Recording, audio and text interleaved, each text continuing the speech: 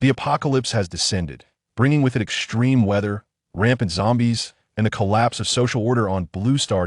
Su Chen, who perished in this world of despair, finds himself reborn 1 month prior to the cataclysm. Initially intending to purchase a luxurious RV, the Norm Addison, to establish his sanctuary, he inadvertently activates the RV's apocalyptic fortress system. While others languish under the sweltering heat, Su Chen reclines within the comforts of his RV, enjoying air conditioning and icy treats. When the biting cold leaves others shivering and destitute, he revels in sumptuous steaks and fine wine by the warmth of the stove. As the undead encircle those in terror, Su Chen, having evolved, effortlessly dispatches hordes of zombies. His former girlfriend, the campus belle, pleads for forgiveness, while a materialistic woman promises to comply with any demand for sustenance. A wealthy heir demands food and shelter, threatening dire consequences otherwise. Yet unmoved by their pleas, Su Chen continues to indulge in his comfortable existence, occasionally offering refuge to a goddess in need. Chapter 1. The Apocalyptic Fortress. Have I truly been reborn? In the scorching summer, amidst the bustling car exhibition, Su Chen is drenched in cold sweat, disbelief etched across his face. He vividly recalls that just a month after attending this very showcase, the world would plunge into chaos. Initially, the disaster was dismissed as mere incidents of heat waves, frigid temperatures, floods, and viral outbreaks. However, as calamity swept across the globe, extreme temperatures, catastrophic floods, and a zombie virus claimed countless lives, leading to the complete disintegration of civilization. The fortunate survivors confronted dire circumstances, harsh climates, scarcity of resources, and rampant undead as they fought for survival. Su Chen was among them, having endured a life of unspeakable hardship, consuming tainted water and decaying flesh. Ultimately, his misplaced trust led to betrayal, resulting in his demise at the hands of the very zombies he sought to evade. Yet, fate had other plans. He was granted a second chance, returning to the month before the apocalypse. Taking a deep breath, he felt a spark of determination ignite within him. Though the reasons for his rebirth remained elusive, he resolved to seize this opportunity, not only to thrive in the impending chaos, but also to repay those who had aided him and confront those who had betrayed him. "Sir, would you care to examine our company's Mazda Axela?" A saleswoman in a gray business suit and black stockings cheerfully inquired. "It boasts an attractive design, excellent handling, and reasonable fuel efficiency." Su Chen cast a glance at the display booth behind her, a self-deprecating smile gracing his lips. In his previous life, he had come to this exhibition with the intention of purchasing a vehicle for transportation, ultimately persuaded by this very saleswoman to choose the Mazda. Ironically, shortly thereafter, the apocalypse rendered his newly acquired car a mere relic of the past. "I am afraid I'm uninterested. The Mazda tends to get bogged down in traffic," he retorted, dismissing her with a wave as he walked further into the exhibition. This event was substantial, showcasing luxury brands such as Porsche, BMW, and Bentley, yet overshadowed by a singular vehicle drawing throngs of onlookers. At the center of the exhibition stood a colossal RV, exuding an aura of rugged masculinity like a steel beast. A satisfied smile spread across Su Chen's face. This was precisely the vehicle he envisioned as the ultimate dream for any Norm Addison capable of withstanding the harshest conditions that, if circumstances permitted, he aspired to construct a sanctuary akin to the lavish bunkers built by the world's elite, designed for self-sufficiency. However, with only a month remaining before the apocalypse, time was not on his side, nor did he possess the funds to create such a refuge. Luckily, this exhibition featured the very pinnacle of survival vehicles, the Norm Addison. As he navigated through the crowd, he was abruptly halted by a security guard. "I'm sorry, sir, but without an appointment, you cannot test drive or tour the vehicle." The guard's politeness did little to deter him. Purchasing an RV, especially one of such caliber, was a rarity. Some things, if not possessed at birth, are unlikely to be attained in a lifetime. "Young man, let's just observe," a bystander remarked, while others echoed similar sentiments, chuckling at the notion of such luxury being within their grasp. "I intend to purchase this RV. Please summon your supervisor," Su Chen stated calmly. Undeterred by the guard's obstruction, the hush enveloped the Norm Addison display as onlookers turned to regard the young man with astonishment. This vehicle, valued in the millions, seemed beyond his means. "Are you certain?" The security guard stammered, caught off guard. "Oh, you believe I jest?" Su Chen raised an eyebrow, his demeanor radiating an unyielding confidence forged by years of survival. Recognizing the sincerity in his demeanor, the guard wasted no time in calling for a colleague to notify the supervisor. Su Chen, undeterred, approached the display, leaving the guard momentarily frozen in place. As he neared the Normadison, the admiration from the crowd was palpable. Standing before the RV, he was struck by its imposing Grandura military-grade chassis, over 10 meters in length and nearly 4 meters in height. Although Su Chen stood at nearly 1.8 meters, he felt dwarfed by the massive vehicle, its tires reaching nearly to his chest. Ascending the electric steps, he entered the opulent interior, adorned with high-end appliances, including a refrigerator, television, and kitchen facilities, all from prestigious international brands. The bathroom featured a fully automated toilet, designed for optimal separation of wet and dry areas. Furthermore, a staircase led to the rooftop, transformed into a breezy terrace upon extension. Thoroughly impressed by the Normadison, Su Chen envisioned a life of unparalleled comfort, even amidst the impending chaos of the apocalypse. Just as he was about to depart, a sudden flash of white light emanated from the control panel above the car door, capturing his attention. This radiant beam transformed into a screen, revealing several lines of text. Doomsday Fortress RV System. RV Level 1. Upgrade energy points required, 10. Current energy points, 0. Vehicle durability, 100. When durability reaches 0, the RV will be rendered unusable. Repairs can be made using energy points. Storage space. Energy store. What is this? Su Chen's face displayed a look of astonishment as he instinctively reached out to tap on the storage space. The screen rippled, unveiling an inventory reminiscent of an online game. However, the inventory was entirely vacant, indicating 09999. Chapter 2. The Unworthy Adorer. Could this peculiar object truly serve as a means for storage? But how, one might wonder, does one place items within it? Su Chen's gaze instinctively fell upon the water cup resting upon the table, furnished within the confines of the RV. With a flicker of thought, the cup vanished into thin air. The inventory count transformed to 19,999, the additional numeral representing the disappeared cup. Yet that was not the end of it. Su Chen noticed a solitary 1 inscribed in the lower left corner of the cup's space. Could it be that these resources could be stacked within the storage realm? His heart raced with exhilaration. His attention shifted to several other cups upon the table, and he concentrated once more. As the next cup vanished, it indeed confirmed Su Chen's hypothesis. Within the storage space, the numeral in the lower right corner of the cup changed to 6. What a revelation! Su Chen was nearly overwhelmed with joy. With his capacity for stacking, he could amass an abundance of supplies. When the apocalypse eventually arrived, would he not soar to new heights? This realization only solidified his determination to purchase the Normadison. Just as Su Chen was basking in his excitement, a voice rang out from outside. "Sir, our manager has arrived." He quelled his exuberance, casting one last glance at the white screen before stepping out of the Normadison. The security guard led a middle-aged man clad in a suit, who stood awaiting him at the exhibition. Upon seeing Su Chen emerge, the manager approached with a smile. "Sir, this is our manager." Upon noticing Su Chen's unassuming attire, the manager's brow furrowed momentarily before relaxing. A man of experience, he was well aware that many affluent individuals preferred to remain discreet. Perhaps Su Chen was one of those rare individuals. "Hello, I am Manager Lu Ke, responsible for this car exhibition. May I inquire your name, sir?"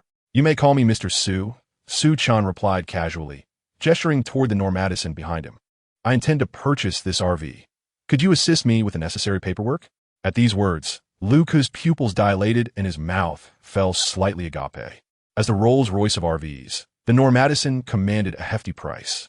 Only those affluent enough to indulge in RV travel as a mere pastime would consider such a purchase. Yet, such individuals were exceedingly rare. Thus, selling 2 or 3 Normadisons in a year was considered a remarkable achievement.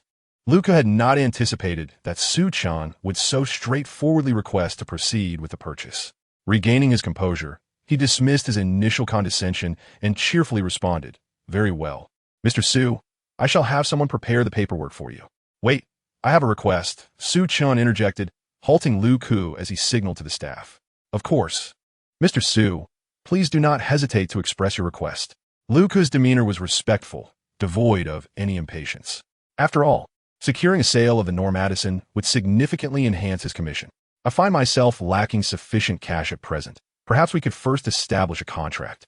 I shall provide a down payment of 1 million, with the remaining balance settled in a month's time. Should I fail to fulfill this obligation after 1 month, the initial payment shall be regarded as liquidated damages." What are your thoughts on this proposition, Manager Lu? Su Chen comes from a modest background. A few years ago, he tragically lost his parents in a car accident, leaving him with only an apartment in the heart of the Magic City and over $1 million in compensation. The prospect of producing 10 million, let alone 5 million, is beyond his means. His intention is straightforward, to secure the property from Norm Madison. As for the remaining payment, the impending apocalypse in a fortnight renders currency utterly worthless. Whether Lu survives to find himself remains an uncertainty. Very well, Lu replied without a moment's hesitation. 10 million is no trifling sum, and he had not expected Su Chen to produce such a vast amount of cash at once. Moreover, in his view, we currently reside in a society governed by law. Even if Su Chen ultimately fails to provide the balance, the company's legal department would address the matter. Securing the transaction contract with Su Chen and obtaining his commission are his immediate priorities. As Lu prepared to draft the contract, a melodious voice suddenly interjected. Su Chen? Startled, Su Chen looked up and was met by the sight of a familiar yet distant face, which stirred a subtle ripple of emotion within his otherwise stoic demeanor. A slender, captivating girl stood nearby, gazing at him intently. Her name is Lu Linger, Su Chen's former girlfriend. Beside her, clad in a form-fitting black skirt, was her equally striking friend, Xiao Mei. In their university days, Lu Linger was considered a campus belle, and Su Chen had invested considerable effort to win her affection. Initially, their relationship was blissful. But as they entered a world rife with materialism, Lu Linger's mindset began to shift. Encouraged by the gold-digging Xiao Mei, she ultimately chose to part ways with Su Chen. After their breakup, Lu Linger and Xiao Mei became inseparable, spending their days in pursuit of wealthy suitors to secure a place in high society. Their attendance at the auto show today was motivated by the hope of encountering affluent individuals. Yet, they had not anticipated crossing paths with Su Chen here. Lu Linger, it's been a while, Su Chen replied with a slight nod in acknowledgement. Since their separation, he had continually reminisced about her, suffering for an extended period without finding solace. Even when the apocalypse loomed and he learned of Lu Linger's plight, he rushed to her aid without hesitation. However, after her escape with Xiao Mei, they callously cast Su Chen aside, nearly leading to his demise from starvation. Truly, it exemplifies the adage, a dog that licks is never rewarded. Having returned from his rebirth, he certainly would not allow himself to be so enamored by Lu Linger again. As for Xiao Mei, who stood beside Lu Linger, Su Chen chose to ignore her presence. Observing his indifferent demeanor, Lu Linger felt a twinge of discomfort, while the proud Xiao Mei was particularly irked. How dare this person, whom she had always regarded as insignificant, treat her in such a manner? What are you doing here? Are you really considering purchasing this luxurious RV? It is worth millions. Even selling you wouldn't suffice to afford it. Xiao Mei scoffed. None of your business. Su Chen shot her a frigid glare. He harbored a deep-seated disdain for this venomous gold digger. Were this the apocalypse, he would undoubtedly show Xiao Mei the true meaning of cruelty. Xiao Mei opened her mouth to retort, but the chilling intensity of Su Chen's gaze rendered her speechless. What kind of eyes were these, so cold, so piercing? Imbued with a profound indifference to life, it was as if, should she utter another word, he would not hesitate to eliminate her publicly. Xiao Mei pressed her crimson lips together and involuntarily shivered. How could this person, whom she had not seen for merely a few months, seem transformed? Little did she know, Su Chen had stained his hands with blood in the struggle for survival in a world gone awry. The third chapter, You Are Too Beautiful, unfolded with Su Chen's frosty demeanor, creating an awkward atmosphere for both Lu Linger and Xiao Mei. Yet, they were determined to ascertain what Su Chen was up to. Thus they brazenly lingered nearby. Shortly thereafter, Lu Ku returned with the prepared contract in hand. He cast a puzzled glance at Lu Linger and Xiao Mei before handing the contract to Su Chen, without bothering to examine the details. Su Chen swiftly signed and presented his bank card. Congratulations, Mr. Su, on becoming the esteemed owner of a Norm Madison vehicle. After completing the transaction, Lu Ku shook Su Chen's hand and offered his congratulations. By the way, Manager Lu, I have another favor to ask. Could you please arrange for a driver to take the vehicle away? Safety is paramount on the roads, and driving without the proper credentials can lead to dire consequences. The Norm Madison RV required a Class II license to operate, and lacking one, Su Chen could find himself in serious trouble should he encounter law enforcement. Absolutely. Lu Ku readily agreed and promptly arranged for a driver. As the driver started the RV, Su Chen nonchalantly climbed aboard. Under the gaze of all onlookers, the massive Madison vehicle slowly departed from the exhibition. Throughout the entire process, Su Chen did not cast a single glance at Lu Linger or Xiao Mei. Linger, didn't you say this loser came from a modest background and was orphaned? Xiao Mei asked, her voice tinged with dissatisfaction as she watched the Madison disappear into the distance. She had always dreamed of marrying into wealth and living a life of indulgence. Yet, she had never anticipated that Su Chen was, in fact, a low-key tycoon, casually splurging on a lavish Madison. Recalling her previous disdainful attitude towards him, Xiao Mei was suddenly overwhelmed with regret. It was as if she had awoken from a grave illness, realizing that the fool was none other than herself. I don't know, Lu Linger murmured, shaking her head, her expression somewhat bewildered. When they were together, Su Chen had indeed appeared quite ordinary. Lu Linger was uncertain about what had transpired within him, reflecting on their earlier interaction. Apart from the initial greeting, Su Chen had not even cast a glance in her direction. A profound sense of defeat washed over Lu Linger. She was not afraid of her ex-boyfriend struggling, but rather terrified at the thought of him driving a Range Rover. Now, however, Su Chen was behind the wheel of a multi-million-dollar Dyson. This was far more painful than death. Was it possible that he had feigned poverty earlier? The more Xiao Mei pondered, the more plausible it seemed, prompting her to urge, "No way, Linger, we cannot let Su Chen off the hook like this. Hurry, call him and find a way to arrange a meeting."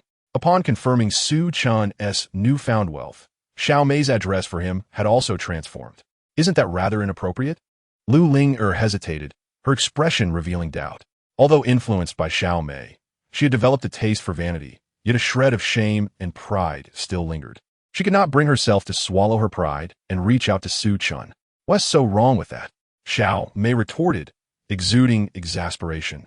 If Su Chen can afford a Dyson, he must be worth at least hundreds of millions. If you two were to get together, you could enjoy a life of luxury. And I could benefit from it too. Her last statement unveiled her true intentions. Very well, Lu Linger hesitated for a moment, ultimately unable to resist the temptation. Under Xiao Mei's fervent persuasion, she dialed Su Chen's number.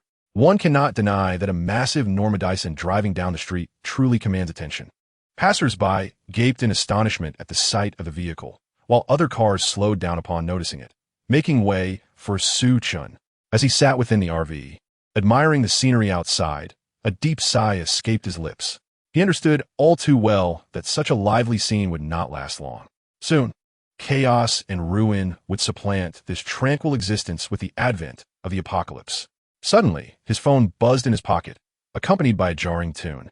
How could such an unpleasant melody be his ringtone? Su Chen grumbled inwardly, pulling out his phone to find it was a call from Lu Ling. He was not surprised. Given his understanding of Lu Linger and Xiao Mei, he knew they would not easily let him slip through their fingers after witnessing his transformation. "Hello, is there something you need?" Su Chen's voice was tinged with indifference. Lu Linger, pretending not to notice the coldness in his tone, replied calmly, "Su Chen, there are some things I have not clarified with you. If you're free tonight, would you come over for a visit?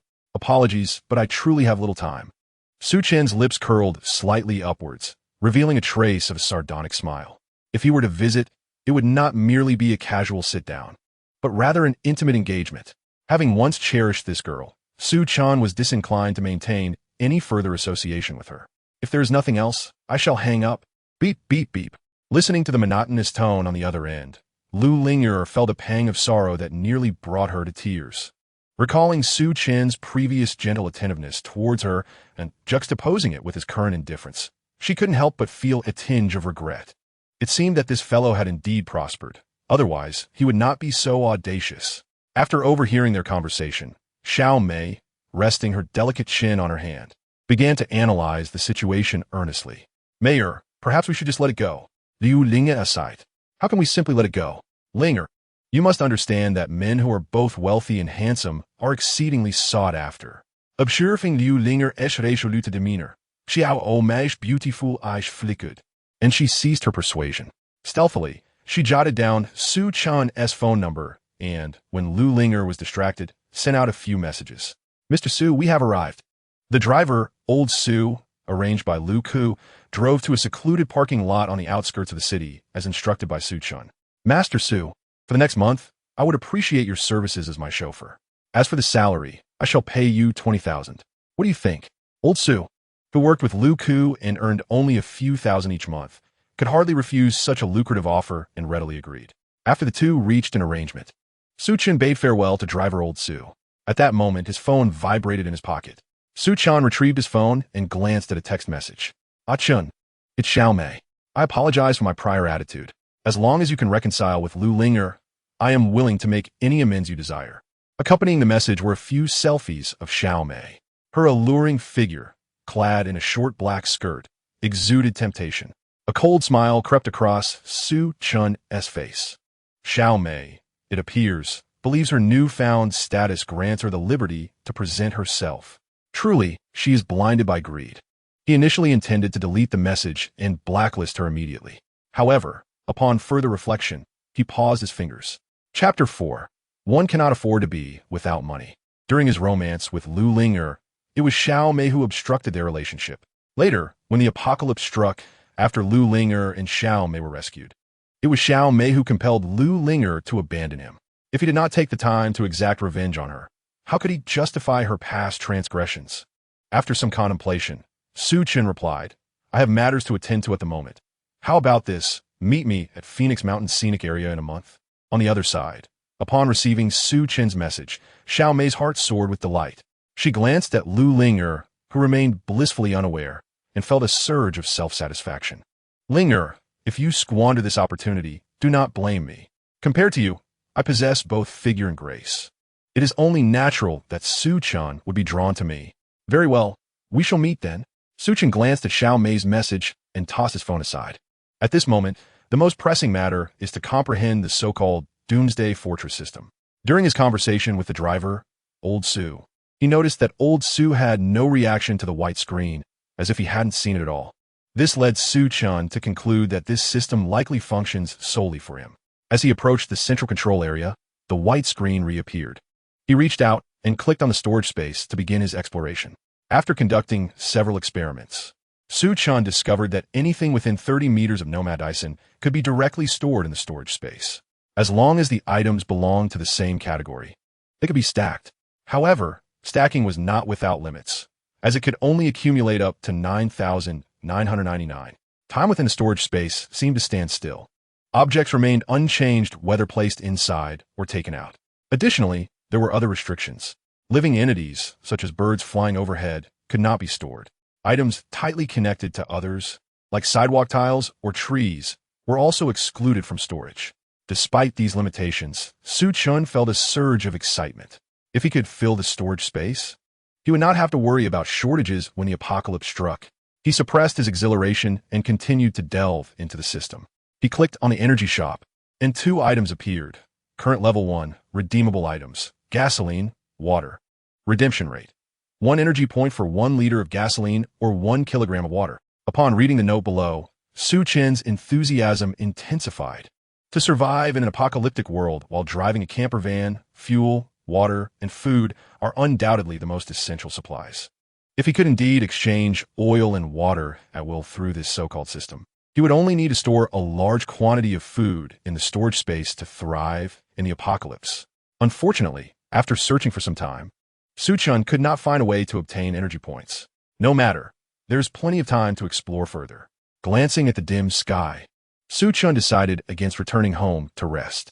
He lay on the luxurious mattress of the Nomad Ison, filled with excitement, and gradually drifted into slumber. The next morning, Su Chen awoke and refreshed himself in the vehicle's bathroom. Old Su had thoughtfully brought breakfast. After satisfying his hunger, Su Chen began contemplating his next steps. The immediate priority, of course, was to stockpile essential supplies. Additionally, he needed to modify the Nomad Ison. Although the Nomad Ison is meticulously designed for off-road living, capable of withstanding most adverse conditions, the impending apocalypse presents challenges beyond mere extreme weather. There are also bloodthirsty zombies and malevolent humans to contend with. Su Chen must modify the Nomad Ison to survive in this dire world. However, whether it is procuring essential supplies or upgrading the Nomad Ison, substantial financial resources are imperative. While money may not be omnipotent, a lack of it is indeed a grave predicament. After paying Lu Ku a down payment of 1 million, Su Chen finds himself with scant funds. What to do? After a moment of contemplation, a brilliant idea struck him. Usury. In today's society, one can borrow for anything, except money. Those who can lend 100 are friends, 1,000, brothers, 10,000, relatives, and 100,000 parents. Yet, only usurers can provide more. Old Su, take me here, Su Chen instructed, pointing to the map on his phone. Yes, Mr. Su, Old Su replied, returning to the driver's seat and starting the vehicle. Amidst the astonished and envious gazes of passers-by, the nomad Dyson roared to life and elegantly drove away. Soon, Old Su brought Su Chen to the exterior of a building bearing the name of a prominent financial firm. As the nomad Dyson came to a halt, the commotion drew the attention of onlookers, who gathered to marvel at the magnificent vehicle. Goodness, what kind of car is this? It's enormous. Clearly, you are out of touch. This is a nomad Dyson, the Rolls-Royce of RVs. Such size must be worth at least 5 million. 5 million? Huh, it's worth at least 10 million. As the door swung open and the electric step descended, Su Chen gracefully stepped down. The crowd gazed at him with a mixture of awe and respect until he approached and inquired, "Where's your boss?" "Our boss is upstairs, sir. Please follow me." A quick-witted employee promptly responded. Su Chen nodded and followed the employee into the prominent firm. Despite the fade of a lawful society, the world is not merely black and white. Shades of gray exist. This company, named Xiangxing, appears to be a legitimate financial institution, yet clandestinely engages in usury. Su Chen had heard whispers of this, and thus sought them out. "Greetings, sir. I am Gao Qiqiang, the general manager of Xiangxing Company." As the nomad Dyson parked outside, Gao Qiqiang had already taken notice. The ability to purchase such a luxurious RV attests to Su Chen's considerable financial prowess, regardless of his intentions. Establishing a rapport with someone of this caliber could prove beneficial. Therefore, when Su Chen entered the office, Gao Qiqiang rose eagerly to extend a handshake. "Hello, I am Su Chen." Su Chen casually introduced himself. After exchanging a few pleasantries, Su Chen directly articulated his purpose. "Manager Gao, to be frank, I have encountered some difficulties in my business and would like to apply for a loan from you. What do you think?" Well, Manager Gao replied with a knowing smile. "I am indeed in this line of work. However, I must inform you, my dear Su, that the interest rates here are quite steep." Su Chen smiled slightly, understanding the implications. Chapter 5. Stockpiling Resources. Very well, let us proceed. How much does Su wish to borrow? 10 million. Upon hearing this figure, Gao Qiqiang couldn't help but furrow his brow. Although he was affluent, 2 million in cash was not an insignificant amount. Noticing Gao Qiqiang's expression, Su Chen smirked. "What is wrong, Brother Chong? Surely you can't be unable to produce such a sum? Ridiculous. I could easily provide not just 10 million, but even 100 million. While Su Chen's provocation was rather straightforward, it nonetheless ensnared Gao Qiqiang. With a cold snort, he inquired, "But how can you prove your ability to repay, dear Su?" "The car outside, a Normadison, cost me 2 million. In addition, I own a property in the city center. If I fail to repay, you may take both." The property, inherited from Su Chen's parents, though somewhat aged, was situated in a prime location within a reputable school district and was worth at least over 1 million. Gao Qiqiang's expression fluctuated as he remained silent, his sharp gaze fixed intently on Su Chen, as if attempting to penetrate his innermost thoughts. Yet, Su Chen maintained an inscrutable demeanor, revealing no signs of trepidation. Gao Qiqiang found himself in contemplation. In his youth, he had been a formidable figure in the underworld, exuding an aura that ordinary individuals could scarcely withstand. Yet, the calmness displayed by Su Chen indicated that he was no ordinary character. With this realization, Gao Qiqiang nodded in agreement. "Very well, let us proceed as you suggest." He waved his hand, instructing his employees outside to prepare the loan contract. After reviewing the vehicle registration, motor vehicle certificate, and property deed, Gao Qiqiang readily signed the loan agreement with Su Chen. It must be noted that Gao Qiqiang was exceptionally ruthless. Although Su Chen borrowed 10 million, he only disbursed 9 million, while the contract stipulated 13 million. This was the infamous practice of 9 out, 13 returned. No wonder so many families were devastated by high-interest loans. However, Su Chen was unconcerned. In a month's time, all wealth would dissipate, and Gao Qiqiang would hardly pursue him for repayment. "To a fruitful partnership," Gao Qiqiang said, shaking hands with Su Chen, his mood exceedingly buoyant. After all, making 4 million in a month was a rare opportunity. Observing the beaming expression on his face, Su Chen could not help but sneer inwardly. "I hope that when the apocalypse arrives, you can smile just as joyfully." It is said that Brother Chong possesses an extensive network in the bustling metropolis, capable of anything. I have 2 matters I would like to request his assistance with. Brother Su, feel free to speak. I shall not decline any request I can fulfill. I require a substantial quantity of gasoline. I wonder if Brother Chong could procure it? Although the Apocalypse Fortress system permits the exchange of gasoline, Su Chen was currently unaware of how to obtain energy points. To ensure he was well prepared, he decided to gather some fuel. However, given the stringent regulations on gasoline in today's society, acquiring a large amount was nearly impossible. Gao Qiqiang appeared somewhat taken aback. He had not anticipated that Su Chen would wish to purchase gasoline. That shouldn't pose a problem. How much do you intend to acquire? The more, the better. Ideally, it should be in standard barrels. Su Chen's request left Gao Qiqiang even more bewildered. A standard barrel typically holds over 150 liters. What do you need such a large quantity of gasoline for? However, seeing that Su Chen was unwilling to elaborate, Gao Qiqiang refrained from pressing further. All right, I will call you later. For the second matter, Su Chen inquired, I wonder if you have this. He gestured as if holding a firearm. Ah, Brother Su, please do not jest. I am a respectable businessman. Gao Qiqiang was startled and quickly waved his hands with a smile. Rest assured, Brother Chong. I only seek this for self-defense. Su Chen reassured him with a light chuckle. In a world rife with peril, possessing a weapon for protection would significantly enhance one's safety. Brother Su, please do not put me in a difficult position. Noticing Gao Qiqiang's reluctance to relent, Su Chen smiled again. Brother, we have just completed a substantial transaction. Can you not assist with this minor request? You are aware that this carries considerable risk. I can help, but it will require additional payment. Agreed. For Su Chen, as long as he could exchange for the necessary supplies, spending a bit more money was of no concern. After a few more casual exchanges, both parted ways contentedly. Su Chen departed from Qiangshan Company and returned to his RV. Mr. Su, where shall we go now? Asked the driver, Old Su, via the intercom. To Walmart. Understood. Old Su then drove Su Chen to the Walmart in the city. Unlike other supermarkets in the country, Walmart resembled more of a storage warehouse than merely a retail outlet. The vast inventory within could sustain an entire city for a week. Su Chen's purpose for visiting was to stock up on supplies. He approached the staff and requested to meet the manager of Walmart. Upon learning the young man driving a luxurious RV worth millions sought him out, Manager Zhao of Walmart did not dare to be negligent and promptly invited Su Chen into his office. I require the procurement of a substantial quantity of supplies. Here is the list. Su Chen presented the meticulously prepared inventory to Manager Zhao. Upon receiving it, Zhao's eyes widened in astonishment. The list was indeed a cornucopia of items. Essential commodities such as drinking water, instant noodles, and compressed biscuits filled the entirety of the A4 sheet. Moreover, the quantities requested were utterly outrageous.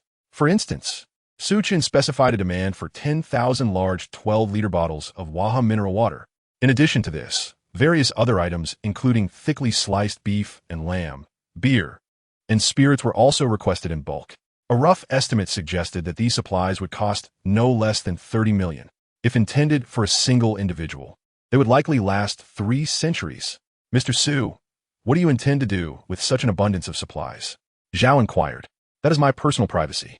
Does Walmart concern itself with such matters? Su Chen cast a sidelong glance at Manager Zhao. No, that is not my intention. Zhao hastily waved his hands, explaining. It's just that some items, like Waha purified water, are in limited supply at our warehouse. Would you consider substituting it with Nongfu Spring instead? Absolutely not. Su Chen flatly rejected the idea, harboring no fondness for the Nongfu Spring brand. However, if that is the case, we will need to source the goods from outside, which means you might have to wait several days. Zhao's face displayed a hint of concern. That is acceptable, but the delivery must be completed within a week. In 1 month, the apocalypse will descend. Su Chen emphasized the urgency of his timeline. He needed to swiftly prepare the supplies and then modify the Nomad Ison. A week? That is manageable. Zhao contemplated briefly, nodding in agreement before asking, what about the method of delivery and payment? Once you have loaded the truck, simply park it here. I will send someone to unload it. Su Chen informed Zhao of the parking location where he had left the Nomad Ison the previous day. Chapter 6. A pig for every 3 people. As for the payment method, I will provide a deposit of 5 million, with the remaining balance to be settled in a month.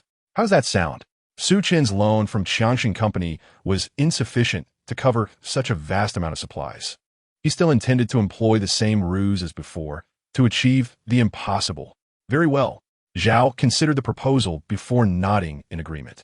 The reason both he and Gao Qiqiang from Qiangshan Company, as well as Lu Ke from the auto show, were willing to trust Su Chen so readily was quite simple. Firstly, Su Chen had arrived driving the luxurious Nomad Dyson, valued at tens of millions. Secondly, his demeanor and eloquence did not resemble that of a fraudster. Most importantly, Zhao and his associates believed that in this era of rule of law, a young man like Su Chen had no need to resort to unlawful activities. Little did they know that a month later, an apocalyptic event would unfold, leading to the collapse of social order, leaving people scrambling for their own survival. After finalizing the contract with Manager Zhao, Su Chen promptly transferred the deposit. Manager Zhao, not daring to be lax, immediately began organizing personnel to prepare supplies for Su Chen. Observing the employees of Walmart loading boxes of goods onto trucks, Su Chen couldn't help but smile with satisfaction. "Mr. Su, what do you intend to do with all these supplies?" inquired the curious driver, old Su, unable to contain his intrigue. "You know I have a penchant for wilderness survival adventures. Otherwise, why would I purchase this Madison?" Su Chen responded with a smile. "Even for wilderness survival, is it truly necessary to prepare so many supplies? And while the Madison has ample space, I fear it may not accommodate such a quantity," old Su pondered. Yet seeing that Su Chen was reluctant to elaborate, he refrained from further questioning. As they were about to depart, Su Chen suddenly slapped his forehead, recalling that the system of the Doomsday Fortress could absorb all the supplies within a 30-meter radius into its storage space. He could easily park the Madison beside Walmart's warehouse and take advantage of it. However, this plan required caution. If the items in the warehouse mysteriously disappeared, Walmart would undoubtedly contact the authorities. Should the police discover his RV at the scene of the incident, they would surely focus their attention on him. Contemplating this, Su Chen temporarily dismissed the idea of exploiting Walmart's resources. After visiting both Qiangshan Company and Walmart, it was already noon. Su Chen, feeling particularly generous, took old Su straight to a Michelin 3-star restaurant in the city center. Such upscale dining establishments offered exquisite flavors, albeit at exorbitant prices. For ordinary wage earners like Su Chen and old Su, dining here was a rare indulgence. When a table laden with delectable dishes, accompanied by fine red wine, was set before them, both men, old Su in particular, could hardly contain their appetites. They swiftly devoured the culinary delights, with old Su displaying an exaggerated manner of eating, even performing a comedic act of consuming 3 bites at a time. Michelin 3-star restaurants are known for their exclusivity, frequented by self-proclaimed elite members of society. The diners here exhibited a refined demeanor while eating. Observing Su Chen and old Su's voracious consumption, the surrounding patrons couldn't help but chuckle and whisper among themselves. Pointing fingers at the duo, "Mr. Su, aren't we causing a scene?" Old Su blushed, his pace of eating slowing considerably. "Why should we care about them? We are enjoying our meal. It doesn't affect them," Su Chen replied nonchalantly, wiping his mouth with a napkin after letting out a satisfied burp. When the apocalypse arrives and resources become scarce, who will still uphold civility? For a morsel of food, many would not hesitate to kneel and beg. And there would be those who resort to violence, committing acts of murder and arson. After satisfying their hunger and thirst, the two leaned comfortably against the backs of their chairs, admiring the scenery outside the window. "Mr. Su, what shall we do this afternoon?" Old Su inquired as he retrieved a bottle of medicine from his pocket, pouring out 2 pills and swallowing them with a sip of boiled water. "What medication are you taking, old Su?" Su Chen asked casually. "It's for hypertension. I suffer from high blood pressure and need to take medication daily." Old Su replied with a silly grin. Upon hearing this, Su Chen was momentarily taken aback, but then a jolt of realization struck him. Indeed, he had nearly forgotten to prepare sufficient supplies of medicine. It is crucial to recognize that in the aftermath of calamity, shortages extend beyond mere daily necessities. Medications are exceedingly scarce as well. The importance of medicine is tantamount to that of food. After all, when the apocalypse descends, extreme cold and heat can easily lead to illness. Su Chen certainly did not wish to guard a vast stockpile of resources only to succumb to illness unexpectedly. "Let us proceed to the pharmaceutical factory," Su Chen declared, rising to his feet and leading old Su outside. Within the office of a pharmaceutical company, the portly manager scrutinized the tall, and strikingly beautiful Lin Ying, his eyes glinting with avarice. Ying, your performance this month is once again at the bottom. According to company policy, 3 consecutive months of poor performance will result in your dismissal. Feeling the intensity of his gaze, Lin Ying felt a wave of discomfort wash over her. Yet she feigned calmness and replied, "Rest assured, manager, I will strive to improve this month."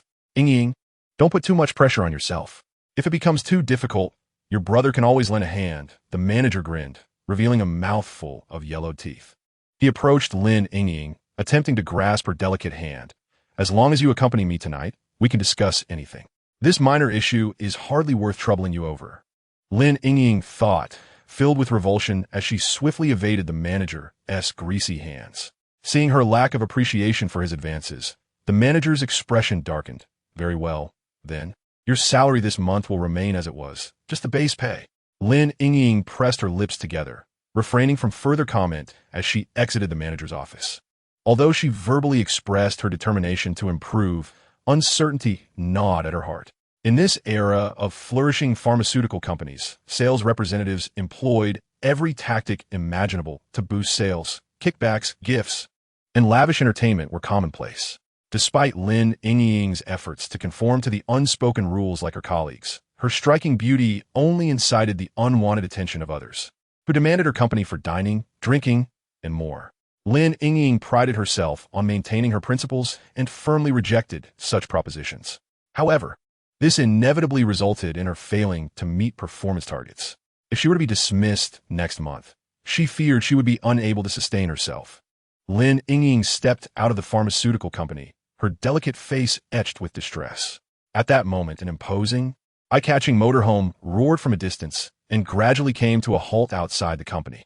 Although Lin Ying was not well versed in motorhomes, she could discern from its exterior that this vehicle was undoubtedly of considerable value. Just then, the rear door of the motorhome swung open, and a handsome young man descended.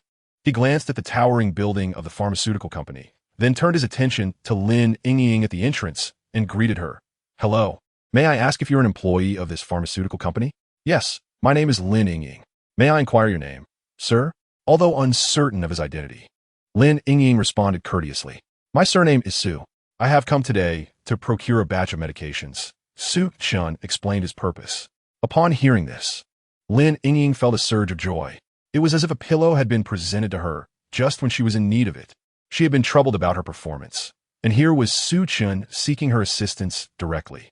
"I am the pharmaceutical representative of this company. Please feel free to let me know what medications you wish to procure, Mr. Su," Lin Ying said with great eagerness, ushering Su Chen into the company's reception room with a bright smile. "These are all the medications I require." Su Chen handed Lin Ying a pre-prepared list of drugs.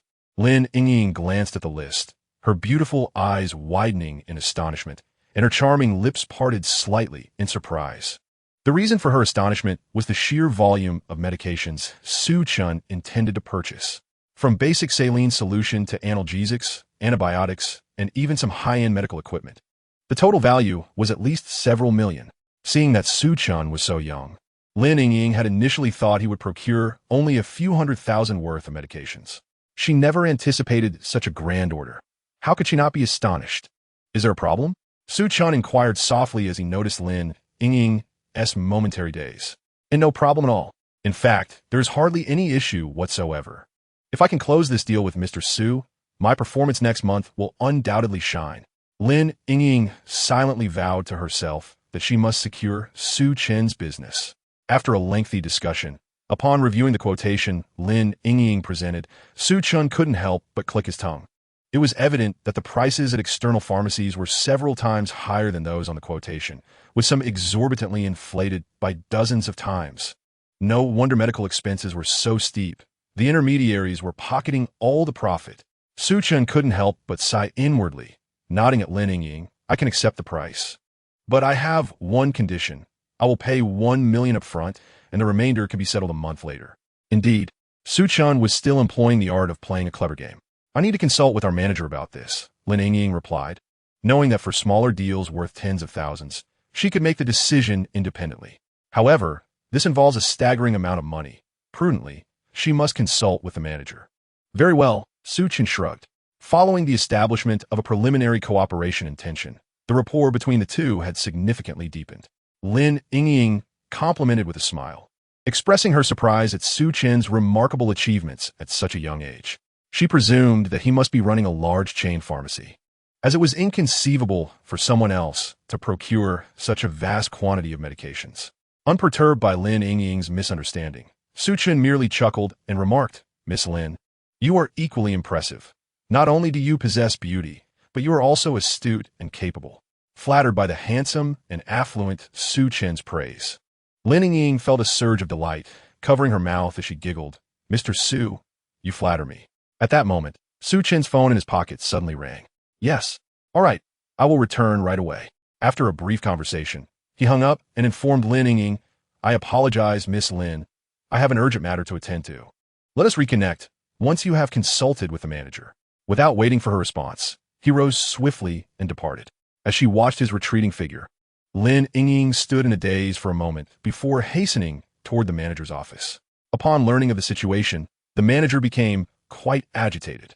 "You are consulting me over such a trivial matter? Focus on securing the deal." The practice of pressuring for payment was commonplace, not only in the pharmaceutical industry, but across various sectors. How could Lin Yingying be so naive? For a pharmaceutical company, although a few million might not be a fortune, it was still a substantial sum. Having received the manager's affirmation, Lin Yingying wasted no time and promptly called Su Chen. "Mr. Su, our manager has agreed. When shall we proceed to sign the contract?" "As for signing the contract, there is no rush. I will reach out when I have the time," Su Chen replied before abruptly ending the call. Left listening to the busy signal, Lin Yingying was taken aback. Just moments ago, Su Chen had been eager to finalize the cooperation, so why had he suddenly changed his mind? Reflecting on his earlier compliments, Lin Yingying felt a pang of anxiety.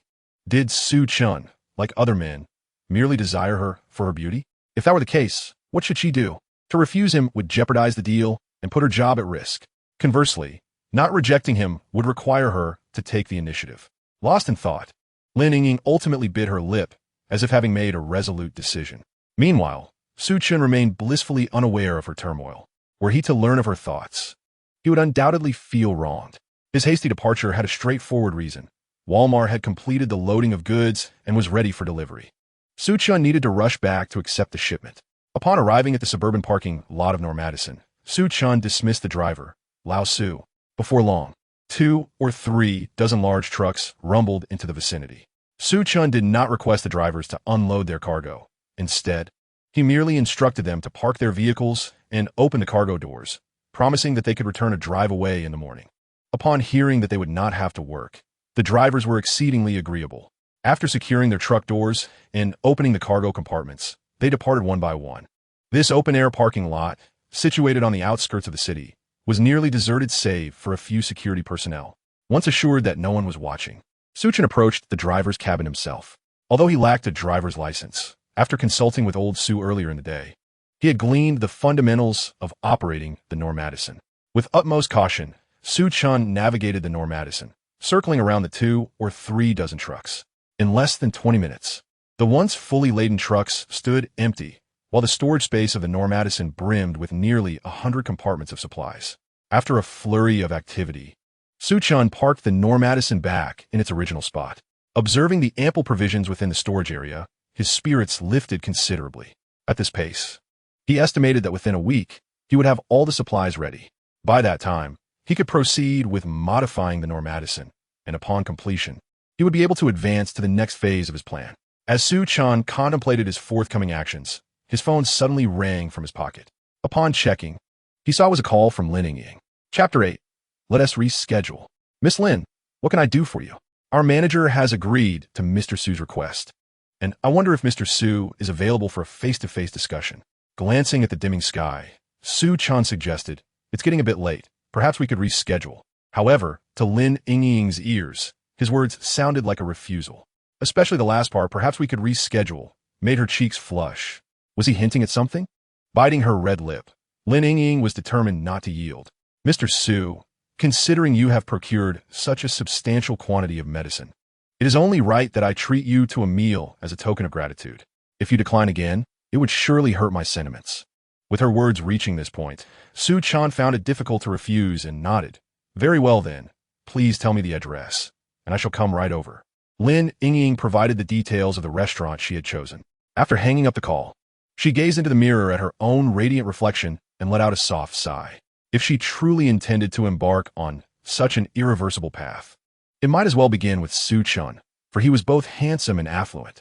Casting aside her musings, Lin Yingying reached for the recently purchased Balenciaga black stockings, slowly slipping them onto her slender, elegant legs. As night descended and the city lights began to twinkle, Su Chen, lacking the confidence to operate the Normadison, opted for a ride-hailing service instead. According to the address provided by Lin Yingying, he arrived at a five-star hotel in the city center. Within the hotel's private room, Su Chen encountered Lin Yingying.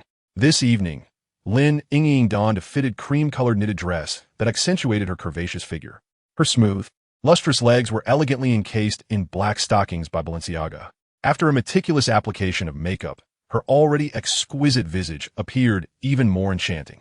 Compared to her daytime persona as a well-dressed professional, tonight she was utterly captivating. Observing Su Chen's unwavering gaze, Lin Yingying felt a mix of bashfulness and delight. "Mr. Su, please take a seat," she said softly, clearing her throat. Once Su Chen was seated, the waiter began to busily serve the dishes. To secure this business deal, Lin Yingying had spared no expense, borrowing a substantial sum from a friend. Not only had she ordered an extravagant array of delectable dishes, but also 2 bottles of fine liquor. Lin Yingying had anticipated that Su Chen might display some surprise. Yet to her astonishment, he remained remarkably composed. After all, Su Chen had just spent tens of thousands earlier that day at a 3-star Michelin restaurant. It seemed that without making sacrifices, winning over Su Chen would be impossible. With that thought, Lin Yingying, beaming, raised her glass and stood up. "To have the pleasure of meeting you, Mr. Su, is truly my fortune. Allow me to toast you." With that, she drained her glass of liquor in one gulp. Before Su Chen could respond, she poured another glass, cheerfully exclaiming, "In gratitude for your favor in partnering with me, I raise another toast." With a tilt of her head, revealing her delicate neck, she finished the second glass as well. "To our prosperous collaboration, I toast once more." In short span, Lin Yingying had consumed 3 glasses of liquor. Her previously smooth and refined complexion now flushed a vivid crimson, rendering her even more alluring. Surprised by her politeness, Su Chen remarked, "Miss Lin, please, just call me Yingying," she interjected, suddenly moving closer to Su Chen and sitting beside him. Su Chen could feel the warmth radiating from her body, and he was captivated by the alluring fragrance of her perfume mingled with a hint of alcohol. At that moment, even if Su Chen were oblivious, he would understand that Lin Yingying's invitation for dinner likely carried ulterior motives. Before the impending apocalypse, Su Chen had been an unequivocally handled man. However, after the world had fallen into chaos and moral decay, he had indulged in fleeting romances. Regrettably, as time passed, women sought survival by aligning themselves with powerful and resourceful men. For ordinary men, merely surviving was a luxury, let alone contemplating others. As a man on the fringes of society, Su Chen had not tasted intimacy for a long time before his demise. He was no moral saint, and with Lin Yingying's boldness, he found it difficult to refuse her advances. Indifferent, unyielding, and unaccountable. These are the principles by which Su Chen abides. "All right, Yingying, you need not address me as Mr. Su anymore. Feel free to call me Gij or Chun Gu," he said with a mischievous smile, unabashedly extending his hand to encircle Lin Yingying's delicate waist. As she felt the warmth of his broad palm, a slight tremor coursed through her slender frame. Nevertheless, she feigned composure, leaning against Su Chen's shoulder. Noticing her subtle tremor, Su Chen felt a twinge of curiosity. She had taken the initiative to engage him. Yet why did she seem so nervous?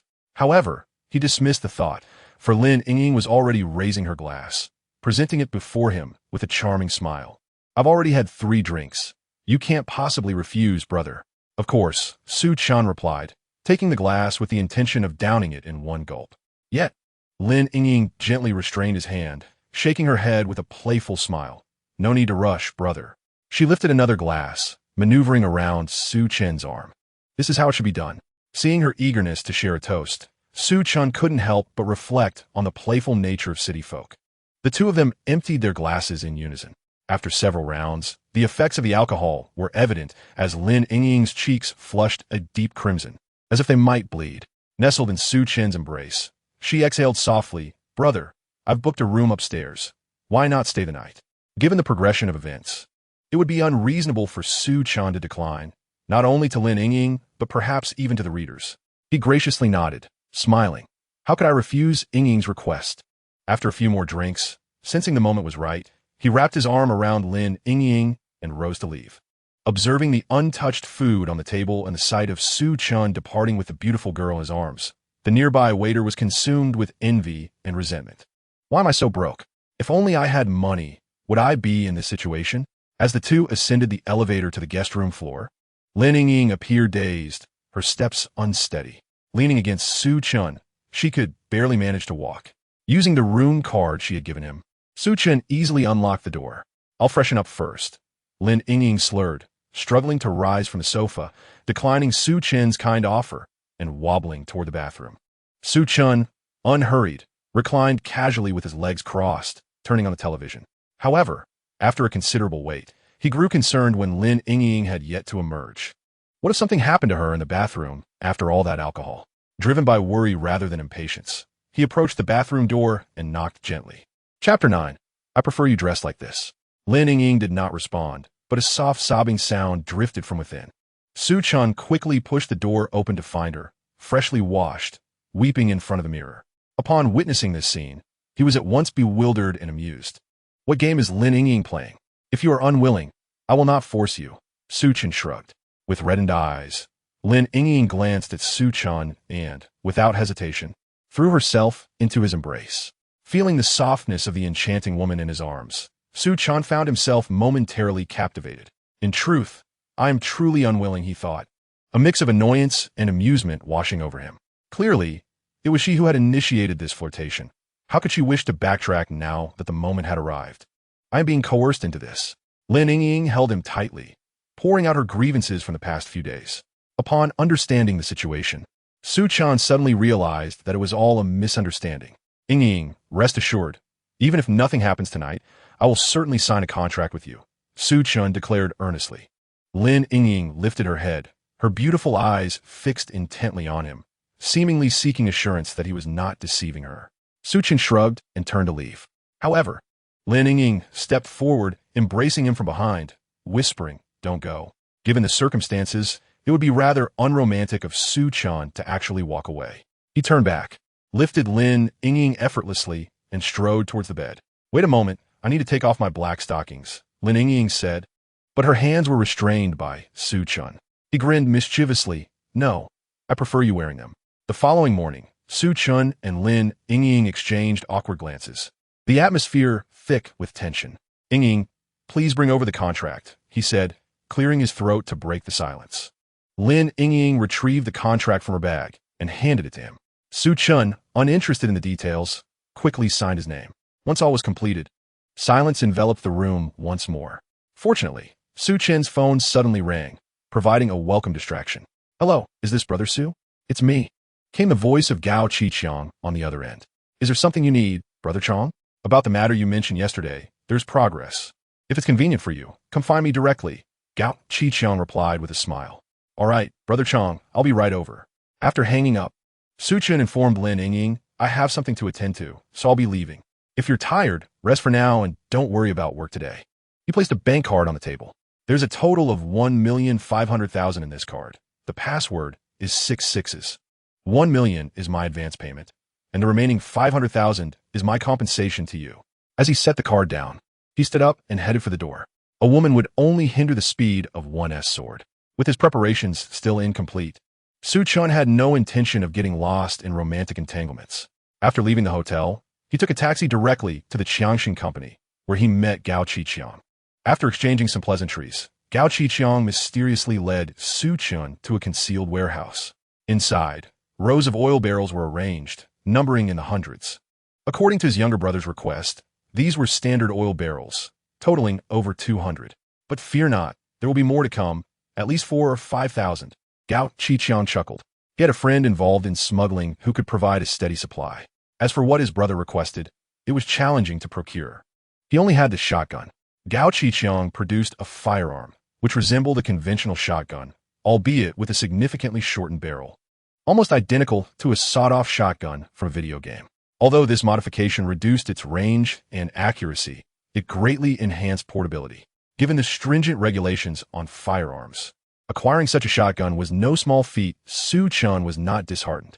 He accepted the weapon from Gao Qiqiang, examined it, and smiled with satisfaction, saying, "Thank you.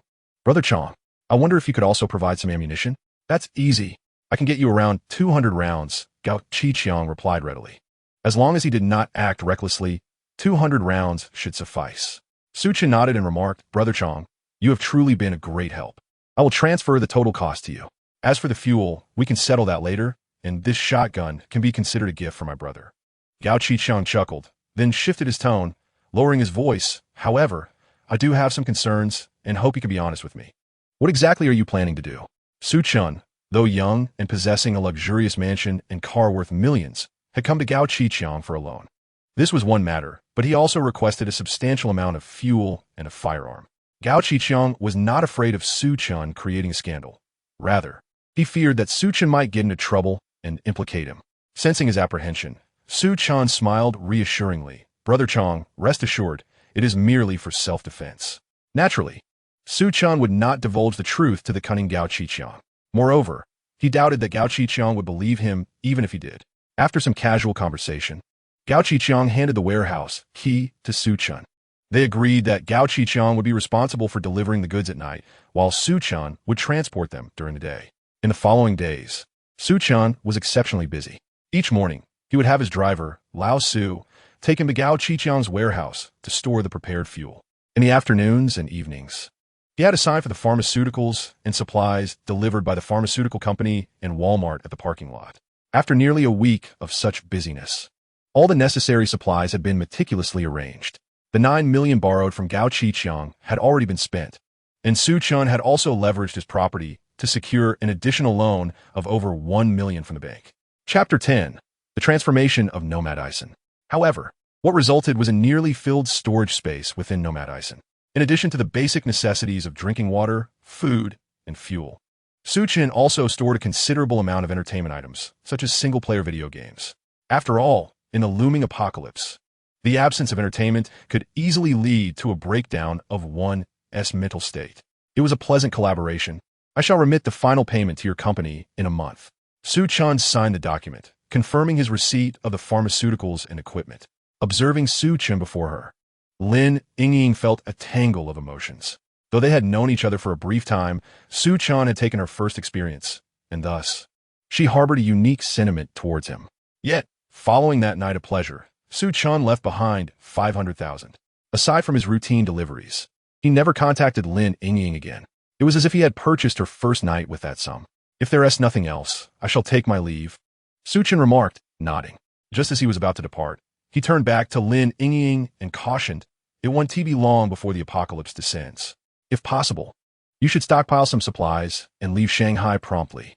With those words, he boarded Nomad Ison without looking back. An apocalypse? Stockpiling supplies? Before Lin Yingying could gather her thoughts, Nomad Ison roared away. Watching the vehicle vanish into the distance, she felt an inexplicable sense of loss wash over her. Biting her red lip, she hesitated momentarily before deciding to heed Su Chen's advice and gather some supplies. Although the notion of an apocalypse sounded utterly ludicrous, she felt an unexplainable trust in Su Chen. In stark contrast to Lin Yingying, Su Chen, having experienced the end of the world, possessed a remarkably resilient spirit. After all, he had witnessed couples who had shared a bed just the night before turn on each other for mere morsels of food. He had left Lin Yingying with 500,000 and had warned her of the impending apocalypse. He had done enough. Whether Lin Yingying could survive was no longer his concern. "Mr. Su, where are we headed now?" asked old Su via the walkie-talkie. Su Chen dismissed thoughts of Lin Yingying and pondered for a moment before replying, "I would like to modify the vehicle." "Old Su, do you know anyone skilled in this area?" "Indeed, I do. I have a friend named Zhang Qi, a former professional racer. Are you familiar with the Bayan-Buluk rally? He is known as the king of Bayan-Buluk." After retiring, he opened an auto repair shop where he not only repairs vehicles but also takes on modification projects. Old Su chattered on. "Very well, let us go to him." Su Chen nodded. He was indifferent to the title of king of Bayan-Buluk. All he desired was to have Nomad Ison customized to his specifications. Before long, Old Su drove Su Chen to an auto repair shop on the outskirts of the city. He made a phone call, and shortly thereafter, a middle-aged man clad in grease-stained work attire emerged. Old Su, long time no see. Zhang Qi, the proprietor of the auto repair shop, greeted Old Su with a smile. Upon noticing the impressive vehicle behind him, he was taken aback. Have you struck it rich? Buying a luxury RV worth over 10 million? You misunderstand. I'm merely the driver. This vehicle belongs to Mr. Su. Old Su quickly clarified, relaying Mr. Su's intentions to Zhang Qi. It turned out that Mr. Su sought to modify the RV. Rest assured, Mr. Su, whatever your vision entails, I can assist you. Zhang Qi assured him, thumping his chest confidently. With a gentle smile, Su Chen articulated his requirements. However, both Zhang Qi and Old Su were left speechless upon hearing them. Su Chen's modification requests were simply astonishing. He insisted that the original vehicle body be replaced with bulletproof steel plates, and that the windows be fitted with bulletproof glass. The original design separated the cab from the living quarters, necessitating one to exit the RV to access the driver's seat. Hence, Su Chen specifically requested that the front of the vehicle be seamlessly integrated with the body, allowing direct access from the cabin to the living area. This adjustment aimed to avert any unforeseen circumstances. Moreover, Su Chen had numerous additional specifications. He wanted cameras installed around the vehicle to ensure complete 360-degree coverage, and he required excellent soundproofing and thermal insulation within the body. Mr. Su, are you modifying this vehicle in preparation for the apocalypse? Zhang Qi chuckled, bemused. Indeed, Su Chen's specifications seemed to align with those of doomsday preppers. Correct. I worry that one day the apocalypse may arrive, so I wish to prepare in advance. Su Chen openly admitted. Zhang Qi was taken aback.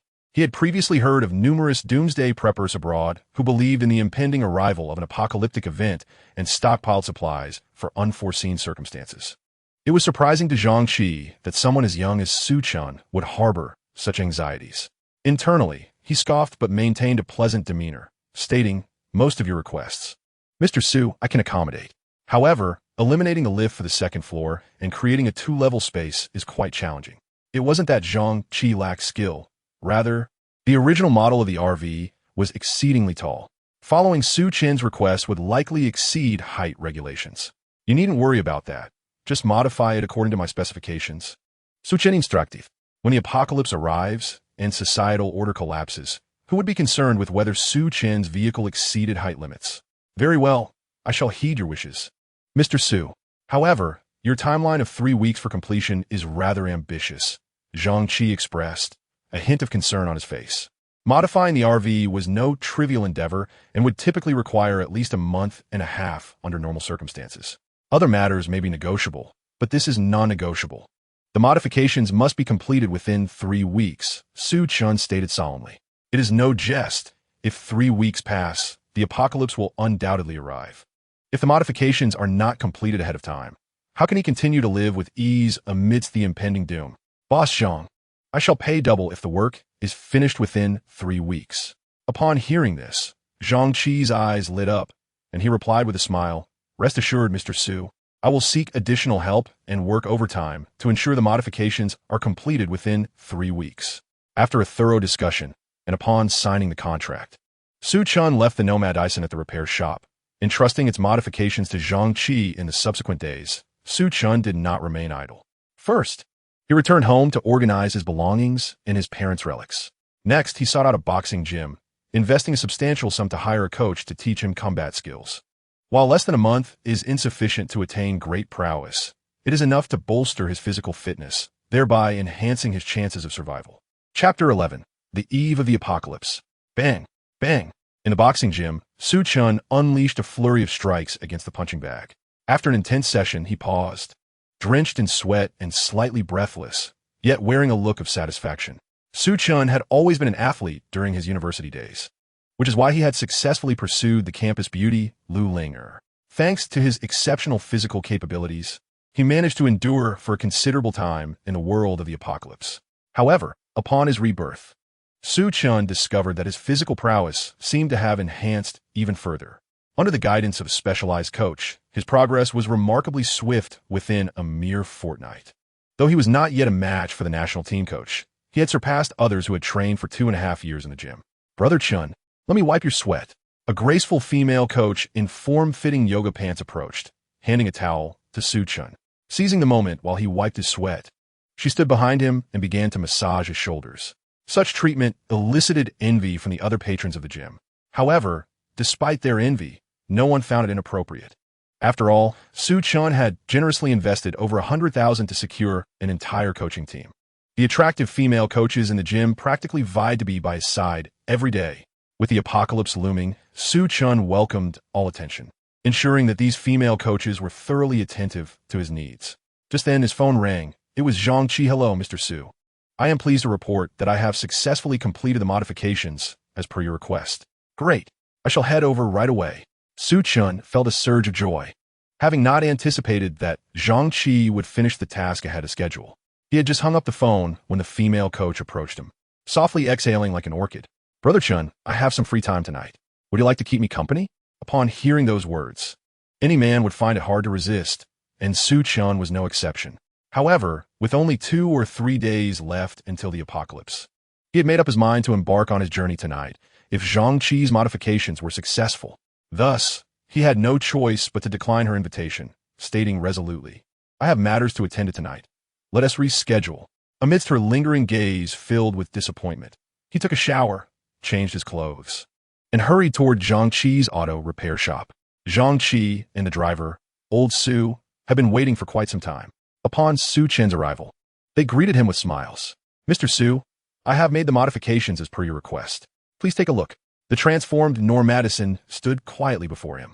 Its original earthy yellow exterior had been revamped into a camouflage pattern, enhancing its concealment. In accordance with Su Chen's specifications, the body was reinforced with bulletproof steel plates. According to Zhang Qi, the protective qualities of this steel were exceptional, capable of withstanding even rocket fire. The front and body of the vehicle were seamlessly integrated, allowing free movement between the cabin and the body without the need to exit the vehicle. After a thorough inspection, Su Chen was exceedingly pleased. Excellent work, Director Zhang. Not at all. Not at all. Zhang Qi rubbed his hands together, beaming. Mr. Su, about the modification fee. Of course, I will transfer the payment to you right away. Without hesitation, Su Chen sent half of the agreed amount to Zhang Qi's account. The remaining balance would be settled in a month. No problem, no problem. Zhang Qi, seeing the substantial sum added to his account, could hardly contain his joy. The automobile modification business is inherently lucrative, especially since Su Chen had offered a premium price. Old Su, here is your salary. Su Chen also transferred the 2,000 yuan owed to Old Su. Thank you, Mr. Su. Old Su replied, equally delighted. After personally starting the Norm Madison and ensuring it was functioning properly, Su Chen departed from Zhang Qi's auto repair shop.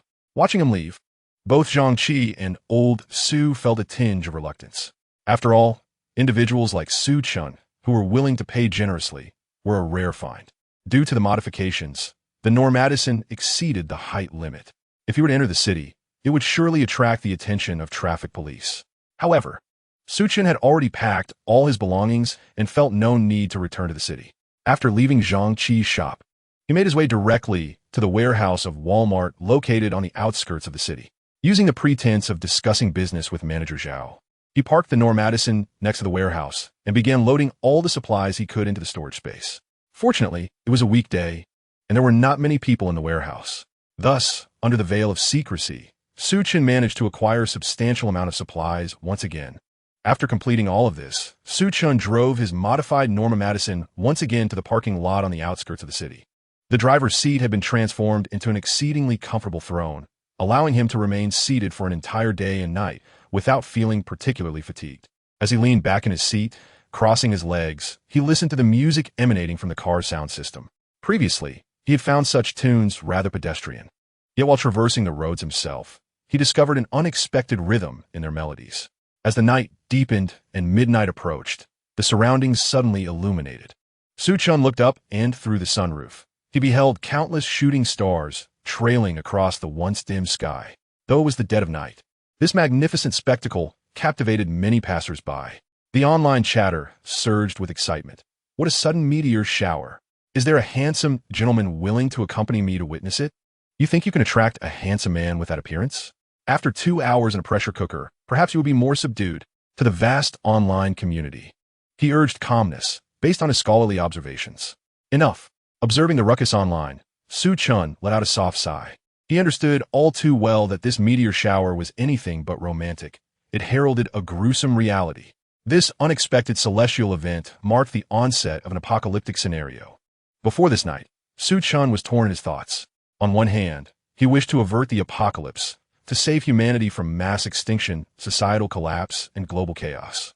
On the other hand, he secretly yearned for the end times, as he had wagered all his possessions on this very outcome. Should the apocalypse fail to materialize, it was likely that the loan shark Gao Qiqiang would not spare him. Gazing at the myriad shooting stars, Su Chen shook his head, his resolve solidifying. Since the apocalypse had indeed arrived, his task was to survive valiantly amidst the impending chaos. He reignited the Norma Madison, roaring westward. His next destination was the scenic Phoenix Mountain, located to the west of the city. Chapter 12, Provocation. Phoenix Mountain was not far from the metropolis. If one took the highway, it would take no more than 2 to 3 hours to arrive. However, due to the modifications made to his Norma Madison, he was unable to access the highway and could only meander along the national road toward Phoenix Mountain. By the time he reached the foot of Phoenix Mountain, it was already midday the following day. Gazing at the lush greenery of the distant mountain, Su Chen inhaled the fresh air deeply, a satisfied smile gracing his face. Shortly after the meteor shower, the temperature on Blue Star would rise drastically, soaring to nearly 60 degrees Celsius before finally stabilizing, thus officially announcing the arrival of the apocalypse. Following a prolonged period of lethal heat, the glaciers at the poles would begin to melt, causing the sea levels to rise precipitously. What followed would be fierce storms and catastrophic floods. The coastal cities of Xia country have been almost entirely submerged by the relentless waves. Following the onslaught of the sea, an extreme cold descends upon land. The temperature on Blue Star is expected to plummet to a chilling -40 to 50 degrees, with northern regions descending into a terrifying -100. In the wake of such harsh conditions, humanity has suffered grievous losses. Yet, before the remaining survivors can catch their breath, a mysterious virus erupts. Those infected transform into zombies, relentlessly attacking, infecting, and devouring other humans. The fortunate few who manage to survive gather together to construct various shelters and safe havens, struggling to fend off the apocalyptic calamities while scavenging for essential supplies. The reason Su Chen chose this location as his initial refuge is straightforward. Firstly, Phoenix Mountain boasts a unique geographical position, offering a warm winter and a cool summer, with a pleasant climate. Secondly, as it is not a holiday period, the flow of people at Phoenix Mountain is relatively low. Even with the impending zombie crisis, the danger remains comparatively minimal. Nevertheless, the thermometer inside his vehicle indicates that the external temperature has reached a sweltering 40 degrees. Fortunately, with the air conditioning running, the interior of the car remains refreshingly cool. He hastily consumed some instant food and quickened his pace, finally arriving at the Green Forest Hotel, nestled halfway up the mountain. Just as dusk began to settle, after extensive development, the tourism industry at Phoenix Mountain has flourished. Apart from the local villagers residing on the outskirts, the area is filled with numerous inns and hotels. Among them, the most renowned is the 5-star Green Forest Hotel. To accommodate various tourist groups, the hotel has constructed a massive underground parking lot, perfectly suited for Su Chen to park his Nomad Ison. Although the Nomad Ison is well protected, he prefers not to expose it directly to the sun's rays if possible. As the Nomad Ison glided into the underground parking lot, onlookers, including tourists and staff, stared in awe. After all, they had never encountered such a large luxury RV before. Once he completed the check-in procedures, Su Chen meandered to the hotel's rooftop restaurant. True to its 5-star reputation, the dishes served were exquisitely delectable. This could very well be Su Chen's last opportunity to relish such culinary delights in the outside world, and he indulged himself wholeheartedly, devouring the meal with great enthusiasm. After satisfying his hunger, he gazed through the expansive floor-to-ceiling windows at the breathtaking scenery of Phoenix Mountain bathed in the golden hues of sunset, a sigh escaping his lips. Such beauty would soon be lost to him. Just then, a nonchalant voice interrupted his contemplation. "Hey, is that Nomad Ison in the parking lot yours?" Su Chen looked up to see a rather handsome young man grinning and greeting him. From his exquisite attire, it is evident that he is not an ordinary individual. However, his pallor suggests an indulgence in vice. Indeed, Su Chen nodded slightly in acknowledgement, noticing the haughty demeanor of the young man. Zhang Mingyuan's expression shifted slightly before he smiled and introduced himself. I am Zhang Mingyuan, the son of the chairman of Mingyuan Group. Would you be interested in befriending me? Mingyuan Group, established in the bustling metropolis, has diversified into numerous industries over the years, standing as a premier entity even in such an economically prosperous city. Upon hearing of Zhang Mingyuan's status, Su Chen was somewhat taken aback, though his surprise was fleeting. In his previous life, he had encountered individuals of even greater stature, yet in the face of a post-apocalyptic world, such status meant little when survival hinged upon begging for food and water. I'm not interested. Su Chen dismissed Zhang Mingyuan, rising to leave. This action, however, incensed Zhang Mingyuan. Isn't it just a loan for a Normadison? What is there to boast about? He scoffed, blocking Su Chen's path. Su Chen furrowed his brow, sensing that Zhang Mingyuan was deliberately seeking confrontation. Mingyuan is truly a wealthy second-generation heir. Su Chen, you're merely showing off in front of him. At that moment, a familiar, melodious voice chimed in nearby. Turning to look, Su Chen saw Xiao Mei, clad in a black silk miniskirt and high heels, sashaying towards him with a mocking expression. Beside her, with a complex look on her face, stood his ex-girlfriend, Lu Linger. Additionally, several elegantly dressed young men and women, likely Zhang Mingyuan's companions, were pointing and whispering about Su Chen. After receiving Su Chen's invitation to Phoenix Mountain, Xiao Mei was overjoyed. Initially planning to keep it from Lu Linger, she ultimately decided to bring her along, fearing unforeseen circumstances. In her mind, Lu Linger's abilities paled in comparison to her own. Even in her presence, she believed she could easily manage Su Chen. Xiao Mei and Lu Linger had arrived at Phoenix Mountain the previous day, but before they could meet Su Chen, they unexpectedly encountered the wealthy Zhang Mingyuan and his entourage. Noticing the two striking young women, Zhang Mingyuan's interest was piqued. While Lu Linger maintained a degree of reserve, Xiao Mei wasted no time establishing a rapport with him. During their conversation, Zhang Mingyuan learned about Su Chen's background. As the heir of Mingyuan Group, he had the means to uncover Su Chen's details with a mere phone call, discovering not only that Su Chen had purchased the Normadison through a loan, but also that he had mortgaged his house to secure a substantial amount of money.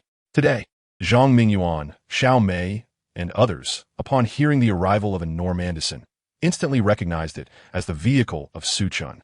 Thus, they decided to band together with the intent to humiliate him. Fortunately, with brother Mingyuan around, otherwise Linger and I might have been deceived by this impoverished wretch. Xiao Mei patted her ample chest, feigning relief. Chapter 13. This is the first time I have encountered such a demand. In the face of Xiao Mei's scornful jibes, Su Chen remained calm, replying coolly, "Step aside. And what if I refuse?" Zhang Mingyuan sneered, stepping forward and poking Su Chen's chest with his finger, challenging him. "If you have the guts, hit me." This was indeed the first time he had heard such a demand. Su Chen shrugged, and before Zhang Mingyuan could react, he delivered a swift kick. His physical prowess was already commendable, and with recent rigorous training, he was exceptionally quick on his feet. Zhang Mingyuan had no time to evade. Bang! Zhang Mingyuan was sent flying, crashing heavily to the ground, curling up like a boiled lobster. The onlookers were left in astonishment. It is worth noting that Zhang Mingyuan was the heir of the Mingyuan Group. Offending him meant being unable to survive in the entire metropolis. Zhang Xiao, are you all right? His friends rushed forward in shock, helping him up. Su Chen, you bastard, how dare you hit Zhang Xiao? Xiao Mei's face turned pale as she scolded Su Chen and hurried to Zhang Mingyuan's side. You scoundrel, I will kill you. Zhang Mingyuan's face turned ashen from pain. But what infuriated him even more was the loss of face in front of so many people. What are you all standing there for? Get rid of him. I'll take the blame if anything happens. Several youths exchanged glances, steeling themselves, and charged at Su Chen in unison.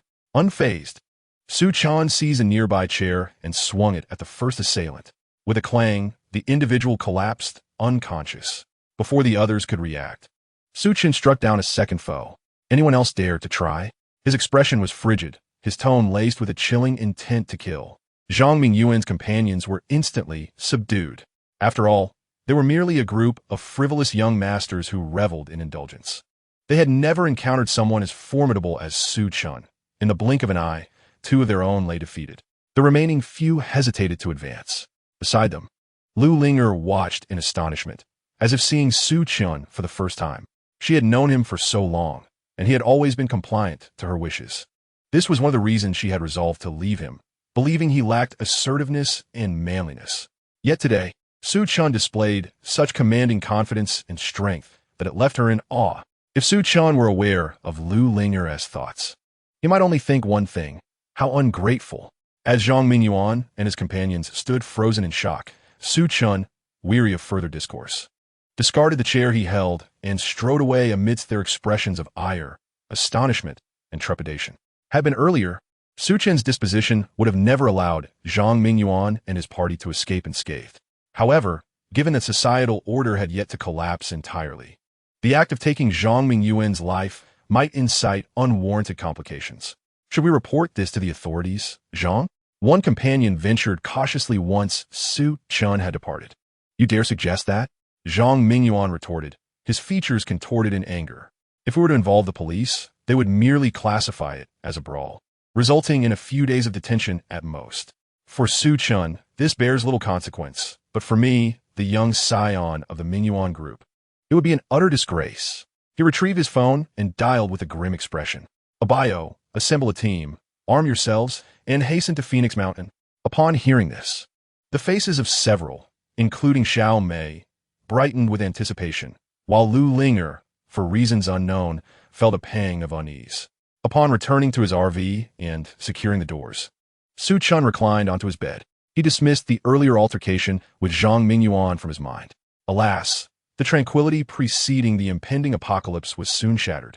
Just as Su Chen prepared to surrender to slumber, his phone vibrated unexpectedly. Upon checking, he discovered a message from Lu Linger. Su Chen, are you asleep? Is there something amiss? The message continued. Zhang Mingyuan hails from a powerful family. Having suffered such a significant loss, he will not relent easily. I just heard that he has summoned a group of thugs and is en route. If things take a turn for the worse, you should leave tonight. Surprised by her alert, Su Chen had not anticipated Lu Linger's concern for his well-being. It appeared she had not yet fallen into irredeemable despair. Nevertheless, he had no intention of rekindling any connection with her. Understood, he replied tersely before succumbing to sleep. In the adjacent room, upon reading Su Chen's curt response, Lu Linger felt a twinge of disappointment. Linger, what occupies your thoughts? Xiao Mei emerged from the bathroom, wrapped in a towel, drying her damp hair. Nothing of significance, Lu Linger replied, tucking her phone away. Xiao Mei, undeterred, settled beside her with a cheerful demeanor. Zhang Mingyuan is a prime example of a wealthy heir. Marrying him would ensure a life of opulence. How could a flamboyant playboy like him ever consider marrying us? Liu Linge shook her head. She understood all too well that, given their circumstances, even if Zhang Mingyuan were inclined to agree, his parents would certainly oppose. Moreover, Zhang Mingyuan was known for his lecherous ways, having indulged with countless women. It matters not, for those friends around him are all from affluent backgrounds. Selecting any one of them would suffice. With a triumphant smile, Xiao Mei diverted the conversation, proclaiming, I just heard them mention that Zhang Mingyuan has summoned bodyguards from Mingyuan Group. These bodyguards are either veterans or have backgrounds in martial arts, each possessing exceptional skills. Many who have previously offended young Master Zhang have found themselves with broken limbs at the hands of those bodyguards. Upon hearing this, Lu Linger's delicate face paled slightly, and she couldn't help but worry for Su Chen. She hoped he would heed her warning and leave Phoenix Mountain promptly. The following morning, as Su Chen awakened, he glanced at the thermometer. Although it was still early and he was in an underground parking lot, the temperature outside had already soared to over 30 degrees. If this trend continued, surpassing 50 degrees today seemed inevitable, he mused. After freshening up, he made his way to the dining area, intending to savor his final breakfast. The path to the restaurant included an outdoor corridor. As soon as Su Chen stepped out of the elevator, he was met with a wave of oppressive heat. He hurried his pace and entered the dining room. What an unusual morning. It was sweltering enough to make one's head spin. Zhang Mingyuan and his companions were huddled in a corner of the restaurant, lamenting the weather. Upon noticing Su Chen's entrance, their expressions soured, and instinctively, they fell silent. Chapter 14. The Arrival of Scorching Heat. Su Chen merely cast them a glance, uttering no further words, and sat down by the window to place his order. Fortunately, following the altercation from the previous day, Zhang Mingyuan and his companions had learned their lesson and dared not provoke him again. After enjoying his breakfast, the sun was already high in the sky. The thermometer in the dining area clearly indicated that the outside temperature had surpassed 40 degrees, reaching a staggering 45 degrees. Despite the powerful central air conditioning blowing cool air, Su Chen could still feel the searing heat outside through the window. It seemed he could no longer afford a delay. Rising swiftly, he departed the dining room. Once Su Chen had left, Zhang Mingyuan finally let out a sigh of relief and ominously declared, "Let him revel in his arrogance for now. Once a bio and the others arrive, he shall see." Sitting nearby, Lu Ling'er felt a mix of concern and irritation. How could Su Chen be so ungrateful? She had kindly warned him, yet he still chose to remain. However, before a bio and his crew could arrive, Zhang Mingyuan grew impatient. As noon approached, the outdoor temperature had already neared 50 degrees. In such terrifying heat, no one dared to linger outside, hastening indoors to turn on the air conditioning for relief. A red alert for high temperatures had been issued, predicting that the daytime temperature would exceed 50 degrees. Citizens were urged not to stay outdoors and to seek refuge in cooler environments. The television in the restaurant abruptly ceased its broadcast midway, and shortly thereafter, the central air conditioning, which had been emitting a refreshing chill, also came to an unexpected halt. Within moments, the previously cool atmosphere of the dining area began to grow increasingly stifling. What on earth is happening? Zhang Mingyuan could not help but slam his hand on the table in frustration. "Apologies, Mr. Zhang." The hotel manager hurried over. Wiping the sweat from his brow as he explained, "The power distribution room has suddenly exploded and caught fire. We have only just extinguished the flames." "What? Such a thing can happen?" Zhang Mingyuan and his companions were taken aback. During the peak electricity usage of summer, transformers in the vicinity often fail due to overload, leading to explosions and power outages. This occurrence is rather common. However, for a prestigious establishment like the Green Forest Hotel, such incidents are quite rare. Yet today, as excessive heat, coupled with the air conditioning being in constant operation, had resulted in an explosion and fire in the power distribution room. "How long will it take to fix this?" Zhang Mingyuan inquired impatiently. "At least until tonight," the manager stammered. "Although the hotel has dedicated electricians, repairing the power distribution room necessitates transporting equipment from down the mountain. Given the sweltering heat outside, no one would be willing to undertake such a task unless they were reckless. Waiting until tonight would surely leave us to suffer in this heat." Zhang Mingyuan was instantly incensed. What kind of so-called five-star hotel experiences such issues over a slight rise in temperature? "Indeed, Mr. Zhang, let us leave and find another hotel." The others chimed in, expressing their dissatisfaction. Zhang Mingyuan wiped the sweat from his forehead, just as he was about to lead his entourage of friends out, when the restaurant doors swung wide open and a throng of people poured in. Each of them wielded sun umbrellas, wrapped tightly in layers of clothing. It was only upon entering the restaurant that they shed their outer garments, revealing themselves to be drenched in perspiration. The manager was momentarily taken aback and quickly approached them. "Good day. How may I assist you?" "Manager, it's sweltering outside. We've come to cool off here." Their demeanor in conversing with the manager revealed that they were local residents of Phoenix Mountain. "This is unacceptable. We still need to conduct our business here," the manager retorted, shaking his head in refusal. "Don't you have air conditioning at home? Don't even mention it. The transformer is broken, and when we called the power company, they said repairs won't be possible today." Yes, several other hotels are experiencing power issues as well. Upon hearing this, the expressions of those present immediately darkened. In such oppressive heat, without air conditioning, would they not be left to suffer? "Let us all return to our rooms and soak in the bathtubs instead," proposed Lu Ling'er. The temperature was already quite high, and the gathering of so many people only intensified the heat further.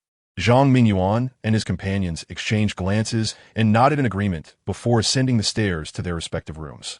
Upon checking into the hotel, Lu Ling'er and Xiao Mei had chosen a scenic room with expansive floor-to-ceiling windows, eager to admire the breathtaking views of Phoenix Mountain. However, they soon found themselves in a sweltering predicament. The sun-drenched room felt akin to a furnace. As soon as they entered, they were met with a suffocating wave of heat. Hastily, they drew the curtains and rushed into the bathroom, turning on the water while shedding their clothes with fervor. Once the bathtub was filled, they eagerly sank into the water. Although the temperature was still quite warm, it offered them a rare sense of relief. Regrettably, it was not long before the excessive heat caused a significant portion of the water to evaporate, raising the temperature considerably. Lu Ling'er intended to add more water, but regardless of how she twisted the faucet, Not a single drop flowed forth. What was going on? Perhaps there had been a power outage? Xiao Mei felt a twinge of annoyance. The Green Forest Hotel, situated on the mountainside, sourced its water from below. Once the electricity was cut, water supply would naturally cease. What should they do? In mere moments, Lu Linger's fair complexion was beaded with a multitude of perspiration. Despite the curtains being drawn, the room was scarcely different from steamer. Just then, a knock resonated at the door, followed by Zhang Mingyuan's voice. Linger, Xiao Mei. The two hastily wrapped themselves in towels and opened the door. Upon seeing Lu Linger and Xiao Mei, who resembled blooming lotus flowers, Zhang Mingyuan's face flushed with heat, his eyes glinting with a hint of desire. I just heard that many guests have suffered heat strokes. I came to check on you. Thank you for your concern. Young Master Zhang, we are fine, but in this heat, staying here any longer may be unbearable, Xiao Mei replied sweetly. The underground parking lot is quite cool. The manager is organizing people to move there. Why don't we join them? Zhang Mingyuan suggested. All right, please wait a moment, young Master Zhang. Xiao Mei and Lu Linger brightened at the prospect, closed the door, and began to change. Although they were merely changing clothes to combat the heat, they opted for tank tops and sizzling hot shorts, which were even more provocative than their towels. Even though Zhang Mingyuan had encountered countless women, he nearly found himself speechless at the sight of the two in such alluring attire. Chapter 15. Air conditioning in the car. Fortunately, the weather was oppressively hot. Zhang Mingyuan, despite his intentions, was limited by circumstances. He guided Lu Linger and Xiao Mei down the secure stairway to the underground parking lot. Typically warm in winter and cool in summer, the subterranean garage felt noticeably more refreshing compared to the outside heat, even if it was still warmer than usual. This moment brought a sense of relief to Lu Linger and Xiao Mei, among others. Currently, Phoenix Mountain is not in its peak tourist season. However, numerous individuals, including staff and nearby villagers, are present. The spacious underground parking lot has gathered approximately 100 to 200 people. The hotel manager is diligently organizing personnel to maintain order. Upon seeing Zhang Mingyuan's arrival, the manager hurriedly approached, bowing and smiling. Young Master Zhang, we have prepared a spot for you. In an effort to curry favor with Zhang Mingyuan, the manager reserved a well-ventilated area for him and his friends, even laying out several mats on the ground. You've worked hard. Once the weather returns to normal, I shall not treat you poorly. Zhang Mingyuan waved his hand dismissively. Young Master Zhang is truly too gracious. The manager's face lit up with joy. Young Master Zhang is indeed powerful. Xiao Mei quickly complimented. That is only natural. Zhang Mingyuan feigned modesty with a smile, secretly thinking to himself, once I get you two in a bed, you'll truly understand my power. He then joined Xiao Mei, Lu Linger, and his companions. Sitting on the mats and feeling the faintest breeze, they momentarily relaxed. However, as time passed, new challenges emerged. Despite the underground parking lot being considerably cooler than outside, the temperature began to rise as so many people were crammed together. Before long, everyone's faces turned crimson, and beads of sweat rolled down relentlessly. Regardless of age or gender, individuals did their utmost to shed layers of clothing. During this time, there were instances of unintended exposure, yet in the sweltering heat, everyone felt too dazed to pay attention. How can it be this hot? Indeed, it's past noon. Why is it still so warm? Young Master Zhang, will this heat persist? Zhang Mingyuan's friends whispered among themselves, unable to contain their discomfort. How could it? If this heat continues, it would surely be unbearable. Zhang Mingyuan turned over, expressing his fatigue. At that moment, Xiao Mei's eyes suddenly lit up as she pointed into the distance. Look over there. Following her gaze, everyone turned to see Su Chen's Norm Madison parked at the entrance of the parking lot. What's the matter? Zhang Mingyuan frowned, feeling impatient. Listen, that RV has been running continuously. They must be enjoying the air conditioning. We could have air conditioning too. Xiao Mei's words instantly alerted Zhang Mingyuan and the others. Indeed, while the outside was experiencing a power outage, the air conditioning inside the car was powered by gasoline. Zhang Mingyuan and his companions, having driven to Phoenix Mountain, suddenly realized this. With this thought in mind, he quickly leaped up and dashed towards his vehicle. Upon starting his Porsche and activating the air conditioning, feeling the refreshing chill, Zhang Mingyuan was nearly moved to tears. As Zhang Mingyuan and his companions started their vehicles, the others present quickly realized the situation. Those who had driven hurriedly entered their cars and activated the air conditioning, while those without vehicles could only gaze enviously at them. In an instant, The parking lot was filled with the hum of idling engines. Zhang Mingyuan, enjoying the cool breeze, took a sip from a bottle of mineral water, feeling utterly refreshed. Zhang Xiao, could you listen to enjoy the breeze as well? Xiaomei tapped on the car window, feigning weakness. Of course, I'm not a stingy person. Zhang Mingyuan chuckled heartily, opening the door to allow Xiaomei and Lu Linger to slip inside. Zhang Xiao is so kind. Once the temperature normalizes, I shall definitely treat you to a meal. Xiaomei said sweetly. No need for a meal, Zhang Mingyuan replied, though in his heart he added, perhaps another day. Those with cars relished the comfort of air conditioning, while those without endured the sweltering heat outside. Yet, they all believed that this oppressive heat would soon pass. Meanwhile, Su Chen, seated comfortably in his plush office chair at Normandison, crossed his legs and observed the happenings in the parking lot, a smirk dancing on his lips. Utilizing the car's air conditioning to cool down was indeed a clever strategy. However, little did Zhang Mingyuan and the others know that this unbearable heat would persist for half a month. How long could they rely on the scant gasoline in their vehicles? Moreover, the simultaneous operation of so many cars would only exacerbate the temperature within the parking lot. But what did it matter to him? Sure enough, it wasn't long before the temperature in the parking lot rose significantly. Those without cars found the heat intolerable and began to approach, knocking on windows in hopes of being permitted entry to cool off. Yet, most of the tourists were families traveling in compact cars, allowing only one or two individuals to squeeze inside. Dozens remained outside, suffering under the oppressive heat. Soon, a couple of individuals with weaker constitutions succumbed to heat exhaustion and fainted. Witnessing this, the hotel manager inside the vehicle grew anxious, unaware that the apocalypse had already begun. He believed that the weather would normalize shortly.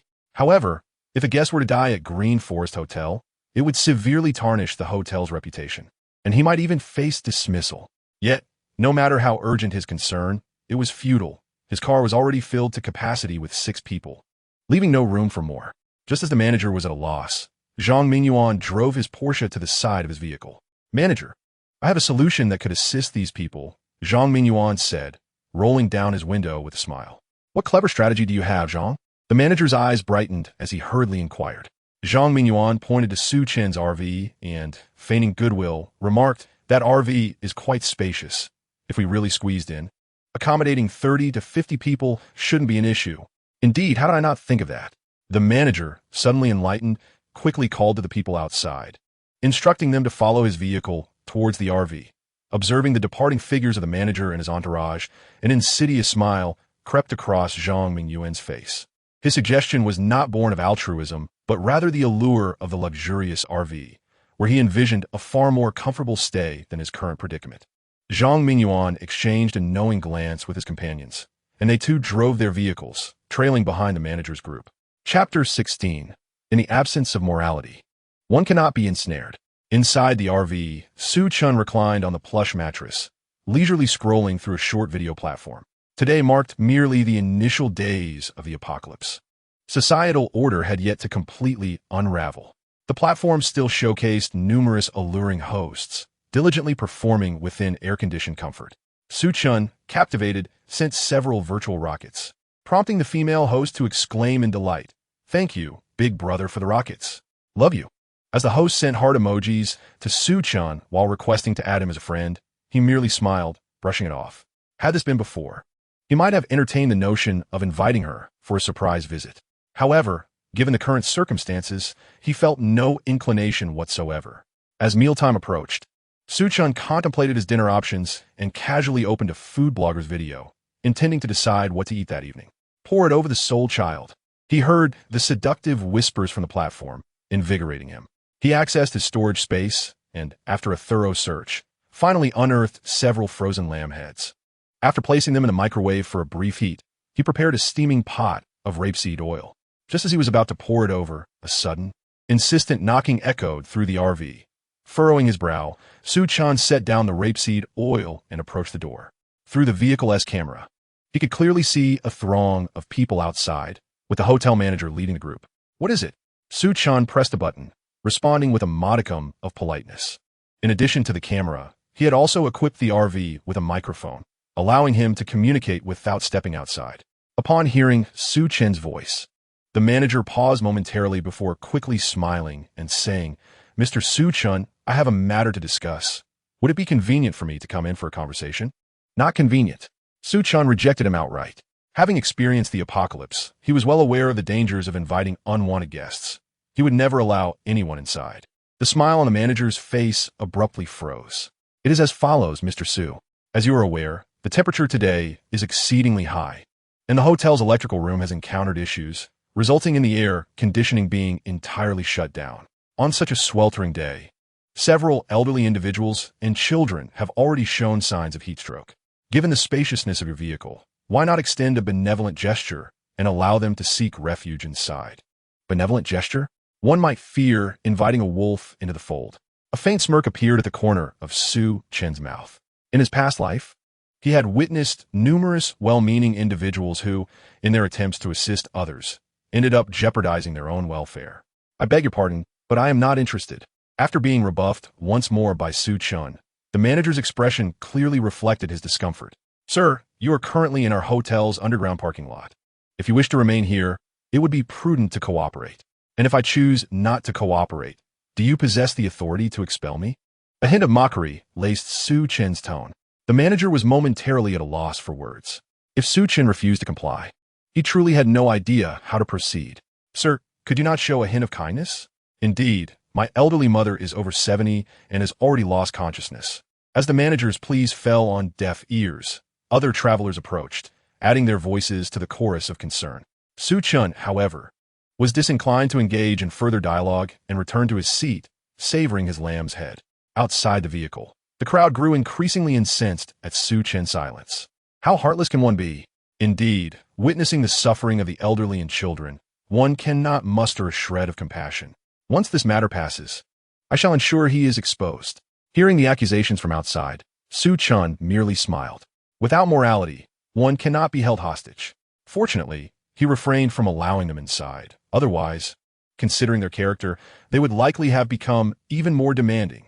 A multitude of travelers lamented for quite some time, yet silence reigned within the vehicle. They ultimately licked their parched lips and retreated to rest obediently. The manager, too, drove up to the side of the Porsche, shaking his head at Zhang Mingyuan, expressing his irritation. Young Master Zhang, this fellow named Su Chen is truly despicable. Zhang Mingyuan, taken aback, realized that even he, faced with such a throng pleading for assistance, would find it impossible to remain indifferent. Nevertheless, he seized the opportunity to feign indignation. How can one lack such compassion?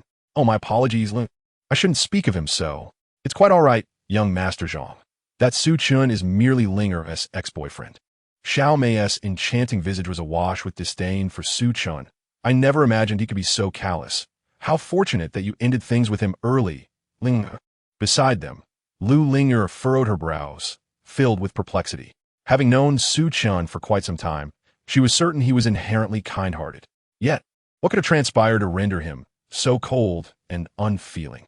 Although he failed to pry open the car door and gain entry into the Normadison to indulge himself, Zhang Mingyuan nonetheless tarnished Su Chen's reputation. He laid the groundwork for his subsequent intentions towards Lu Linger, while in his eyes, Xiao Mei had already become a mere possession. As time gradually slipped away and the sun descended, the once scorching temperature began to wane slightly. Though still rather hot, it was bearable compared to the sweltering midday heat. However, a new dilemma arose: a shortage of food. As a 5-star establishment, Green Forest Hotel sourced its ingredients from the mountains every dawn. The management had intended to provide the freshest produce for guests, but today, an unexpected heat wave, coupled with a power outage that rendered the refrigeration units inoperative, led to the spoilage of a significant quantity of provisions. The manager and his team scoured the hotel, both inside and out, and managed to procure a scant supply of instant noodles and compressed biscuits, foods that are less perishable and easier to store. Yet, these rations were limited, and after distributing them among the 200 or so guests, little remained. Young Master Zhang, this is specially reserved for you, the manager said, cradling a cardboard box with a sycophantic expression. To conserve fuel, most guests, including Zhang Mingyuan, opted to exit their vehicles once the temperature became bearable. He accepted the box from the manager and, upon opening it, was pleasantly surprised to find canned goods. Manager Deng, well done, Zhang Mingyuan exclaimed, both astonished and delighted, unable to restrain his praise for the manager. One cannot neglect young Master Zhang, can one? Manager Dang replied with a grin. The Mingyuan Group was indeed a colossal corporation, holding shares in the Green Forest Hotel, which explained the manager's eagerness to please Zhang Mingyuan. Xiao Mei Linger, come, let us share this meal. Zhang Mingyuan beckoned generously to Xiao Mei and Lu Linger. Thank you, young Master Zhang. You truly possess great influence. The two women, feeling famished, did not hesitate to accept the canned goods and began to feast. For young gentlemen of Zhang Mingyuan's stature, accustomed to delicacies, these humble cans were a welcome treat under the circumstances. Once everyone had satisfied their hunger, they reclined to rest. At that moment, a sudden commotion erupted from the entrance of the underground parking lot, the sound of hurried footsteps echoing. Chapter 17. Is he not your loyal follower? Could it be that the rescue team has finally arrived? Manager Dang instinctively rose, his face brimming with excitement. He had reached out to Yao Yao Ling and Yao Yao Jiu for assistance as soon as the power outage occurred at noon.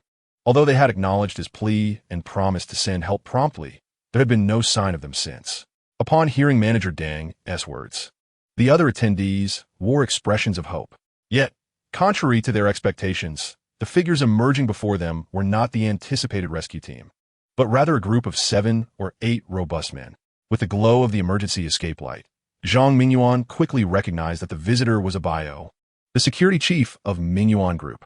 However, Abayo's current appearance was indeed quite dismal. He and his subordinates were clad only in their shorts, their bodies sunburned and peeling from the intense heat. Abayo, what on earth happened to you? Zhang Mingyuan approached, feeling somewhat at a loss. Young master, I finally found you. Abayo gasped for breath. Upon seeing the bottled water beside Zhang Mingyuan, he hastily seized one and began to gulp it down. The other security personnel also snatched a few bottles and drank fervently. Once they had calmed down a bit, Abayo recounted the events that had transpired. Following Zhang Mingyuan's instructions, he had set out from the bustling metropolis with his team, intending to reach Phoenix Mountain by that afternoon. However, they had not anticipated the sudden surge of terrifying heat. When their vehicle was merely 4 or 5 kilometers from the Green Forest Hotel, the engine had failed due to overheating. It was a scorching 50 degrees outside. With the engine cessation, the air conditioning also stopped functioning, and the group was instantly enveloped in the oppressive heat. Fortunately, Abayo reacted swiftly, leading his men to abandon the car and seek refuge in a nearby forest. The lush vegetation of Phoenix Mountain, with its streams, provided them a chance to escape being cooked alive, albeit at a great cost. One of their members had tragically lost all vital signs. As night gradually descended, Abayo, along with 5 or 6 subordinates, finally arrived at the Green Forest Hotel. Witnessing their harrowing state, everyone present couldn't help but swallow hard. Goodness, it's so terrifying outside. By the way, what is the situation out there? Has a rescue team arrived? Xiao Mei suddenly inquired. Breathing heavily, Abayo shook his head with a bitter smile. A rescue team? I'm afraid the authorities are too overwhelmed to assist right now. He proceeded to explain the dire circumstances outside. Due to the absurdly high temperatures, people had opted to turn on their air conditioning, leading to a strain on the power supply and overloading the circuits. Almost every city's electrical system was experiencing varying degrees of failure. No repair workers were willing to brave such extreme conditions unless they were courting disaster. Without cooling from air conditioning, many citizens were succumbing to heat stroke and heat-related illnesses, causing the medical system to become overwhelmed. Though the authorities were eager to provide aid and maintain order, they found themselves powerless in the face of such extreme weather. The current state of social order teetered on the brink of collapse. Upon hearing this news, the faces of those present were etched with shock. They had originally believed that such horrifying heat would only afflict the metropolitan area. Little did they expect that similar situations were occurring across the nation. Even more shocking was the fact that the authorities seemed utterly powerless. Has the government indicated when this sweltering heat will come to an end? Lu Linger could not help but inquire. Biao glanced at her, responding coldly. According to the Meteorological Bureau, it is expected to persist for at least another week. Upon hearing this, despair washed over every face present. Merely enduring a single day had tortured them beyond measure. If it were to last a week, it was feared that none of those present would survive. No, I must leave this place at once. Biao, you must find a solution. Zhang Mingyuan, accustomed to a life of luxury, suddenly became frantic, shouting at Biao. As a security personnel for the Mingyuan Group, Biao's primary role was to act as Zhang Mingyuan's enforcer and safeguard his well-being.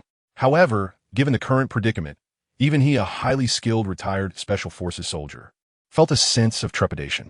Despite the cooling nightfall, venturing out could pose a grave danger if their vehicle were to break down en route. If we wish to escape, it would be best to secure a tour bus to accommodate everyone and leave under the cover of darkness, a Biao suggested. But it's such a critical moment. Where could they possibly find a tour bus? Manager Dang lamented. It was not peak tourist season. Most visitors to Phoenix Mountain were either driving themselves or taking public transport. The expansive parking lot held not a single tour bus. Isn't there a large RV over there at the entrance? A Biao suddenly recalled, his brow furrowing in thought. Upon hearing this, the group exchanged glances, their expressions somewhat awkward.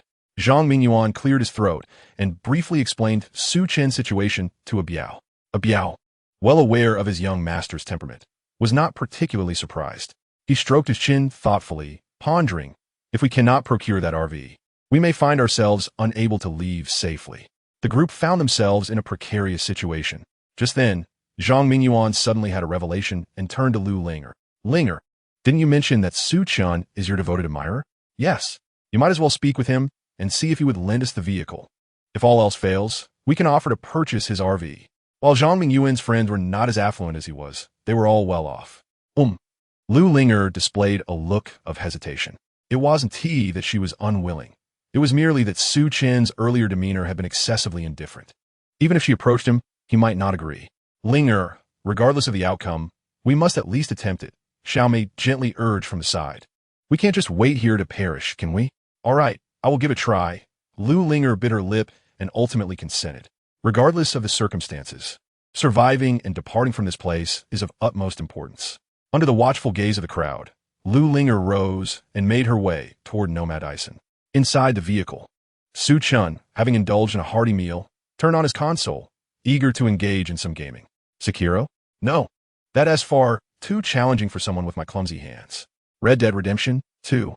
Now that's a suitable choice, allowing me to appreciate the vistas of the Wild West.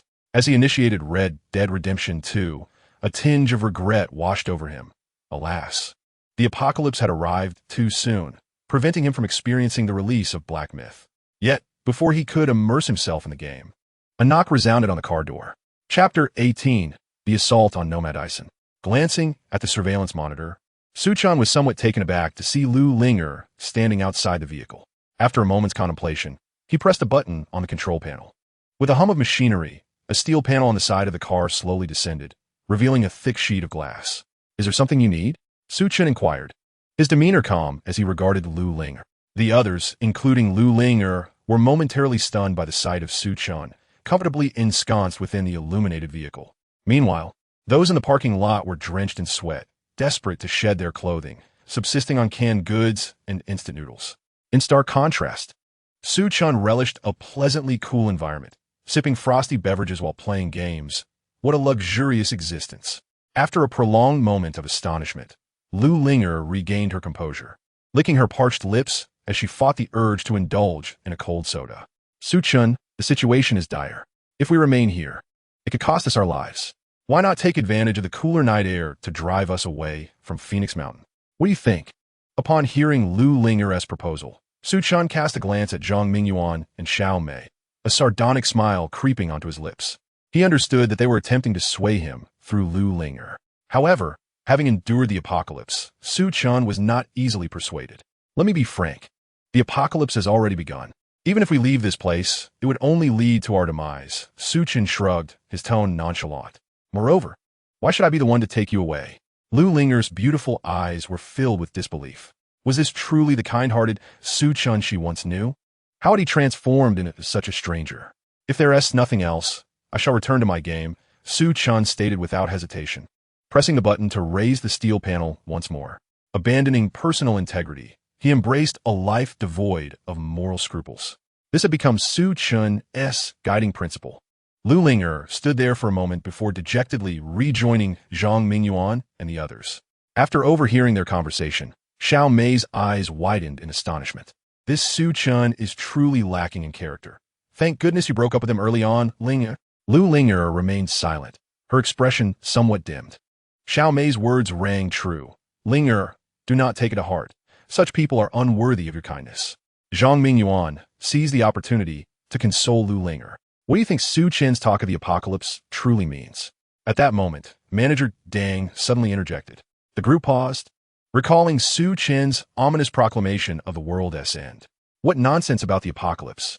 He is merely spouting drivel, Zhang Mingyuan scoffed. Zhang Xiao is right. We cannot give credence to such absurdities. Did the Meteorological Bureau not assure us that it would soon pass? The crowd engaged in animated discussion, dismissing Su Chen's words entirely. Yet, for reasons unknown, Lu Linger felt a twinge of fear. Although Su Chen seemed a changed man, her understanding of him led her to believe he was not one to indulge in fanciful tales. Moreover, his camper was stocked with supplies, suggesting he had indeed prepared for the end of the world. Zhang Xiao, what shall we do now? Biao looked to Zhang Mingyuan for guidance. Without a tour bus and unable to deceive Su Chen into letting them use his camper, escaping this place seemed nearly impossible. If we cannot resolve this peacefully, we shall resort to force. A glint of ferocity flashed in Zhang Mingyuan's eyes as he glared at Manager Dang. Are there any suitable tools in the hotel? Yes, there are. There are fire axes in the stairwell and hammers and wrenches in the storage room. I will take you there. Manager Dang quickly rose and led Biao and his companions away from the underground parking lot. In no time, they returned, drenched in sweat, wielding an assortment of tools. You lot, go smash the driver's side window, but try to break only a single pane, Biao instructed his subordinates. You four, keep an eye on the door. See if you can pry it open. And you, climb on the roof and check for any gaps. As Biao's group prepared to act, Lu Linger bit her lip and spoke up. Zhang Xiao, once we enter the vehicle, could you refrain from making things difficult for Su Chen? Su Chen has treated you this way, and you still wish to speak in his defense? Xiao Mei furrowed her brows, voicing her dissatisfaction. Zhang Mingyuan pondered for a moment. Smirking lightly, of course, Linger has spoken. I must show some courtesy. Biao, do not trouble that lad. Certainly, Zhang Xiao. Biao nodded in agreement. Zhang Xiao is truly a good person, far superior to that Su Chen, Xiao Mei chirped. Zhang Mingyuan feigned modesty with a smile, secretly plotting that if he could seize the camper, Biao and his crew could stay in front while he enjoyed the back bed with Xiao Mei and Lu Ling.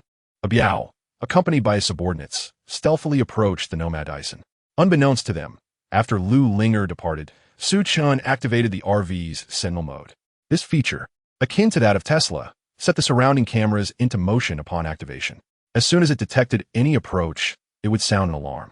While Su Chen indulged in a game of Grand Cousin 2, relishing the breathtaking vistas of the West, the alarm suddenly blared. He set down the controller and glanced at the surveillance screen. Upon seeing Biao and his group stealthily approaching the RV with various tools in hand, a cold smile crept across Su Chen's face. Just as he suspected, he knew that individuals like Zhang Mingyuan would never easily let him off the hook. Fortunately, he had preemptively modified the Normadison, alleviating any concerns about Biao and his accomplices gaining entry. However, to be prudent, Su Chen pondered for a moment before rising to the control panel.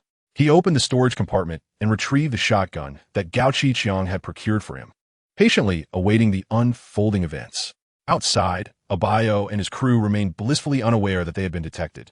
After confirming the interior was silent, Biao signaled to his subordinates with a glance. Two nimble individuals promptly climbed atop the roof, while the other two meticulously examined the vehicle's doors. Moments later, they dejectedly shook their heads at Biao.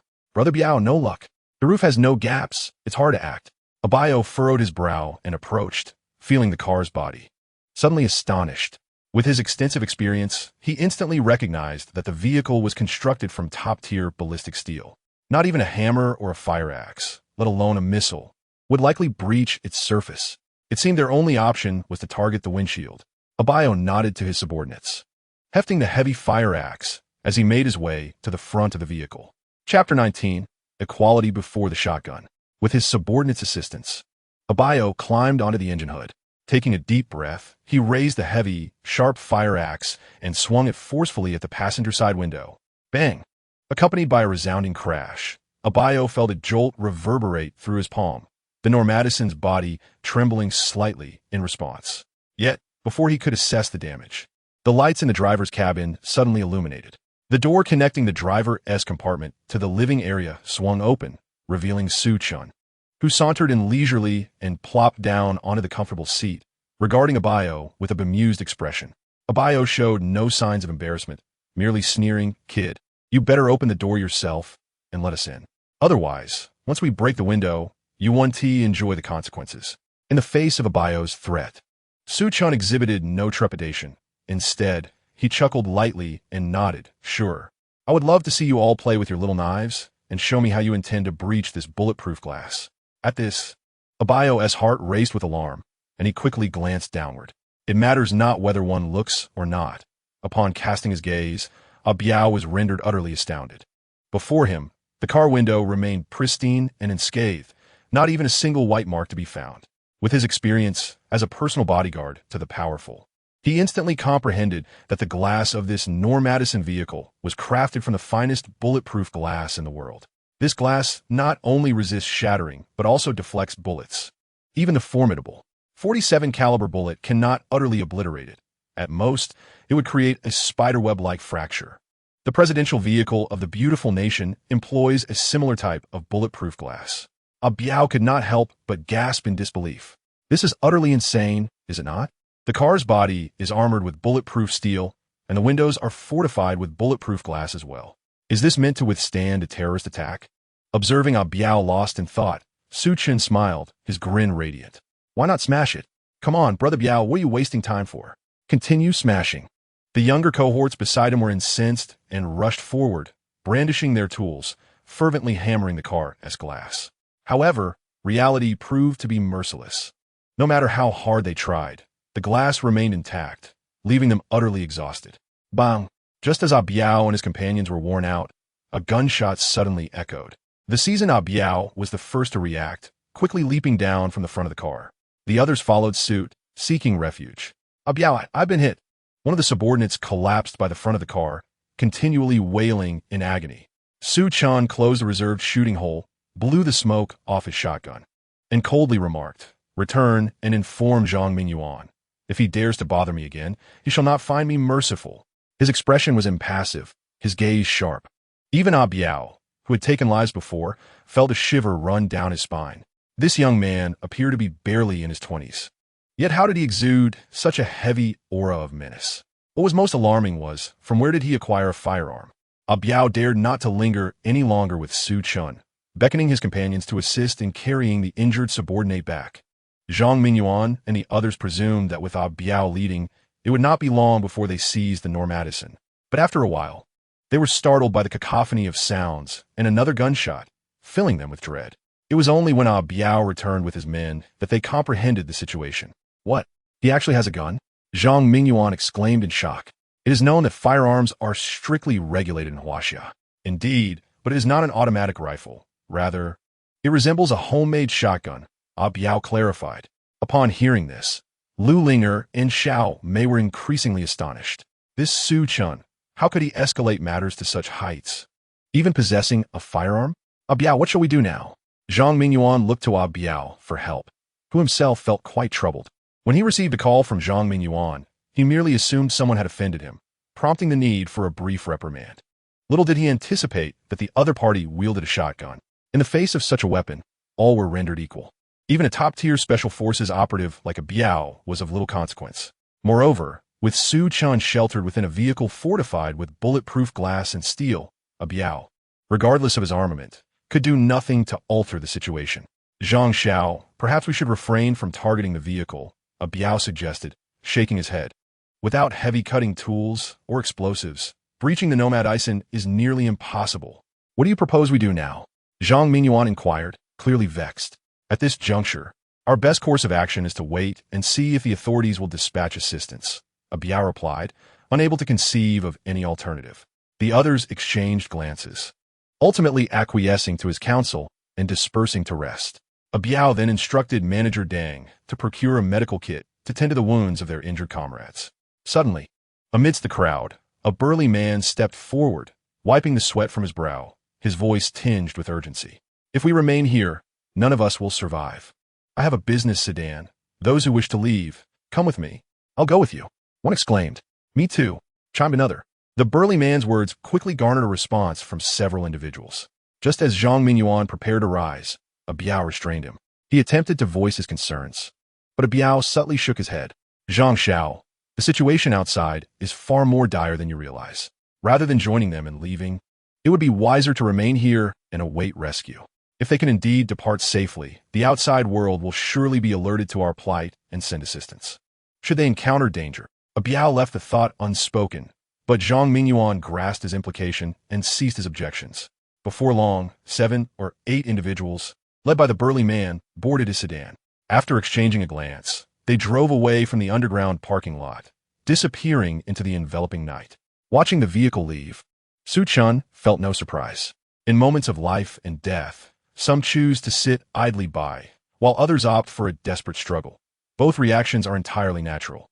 Yet, they were oblivious to the grim reality that, whether they stayed or left, their chances of survival remained exceedingly bleak. Following the departure of the burly group, silence descended once more upon the underground parking lot. Apart from the faint green glow of the safety indicator lights, no other illumination pierced the darkness. The remaining individuals, enduring the stifling heat, gradually succumbed to slumber. The next morning, Zhang Mingyuan, Biao, Lu Ling'er, and Xiao Mei had a meager meal of canned goods.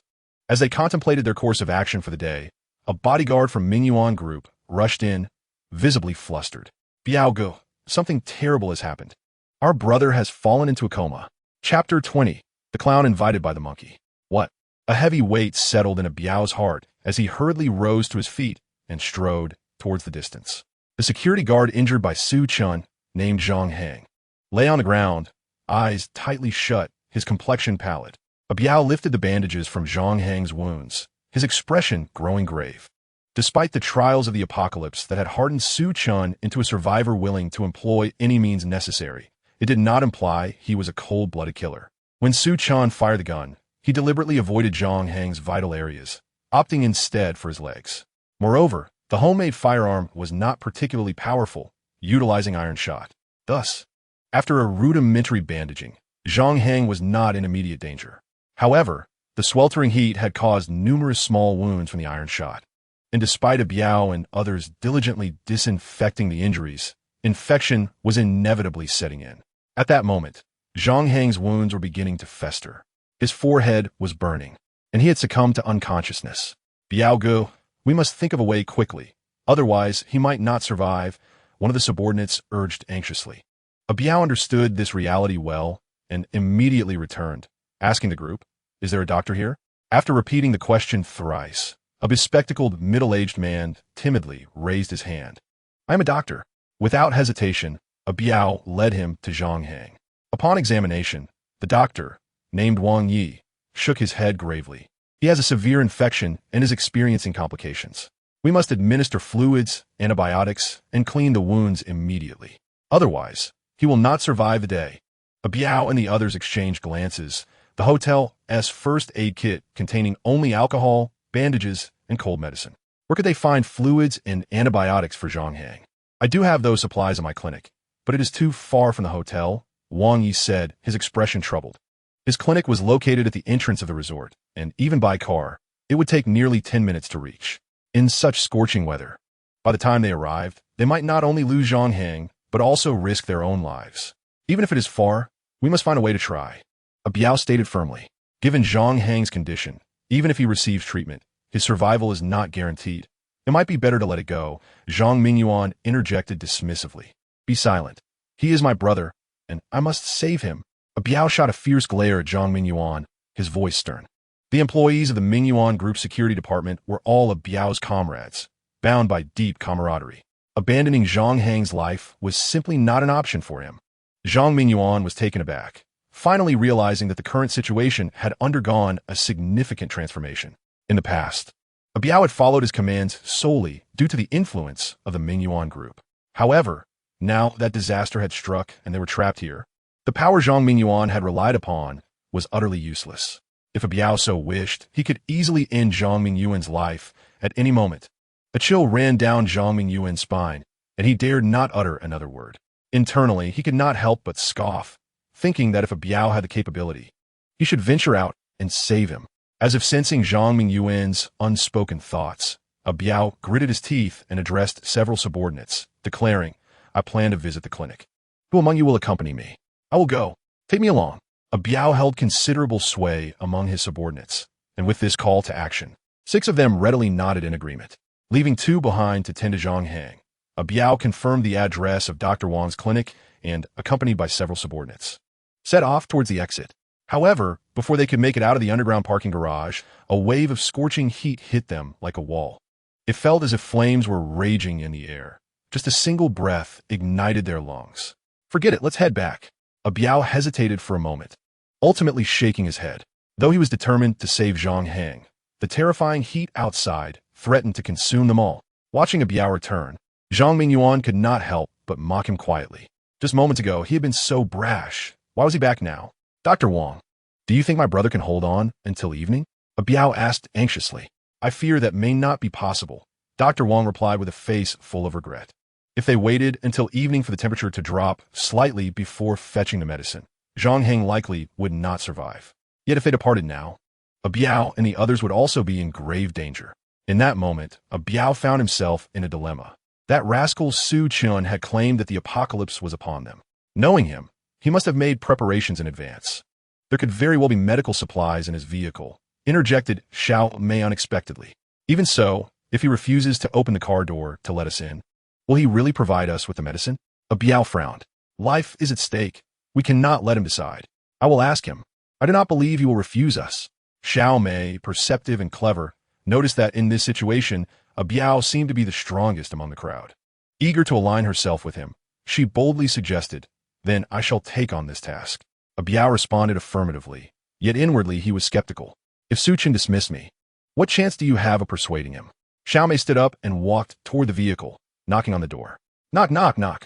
Inside the car, Su Chen, who was busy cooking steak, was startled by the sudden noise, causing the piece of steak he was holding to fall to the floor. Although a rinse with water renders it still edible, Su Chen's mood was evidently affected. He pressed the button and observed Xiao Mei outside the vehicle, her expression darkening. Is there an issue? Su Chen, she admonished without hesitation. The person you shot is currently suffering from an infected wound and is in grave danger. Do you have any antibiotics or similar medications in your car? If so, produce them quickly. Otherwise, if that person dies, you will bear the consequences. Upon hearing her words, Su Chen momentarily fell into a daze before erupting into a bright smile, one that left Xiao Mei bemused. What are you laughing at? Did you not hear what I said? Xiao Mei, are you a jester summoned by a monkey? Su Chen replied leisurely. You actually insulted me? Xiao Mei's brows furrowed, her voice rising in indignation. Not only have I insulted you, but had I wished to venture out, you would not have dared to provoke me. Su Chen retorted with a chilling smile. You truly possess an incompletely developed brain, entirely lacking in intellect. Do you not consider your own worth before challenging me? Kneel and call me father, and perhaps when the food runs out in a few days, I might grant you a few scraps. Chapter 21. The Odious Man, the Inferior Man. Xiao Mei was left utterly speechless. Although she had sensed a change in Su Chen during their recent encounters, she had not anticipated such a complete lack of decorum. Are you still a man? Seeing Xiao Mei's face flush with anger, her bosom heaving, Su Chen smirked devilishly. Whether I am a man. Would you care to come inside and find out? You. Xiao Mei hastily crossed her arms, indignantly rebuking. Odious man, you truly disgust me. Even if every man in the world perished, I would never allow you to succeed. Coincidentally, I harbor no significant interest in someone of your ilk either. Su Chen shrugged nonchalantly. Unless you kneel and beg me, there's scarcely a chance.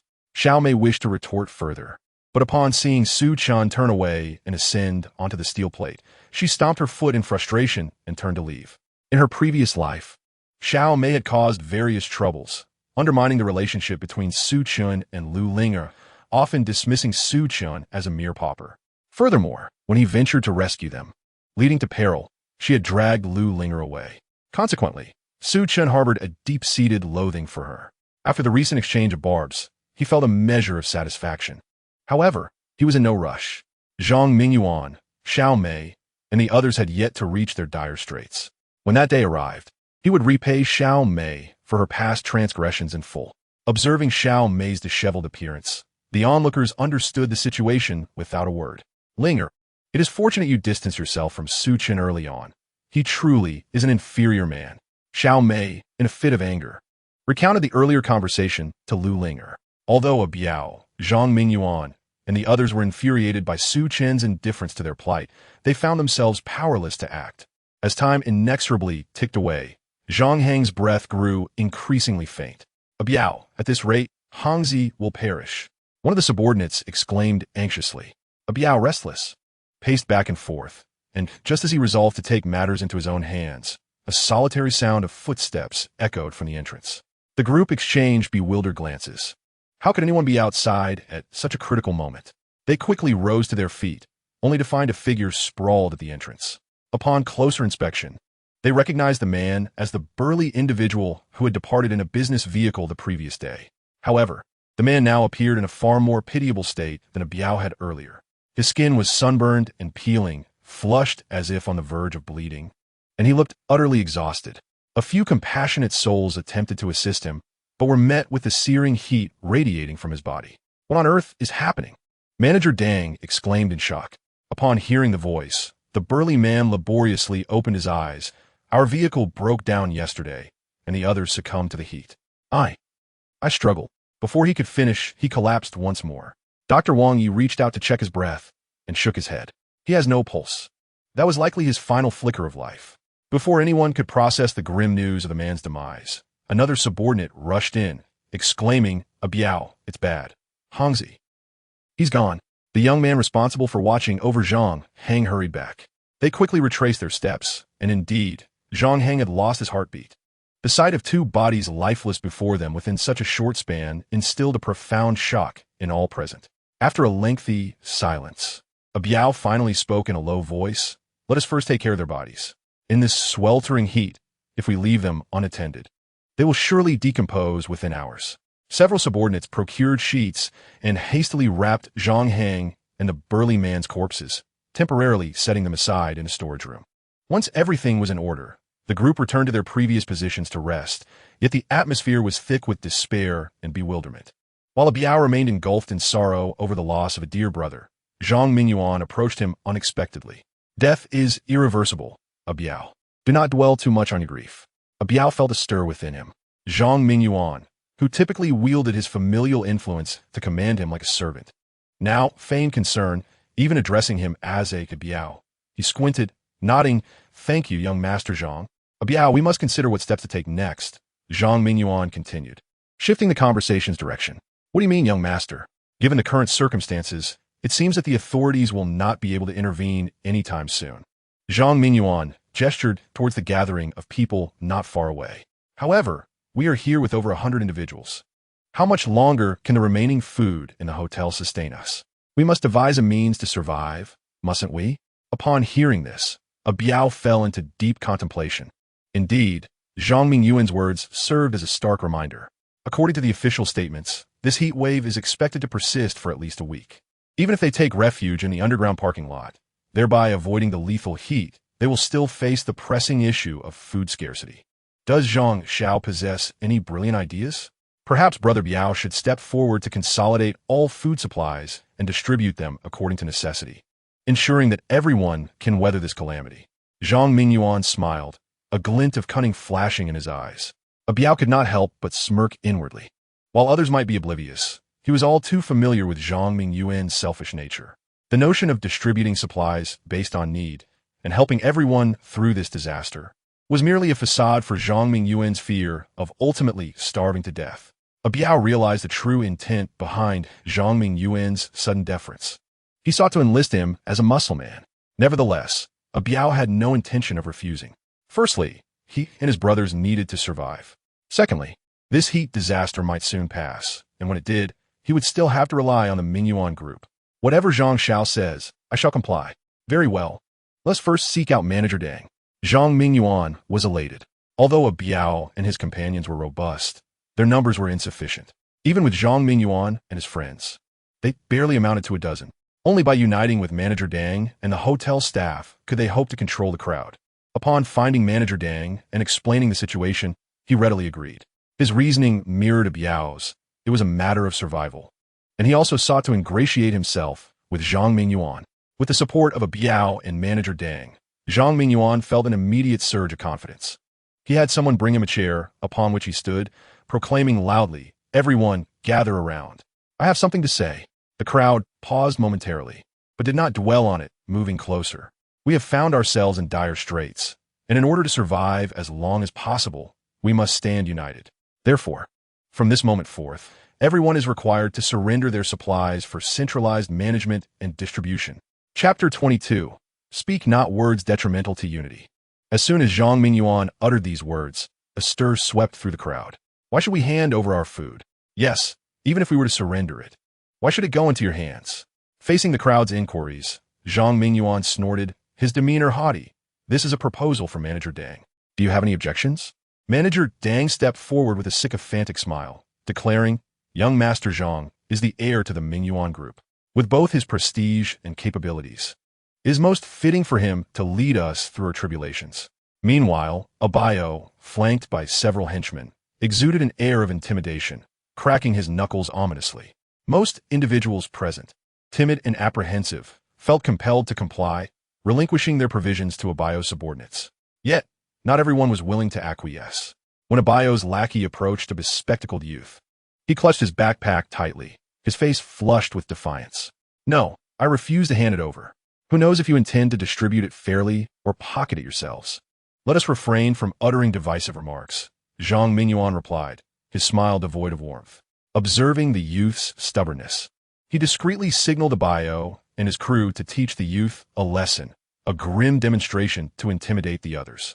Abayo, understanding the cue, advanced menacingly, his gaze fixed on the bespectacled young man. Under the icy stare of such a formidable figure, the youth felt a surge of fear.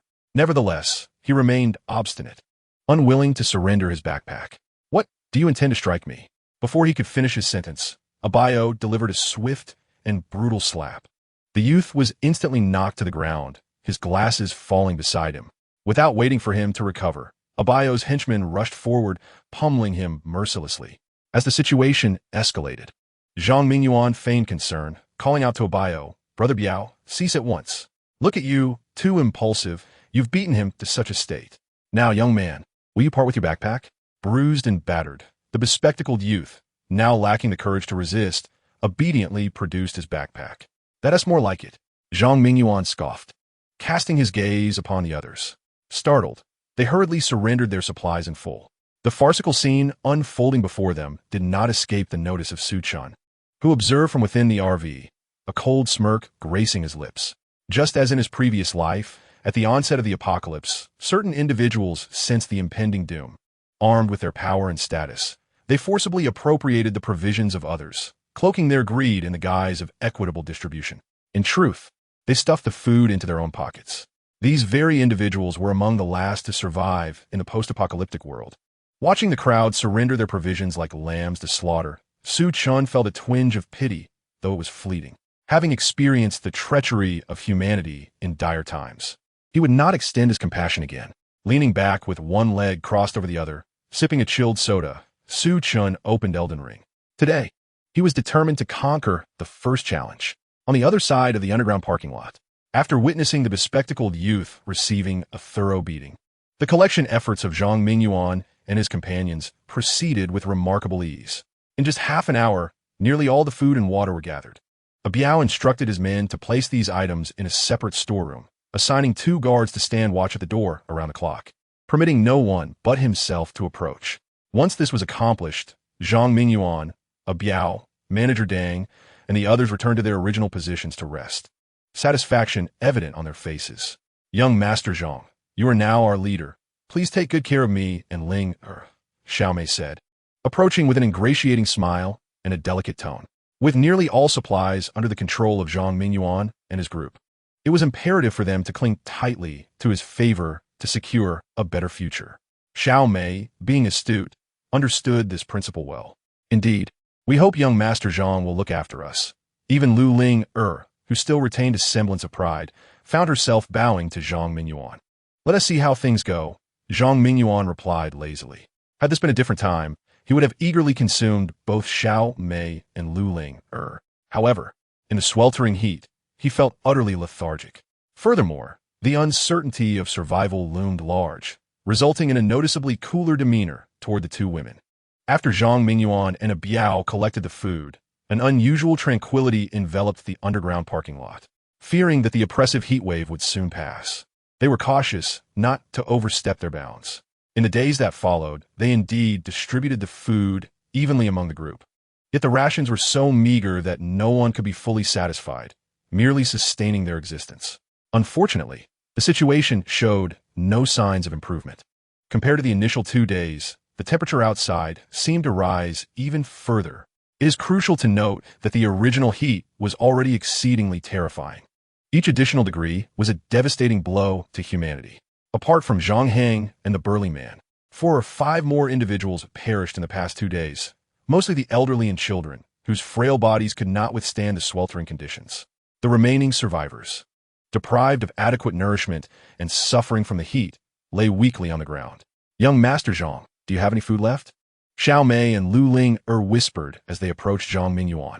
In just a few days, the radiance had faded from their faces, and without the means to bathe, their once fair skin was now covered in dust. The once enchanting urban beauties now appeared disheveled, akin to beggars. None. Zhang Mingyuan, who had been resting with his eyes closed, opened them to glance at Xiao Mei and Lu Ling, responding without a hint of courtesy. With the identity of the young heir of the Mingyuan group, although he had not suffered from hunger in recent days, the attitude of a Biao towards him remained exceptionally frosty. Under such circumstances, how could he possibly have any food? "Zhang Xiao, we are truly famished. Could you perhaps devise a way to ask Biao Ge for a little something to eat?" Xiao Mei implored pitifully, adding, "Once this heat wave passes, I will repay you in whatever manner you desire." Zhang Mingyuan initially intended to refuse outright, yet Xiao Mei's final remarks stirred something within him. Since the onset of this heat wave, it had already been the 7th day. The official word was that this oppressive heat would persist for approximately a week. Perhaps the temperature would drop in a couple of days. Why not seize this opportunity to bestow some charity upon Xiao Mei and Lu Ling? With that thought, a faint smile graced Zhang Mingyuan's face. "Very well, I shall beseech Biao Ge on your behalf." Chapter 23, Plastic Sisters. Zhang Mingyuan rose and unsteadily made his way to a Biao's side. A Biao was currently occupied with 2 subordinates, tinkering with a pile of components. Since the power outage, operations in the vicinity of Phoenix Mountain had also ground to a halt, although people could still charge their phones in their vehicles. The lack of signal rendered the devices as useless as toys. A Biao had dismantled a car radio, hoping to modify it to receive external signals. After all, remaining trapped here was hardly a sustainable situation. Upon noticing Zhang Mingyuan's approach, a Biao was somewhat courteous, inquiring, "Zhang Xiao, is there something you need?" "Indeed, Biao Ge," Zhang Mingyuan replied warmly. "The rations we receive daily are simply insufficient. Xiao Mei and Ling cannot possibly be satiated." He continued, "Could you consider providing them with a little extra?" At this, a Biao furrowed his brow, a smirk playing on his lips as he retorted, "In these past few days, I have not let Zhang Xiao go hungry, have I?" "Naturally not," Zhang Mingyuan responded, "but they are both women." Before he could finish, a Biao brusquely interrupted, "If you truly care for them, why not share some of your own provisions?" Zhang Mingyuan found himself at a loss for words. The thought of relinquishing his own food to Xiao Mei and Lu Ling was utterly out of the question. "If you are unwilling, Zhang Xiao, perhaps you should remain silent. There are many who are far hungrier than you." A Biao's voice turned cold, hearing the threat within his words. Zhang Mingyuan opened his mouth but dared not utter another word. He turned and left, dejected. "Here I thought he was a lofty young master." One of the Biao's subordinates scoffed. "He should really take a look around, still thinking about chasing after girls. That pretty boy will be the first to eat once the food runs out." Another added, their conversation brazen and unrestrained, completely unbothered by Zhang Mingyuan's presence. Fear and shock gripped Zhang Mingyuan's heart as he quickened his pace to escape. In that moment, he fully comprehended that in the face of the apocalypse, status and identity were utterly meaningless. Only as formidable as a clenched fist is the undeniable truth. The only reason I have not felt the pangs of hunger is due to a Bio's belief that the apocalypse will soon pass. Should the end of days linger longer, it is likely that a Bio would no longer concern himself with me. He might very well tell his few subordinates to regard me as a meal. "Zhang Xiao, how'd it go?" Upon Zhang Mingyuan's return, Xiao Mei and Lu Ling gazed at him with eager anticipation. "Nothing, just leave." Zhang Mingyuan, filled with frustration, unleashed his anger upon the 2 women. "What?" The 2 were taken aback. "With your lackluster qualities, my assistance has reached its limit. Do you expect me to go further?" "To be frank, I merely sought a fleeting dalliance with you both, nothing more." "Did you truly believe I had any genuine affection for you? Especially you, Xiao Mei? I have encountered countless like you. Only Lu Linger possesses a trace of youthful charm. At this critical juncture of survival, Zhang Mingyuan's inherent cruelty erupted, and he began to berate the two women mercilessly. Witnessing the transformation of the once suave Zhang Mingyuan into a frenzied figure startled Xiao Mei and Lu Ling. They dared not utter another word, retreating to their respective corners. "Mayor, I'm so hungry, what should I do?" Lu Linger lamented pitifully. "Why should your hunger concern me? I am starving as well. Are you not the enchanting one? Why not leverage your beauty to procure some food?" Xiao Mei retorted sharply, having been scolded by Zhang Mingyuan. Her heart was heavy with frustration. What irked her even more was Zhang Mingyuan's insult, labeling her as worthless while praising Lu Linger. The jealousy within a woman can be an unbearable weight to bear. "Mayor, you—" Lu Linger was taken aback by Xiao Mei's sudden turn. She paused for a moment, then responded without reservation. "If it weren't for you, I wouldn't be trapped here. At the core, isn't it your vanity that brought this upon us?" Indeed, many young women resemble Lu Linger, gentle and unassuming in the presence of men. But when embroiled in conflicts with other women, their combativeness is no less fierce. "Vanity, you say?" Xiao Mei's eyes widened in disbelief as she sneered. "As if you are not guilty of that sin. If you were truly devoid of vanity, why did you break up with Su Chen? Don't claim I influenced you. If you were as innocent as a white lotus, how could you disdain Su Chen? Huh? When I introduced you to Zhang Xiao, you did not refuse." In the midst of their predicament, the once inseparable sisters revealed their true colors. Had it not been for the stifling heat, they might have already torn into each other. Oomph. After exchanging a few barbs, they turned their backs to one another, refusing to acknowledge the other. However, after a while, Xiao Mei found herself unable to endure the gnawing hunger any longer. She rolled her eyes and leaned closer to Lu Linger. "Linger, I was impulsive earlier. I truly apologize." Lu Linger initially intended to ignore her, but upon seeing her pitiable expression, her heart softened. "I am sorry too. I should not have argued with you. Given our current predicament, we must unite as sisters to survive. Do you have any good ideas? I have come to realize that if what Su Chen said is true, and the apocalypse is indeed upon us, he must be well prepared for it," Xiao Mei analyzed. Recalling the various supplies she had seen in the RV, Lu Linger nodded in agreement. "After all, he's your ex-boyfriend. Why not approach him and plead for us to be let in? I have considered it, but I fear he may refuse," Lu Linger replied helplessly. "How we know unless we try?" Xiao Mei urged. Contemplating the comfort of the RV and the refreshing cold drink within, Lu Linger gritted her teeth and agreed. All right. By this time, the sky had darkened. After several days, the emergency lights in the underground parking lot had mostly run out of power, leaving only a few still functioning. This rendered the already dim space even more obscured. Using the faint light, the two women cautiously made their way towards the RV. Although some had noticed them, hunger had dulled their interest in interfering. Due to his clumsiness, Su Chen had consistently failed to progress past the first level of Elden Ring and eventually decided to abandon the game after several days. Just as he pondered whether to play Game 5 or Civilization 6, a series of knocks echoed from the car door. "Who is it?" Su Chen stood up, a hint of impatience in his voice. "It's me, Chen." Upon seeing Xiao Mei and Lu Linger outside, Su Chen shrugged. "What brings you two here again? Isn't it bothersome?" Chapter 24. The Tang Nyo Inequality. As Su Chen prepared to close the window, Lu Linger hurriedly called out to him. "Chun, I need to talk to you." "All right, speak quickly." Su Chen pulled over a chair and plopped down, casually scooping out a piece of watermelon with a spoon. Placing it in his mouth, the watermelon appeared translucent and seedless, a rare delight even in ordinary times. On such a sweltering day, savoring a piece was sheer bliss. The two women's mouths watered profusely, nearly abandoning the spoon in favor of devouring it with their hands. "Here's the thing, Chun." Lu Linger swallowed hard, her dusty face breaking into a smile. "During the time I've been away from you, I have reflected deeply. You have been exceedingly kind to me, while I only knew how to take, without reciprocating. Breaking up with you was truly my mistake." Go on." As Su Chen dug into the watermelon, he nodded in acknowledgement. Lu Linger, exasperated, continued, "After all this time, I've realized that I cannot truly forget you. I hope you can forgive me." Upon finishing her statement, she and Xiao Mei exchanged hopeful glances with Su Chen. However, Su Chen did not respond immediately. Instead, he finished the half watermelon, emitted a satisfied burp, and then leisurely remarked, "Your reflection appears quite profound. In that case, I shall forgive you." Lu Ling'er and Xiao Mei had initially believed that persuading Su Chen would require considerable effort, yet they were taken aback by his seemingly effortless declaration of forgiveness. It seemed that despite all changes, he remained the same devoted admirer.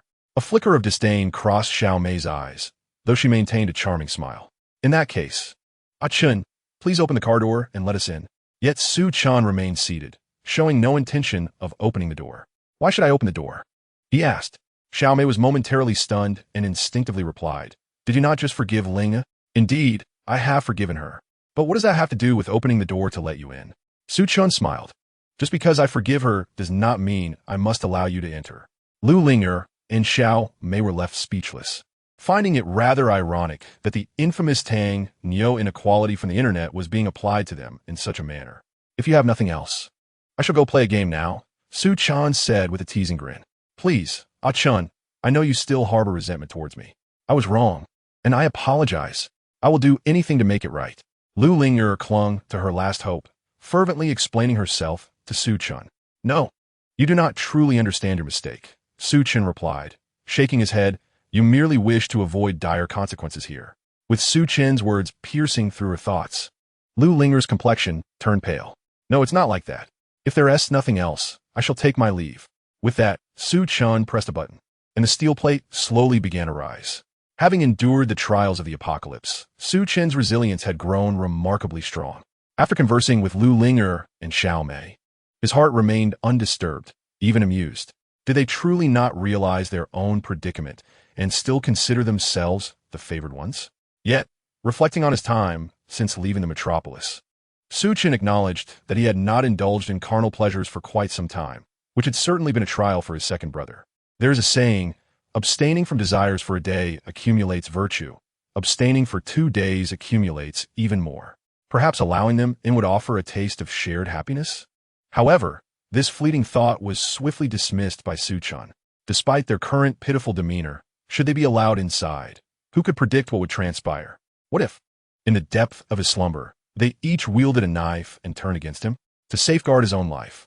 Su Chen ultimately dispelled the notion of allowing the two women to enter. After all, one only possesses a single life, while women are plentiful.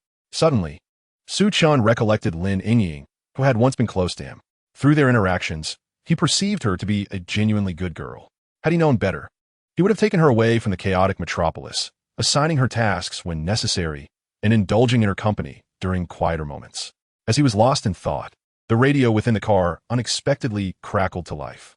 During Zhang Qi's modification of his Norm Addison, Su Chen had specifically requested the addition of a satellite receiver, intended solely for capturing satellite signals.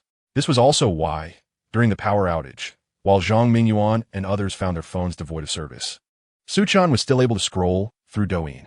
However, over the past few days, he had been unable to receive any signals. The sudden activation of the radio caught him off guard. Dear residents, this is an official announcement marking the onset of a disaster period. From this day forward, we urge all residents to strive for self-rescue. Su Chen, situated in the underground parking garage, was further hindered by the oppressive heat, which rendered the satellite's signal unstable. The voice from the radio was intermittent, yet Su Chen comprehended the message. The authorities were imploring the populace to take measures for their own survival. This could only signify one thing. In the face of such terrifying heat, the government had lost its efficacy. Su Chen was not particularly astonished. After all, he had already experienced such calamity in his previous life. While the authorities typically prepared for natural disasters, wars, and various emergencies, no one anticipated such an extreme heat wave. Furthermore, this wave of heat arrived with alarming swiftness and ferocity, leaving little room for adequate response. With a population exceeding 1 billion, the government was incapable of managing the crisis, leaving individuals to fend for themselves. This, however, signified the complete collapse of social order. With a complex mix of emotions, Su Chen cast a glance at the radio, feeling both a sense of relief and trepidation. Had he not acquired this vehicle, the Norm Addison, with its nearly limitless storage capacity, even his return from another world might not have rendered him any better off than those outside. He picked up a cold Coke, savoring a refreshing sip, as the cool breeze offered him a semblance of solace. Regardless of the circumstances, he resolved to survive in this apocalyptic world. Ling'er, why can't you seize the opportunity? Xiao Mei exclaimed in frustration. Is it truly my fault? It is obviously Su Chen's cruelty. Lu Ling'er defended herself, though deep down, she felt an overwhelming sense of desolation. She sensed that Su Chen had completely severed his feelings for her. Without his support, how long could she endure in the current dire situation? Xiao Mei initially intended to voice further complaints, but after some contemplation, she shifted her approach. Never mind. Let us return to plead with him. Perhaps he will reconsider. Though Lu Ling'er held little hope, she nodded in agreement. When the two women returned to their original positions, they were astonished to find that the previously scattered crowd had gathered together. Chapter 25, Half-Brothers. Dr. Wang, what has happened? Xiao Mei inquired curiously, catching sight of Wang Yi amidst the throng. Ah, Miss Xiao, it's been a while. Wang Yi greeted her with a warm smile, explaining, Biao Ge has just assembled a radio and has managed to receive an official signal. What? Upon hearing this, both Xiao Mei and Lu Ling'er felt a surge of excitement. Since being trapped here, they had not received any official news for a long time. If the announcement indicated that the oppressive heat was about to subside or that a rescue was underway, it would mean salvation for them. As the two women pushed closer, they caught the concluding words of the broadcast. We urge all residents to strive for self-rescue. At this proclamation, everyone present was rendered speechless. There had been no official warning regarding the extreme heat, nor any plans for rescue. They were merely instructed to fend for themselves. Being adults, they comprehended the implication of the official statement. It signified a lack of capability. If the authorities were powerless, what could ordinary individuals like them possibly do?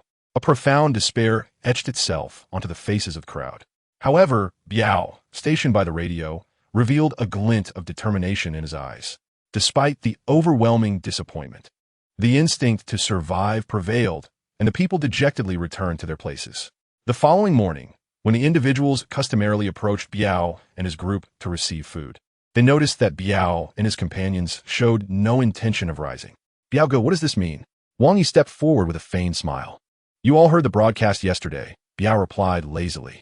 The authorities have instructed us to make efforts for self-rescue. Yet, with over 100 people here and such limited food, it won't last long. Therefore, I declare that from today onward, anyone wishing to obtain food must put in the effort. This declaration stirred unrest among the crowd, prompting someone to ask, what kind of effort are you talking about? Quite simple. Venture outside to search for supplies. Biao pointed towards the parking lot with a grin. The crowd erupted in disbelief. In this sweltering heat, searching for supplies is tantamount to courting death. Why don't you go instead? Indeed, the food you possess is what we contributed. This is utterly tyrannical. In the face of the outraged crowd, Biao remained unfazed, wearing a cold smirk. Most of the food was provided to you by the hotel. Now, as the representative of Manager Dang, I am merely reclaiming what is rightfully ours. Manager Dang beside him nodded in agreement. He too recognized that, in the current situation, overcoming the heat disaster and obtaining rescue in the near term was nearly an impossible feat. It would be far better to rely on Biao. Firmly grasping the food in our own hands, we are numerous, and there is no need for idle chatter with them. Let's act decisively. Indeed, let's reclaim the food. As someone incited the crowd, they surged forward, poised to seize the provisions. However, Biao had long anticipated such a scenario. Not only had he forged an alliance with the hotel staff led by Manager Dang, but he had also distributed weapons to himself and his subordinates in advance. Furthermore, in the days leading up to this moment, Biao had ensured that his group did not go hungry while managing the food supplies. Thus, although they lacked numerical superiority, they maintained an advantageous position. In contrast, the opposing crowd, having endured days of hunger, was weak and disorganized, proving no match for the well-trained Biao and his men. Within moments, several individuals lay on the ground, bloodied and wailing in agony. The remaining members dared not advance any further. Witnessing this, Biao stepped forward with a fierce countenance, raising his tool high and bringing it down forcefully upon one individual. With a resounding thud, the man did not even emit a cry before succumbing to his fate. Should you dare to cause further chaos, this shall be your end, Biao declared menacingly. The onlookers, mere common folk unaccustomed to such brutality, had never witnessed someone as ruthless as Biao commit murder before their eyes. Fear coursed through them, and they began to retreat. Now, that is more like it. Biao observed their trepidation with satisfaction. Remember my words. From this day forward, if you wish to eat, you must go out and work to procure supplies. Otherwise, Prepare to starve. The crowd, cowed by A Biao's authority, could only return with furrowed brows and heavy hearts. The corpse of the man who had just been slain was unceremoniously discarded into a storage room, leaving behind only the lingering bloodstains on the ground and the acrid scent of blood in the air as a reminder of the recent violence. Once tranquility was restored, Zhang Mingyuan cautiously approached A Biao and his companions. Brother Biao. A Biao glanced at Zhang Mingyuan, offering a slight nod in acknowledgement. Surely you see that I need not venture forth to seek supplies like the others? Why not? Zhang Mingyuan's smile faltered instantly. Brother Biao, it was my idea to gather their food. A Biao coldly chuckled, showing no mercy. And what of it? I am the one in control now. I have allowed you to partake in our bounty for long enough. It is time for you to contribute. Zhang Mingyuan was taken aback by A Biao's swift change of heart. Though anger simmered within him, he dared not express it, opting instead to swallow his pride. Brother Biao, I have always considered you like a brother, despite our different parentage. I implore you to extend some kindness to your younger sibling. Once this calamity has passed, I shall ensure my father rewards you handsomely. When the time comes, a sum of 1 or 200,000 will be trivial. Offering you shares in the Mingyuan group is not out of the question. Upon hearing Zhang Mingyuan's words, Abayo wore a face of disdain. Ah, young Master Zhang, you truly astonish me. While you indulge in the nightlife of the bar, carefree and charming, did you ever consider that I am your own brother waiting outside for you? When you command me like a mere lackey, did you ever think of our blood ties? When you find yourself in conflict with others and I shield you from harm, did you ever reflect on the fact that I am your brother? As for those shares you speak of, young Master Zhang, let us not dwell on that. Your promises are far too grand for me to digest. From this day forth, you are no different from the others. Now be gone. Having spent considerable time alongside Zhang Mingyuan, Abayo was acutely aware of his true nature.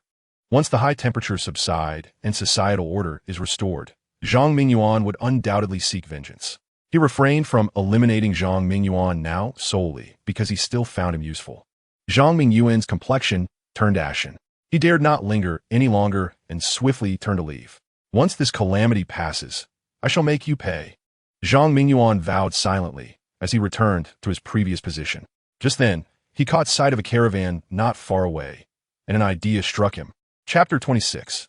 How have you fallen so low in just a few days? Seizing the opportunity, Zhang Mingyuan stealthily approached the caravan and knocked on the door. Brother Su. Brother Su. Inside the caravan, Su Chen, having feasted and sated, was preparing to enjoy the cool air of the air conditioning and drift into slumber. But the sudden knock on the door disturbed his peace, leaving him irked. Who is it? It's me, Zhang Mingyuan. Upon hearing Zhang Mingyuan's voice, Su Chen merely paused in surprise, but was not particularly astonished. Earlier that morning, he had witnessed Abayo and his gang confront others in the royal city while munching on a bag of chips, utterly engrossed. As the official declaration of helplessness was made, the likes of Abayo, robust and ruthless, swiftly seized control of the situation.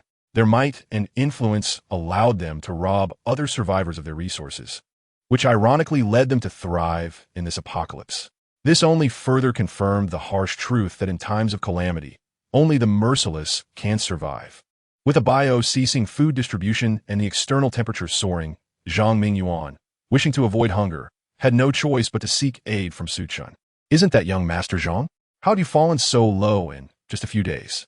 Su Chen quipped with a hint of mockery, refusing to lower the steel plating on the window, opting instead to communicate with Zhang Mingyuan through the intercom.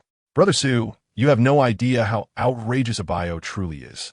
Zhang Mingyuan, shedding his previous disdainful demeanor, adopted a subservient tone. He lamented to Su Chen, recounting every detail of Abayo's misdeeds. Enough. I have no time to listen to your incessant whining. What is it that you truly need? Su Chen interrupted Zhang Mingyuan, growing impatient. It has been several days since I have had a proper meal. Do you have any food available? Zhang Mingyuan inquired cautiously. No, Zhang. Have you lost your senses? Su Chen could not help but chuckle at the absurdity. If I am not mistaken, you summoned Abayo from afar with the intention of having him deal with me, correct? And now, you have the audacity to request food from me? Zhang Mingyuan's countenance instantly turned awkward. Su Chen's words were undeniably accurate. Had he not called Abayo specifically to teach Su Chen a lesson, he would not find himself in such a predicament. Brother Su, I sincerely apologize for my earlier actions. As for the food in your vehicle, I shall not consume it for free. I will pay you, Zhang Mingyuan said, pulling out a thick stack of banknotes from his pocket, at least 20,000. I would like to exchange this for 10 packs of instant noodles. What do you think? Young Master Zhang, you are truly overthinking. If 10 packs are not feasible, then 8 or even 5 will suffice. No, young Master Zhang. You have misunderstood my intention. The money you hold is so stiff that I wouldn't even use it for wiping. Why would I exchange it with you? Su Chen replied with a smile. Zhang Mingyuan was utterly dumbfounded. Under normal circumstances, the money he possessed could procure an entire truckload. Enough for him to eat until he was ill. Yet at this moment, he could not even exchange it for a single pack of instant noodles. What an irony! However, he was still reluctant to leave, for his stomach was growling and the pangs of hunger were scorching his insides. Gritting his teeth, Zhang Mingyuan implored Brother Su. I possess 15% of Mingyuan Group's shares. If you agree to provide me with supplies for half a month, I can sign the transfer of shares to you immediately. The total value of Mingyuan Group is in the hundreds of billions, and 15% of that is worth at least several billion. This is an immense fortune. Yet despite this, Su Chen remained resolute in his refusal. Your proposal is commendable, but I must decline. Zhang Mingyuan became anxious. Why do you refuse? This is worth billions. Are you not tempted? Although this heat wave has persisted for so long, it will eventually pass. As long as you agree, once the heat is over, you'll be wealthy and free. A wry smile appeared on Su Chen's lips within the vehicle, not to mention the validity of a contract signed under such circumstances. Even if it were valid, Su Chen would not acquiesce. The reason is simple. In this apocalyptic world, such so-called wealth is nothing more than a pile of worthless paper. Indeed, as Su Chen expressed, it is too rigid even for use as toilet paper. Had Su Chen not traversed from another realm and understood that this apocalyptic disaster would not conclude, he might have been swayed by Zhang Mingyuan's words. Alas, it is a pity. He stretched lazily, weary of further discourse with young Master Zhang, and pressed a switch within the vehicle. As the switch was activated, the entire RV entered a soundproof mode, regardless of the cacophony outside. Unless an emergency arose that triggered an automatic alarm, the interior remained eerily tranquil. Suga, Zhang Mingyuan called out several times, only to find that Su Chen remained unresponsive. He understood that Su Chen had declined his request. What an insufferable wretch. Pathetic loser. In ordinary times, someone like you wouldn't even be worthy of conversing with me. Helpless, Zhang Mingyuan turned to leave, yet inwardly he cursed Su Chen. Upon returning to his seat, he noticed a friend approaching. Zhang Xiao, what is the matter? Zhang Mingyuan asked listlessly. Under normal circumstances, his privileged background allowed him to indulge his fair-weather friends, but in this dire apocalypse, he was barely managing to cope himself, leaving no room for the likes of Yang Zhen and others. That bastard Biao is utterly heartless. Zhang Xiao has always treated him with care. Yet now he turns his back, exclaimed a youth named Yang Zhen, indignation evident in his voice. Although his words struck a chord with Zhang Mingyuan, they were ultimately of little consequence. Why say such things? Do you have any food? I'm on the verge of starvation, Zhang Mingyuan replied impatiently. Food? I don't have any. Yang Zhen shook his head, speaking earnestly. Currently, we are all in a predicament. Zhang Xiao, we need to find a way to unite. His words sparked a realization in Zhang Mingyuan. Indeed, without a Biao's support, surviving in this harsh environment would be fraught with challenges. He had to band together with Yang Zhen and the others and devise a means of self-preservation. What brilliant idea do you have? To survive, we must venture out to scavenge for supplies. Why not have Zhang Xiao join us and form a team? Agreed. Without a moment's hesitation, Zhang Mingyuan readily acquiesced. He rose and followed Yang Zhen to a corner of the wall. To his surprise, in addition to Yang Zhen and his companions, he found Xiao Mei and Lu Ling present as well. Having just berated them, their reunion felt somewhat awkward. In truth, Xiao Mei and Lu Ling had no choice but to associate with Yang Zhen and his group. Chapter 27, Truly Ruthless. Following a Biao's menacing revelation, the remaining survivors were gripped by fear. In a bid for self-preservation, they began to form pairs and groups, establishing teams of varying sizes. Some comprised 20 individuals, while others were as small as 8 or 9. Xiao Mei, Lu Ling and Yang Zhen had intended to join a larger group, yet no one was willing to accept them. Despite their striking appearances and the attention they often attracted from men, the reality of the apocalypse rendered their allure useless. Yang Zhen and his friends, though affluent and influential, were equally powerless in the face of this survival crisis. each appearing as fragile as a leaf. Allowing them to join the team will only hinder our progress. While there are others who are weak and unwell, they have families to care for them. Ultimately, the likes of Xiao Mei, Lu Ling'er, and Yang Zhen have found themselves together, rejected by others. With the addition of Zhang Xiao, our chances of survival have significantly increased. Yang Zhen, unaware of the sordid history between Zhang Mingyuan, Lu Ling'er, and Xiao Mei, cheerfully inquired, "So what plans do you all have?" Zhang Mingyuan cleared his throat and asked, "We have learned of others' plans. There's a convenience store approximately 2 to 3 kilometers from the Green Forest Hotel. They intend to wait until nightfall before leaving the parking lot to scavenge for supplies at the store." Xiao Mei volunteered the information. Although Zhang Mingyuan had previously insulted them, they were now in the same boat, and there was no need for disdain. That is actually a brilliant idea. Zhang Mingyuan's eyes lit up. Unlike the hotel, a convenience store offers items that are more durable. Even under high temperatures, they are unlikely to spoil after such a long time. However, we must act quickly. Many groups are eyeing this convenience store. Yang Zhen expressed his concern. No matter how plentiful the supplies are, they cannot withstand the plundering of several groups.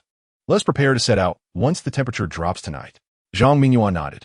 They ceased their discussions and returned to rest, conserving their energy. Meanwhile, on the other side with the Biao, after falling out with the others, he gathered a few subordinates and pushed all the vehicles that had run out of fuel near the storage area for supplies.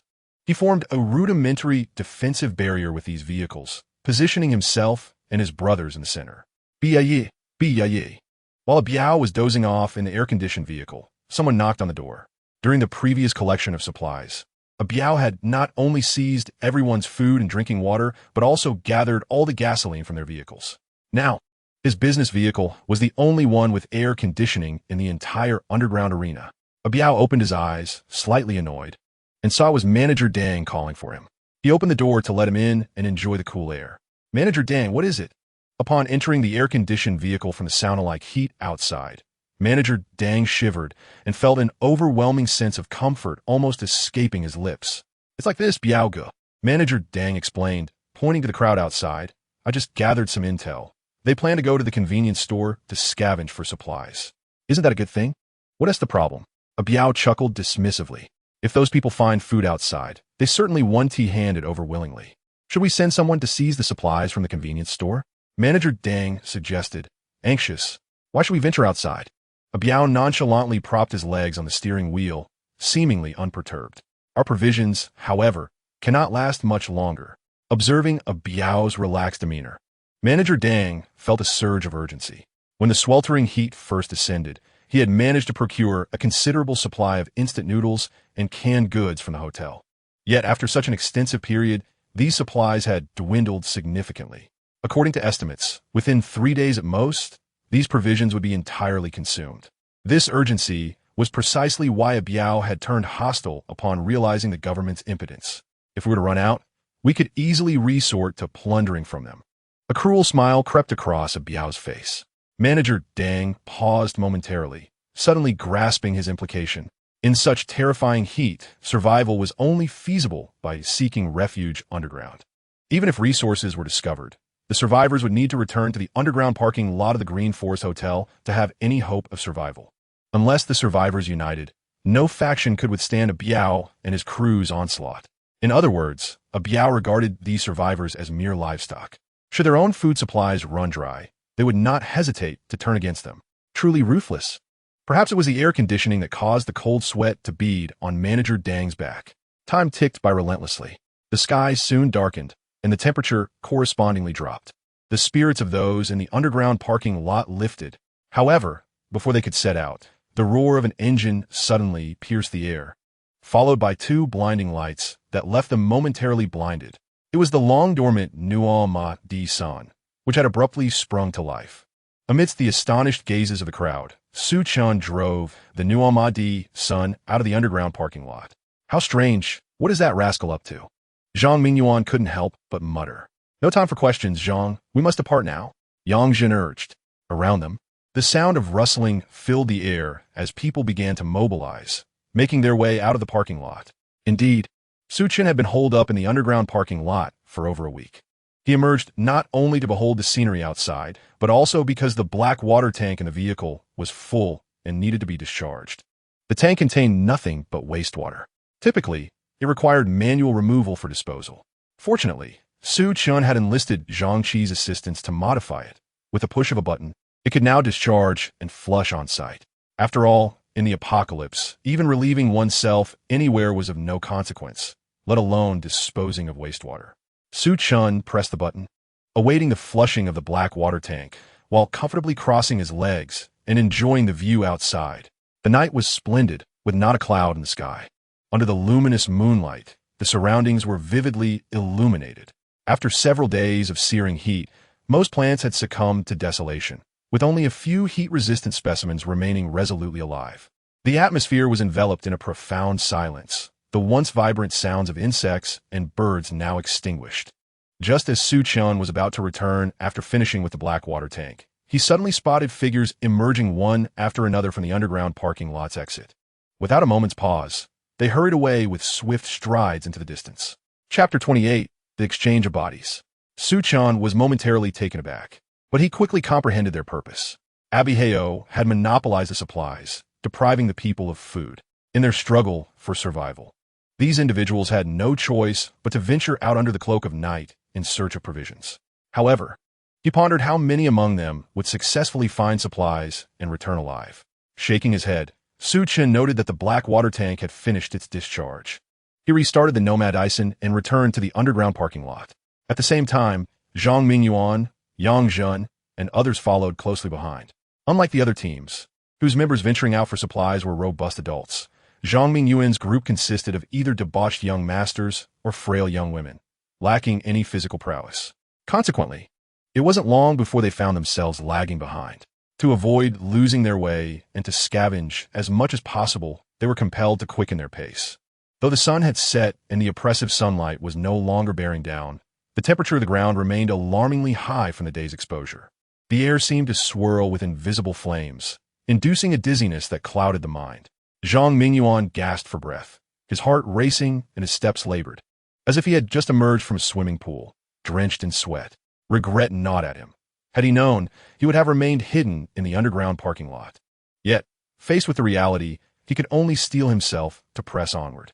Yang Zhen, Xiao Mei, Lu Linger, and the others fared no better, each drenched in sweat and pale of face. Fortunately, the convenience store was not far from the underground parking lot. After persevering for a while, they spotted individuals hurrying back, laden with bags of various sizes. The passers-by merely glanced at Zhang Mingyuan and his companions, showing no inclination to stop. However, this sight invigorated Zhang Mingyuan and his group, prompting them to hasten their pace. Before long, they finally discovered the convenience store at a street corner, as had been mentioned by Yang Zhen. The survivors who had arrived earlier had mostly finished scavenging, carrying their gathered supplies as they prepared to return. The group hastily entered the convenience store, only to be left dumbfounded upon entry. Illuminated by the bright moonlight outside, they could clearly see the chaos that had unfolded within the store. The shelves stocked with daily necessities stood nearly barren, devoid of even a single strand. Frustrated, a few individuals endured the sweltering heat as they scoured the convenience store for some time, eventually locating a few packets of instant noodles, some ham sausages, and a few bottles of beverages left behind by others. For heaven's sake, what was the difference between this and a fruitless endeavor? Zhang Mingyuan felt a surge of exasperation. Those ahead resembled bandits, showing no semblance of morality. Could they not have left behind a few more supplies? Such meager provisions were hardly sufficient. Something is better than nothing. Young Master Zhang, let's hurry back, Yang Zhen urged, stuffing the meager finds into his backpack. In this oppressive heat, each passing moment felt like an eternity of torment. The group retraced their steps towards the underground parking lot. Yet, halfway through, a sudden thud echoed as a young man from their ranks collapsed onto the ground. Li Luan, are you all right? Yang Zhen gasped, quickly turning to assist him. Li Luan lay with his eyes tightly shut, lips pale, and breath faint. Coming from a privileged background, he had always been pampered, and the lack of sufficient food in recent days had left him exceedingly weak. Enduring such sweltering temperatures while having traversed a considerable distance had taken its toll on his frail body. Water! I need water, Li Luan murmured weakly. Hearing this, Yang Zhen hastily removed his backpack, intent on retrieving something to drink. However, Zhang Mingyuan suddenly grasped his hand, shaking his head resolutely. Young master, what are you doing? Yang Zhen questioned, bewildered. His condition is dire. Even if we provide him water, without medication, he will not survive, Zhang Mingyuan replied coldly. Casting a glance at the unconscious Li Luan. Rather than waste the water, it is better to reserve it for ourselves. But he is our friend. Yang Zhen exclaimed, taken aback and eager to persuade. Friend? Zhang Mingyuan scoffed, releasing his grip. Very well. If you truly consider him a friend, you can carry him back yourself. Yang Zhen's face betrayed hesitation. Though he had not collapsed, his own physical condition was hardly better than Li Luan's. If he were to bear Li Luan back alone, he too risked succumbing to exhaustion. When Yang Zhen turned to the others, they averted their gazes, deliberately avoiding eye contact. Their message clear. If you wish to save Li Luan, you must act on your own. In the face of the looming threat of death in this apocalyptic world, humanity reveals its selfishness. Zhang Mingyuan, Xiao Mei, Lu Ling'er, and the others might not actively seek to harm Li Luan. Yet, expecting them to risk their lives to rescue him was utterly implausible. As Yang Zhen lingered in indecision, Zhang Mingyuan wasted no time. Seizing his backpack and striding towards the underground parking lot, the others followed closely behind, not even casting a glance at Li Luan. Yang hesitated for a moment, ultimately letting out a sigh and leaving Li Luan behind. Once Zhang Mingyuan and his companions returned to the underground parking lot, they commenced the division of their spoils. However, the provisions of food and drinking water allocated to each individual were scarcely sufficient for 3 days. This was after deducting the share that was meant for Li Luan. Though the group felt a sense of discontent, they found themselves powerless to change their circumstances. After the distribution was complete, they could only return to their respective spots and cautiously partake of their meager rations. Despite the coarse and unpalatable instant noodles, after an entire day of hunger, even the affluent Zhang Mingyuan, as well as the pampered Xiao Mei and Lu Ling'er, savored them as if they were the finest delicacies in the world. Yet even so, a single packet of instant noodles and a sausage could not fully alleviate their gnawing hunger. In their struggle for survival, they dared not consume all their remaining food. Lingya, what do you think that scoundrel Su Chen is doing in the RV right now? Xiao Mei leaned against the wall, sipping mineral water, her gaze towards the RV filled with greed and jealousy. I don't know, but he is undoubtedly faring better than us. Lu Ling'er shook her head, feeling a sense of regret that had numbed her. No, if there is no way out ahead, I must go find Su Chen. Xiao Mei suddenly resolved, speaking earnestly. Do you think it will help to seek him out? Lu Ling'er felt that Xiao Mei was not thinking clearly. She herself had shared a past with Su Chen, and he had refused to assist her. Why would he help Xiao Mei? What if I were to offer my body in exchange? Chapter 29. How absurdly extravagant. What? Mayor? You. Lu Ling'er's eyes widened in disbelief at Xiao Mei's words. Although Xiao Mei had a penchant for materialism, surely she wouldn't go so far as to barter her body for a bit of food. I would rather exchange my body for sustenance than starve to death. Xiao Mei retorted coldly. Ling'er, I remember you saying that Su Chen is still a virgin, correct? That is true. During our relationship, there was no further intimacy. Lu Ling'er's cheeks flushed as she explained. Well then, with my charm, I am confident I can win him over. Xiao Mei laughed with self-assurance, as if everything were firmly within her grasp. Yet, for some reason, Lu Ling'er felt an inexplicable discomfort in her heart. Was it concern for Su Chen being toyed with by Xiao Mei, or jealousy that Xiao Mei could barter for food? As the group of survivors ventured to the convenience store in search of supplies, a rare tranquility fell upon the underground parking lot. Only Zhang Mingyuan and Yang Zhen's group appeared anxious and restless, for the provisions they had retrieved from the convenience store were quickly depleted. Yang Zhen, do you know if there is another convenience store nearby? Zhang Mingyuan, suppressing his burning hunger, turned to Yang Zhen. Zhang Xiao, I'm not aware either. If it truly existed, others would have already gone searching for it, Yang Zhen remarked with a bitter smile. Phoenix Mountain is a picturesque destination, frequented by travelers. Within a radius of several kilometers, there exists but a solitary convenience store. There is simply no alternative. If that fails, shall we procure some money to purchase from others? Zhang Mingyuan muttered to himself. If it were that easy to buy, we would have done so already, Yang Zhen sighed helplessly. Not only is it futile to seek to buy with money, even if Xiao Mei were to shamelessly employ her charms to seduce other survivors, it would be of no avail. Everyone is not a fool. In the face of such terrifying heat, with no sign of abating, who would be willing to exchange valuable resources for worthless paper currency? Why don't we consider seizing it instead? Yang Zhen suggested. Seize? You think you can overpower anyone? Zhang Mingyuan retorted with irritation. Do not underestimate them. Although they are all young, each is more than capable. Venturing out to scavenge resources, some have even risked their lives. How can we possibly compete with the brawny youths from other teams? At that moment, a delicate voice chimed in, Zhang Xiao, while we may not best others, we can certainly outmatch Su Chen. Zhang Mingyuan frowned and turned to see Xiao Mei approaching with Lu Linger. What do you mean by that? I plan to seduce Su Chen. Once he falls for it, I shall open the car door and let you all in. Xiao Mei's somewhat disheveled, yet undeniably alluring face broke into a sly smile. He is but one, while we are many.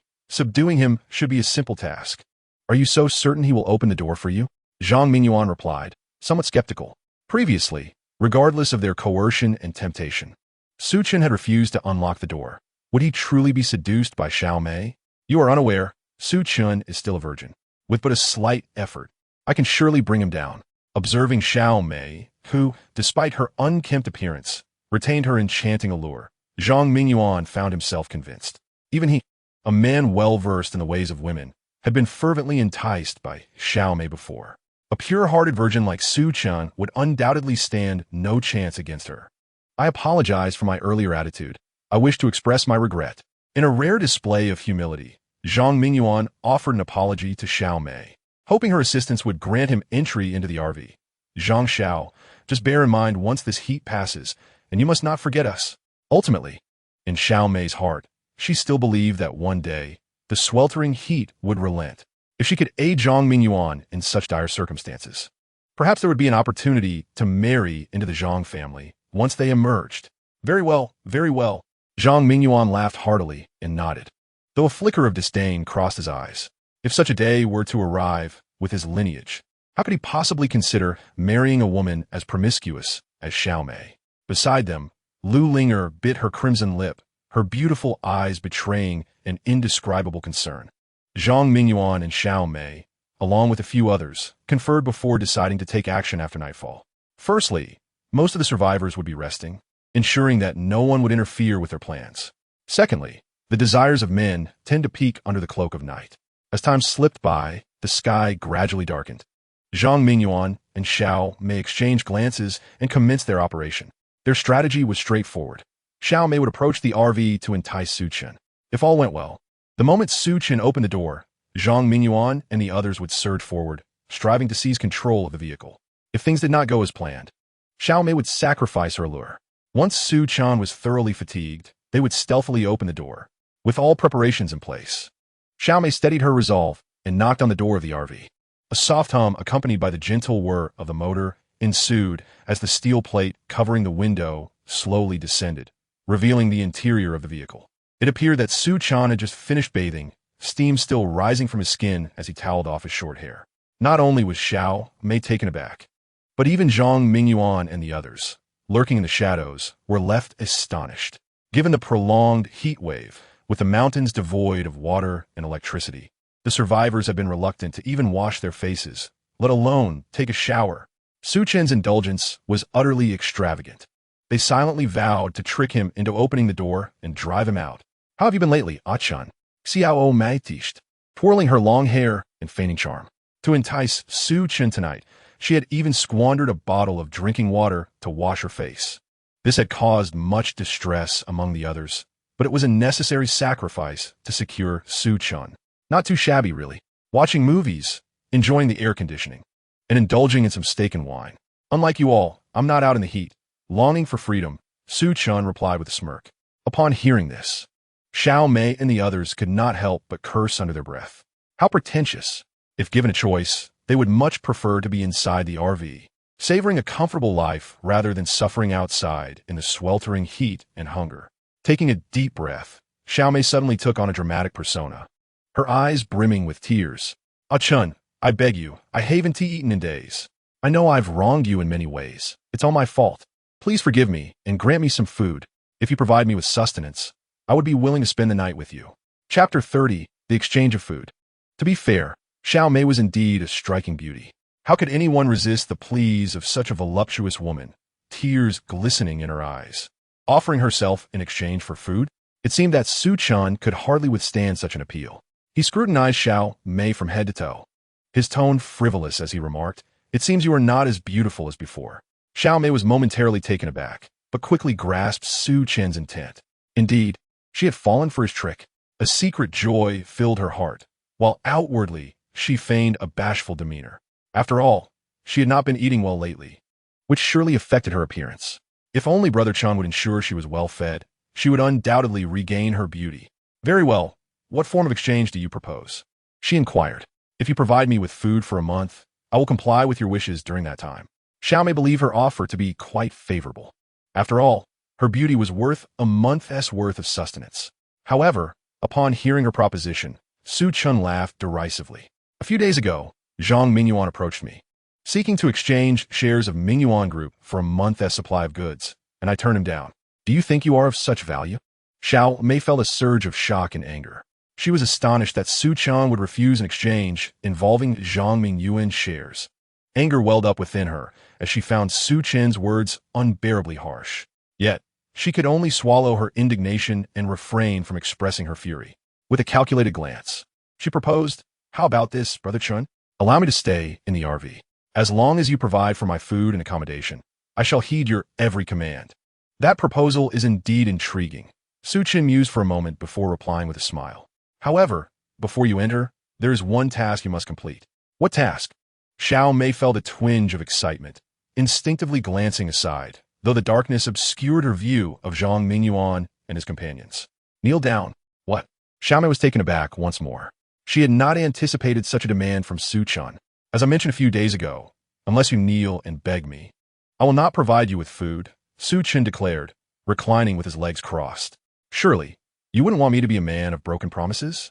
Xiao Mei clenched her jaw, her teeth grinding in fury. How could this Su Chen be so despicable as to demand she kneel? Who did he think he was? Even Zhang Mingyuan, who had shown interest in her, treated her with more respect. Just as her anger simmered, Zhang Mingyuan suddenly materialized from the shadows like a specter, nodding vigorously at Xiao Mei, urging her to comply. With a heavy heart, Xiao Mei bit her lip and reluctantly knelt on the ground. "Please grant me some food." "Ah, so obedient." Su Chen's eyes narrowed in delight, but then a hint of hesitation crossed his face. "However, I am rather traditional. We are not married, nor are we in a committed relationship.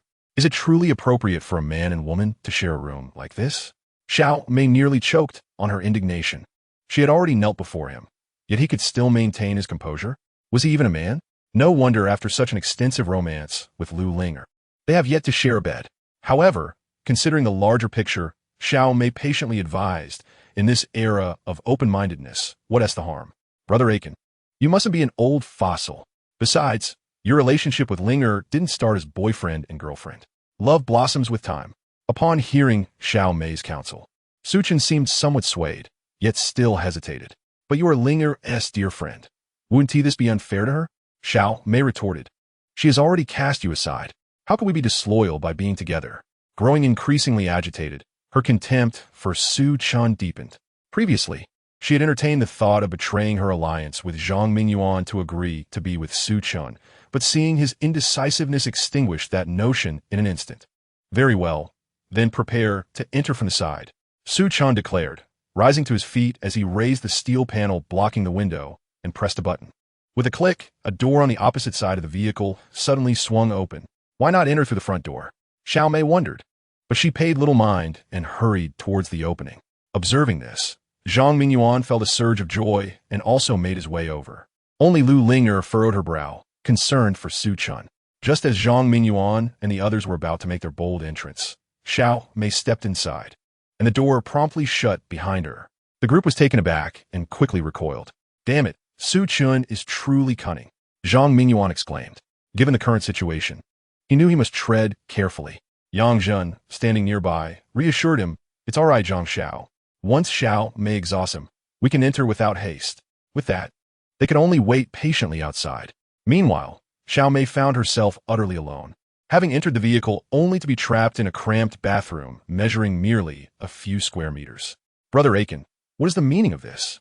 she asked, feigning a smile, sensing something amiss. "You are too dirty. This is a luxury car worth millions. Can you afford to clean up the mess?" Su Chen's voice came coolly from the other side of the door. "Then, may I take a shower first?"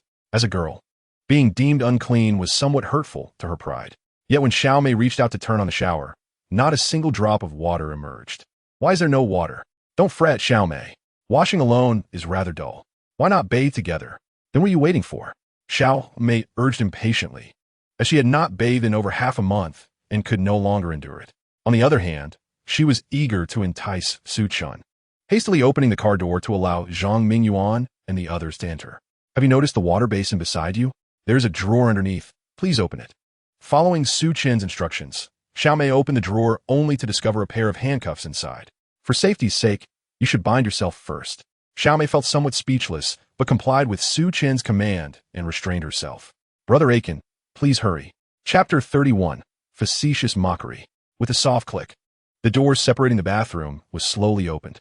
A refreshing breeze wafted in, and after enduring the oppressive heat for so long, Xiao Mei felt an overwhelming sense of relief. Nearly gasping in delight, Su Chen stepped inside, gazing at Xiao Mei, who had tied herself up and couldn't help but chuckle. Xiao Mei, you are truly obedient. Of course, as long as Brother Aiken provides for me, I will heed your every command. After having addressed him once, Xiao Mei felt no hesitation in calling out again. Really? Then why don't you call out a couple more times? Su Chen replied with a teasing smile. What do you take me for? Truly, a toad dreaming of a swan, dressed in finery, but playing the fool. Xiao Mei's heart burned with indignation, yet recalling her plan with Zhang Mingyuan, she could only swallow her anger while displaying a flattering expression. Such a good girl. Su Chen reached out to pat her head. Let's begin soon. Xiao Mei urged eagerly, intent on bringing Su Chen down swiftly so she could then let Zhang Mingyuan and the others in. Begin what? Naturally, to indulge in activities we enjoy. Xiao Mei was momentarily taken aback. No, Xiao Mei, did you genuinely think I would sleep with you?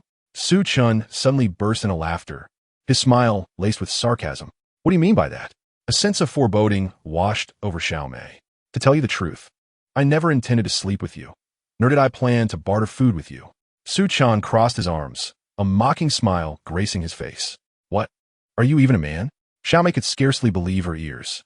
She had presented herself to him, indulging in various antics to please Su Chen. Yet he had no intention of sleeping with her. I have stated it clearly. I am indeed a man. However, I have no interest in someone like you. A scheming gold digger. Su Chen looked down at Xiao Mei, his eyes filled with disdain.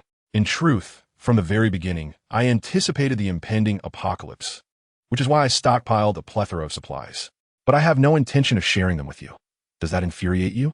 As he spoke, Su Chen stepped aside, revealing the interior of the RV. There, on the table and floor, lay countless supplies he had prepared in advance. Beef, lamb, bottled water, 1982 Lafite, and a variety of exquisite delicacies, a veritable cornucopia. Xiao Mei nearly had her eyes popping out in astonishment, although she had anticipated it. Su Chen's stockpiling of supplies exceeded her expectations. Do you truly believe that I have taken a liking to you? Su Chen shook his index finger and disdainfully scoffed. You genuinely think I am oblivious? You are nothing but a gold digger with a tarnished reputation. Your materialism and promiscuity are of no concern to me.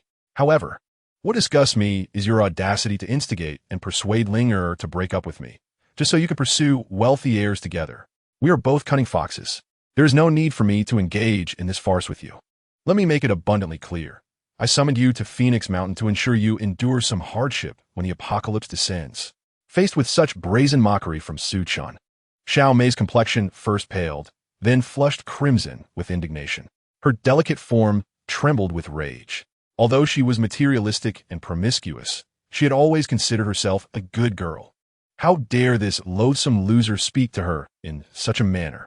You foul insect, I have yet to take an interest in you. She retorted. What makes you so arrogant? Just because you possess a few supplies? A man like you will never find a girlfriend. Xiao Mei's anger erupted, casting aside her previously delicate demeanor. A sharp sound echoed through the air, a resounding slap. Her fair visage instantly swelled. Her beautiful eyes widened in disbelief that Su Chen had the audacity to strike her. Though I harbor no desire to strike women, I believe it is necessary to teach someone of your ilk a lesson, Su Chen remarked, flexing his wrist nonchalantly. The once utterly enraged Xiao Mei, after receiving that slap, regained her composure. Gazing at Su Chen's indifferent expression, she recalled the fate of the person who had been brutally killed by Ah Biao, sending a shiver down her spine. In this lawless, apocalyptic world, if Su Chen were to end her life, no one would seek retribution on her behalf. Please do not kill me. With her hands and feet shackled, Xiao Mei could only desperately attempt to retreat, try to distance herself from Su Chen. However, the cramped confines of the RV's bathroom offered little space, and soon she found herself cornered against the door. Rest assured, I will not kill you. To do so would merely sully my hands, Su Chen sneered. In a previous life, Xiao Mei had instigated Lu Linger to break up with Su Chen and subsequently deceived him into coming to her aid alongside Lu Linger. What was the outcome? Xiao Mei took all of Su Chen's supplies, treating him as a mere lapdog, nearly starving him to death. When a flood surged through the city after the oppressive heat, the rescue boats had only 2 seats available. In a desperate bid for survival, Xiao Mei locked Su Chen in a room, nearly causing him to drown. The animosity Su Chen harbored towards her could not be so easily extinguished. The apocalypse had only just begun, with floods, extreme cold, and zombies looming ahead. To simply kill Xiao Mei would be too merciful for her. As Su Chen contemplated, he swung the car door open and forcefully expelled Xiao Mei. Damn it. Has it really been 20 minutes? Why is this guy still not finished? Zhang Mingyuan, waiting outside, expressed his impatience. Having indulged excessively in wine and pleasures, he was accustomed to finishing matters in 5 minutes, thus found Su Chen's delay excessively tedious. Upon hearing his words, the expressions of Yang Zhen and the others turned somewhat peculiar. Beside them, Lu Linger wore a rather complicated expression. Could it be that Su Chen truly went to bed with Xiao Mei? Just as everyone was lost in their thoughts, the door of the RV suddenly swung open. Zhang Mingyuan, his heart leaped with joy. He was about to rush forward when a figure tumbled out, followed by the door slamming shut with a resounding thud. What on earth is happening? Everyone stood in stunned silence. As they regained their composure, they realized the one who had fallen out was, in fact, Xiao Mei. However, her appearance was quite bizarre, as she was still wearing handcuffs. Xiao Mei, what on earth happened to you? Yang Zhen asked, bewildered. Zhang Xiao, Yang Zhen. You must help me. Upon seeing Zhang Mingyuan and the others, Xiao Mei immediately burst into tears, feeling utterly wronged. After learning about the events that transpired inside the RV, the expressions of the group turned particularly strange. With Xiao Mei in such a state, how could Su Chen possibly remain composed? Lu Linger, on the other hand, breathed a sigh of relief, as if a heavy weight had been lifted. At that moment, a sound suddenly emerged from the side, emanating from Norma Dixon. Chapter 32, Public Humiliation. Baba, can we begin now? Everyone perked up. Was that not Xiao Mei's voice? To their surprise, she had engaged in such outrageous antics behind the scenes. Truly a revelation. Feeling the peculiar gazes from a crowd, Xiao Mei's face turned a mottled shade of green and white, wishing fervently to dismember Su Chen. That scoundrel Su Chen had secretly recorded her and now played it publicly, leading to her public disgrace. Retreat. Zhang Mingyuan glanced at Norma Dixon, his teeth clenched in frustration. Yet he felt helpless. Fortunately, despite the plan's failure, aside from Xiao Mei's loss of face, there were no significant repercussions. Watching the surveillance footage, Zhang Mingyuan and his companions departed. While inside the RV, Su Chen wore a cold smile. It was undeniable that even in such harsh circumstances, Xiao Mei's stunning beauty remained hard to overlook. However, it was regrettable that Zhang Wuji's mother had once said, the more beautiful a woman, the more deceitful she tends to be, especially someone like Xiao Mei, a femme fatale. If Su Chen were to truly sleep with her and keep her by his side, he feared he might repeat the mistakes of his past life. Yet perhaps it was time for him to contemplate addressing his own physiological needs. Although residing in Norma Dixon, where he wanted for nothing, and with an abundance of pre-downloaded video games and various films and series for entertainment, he felt he had been rather unfair to his second brother lately. Just as Su Chen was lost in his contemplations, a gentle knock sounded on the car door once more. However, this time, he was not surprised, as if he had anticipated it all along. When Su Chen rolled down the window, there stood his ex-girlfriend, Lu Linger. Ah Chun, are you all right? Lu Linger hesitated, her voice barely above a whisper. What could possibly be wrong with me? Su Chen scoffed lightly. Xiao Mei is merely a frail woman. She cannot possibly harm me. Seeing that you are safe puts my mind at ease, Lu Linger said, her expression revealing a struggle to voice her thoughts. Yet ultimately, she chose silence and turned to leave. Wait. Su Chen suddenly called out to her, speaking coolly. This time, Xiao Mei and her cohorts plotted against me. And your timely warning has indeed aided me. I am a person who distinguishes between gratitude and grievances. Here, take this. It contains some food and water. Sufficient for you for a few days. Su Chen opened a small compartment in the car door and handed her a bag filled with provisions. Indeed, when Xiao Mei and her companions decided to take action against Su Chen, it was unclear whether it was due to her feelings for him or a desire to please him. But Lu Linger had stealthily approached the RV to inform Su Chen of Zhang Mingyuan's scheme. Despite being aware of Xiao Mei's true nature, Su Chen would not be deceived. After careful consideration, he resolved to provide Lu Linger with some supplies. First and foremost, they had shared a bond for several years. Although Lu Linger had become the person she was due to her own flaws, she had also been influenced by Xiao Mei. Her initiative to expose Xiao Mei and Zhang Mingyuan indicated that she was still worth saving. Secondly, Su Chen intended to cultivate Lu Linger as an informant. After all, he spent every day in the confines of the vehicle, largely oblivious to the dynamics among other survivors. Should Zhang Mingyuan, a Biao, or others devise any schemes, having Lu Linger as an ally would allow him to adapt swiftly. Moreover, Su Chen harbored a personal desire to find a warm home for his younger brother. Naturally, this would depend on how events unfolded. As she gazed at the food and water before her, Lu Linger could hardly believe her eyes. She hastily accepted the bag, opened it, and began to devour the bread ravenously. When the soft bread slid down her throat into her stomach, she nearly burst into tears. It was worth noting that, in recent times, her diet had consisted predominantly of instant noodles. Bread, with its short shelf life and inability to withstand high temperatures, had not graced her palate in a long while. "Ah Chun, thank you," Lu Linger exclaimed, having consumed several pieces of bread before regaining her composure and expressing her gratitude. "No need to thank me. I actually have another task for you," Su Chen replied, offering her a compact walkie-talkie. He then instructed, "In the future, if anyone makes a move, report to me promptly. Do you understand?" His tone, though calm, carried an undeniable authority. Lu Linger exhibited no inclination to resist, meekly accepting the situation, and nodded, saying, "All right, I shall heed your every command." Observing the transformation of the once headstrong girl into someone so obedient, Su Chen could not help but feel a wave of nostalgia wash over him. In days gone by, when they were together, Lu Linger had been adored to the point of becoming a spoiled princess. Yet, time had altered their circumstances drastically. After satiating her hunger, Lu Linger quietly returned to her spot. Just as she concealed the supplies and the walkie-talkie she had retrieved from Su Chen, Xiao Mei suddenly turned over. The handcuffs and leg shackles within Su Chen's vehicle had been conveniently procured from Walmart. As for why such items were available at Walmart, Su Chen admitted he was uncertain. Fortunately, these were merely for artistic purposes and lacked substantial durability.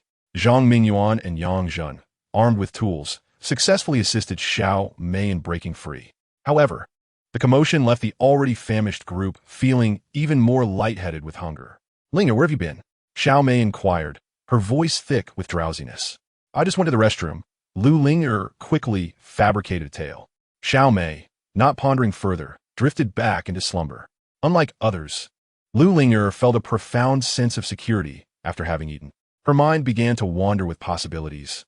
Since the onset of the heat wave, individuals like Zhang Mingyuan and a Biao, as well as Xiao Mei, had employed various coercive and tempting methods to extract supplies from Su Chen, only to be met with relentless rejection. There were others, like Zhang Heng, who had met a grim fate after being shot. Yet today, Su Chen had willingly provided her with supplies, whether motivated by lingering feelings for her or a desire to exploit her. It presented an opportunity she could not afford to overlook.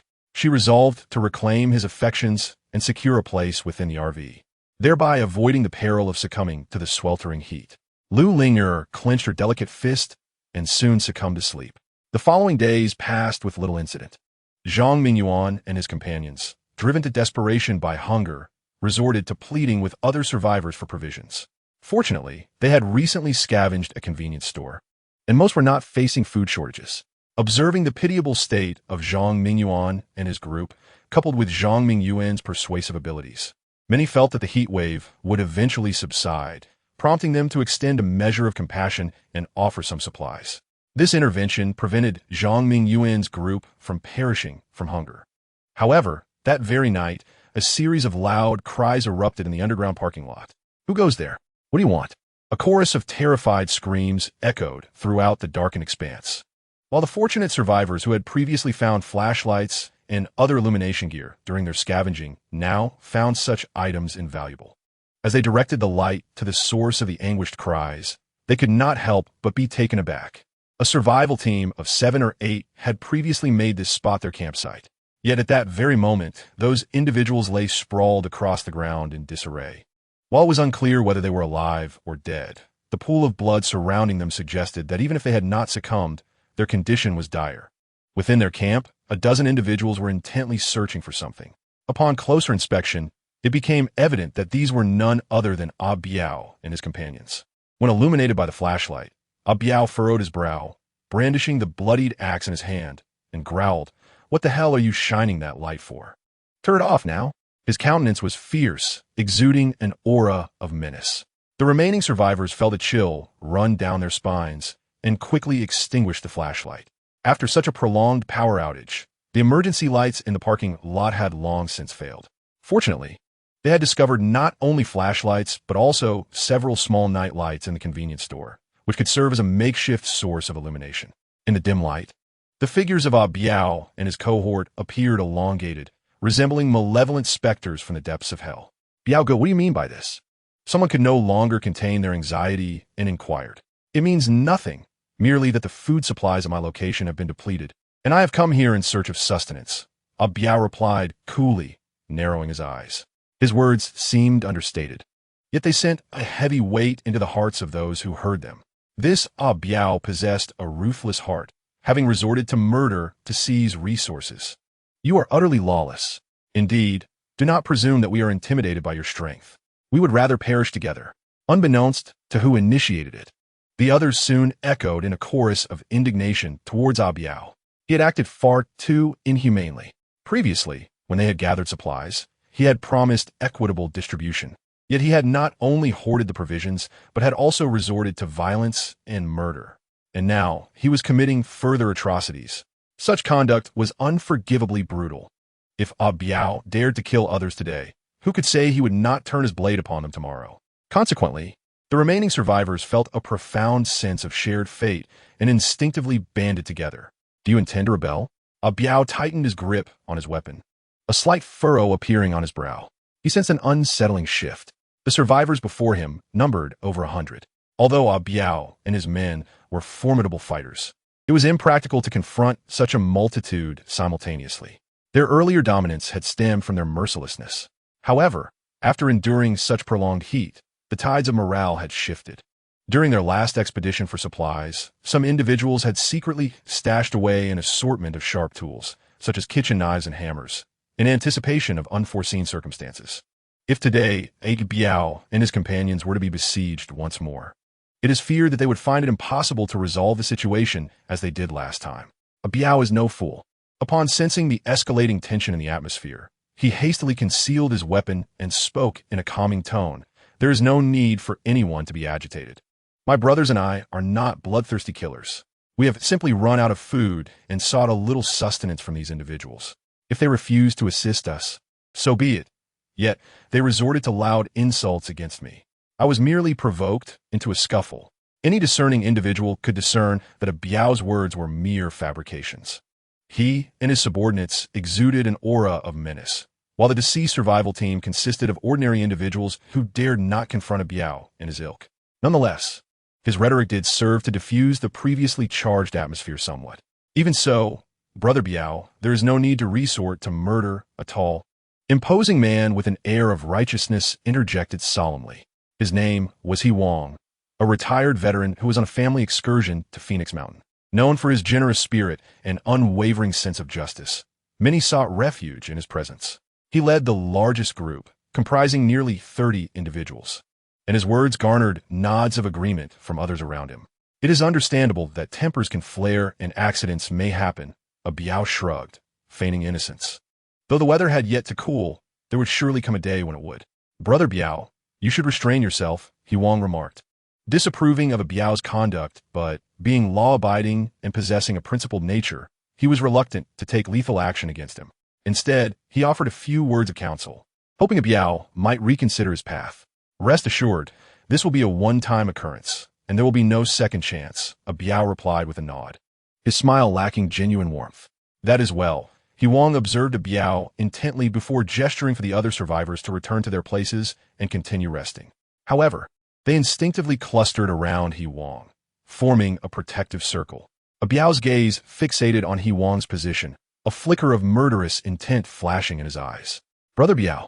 At that moment, Manager Dang approached. Having spent considerable time in Biao's company, he had become akin to the second-in-command within the group. How many supplies did you manage to gather?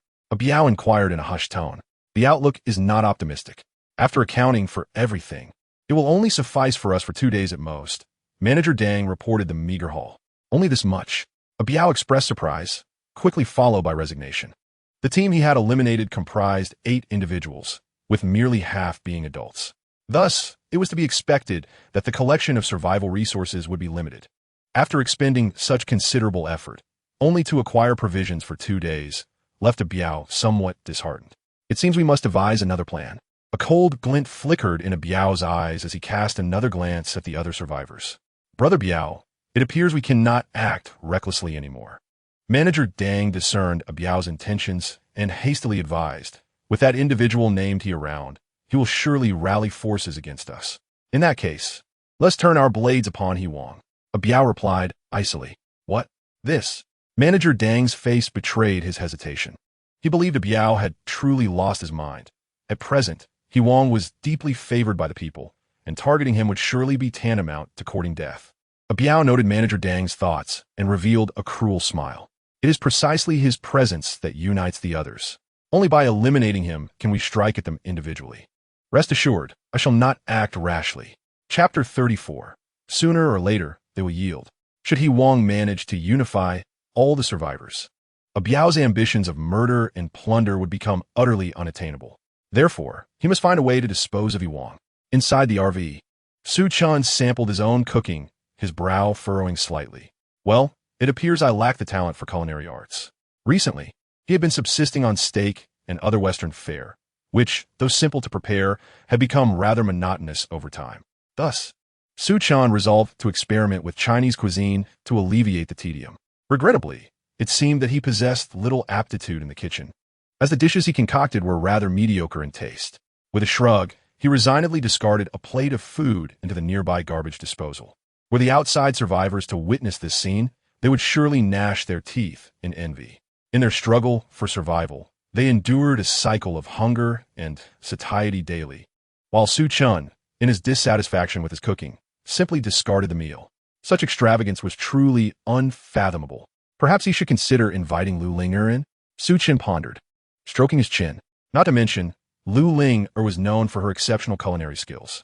If she were to stay, she could prepare meals for him, and they could indulge in their intimate activities, effectively killing 2 birds with 1 stone.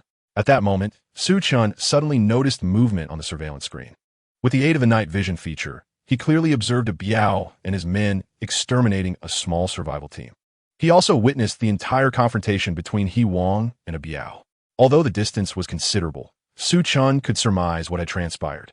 It was nothing more than Biao coveting others' resources, resorting to murder and plunder. Ah Chun, can you hear me? Suddenly, Lu Ling'er's voice crackled through the walkie-talkie. I can hear you. What is it? Su Chen replied coolly. Just now, Biao and his men killed Brother Zhou and his group. Lu Ling'er's voice was laced with palpable panic. Although she had witnessed numerous deaths before, such as those of Zhang Heng and Li Lin, those were all explicable circumstances. In stark contrast, the demise of Brother Zhou's team tonight was utterly arbitrary, mercilessly slaughtered by Biao and his men. At this moment, Lu Ling'er fully comprehended the gravity of the situation. Beneath the oppressive heat of the apocalypse, societal order had disintegrated, devolving into a brutal survival of the fittest. Today, it was Brother Zhou who perished.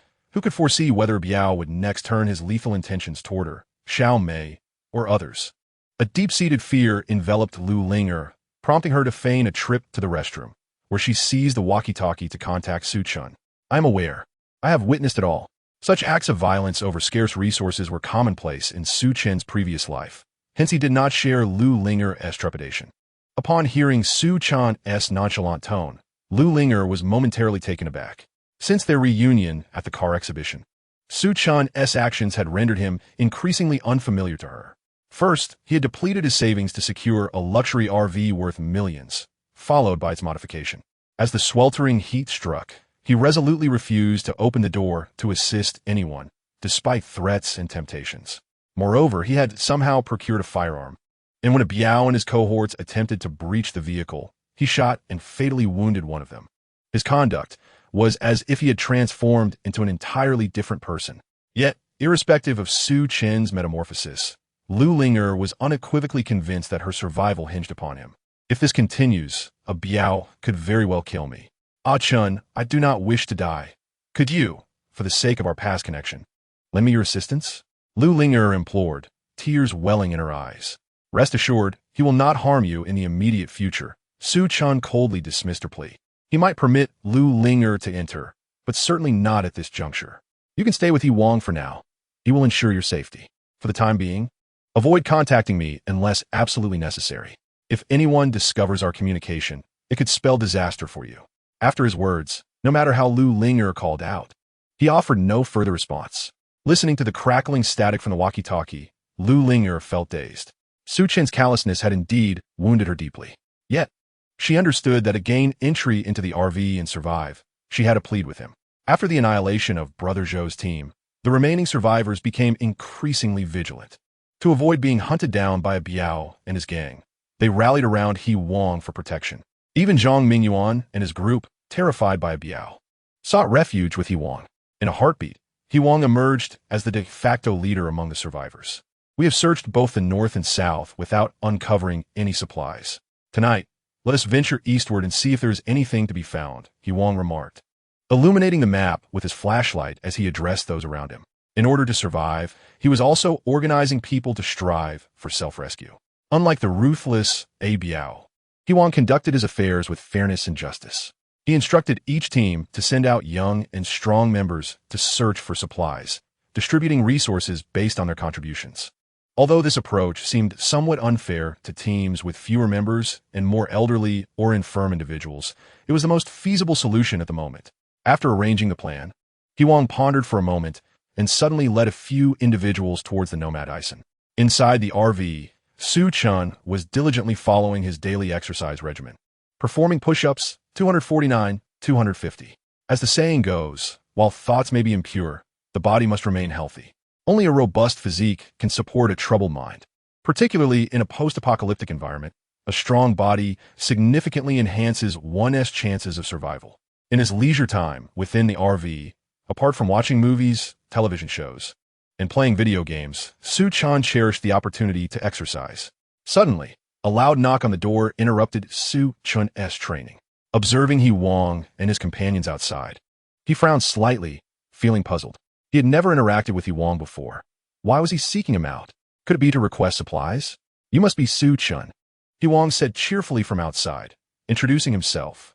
I am Yi Wang, currently appointed as the team leader. Given the challenging circumstances, we should unite to overcome these hardships. My brother. Although Yi Wang's demeanor suggested he was sincere and warm-hearted, the old adage rings true. One can know a person's face but not their heart. Especially in a post-apocalyptic world, many well-meaning individuals could gradually succumb to darkness. Therefore, Su Chen harbored no trust in Yi Wang, nor did he feel the need to. Chapter 35, A Slightly Better Existence. I'm sorry, but I am not interested, Su Chen stated bluntly, rejecting Yi Wang outright. Surprised by Su Chen's directness, Yi Wang paused briefly before urging, My brother, even if your RV is stocked with supplies, how long can you sustain this? In Yi Wang's view, while the Nomad Ison was spacious and could store a considerable amount of resources, there would inevitably come a day when those supplies would run out. At that point, Su Chen would have no choice but to leave the RV. Having previously harmed Zhang Heng and incurred a grudge with a Biao, he would certainly be targeted when alone and without allies. If Su Chen were wise, he would unite with Yi Wang and the others. However, Yi Wang was unaware that Su Chen's Nomad Ison possessed a miraculous storage space. The supplies within could last not just Su Chen, but even if 3 to 5 dozen more individuals joined, they would not exhaust them in 100 years. You need not worry about that, Su Chen replied, pressing a button to raise the steel plate. Yi Wang and his companions were left in a state of bewilderment. Su Chen appeared exceedingly aloof. As the steel plate ascended halfway, he seemed to recall something, halting the mechanism, and coolly remarked, "By the way, allow me to offer a word of caution.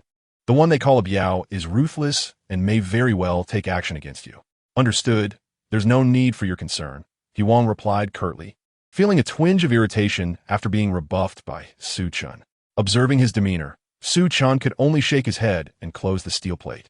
He recognized Huang's integrity and felt compelled to warn him of a biao as potential threat. After all, given a biao's modus operandi, it was quite plausible that Huang could find himself in peril. Yet, since Huang was unappreciative of the warning, Su Chen deemed it unnecessary to further expend his breath. "Brother Huang, this Su Chen is quite the pretentious one, isn't he?" One of the two survivors following Huang grumbled. "Indeed, we extend our goodwill, and he treats us as if we were thieves," the other chimed in. The duo, named Big Tiger and Little Tiger, were brothers, both strong and valiant veterans, sharing a mutual disdain for injustice. "Well then, if he refuses our assistance, we have no reason to meddle," Huang replied, shaking his head as he led his companions back to their original position. He dismissed thoughts of Su Chen from his mind and focused intently on the knight's mission to procure supplies. As time elapsed, darkness descended once more. Despite his grievances with Su Chen, Huang remained vigilant against the biao. For precautionary measures, and to avoid being caught off guard by a biao and his cohorts while searching for supplies, Huang refrained from deploying all able-bodied individuals. Instead, he dispatched only a portion, choosing to stay behind with the elderly and infirm to guard the camp. After sending his companions off, Huang settled into his position, closing his eyes to rest. However, it was not long before urgent footsteps echoed through the darkness. "Who goes there?" Big Tiger and Little Tiger, assigned to watch, quickly inquired. "It's me. Something's gone awry," came a flustered voice. Big Tiger illuminated the area with a small lantern, and upon closer inspection, he recognized a young woman. It was none other than Xiao Mei. "What has happened?" Huang, alerted by the commotion, rose and approached Xiao Mei, his voice grave. "Zhang Xiao and Yang Zhen, who accompanied me in the search for supplies, have both collapsed from heat exhaustion." Xiao Mei's expression was tense, her anxiety palpable. "What?" Huang's brow furrowed, his demeanor turning serious. If it were a biao, he would undoubtedly disregard the welfare of Zhang Mingyuan and the others. However, Huang could not afford such indifference. His innate sense of justice compelled him to take action. Moreover, those who rallied around him, adhering to his leadership, did so because of his generous nature and sense of loyalty. If he were to ignore this situation, his reputation would surely crumble, and who would follow him thereafter? Huang cast a glance toward the location where Biao and his men lingered. The atmosphere was eerily tranquil, devoid of any disturbances. After a moment of contemplation, he resolved to act. "Big Tiger, Little Tiger, accompany me. The rest of you stay here and exercise caution," he commanded. "Xiao Mei, lead us there." He, along with Big Tiger and Little Tiger, swiftly followed Xiao Mei out of the underground parking garage. The oppressive heat had rendered the night sky clear and unclouded. With the aid of the luminous moonlight, Xiao Mei guided the three of them to a narrow alleyway. At the end of the alley, they discerned a figure lying motionless on the ground. Strangely, it was Zhang Mingyuan and Yang Zhen, yet only one person was visible on the ground, which was quite perplexing. Where's the other person? Has he awakened and left? Xiao Mei's expression was one of confusion. "Never mind, let's go and investigate." He beckoned to Big Tiger and Little Tiger, hastening forward. As they approached, he recognized that the figure sprawled on the ground was Yang Zhen. However, an unsettling feeling washed over him. Yang Zhen lay on his back, a dark patch beneath his head, and the air was thick with a pungent scent of blood. Something was amiss. His pupils dilated in alarm. Just then, a fierce gust of wind rushed from behind. Reacting swiftly, he ducked down, but immediately felt a sharp pain sear through his back. "Ugh!" he gasped, spinning around. In the dim light of the night, several unwelcome guests had materialized in the alley. At the forefront stood none other than the sinisterly grinning Biao, the very one who had just ambushed him. "Little Tiger, are you all right?" "Little Tiger," he called out urgently. Fortunately, he had managed to avoid serious injury, but Big Tiger and Little Tiger were in dire straits. Both had been struck on the back of the head by a Biao's man. Big Tiger, with his considerable resilience, remained standing, yet Little Tiger was unfortunate, collapsing silently to the ground, his breathing becoming faint. Despite Big Tiger's frantic calls, there was no response from him. Ignoring his concern for Little Tiger, he stifled the searing pain in his back and demanded in a low voice, "A Biao, what is your intention?" "To eliminate you, of course." Xiao Mei sauntered over from the alley's entrance, leaning against a biao with a feigned innocence. Huang was no fool and quickly grasped the situation. The supposed fainting of Zhang Mingyuan and Yang Zhun was a trap set by a biao, with Xiao Mei as his accomplice. Xiao Mei, I have never wronged you. Why are you aiding him against me? He glared at her, brimming with indignation. Because I want to survive in this apocalypse and thrive. Xiao Mei shrugged nonchalantly, a smile playing on her lips. Under Huang's management, both Zhang Mingyuan and Xiao Mei were perpetually hungry. The reason was simple. Huang had decreed that to obtain resources, one must work. Otherwise, one would only secure a meager amount of sustenance to sustain life. Chapter 36, The Sign of Worry. Zhang Mingyuan and Xiao Mei both epitomize the indulgent and slothful. Neither desires to labor, yet both yearn for preferential treatment. As days passed, discontent towards He Wang inevitably brewed within them. Coincidentally, at this juncture, a biao deliberately sought to confront He Wang and approach the duo with intent. They quickly reached a consensus and devised a plan for the night. To prove his allegiance to a biao, Zhang Mingyuan resolutely eliminated Yang Zhun, setting a trap in the process. Yang Zhun, with good intentions, had welcomed Zhang Mingyuan into the team, unwittingly inviting a wolf into the fold. Truly a pitiful fate. He Wang glared at Zhang Mingyuan and Xiao Mei, his eyes nearly ablaze with fury. These two ingrates, whom he had cared for, had colluded with a biao, plotting to bring about his demise here. Yet, despite his rage, the pressing concern remained. How to escape? A biao seemed to perceive He Wang's thoughts and sneered, "Brothers, be cautious, do not let him flee." With a sweeping gesture, his subordinates lunged at He Wang in unison. Only Da Hu and Xiao Hu remained by He Wang's side, with Xiao Hu unconscious on the ground, oblivious to his fate. Lacking weaponry, He Wang soon found himself in a precarious position. Fortunately, since his return from military service, He Wang had diligently maintained his physical training. Drawing upon his robust physique, he withstood the onslaught of his adversaries. At that moment, one of the biao's henchmen suddenly raised a weapon and struck viciously at the prone Xiao Hu. A dull thud echoed, and Xiao Hu lay still, blood and flesh scattering. Xiao Hu, Da Hu, his rage palpable, single-handedly fended off 3 or 4 attackers, crashing them against the wall. Regardless of the ferocity of their assault, he remained unyielding. "Wanga, you must flee." He Wang was no fool. Observing Da Hu create an opening, he cast a reluctant glance back at Da Hu before hastily making his escape. The turn of events transpired far too swiftly. By the time a biao reacted, He Wang had vanished into the night. Damn it, what useless fools. A mere 7 or 8 men allowed him to escape. A biao could not restrain his curses. Witnessing Da Hu subdued by his men, fury surged within him, and he struck Da Hu's head with a hammering blow. Da Hu emitted a muffled groan and succumbed to unconsciousness. Dispose of them both. You lot, hurry back to the parking lot. If He Wang returns, we must intercept him. A biao commanded fiercely. Yes, Biao Ge. Following a biao's orders, several henchmen sprang into action. Biao Ge, did I perform well tonight? Zhang Mingyuan scampered over, his face alight with flattery directed at a biao. You did well. Rest assured. I will take care of you too from now on. Upon hearing a biao's words, Zhang Mingyuan was filled with uncontainable joy. Xiao Mei seemed utterly captivated, almost yearning to nestle into a biao's embrace. You are truly a good man, a biao. I shall rely on you from now on. As long as you heed my words, there will be no issues. Whether it was the sensation of Xiao Mei's soft form in his arms or the sweltering heat, a biao found himself parched and restless. Had the moment been more opportune, he would have gladly taken immediate action against Xiao Mei. A biao, you must assist me in teaching Su Chen a lesson. Upon mentioning Su Chen, Xiao Mei's once charming visage contorted with bitterness, her tone rife with resentment. That fateful night, she had displayed a most disgraceful side, attempting to seduce Su Chen.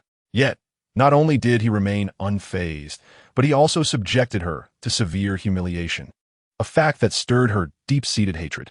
While Xiao Mei harbored malicious intent, one must question, was Su Chen truly blameless? She cast aside her pride, resorting to leveraging her charm to align with a biao, not merely to cling to his power for survival amidst the oppressive heat of the apocalypse, but also to exact revenge on Su Chen, given the chance. I shall ensure he pays dearly. A glint of malice flickered in a biao's eyes. His subordinate, Zhang Heng, had perished because of Su Chen. Had it not been for their inability to breach Nomad Ison, he would have already dealt with Su Chen decisively. After a brief interval, several subordinates reported that He Wang had not returned to the underground parking lot. Is that so? A Biao mused, his expression laced with curiosity. On such a sweltering day, the underground parking would be the only cooler refuge. If He Wang isn't gone back, where could he possibly be? No need for concern, a Biao. That lad was severely injured. Even if he survives, without food or medical supplies, how long can he endure? I dare say that by the time the sun rises tomorrow, he will have succumbed, chimed in Zhang Mingyuan, grinning. A Biao found merit in his words and nodded affirmatively. Let us return together. The group departed the alley, making their way back to the underground parking lot.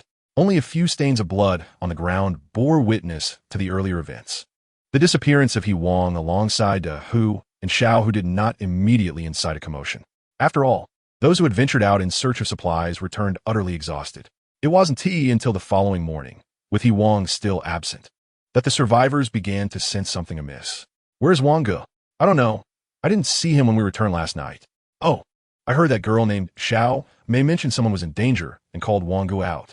Once the group pieced together the events, they hastily sought out Xiao Mei. To their astonishment, they found no trace of her within the camp. Are you searching for He Wang? There is no need. He's likely dead by now. At that moment, a delicate voice rang out. As the crowd turned, they beheld Xiao Mei approaching from a distance.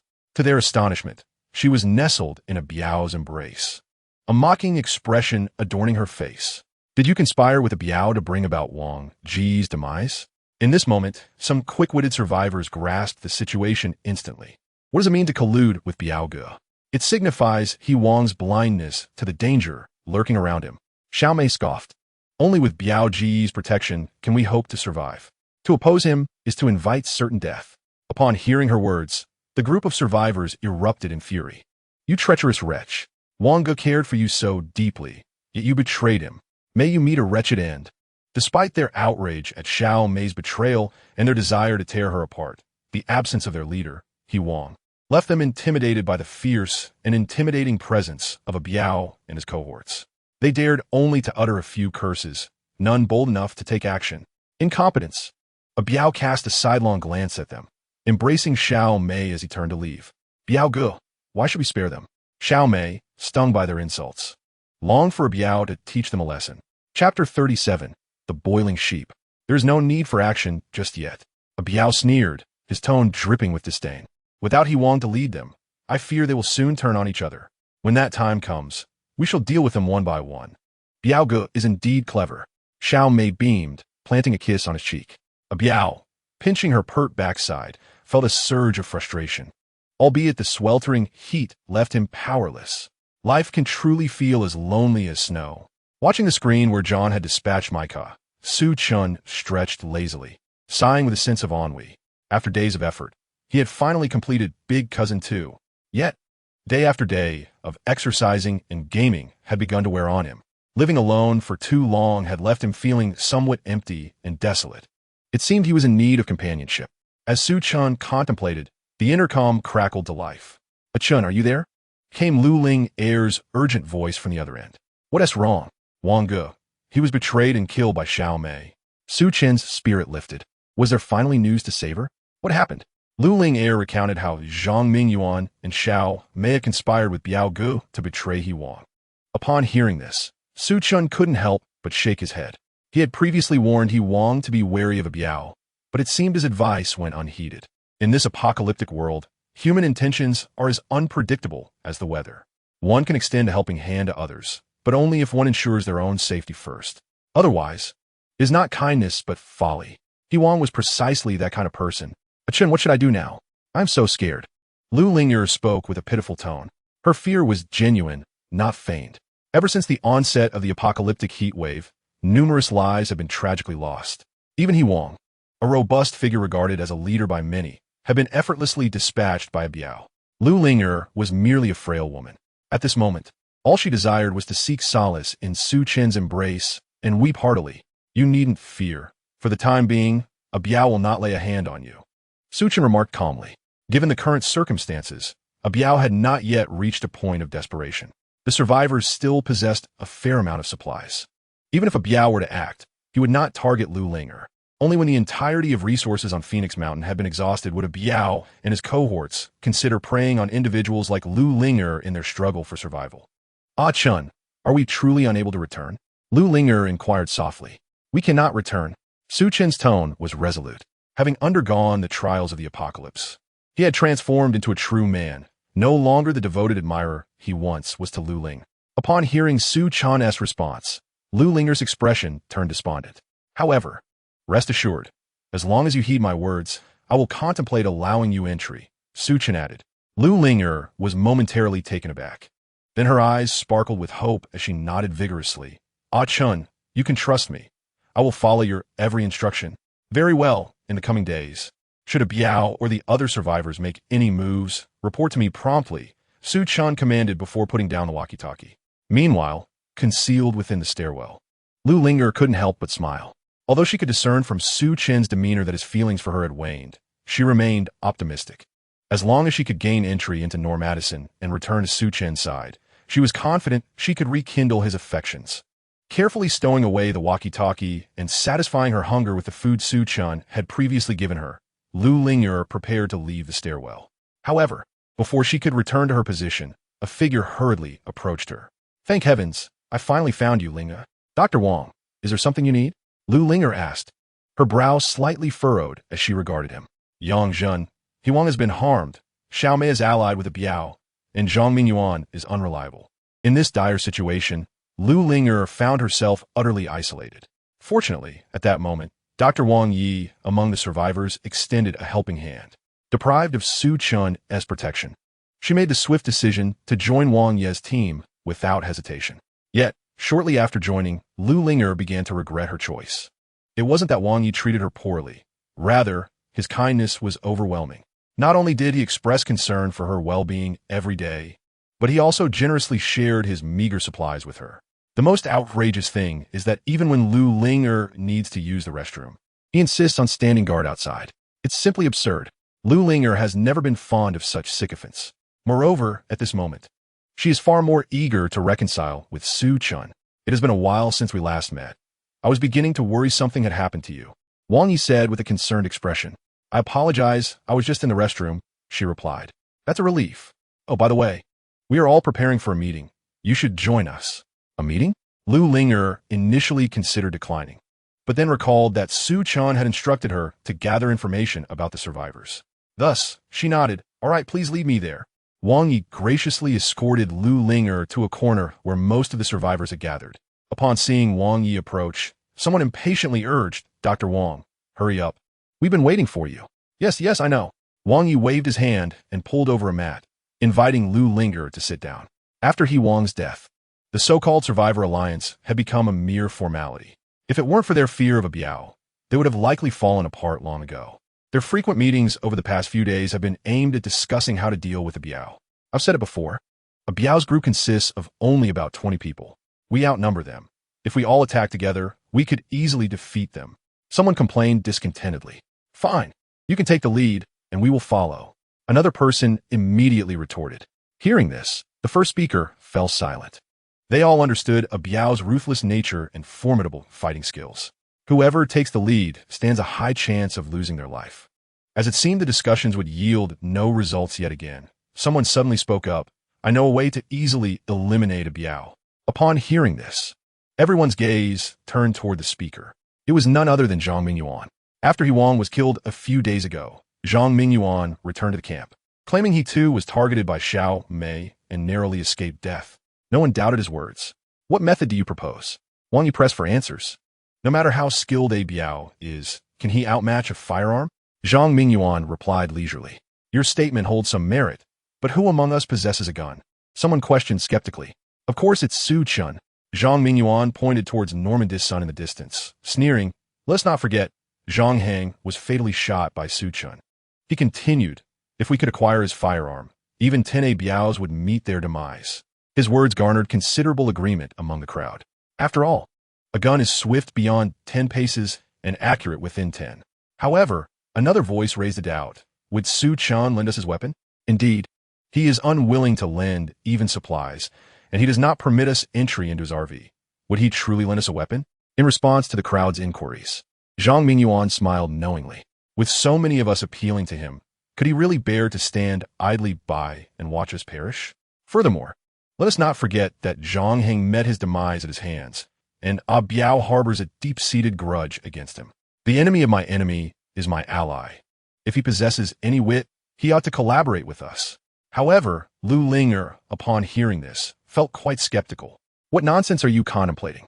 Given Su Chen's current disposition, how could he possibly ally with you, let alone lend you a firearm? Yet the other survivors were genuinely stirred. Zhang Xiao is right. Let us collectively seek out Su Chen.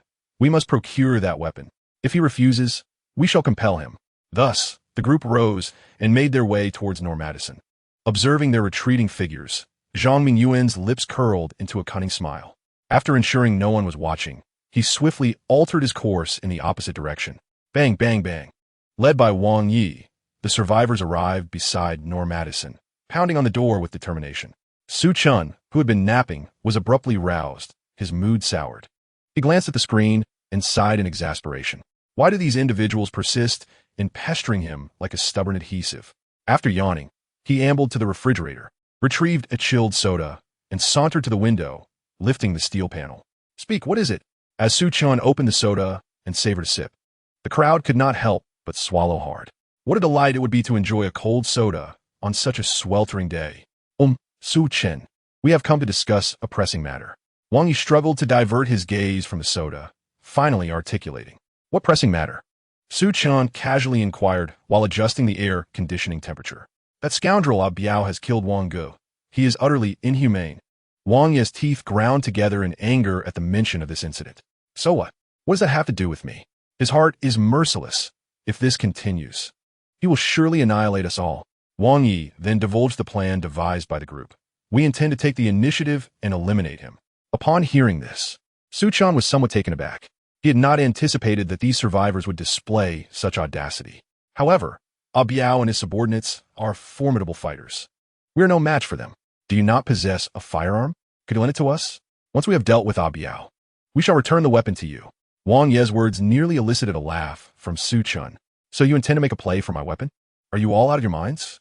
In the midst of the apocalypse, one must possess either resources or formidable strength to survive. Otherwise, how can one endure? Without a doubt, a firearm represents the pinnacle of power. Su Chen, in a state of naive overindulgence, foolishly believed the words of Wang Yi and his associates, lending them his weapon. Dr. Wang, I must say, while your appearance may not be striking, your aspirations are rather grand, Su Chen remarked with a sneer. How dare you speak to me in that manner? Wang Yi retorted, his anger palpable. We merely intend to borrow the gun for a short while. Merely? And what if you fail to return it? Am I to venture out and demand it back? Su Chen scoffed. Wang Yi found himself momentarily speechless, observing the unfolding situation. The other survivors chimed in. With so many of us as guarantors, what do you have to fear? Exactly. It's just a worthless gun. Su Chen, if you refuse to assist us now, when Biao comes for us, you won't escape either. Indeed, do you think you can live in that RV for eternity? Listening to the clamor outside, Su Chen couldn't help but chuckle. Setting aside the notion of actually residing in the RV indefinitely, even if Biao wished him harm, he would first need to breach the defenses. Moreover, despite Biao's ruthless reputation, he had yet to directly confront Su Chen since that initial incident instigated by Zhang Mingyuan. Su Chen, a man of principle, adhered to a simple code. If one does not provoke him, he will not retaliate. But should one cross him, he will respond in kind. Biao had not initiated an attack against him, so why should he idle away his time conspiring with Wang Yi against Biao? Now, do you have anything further to discuss? If not, I shall return to my slumber, Su Chen yawned. Faced with his indifference, the gathered survivors were incensed. Su Chen, you are utterly selfish. Indeed, you bask in the comfort of air conditioning, indifferent to our plight, and you refuse to lend us your weapon. Will you merely stand by and watch as Biao ends our lives? In response to their accusations, Su Chen burst into laughter. Rest assured, I will not simply watch. I shall do so with my eyes closed. With that, he dismissed them, raising the steel barrier once more. As the vehicle transformed back into an impenetrable fortress, the crowd erupted in fury. Come on, brothers, let us overturn his vehicle. Wang Yi shouted. With his command, the group rallied together, encircling the RV. Witnessing this scene, Lu Linger's beautiful eyes reflected a hint of worry. Fortunately, her concerns were largely unfounded. The Madison was a colossal behemoth, weighing over 20 tons. It was far beyond the strength of these individuals to lift. No matter how red-faced and strained they became, they could not shift it even an inch. Such audacity was indeed foolhardy. As Su Chen gazed at the scene outside the vehicle displayed on the screen, a sardonic smile crept across his face. With a casual motion, he pressed the red button on the control panel. When Zhang Qi modified the Madison, Su Chen had specifically requested the addition of several self-defense mechanisms. Upon pressing the red button, a jet of pepper spray would be released around the vehicle's exterior.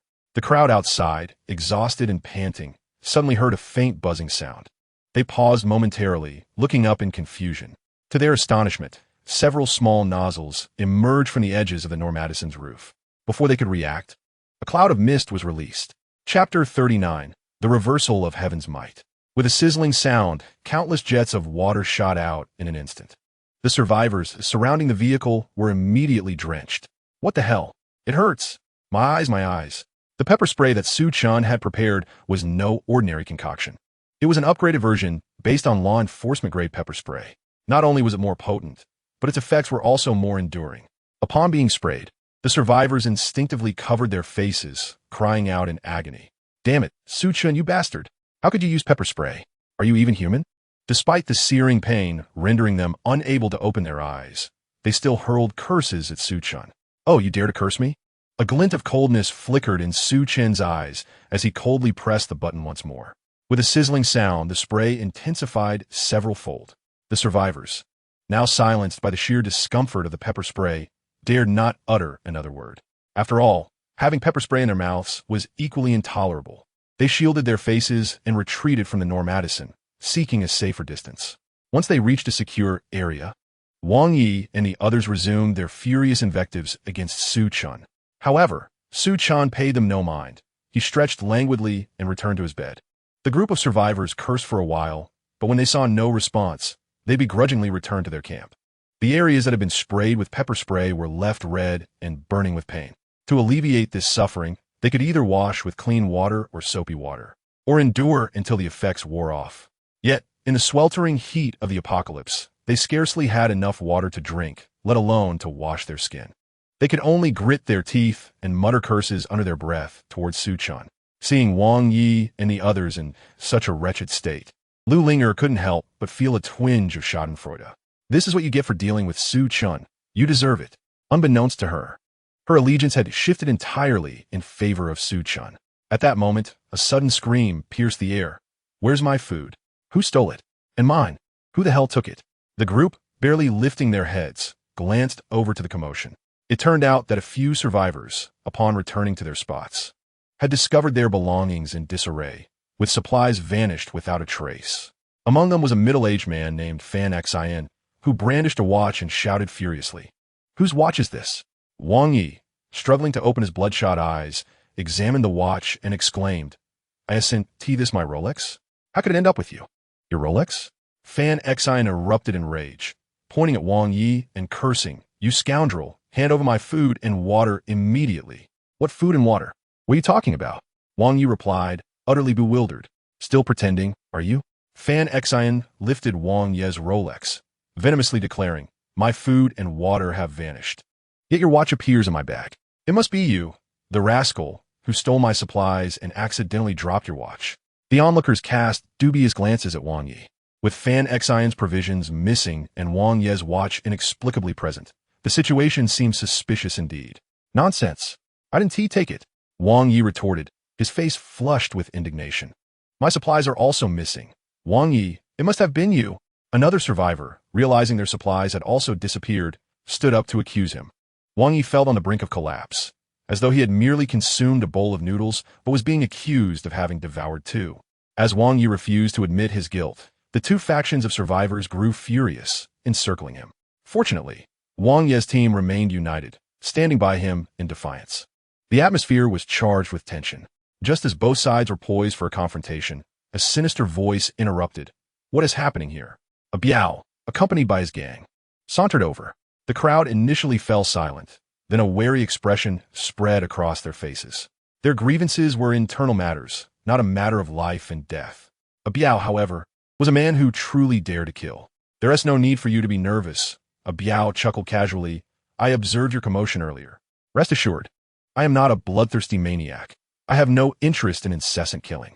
With Wang dead, everyone needs a leader. If you are willing, I could take on that role. Upon hearing this, the crowd couldn't help but scoff.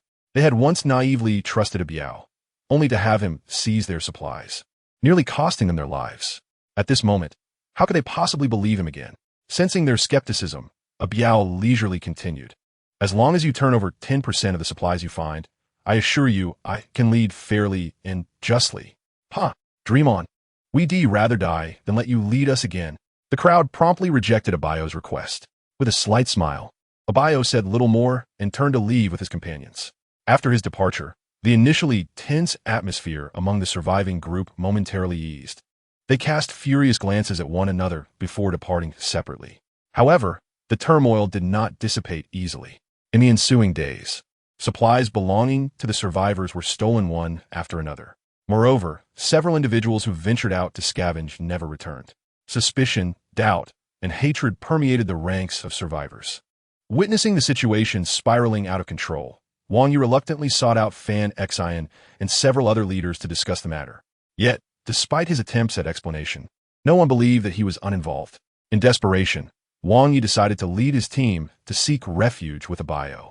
Abayo welcomed him with great satisfaction and generosity. Following Wang Yi's arrival, further conflicts erupted within the survivor community. Two more teams, suspected by others, were compelled to pledge allegiance to Abayo within just a couple of days. The once loosely allied survivors' coalition crumbled into disarray. Zhang Xiao, you have done well, Abayo praised with a smile, sitting in the vehicle with Xiao Mei. Brother Biao, you flatter me. It is your excellent command that has led to this, Zhang Mingyuan replied with a sycophantic grin. As the apocalypse unfolded, the statuses of both men had inverted dramatically. Indeed, the thefts of supplies and the disappearances among the survivor groups were orchestrated by Abayo through Zhang Mingyuan. His intent was straightforward, to divide the survivors and prevent them from uniting as one. Brother Biao, why exert such effort? Why not let them destroy each other? Xiao Mei asked, nestling against Abayo's shoulder, her voice sweet and enticing. Rather than allowing them to annihilate one another, it would be better to utilize them for my own ends, Abayo replied, his smile laced with cruelty.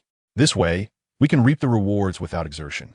Should we find ourselves devoid of supplies in the future, we may still survive a few more days. Though he did not elaborate further, his companions grasped his meaning. After all, Phoenix Mountain was not vast, and resources were limited. When the day of depletion arrived, those survivors would be the last resort for sustenance. Xiao Mei swallowed hard, a chill running down her spine. Despite Abayo's current benevolence, she realized that, should supplies run out, she too might become a means of survival. Yet, regardless of her fear, it was now futile.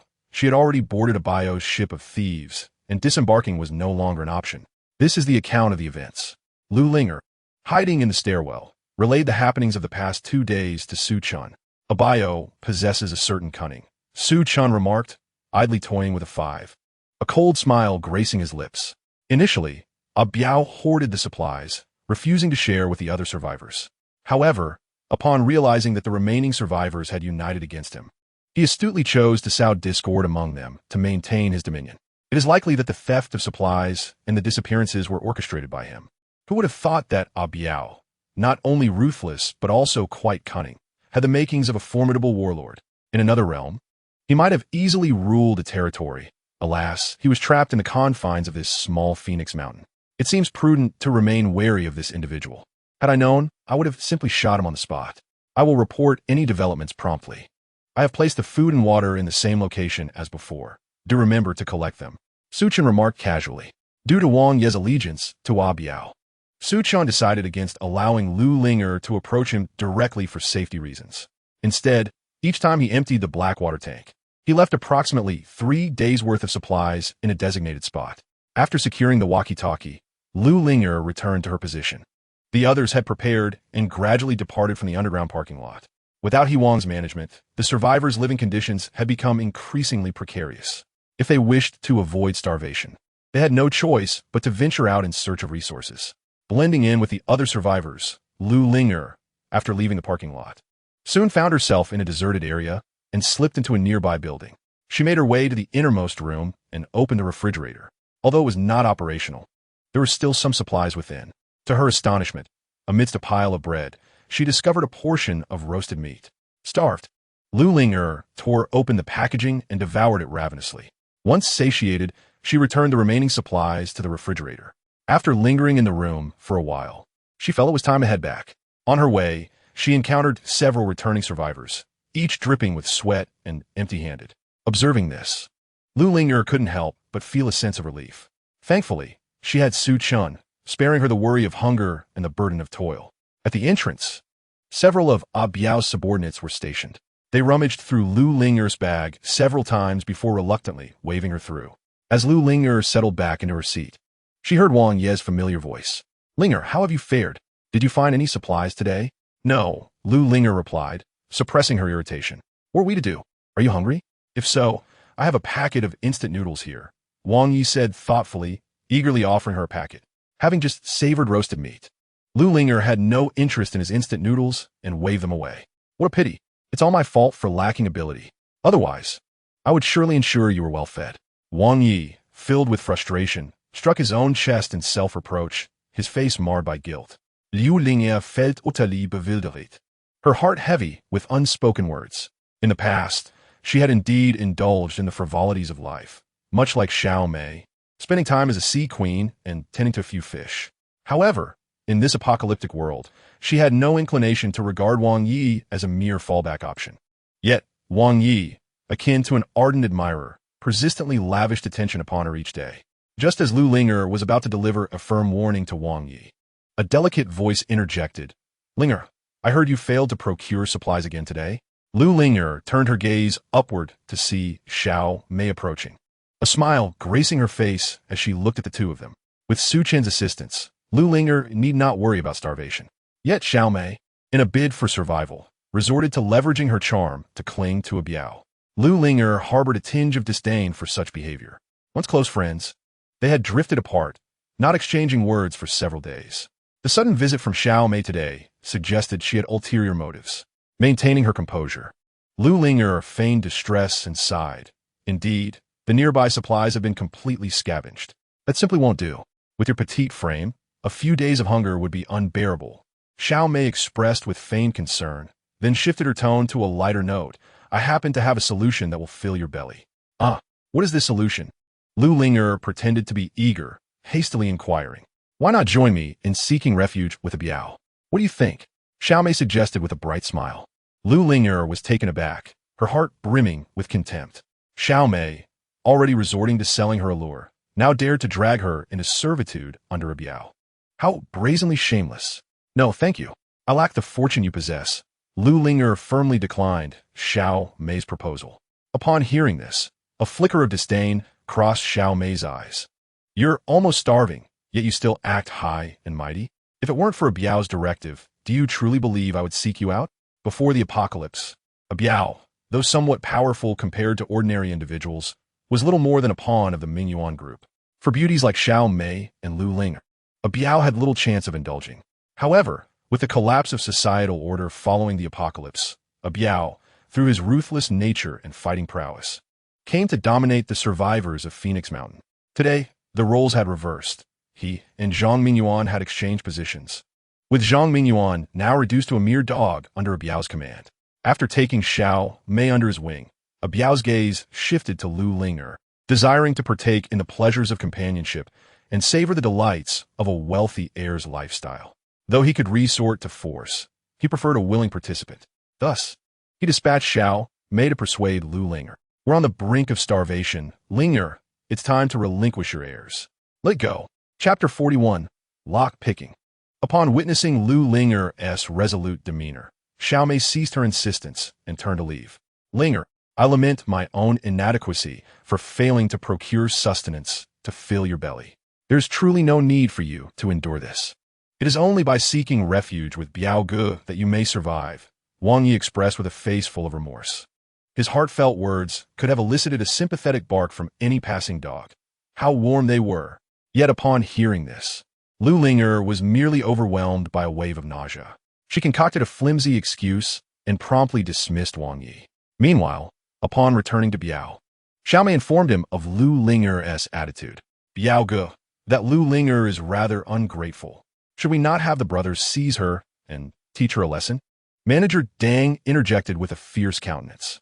Having endured the apocalypse for so long, his once warm and amiable nature had been subtly transformed by Biao into a more ruthless persona. Old Dang speaks truthfully. Zhang Mingyuan nodded vigorously. Before the apocalypse, he had harbored intentions of capturing Lu Linger, but had never found the opportunity. If Biao were to take advantage of her, perhaps he could benefit as well. Why the hurry? Let us wait a couple more days. Once she grows thin from hunger, she will naturally seek me out, Biao replied leisurely. Matters such as the one concerning heir Fei lack intrigue, unless undertaken willingly. Moreover, he wished to avoid scaring off Wang Yi and his companions, who had only recently aligned themselves with him. It must be acknowledged that Biao's strategy was astutely devised. After all, when one is on the brink of starvation, who cares for notions of propriety and honor? Yet, before Biao and his companions could wait for Lu Linger to relent, a new crisis emerged. For several consecutive days, the survivors had failed to locate any supplies. Phoenix Mountain, being a scenic area, offered scant resources for sustenance. Coupled with the relentless heat, most food had long since spoiled, rendering it inedible. The remaining provisions had been thoroughly scavenged after extensive searching by the group. Have you not attempted to venture further afield in your search? Biao inquired, his expression darkening. We have, but to no avail, Wang Yi responded in a hushed tone. Incompetence. Biao chastised Wang Yi, at that moment devoid of any desire for Lu Linger. Without food, they were all doomed to perish. As the group pondered their next course of action, Xiaomei suddenly chimed in. Biao Ge, I know where there are supplies. Biao paused, intrigued, and asked where? Far away, yet near at hand.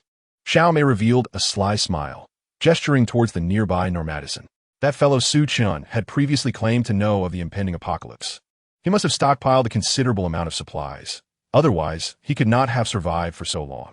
As long as we can gain entry, an abundance of supplies awaits us.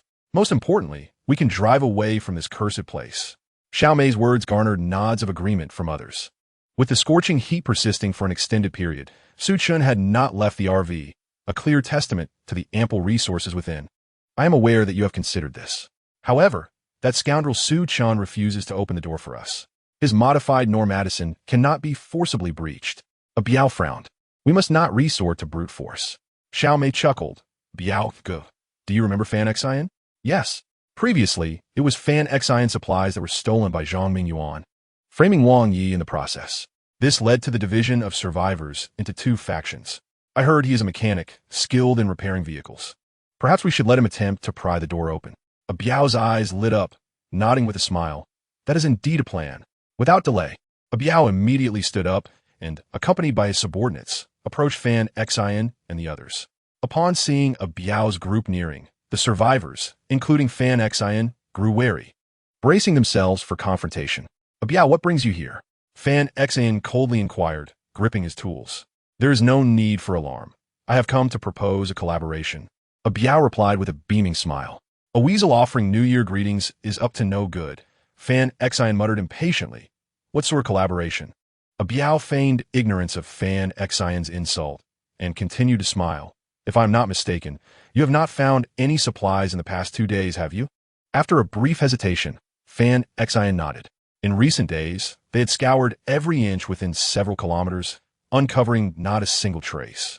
I know of a place with plentiful supplies. Let us join forces, and we shall split them evenly. What do you say?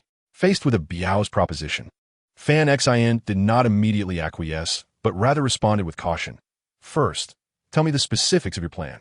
A Biao pointed to Su Chen's Normadison and outlined his strategy. Upon hearing it, Fan Xian felt a flicker of desire. Acquiring supplies was one matter, but more importantly, they could drive the RV away from Phoenix Mountain and return to the city. Although the city was also sweltering, it offered relatively abundant resources. All right, I agree. Fan Xian ultimately nodded, consenting to collaborate with a Biao. However, neither a Biao nor Fan Xian noticed that during their discussion, Lu Linger had quietly departed. She made her way to the stairwell and relayed a Biao's plan to Su Chen via intercom. Upon learning of it, Su Chen was not particularly surprised. Rather, he felt a surge of excitement. The resources on Phoenix Mountain were limited. Once depleted, the survivors would inevitably turn their attention towards him. After a prolonged period of rest, I finally found myself able to engage in some activities. Su Chen cast a glance at the central control panel, revealing a cruel smile. In pursuit of their planned success, a Biao and his companions chose to act under the cover of night. As each minute ticked by, deep into the midnight hour, a Biao, along with Fan Xin and others, stealthily approached the Normadison. After being doused in pepper spray, Fan Xin had learned to be clever. He donned sunglasses and a sun-protective jacket, wielding a flashlight as he began to examine the car lock. "How is it? Can you open it?" A Biao inquired in a hushed tone. "Let me try first," Fan Xin replied, grasping a screwdriver and tweezers, carefully probing the keyhole. As the group waited with bated breath, Fan Xin suddenly began to tremble violently, as if afflicted by a sudden illness. "What's wrong with you?" Manager Deng, standing nearby, couldn't help but ask. Not receiving a response, he foolishly reached out, intending to pat Fan Xin on the back. However, as soon as his hand landed on Fan Xin, he too began to shake uncontrollably. Chapter 42, You Old Scoundrel. The others, perplexed by the situation, were about to reach out to both of them, eager to understand what was occurring. "Stop. Everyone cease your actions." A Biao was the first to react, stepping back a few paces, gasping in shock. "That bastard Su Chen has electrified the car door." The group paused for a moment before hastily retreating a few steps. Observing the trembling figures of Manager Deng and Fan Xin, they were instantly filled with dread. "Su Chen, you are truly inhumane. You old scoundrel." Indeed, besides the pepper spray, Su Chen had anticipated the possibility of someone attempting to pick the lock while modifying the Normadison. He instructed Zhang Qi to electrify the keyhole. Once the switch was activated, current would flow to the keyhole. Any contact would result in an instantaneous shock. Although it wasn't as terrifying as high voltage, it could easily prove fatal. Listening to the chorus of curses emanating from outside, Su Chen smiled faintly, increasing the current. In an instant, Manager Deng and Fan Xin were left smoking, their hair standing on end. However, moments later they fell silent. Once Su Chen cut off the current, their bodies thudded to the ground, though the bonds between them were not particularly deep. Witnessing the tragic demise of Manager Deng and Fan Xin filled the others with a mixture of rage and sorrow. "Su Chen, you are exceedingly ruthless. That is 2 lives you've taken just like that." Su Chen activated the microphone, mercilessly taunting. "Ruthless? If you hadn't attempted to break into my car, would they have died?" The group was momentarily speechless. "Even so, you cannot take a life." Xiao Mei feigned indignation, shouting, "My apologies, but I did indeed kill them. What will you do about it? If you have the courage, come in and confront me." Su Chen's arrogant words echoed through the loudspeaker, inciting further frustration among the crowd. With a sweeping gesture, a Biao coldly commanded, "Brothers, unite. Let's take action. Once we breach the door, we shall deal with that scoundrel Su Chen." Prior to their arrival, they had devised a backup plan. If they failed to pry open the vehicle's door, they would overturn the RV, forcing it out. To counter Su Chen's pepper spray, the group had prepared various protective garments. Upon hearing a Biao's orders, they hastily donned their attire and covered their heads with plastic bags. Like a swarm of ants, they encircled the Nomad-Ison, collectively attempting to move the vehicle. To their astonishment, the Nomad-Ison actually exhibited a slight tremor. This unexpected development caught Su Chen off guard. The saying "a multitude of ants can take down an elephant" held true in this moment. Fortunately, Su Chen had a backup plan. He let out a cold laugh, lifted another cover, and pressed a button inside. A low hum filled the air as several probes emerged from the vehicle's roof. The crowd glanced upward, dismissing it as yet another round of pepper spray. However, when the liquid sprayed down upon them, they were instantly met with a searing sensation. "Ah, it hurts. This is sulfuric acid." As realization dawned, they hastily abandoned the Nomad-Ison and scrambled backward in desperation. The hiss of acid corroding their skin filled the air as many writhed on the ground, emitting cries of agony. The scene was utterly gruesome. Thankfully, a Biao remained at a distance, merely directing the chaos without engaging in a struggle. Upon witnessing the unfolding disaster, he retreated further, alongside Xiao Mei and Wang Yi, their expressions filled with dread as they observed the mayhem. Once the spraying ceased, the remaining survivors rushed to assist the injured. Some who had been doused with sulfuric acid had already succumbed, while others moaned weakly in pain. The immediate priority was to rinse off the acid with clean water. Yet, in this critical moment, where could they find such water? Faced with a scene reminiscent of hell itself, the crowd was gripped by fear and rage. They had never imagined that Su Chen's RV contained such a substance. That bastard Su Chen is truly a monster. Wang Yifumit. Meanwhile, Lu Linger secretly reveled in the turn of events. Thank goodness Su Chen was prepared. Otherwise, if you had stormed in, he might have lost his life. With hopes dashed once more, the crowd hung their heads in despair, devoid of any desire to confront Su Chen again. At that moment, the side panel of the Nomad Ison slowly lifted, revealing a massive bulletproof glass. Inside the vehicle, Su Chen poured himself a glass of 1982 Lafite, elegantly taking up his knife and fork to indulge in his meal. Upon exiting the warehouse, Lu Linger finally let out a long sigh of relief. The burdens on her heart momentarily lifted. Everything she had done was in accordance with Su Chen's instructions. Fortunately, her acting had been sufficiently convincing to deceive a Biao. However, Su Chen had only instructed her to lead a Biao and his group to the warehouse before hastily departing, without detailing what she should do next. Lu Linger glanced around, finding no one in sight. Just as she was about to leave, a figure suddenly appeared before her. As the figure approached, Lu Linger recognized him and was taken aback. Huang. Indeed, the unexpected figure was none other than the long-missing Huang. Lu miss. Huang greeted, carrying 2 large barrels. Were you not dead? Lu Linger stammered, her voice laden with disbelief. Following a Biao's ambush, which had led to his disappearance, everyone had presumed Huang was dead. Yet, Lu Linger never anticipated his appearance here tonight. It's a long story. It was Su Chen who saved me, Huang explained as he set the barrels down. He then relocked the warehouse door and found a pile of debris nearby to completely block the exit. Next, Huang began to pour the liquid from the barrels around the warehouse. Lu Linger caught a whiff of a pungent odor. Was it gasoline? Did Huang intend to incinerate a Biao and his men inside the warehouse? Lu miss, you must leave quickly. Su is waiting for you in the car, Huang said casually after finishing his task. Lu Linger was momentarily taken aback, but then her heart swelled with exhilaration. Without pausing to greet Huang, she hastily exited the warehouse. Huang lit a cigarette, savoring a deep inhale. As he gazed at the warehouse before him, a flicker of anger ignited in his eyes, and he flicked the cigarette away. It traced a graceful arc through the air before landing on ground. In an instant, the gasoline ignited, engulfing the surrounding weeds and debris in a roaring inferno. Big tiger, little tiger, I have avenged you, Huang murmured to himself. Meanwhile, inside the warehouse, after the initial excitement had subsided, a Biao regained his composure and immediately directed his subordinates to begin inventorying the supplies for transport. Just then, one of his men suddenly exclaimed, Biao Gu, something's not right. What is it? A Biao frowned as he approached. It seems this box doesn't contain instant noodles. The subordinate lifted a box of instant noodles and shook it in the air. The sound emanating from within did not resemble noodles at all. Open it, a Biao commanded in a low voice. With a ripping sound, the box was violently torn open. As suspected, it contained a hodgepodge of miscellaneous items instead of noodles. A sense of foreboding crept into a Biao's mind, and he immediately ordered, check the others. His subordinates hurriedly picked up the other boxes to investigate.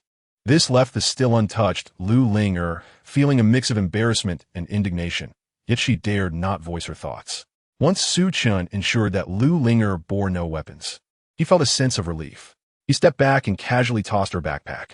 Upon discovering that the bag contained delicacies such as ribeye steaks and Boston lobsters, Lu Linger nearly widened her eyes in disbelief. Such a lavish feast was something she rarely indulged in even before the apocalypse due to its exorbitant cost. Little did she expect Su Chen to produce it at such a moment.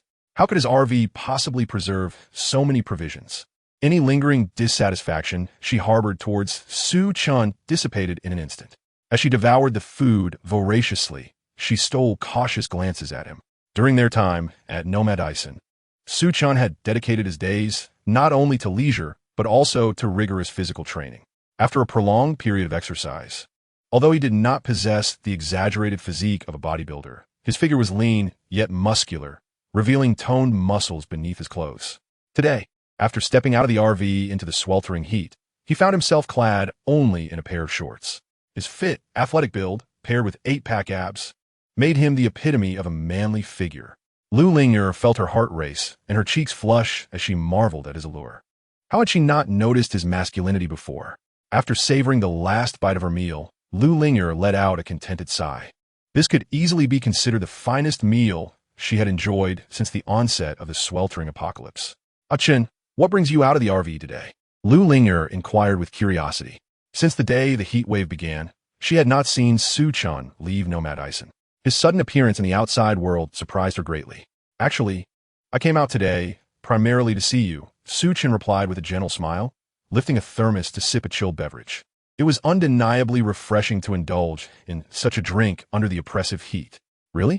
Lu Linger exclaimed, a mix of surprise and joy flooding her, as she struggled to contain her excitement. As long as you wish, I will always accompany you. Su Chen detected the hidden meaning in her words and chuckled lightly. I intend to offer you an opportunity. If you can complete the task I assign, I will allow you to enter the RV. Lu Linger could hardly believe her ears. Su Chen had previously shown them the lifestyle within the RV. In stark contrast to the scorching outside world, it was akin to a heavenly existence. Yet, aside from Xiao Mei, no one had ever spent time inside. If she could enter the RV, she would no longer have to fear succumbing to the heat. Su Chen, just tell me what to do, and I will certainly assist you. Lu Linger responded eagerly. Su Chen bekonet herkulusiv. And she obediently leaned in as he whispered in her ear. Upon hearing Su Chen's words, Lu Linger widened her beautiful eyes in astonishment. What? Are you unwilling? Su Chen cast her a sidelong glance and replied indifferently. Lu Linger was acutely aware of the immense risks associated with the task entrusted to her by Su Chen. Instinctively, she wanted to refuse, but then she reconsidered. Her relentless efforts had earned her a change in Su Chen's attitude and granted her the opportunity to enter the life of Nomad Ison. If she were to decline, she feared she might never encounter such an opportunity again. Even with the looming risks, she resolved to proceed. With this thought in mind, Lu Linger gritted her teeth and declared, Very well, I shall comply. That's more like it, Su Chen remarked, extending his hand to stroke Lu Linger's silky hair, a satisfied smile gracing his lips. In the subsequent 2 days, the situation in the underground parking lot of the Green Forest Hotel grew increasingly dire. Amidst a severe shortage of supplies, individuals began to perish one after another. Even the ruthless Biao and his cohort were now driven to desperation by hunger. As night descended once more, several survivors rose, numbly making their way outside.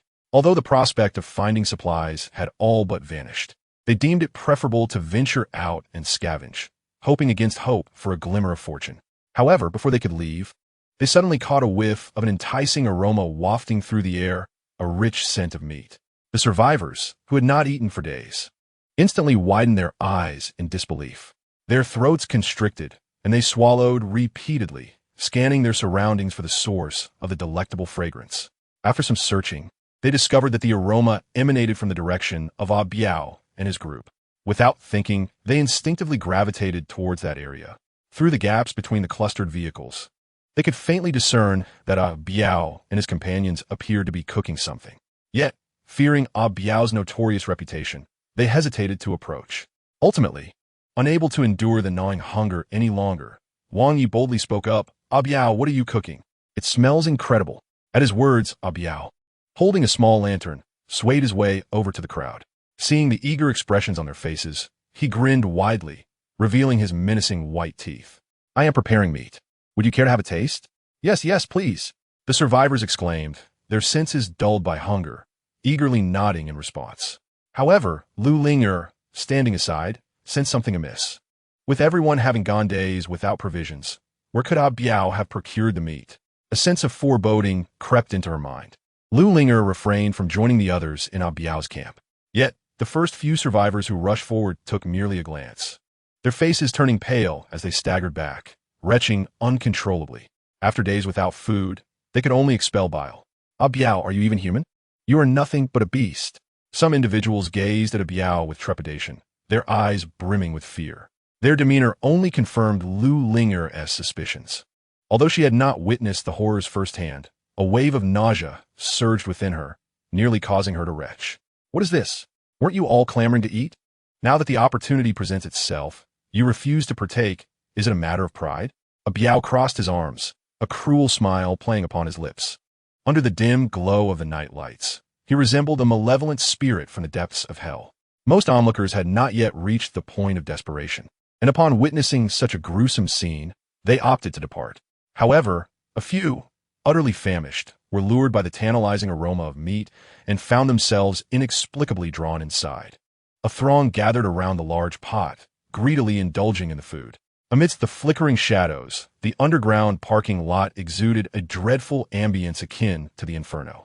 Lu Linger recoiled against the wall, her breath coming in quick gasps as her heart raced, her small face pale with terror. Having previously witnessed a Biao's merciless slaughter, she thought she had seen enough brutality, yet the scene before her was unfathomably inhumane. As no one else dared to enter, a Biao smirked coldly and retreated into the camp. Struggling to suppress her fear, Lu Linger stumbled into the stairwell. She retrieved her walkie-talkie and recounted the events to Su Chen in vivid detail. Su Chen, are you prepared over there? I cannot remain here any longer. Her voice trembled with a hint of tears. Although she was unaware of who resided within the pod, she was certain that if things continued as they were, a vulnerable woman like herself would inevitably attract a Biao's attention. She would rather perish from hunger than become a meal for a Biao and his ilk. In desperate circumstances devoid of resources, the phenomenon of cannibalism is, regrettably, not uncommon. In his past life, Su Chen had encountered such scenarios frequently and was not particularly taken aback. Do not worry, I am ready. If the opportunity arises in the next couple of days, you may take action, Su Chen reassured her. A Biao's instinct for survival had driven him to such extremes. It was human nature. Su Chen felt no inclination to intervene. However, should a Biao conspire with others against Su Chen, that was an affront he could not tolerate. Having committed the act once, a Biao was certain to attempt it again to ensure his survival. Thus, to preemptively eliminate the threat, Su Chen resolved to eradicate him. Very well, I shall heed your advice, Lu Linger replied eagerly, nodding in agreement. In the camp, a satiated Biao reclined in the vehicle's seat, embracing Xiao Mei while resting his eyes. Brother Biao, the deceased did not possess much flesh. Why did you summon the others? Xiao Mei leaned against a Biao's embrace and asked softly. Unlike the kind-hearted Lu Linger, Xiao Mei, who was inherently a manipulative woman, completely lost her self-respect and dignity after aligning herself with a Biao. Faced with hunger, she felt no revulsion and chose to follow a Biao without hesitation. Although her beauty could not rival Lu Linger's, Xiao Mei was still considered attractive. However, at this moment, her skin was ghastly pale, and her eyes gleamed with a strange light. Due to excessive emaciation, her smile was not only unappealing, but also profoundly eerie, resembling a ghostly figure from a horror film. What do you understand? Just a few who have perished. How long can they sustain us? A Biao scoffed, if no one else dies of starvation afterward. What shall we do? Brother Biao is undoubtedly powerful. It is only natural to eliminate a few. Xiao Mei replied without a second thought. If we take the initiative to kill, others will surely rise in revolt. Perhaps we should unite them all and first deal with the weaker ones who are unwilling to join us. Moreover, keeping them alive is a consideration for the future. A Biao's tone was chilling, as if to him, killing and consuming others were merely trivial matters. Brother Biao is indeed astute. Xiao Mei could not help but giggle in admiration. Yet, she failed to contemplate that when the day came to eliminate everyone else, a Biao might very well consider her as food. At that moment, one of a Biao's subordinates approached and knocked on the car window. Brother Biao, that woman named Lu Linger is looking for you. Upon hearing this, Xiao Mei first paused in surprise, then sneered. It seems this little hussy can no longer endure and is ready to submit to you, Brother Biao. Unfortunately, it is too late. A Biao snorted coldly, his eyes filled with lasciviousness. Perhaps we should first have our way with her before. That would be splendid. Brother Biao, she is my dear friend. You must reserve the best parts for me. Although she claimed Lu Linger was her closest confidant, her tone was rife with a hunger for sustenance. Huh, having a dear friend like you is certainly her fortune. A Biao laughed heartily, nodding to his subordinate. Before long, Lu Linger was brought before Biao. Although the scene had been tidied up, the remnants of bones in the pot made Lu Linger feel nauseous. Observing her expression, Xiao Mei could not help but curl her lip, eagerly wishing to put an end to her. Despite their former friendship, Xiao Mei had always harbored jealousy towards Lu Linger. In university, Lu Linger was pure and sweet, the dream girl of countless boys. Although Su Chen was not a wealthy heir, their love was envied by many. In contrast, Xiao Mei had a chaotic romantic history, having fallen for delinquents in middle school, a teacher in high school, an instructor during military training in college. and even her driving coach. The stark contrast between the two was unmistakable. Thus, Xiao Mei, driven by her ulterior motives, sought to lead Lu Linger down a path of moral decay.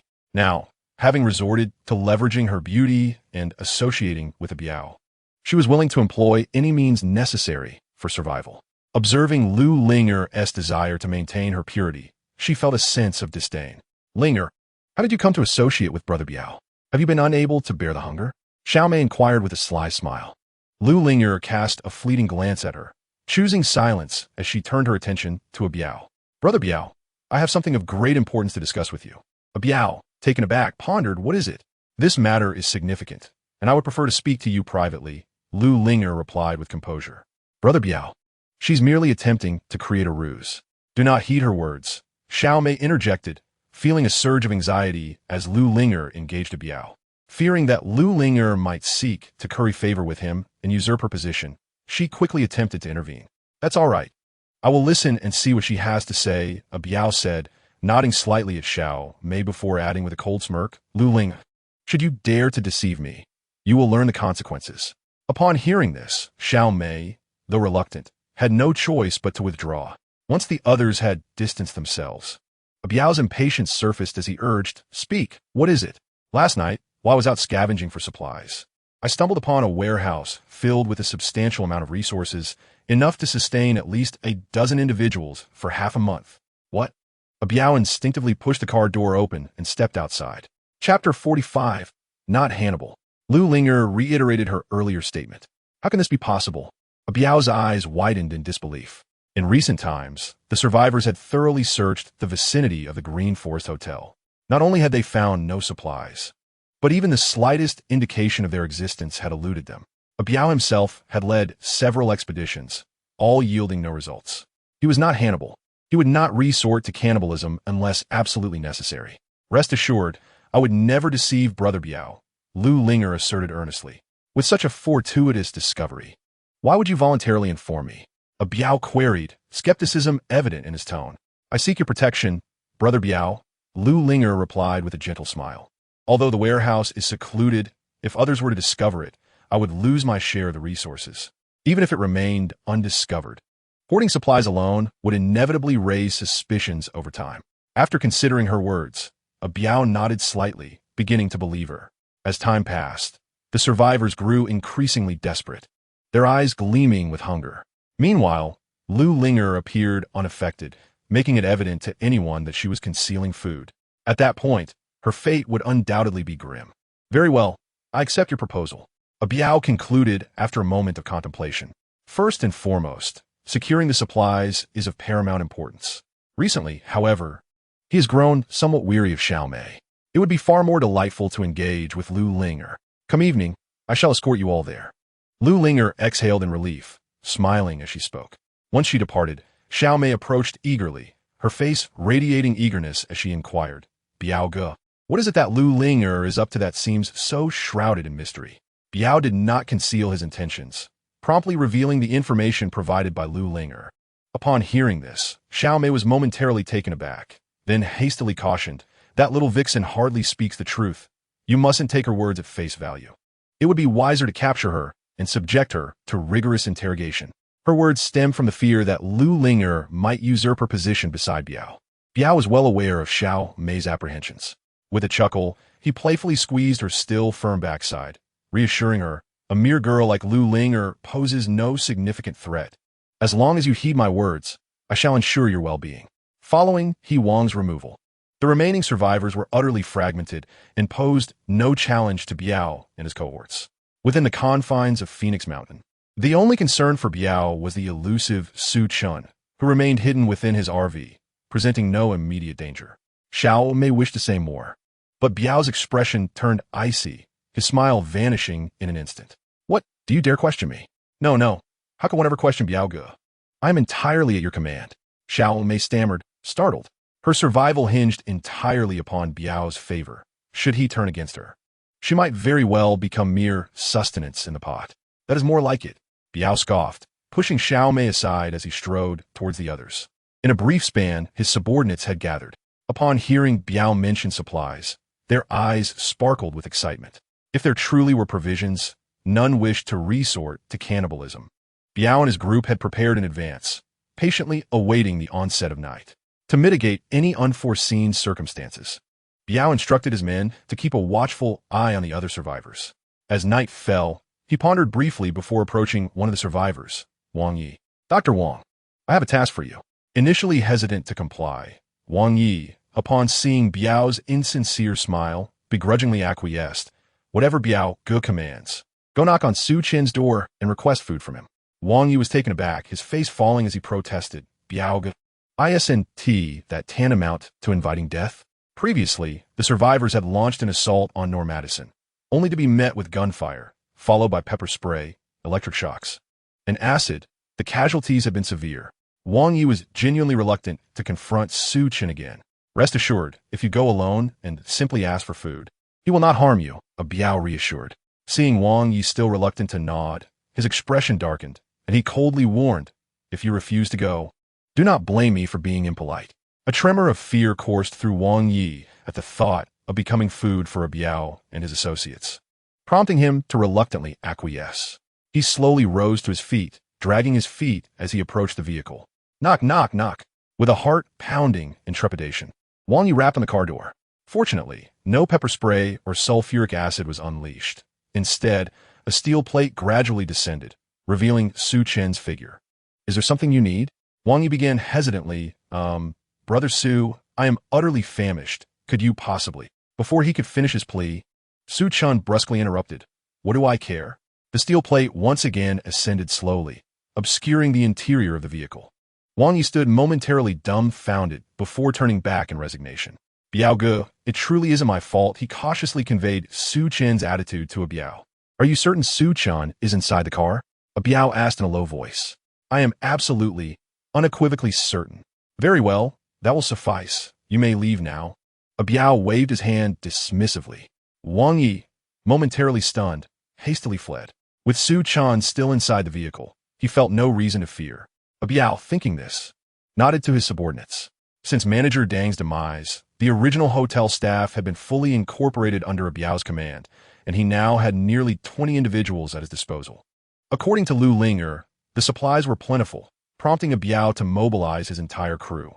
As for Xiao Mei, lacking any means of defense, she remained at the camp to prevent theft. Biao then led his men directly to Lu Linger, prepared and ready. Lu Linger stood up and guided Biao and his group out of the underground parking garage. Through night vision cameras, Su Chen observed the entire sequence unfold. Watching Biao and his men depart, he leaned back in the massage chair, a cold smile gracing his face. All he needed to do was patiently await the outcome. Lu Linger led the way, guiding Biao and his entourage. Before long, the surroundings grew desolate. This area remained undeveloped and rather remote, with only a few scattered buildings. Biao felt no sense of unease. After all, if the warehouse were not far from the resort hotel, it would likely have been discovered long ago. "Biao Ge, the supplies are inside that building." Lu Linger pointed towards a warehouse ahead. Biao refrained from rushing in, opting instead to observe cautiously before stating, "All right, let us inside." Chapter 46, The Trap is Set. Lu Linger did not hesitate, leading Biao and his men to the rear of the warehouse. Before them stood a rusted iron gate, easily pushed open with a gentle nudge. Lu Linger advanced to the forefront of the line, making 2 laps before arriving at a spacious storeroom. In the center of the room lay a considerable pile of items, concealed beneath a tarpaulin, rendering their contents indistinguishable. "The supplies are right there," Lu Linger pointed at the tarp.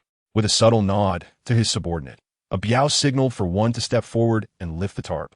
Illuminated by the beam of a flashlight, the group could clearly see that beneath the cover lay an abundance of bottled water and instant noodles.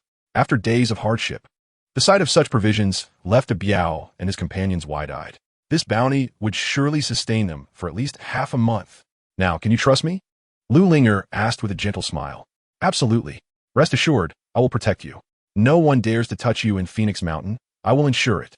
Biao responded, his excitement palpable as he pounded his chest in assurance. "Very well, Biao, take your time with the supplies. I shall take my leave now." With the vast stockpile before him, Biao's doubts about Lu Linger dissipated entirely. He waved his hand with a grin. "All right, you go ahead and rest." Lu Linger glanced back at the center of the room, where Biao's men had already torn open a box of instant noodles, reveling in their newfound fortune. She said nothing further and swiftly departed. Once outside the warehouse, she exhaled deeply, her burdens lifted at last. Every action she had taken was in accordance with Su Chen's instructions. Fortunately, her acting had been convincing enough to deceive a Biao. However, Su Chen had only instructed her to lead a Biao and his men to the storeroom and then leave promptly. He had not provided any further guidance. Lu Ling'er scanned her surroundings, finding no one in sight. Just as she prepared to depart, a figure emerged ahead. As the individual drew closer, she recognized him with astonishment. He Wang. Indeed, the unexpected figure was the long-missing He Wang. Miss Lu, He Wang greeted, carrying 2 large barrels. Are you not dead? Lu Ling'er stammered, incredulity lacing her voice. Following the ambush by a Biao that had led to his disappearance, everyone believed He Wang to be deceased. Yet, Lu Ling'er never anticipated encountering him here that night. It's a long story. It was young Master Su who saved me, He Wang explained as he placed the barrels down. He then relocked the storeroom door and gathered some debris to completely seal the exit. Next, He Wang lifted one of the barrels and began to encircle the storeroom, pouring its contents around. Lu Ling'er caught a whiff of a pungent odor. Were these barrels filled with gasoline?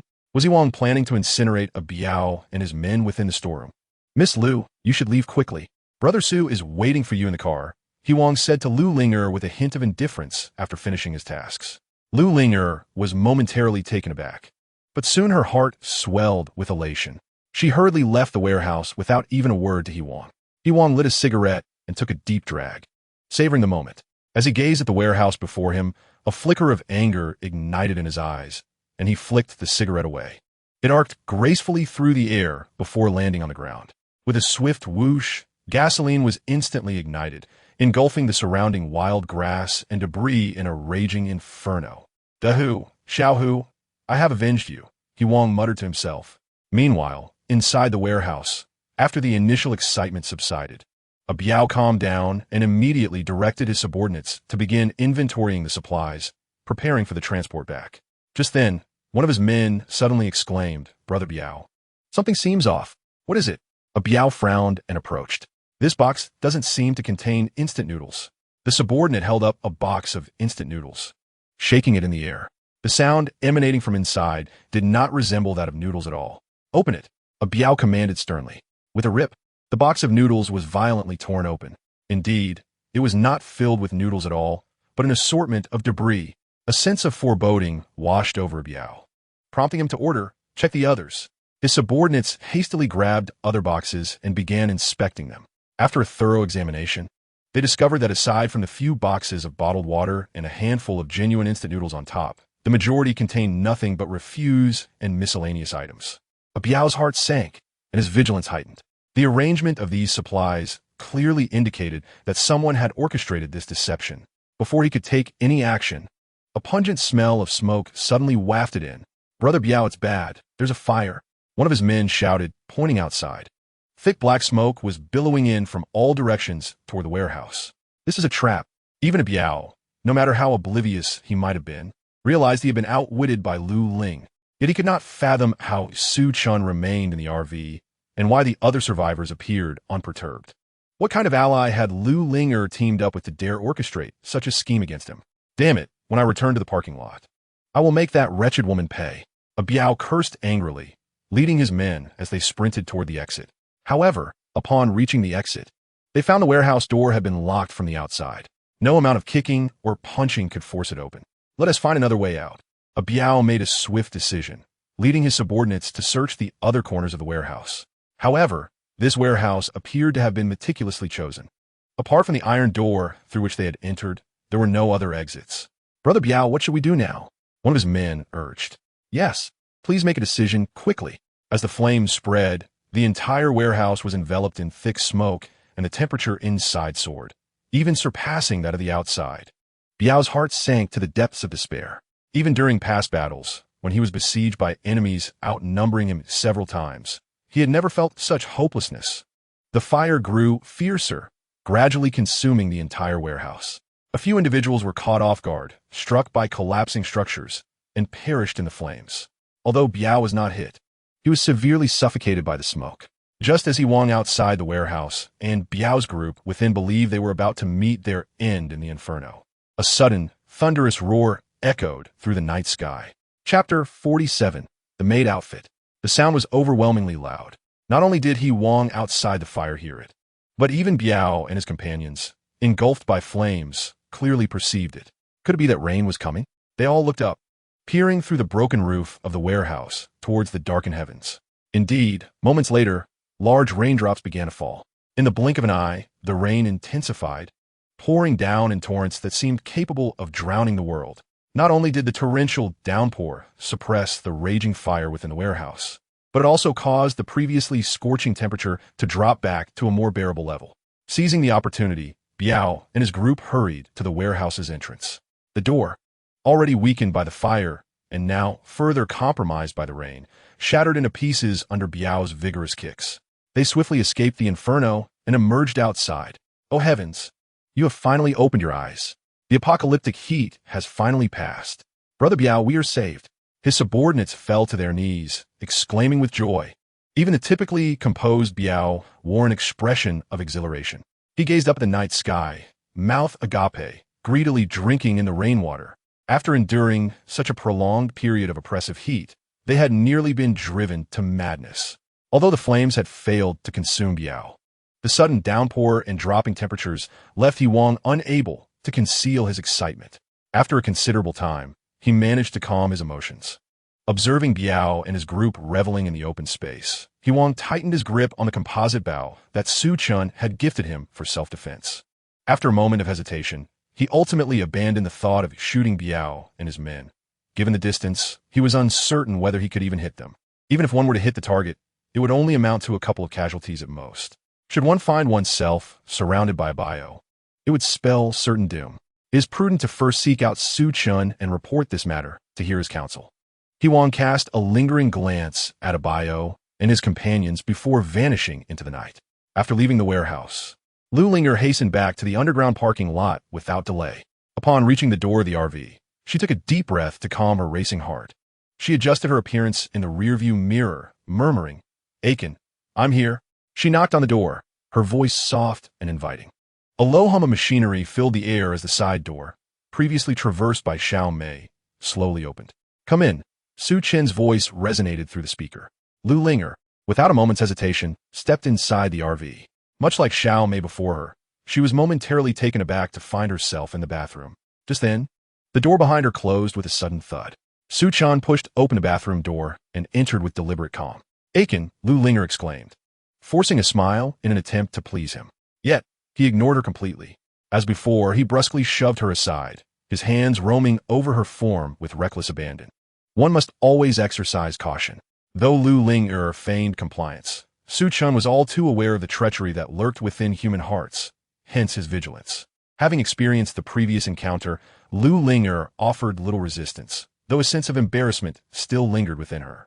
After thoroughly inspecting her from head to toe, Su Chen finally nodded in satisfaction.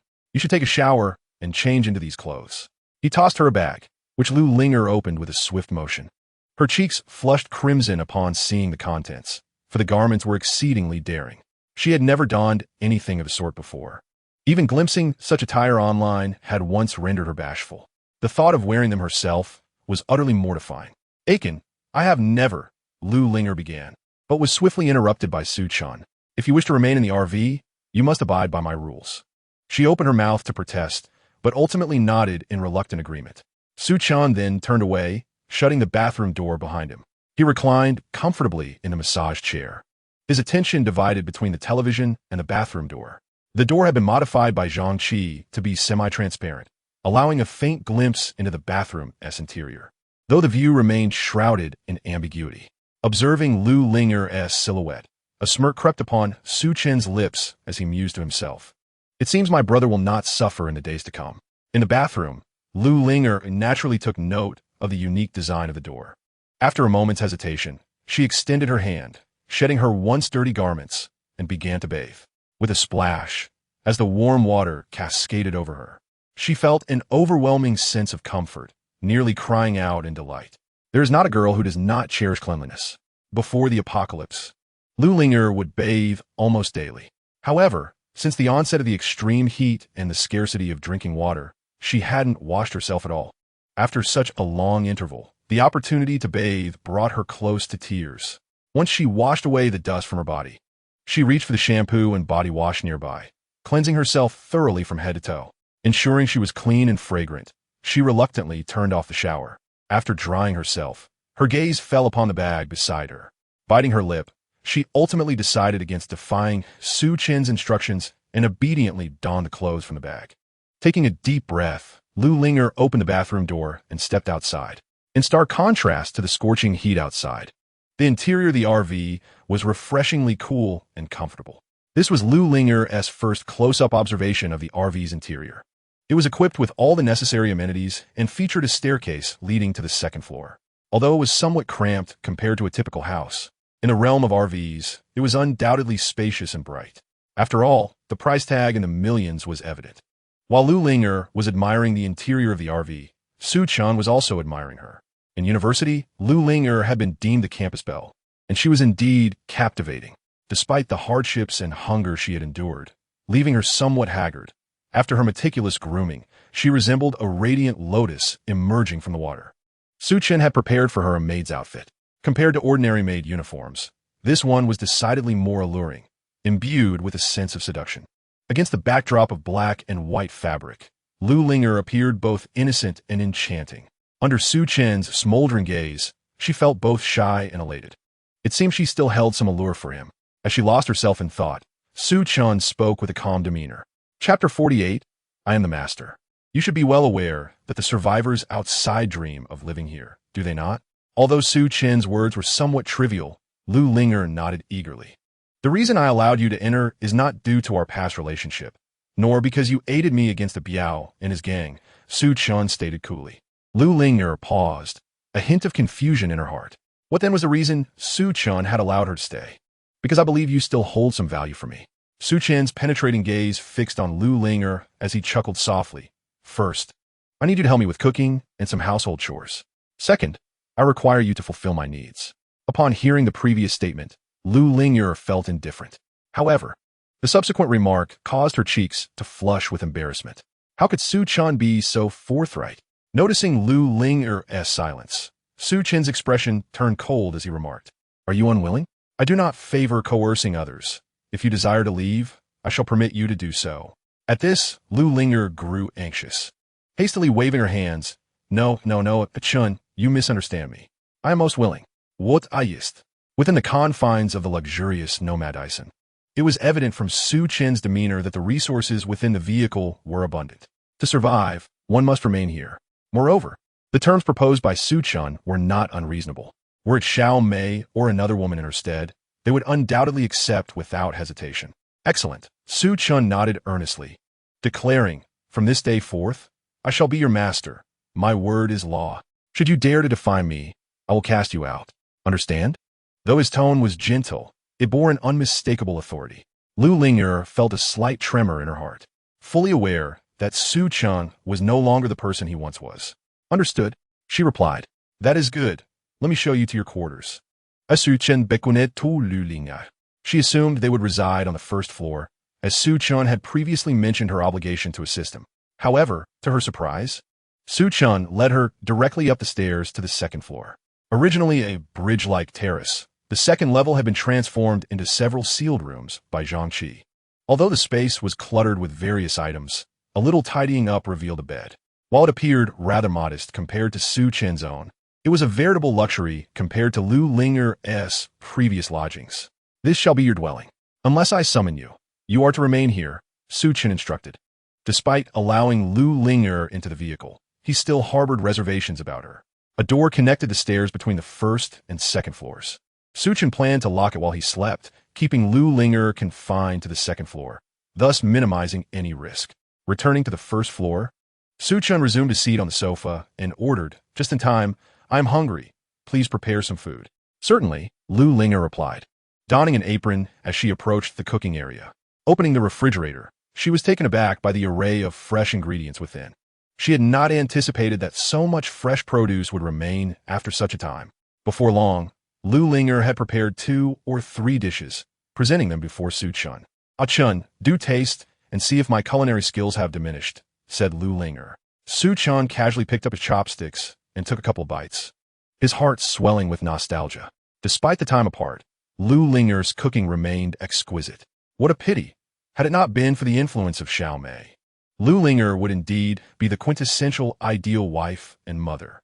Is it not to your taste? Lu Linger inquired cautiously, noticing his silence. No, it's quite delicious. Do maintain this standard, Su Chen replied with a slight nod of approval. Let us dine together, and afterward, we shall retire for the night. Are we truly going to? Lu Linger felt a pang of apprehension and dared not say more, obediently taking her seat. At that moment, the surveillance system abruptly emitted a series of urgent beeps. Su Chen's gaze sharpened as he turned to the monitor. On the screen, several survivors were seen hastily approaching, but rather than heading towards the RV, they skirted around it, making for the parking lot's exit. What is happening? Su Chen's heart raced, and he set aside the delectable meal prepared by Lu Linger. He swiftly rose and approached the control panel.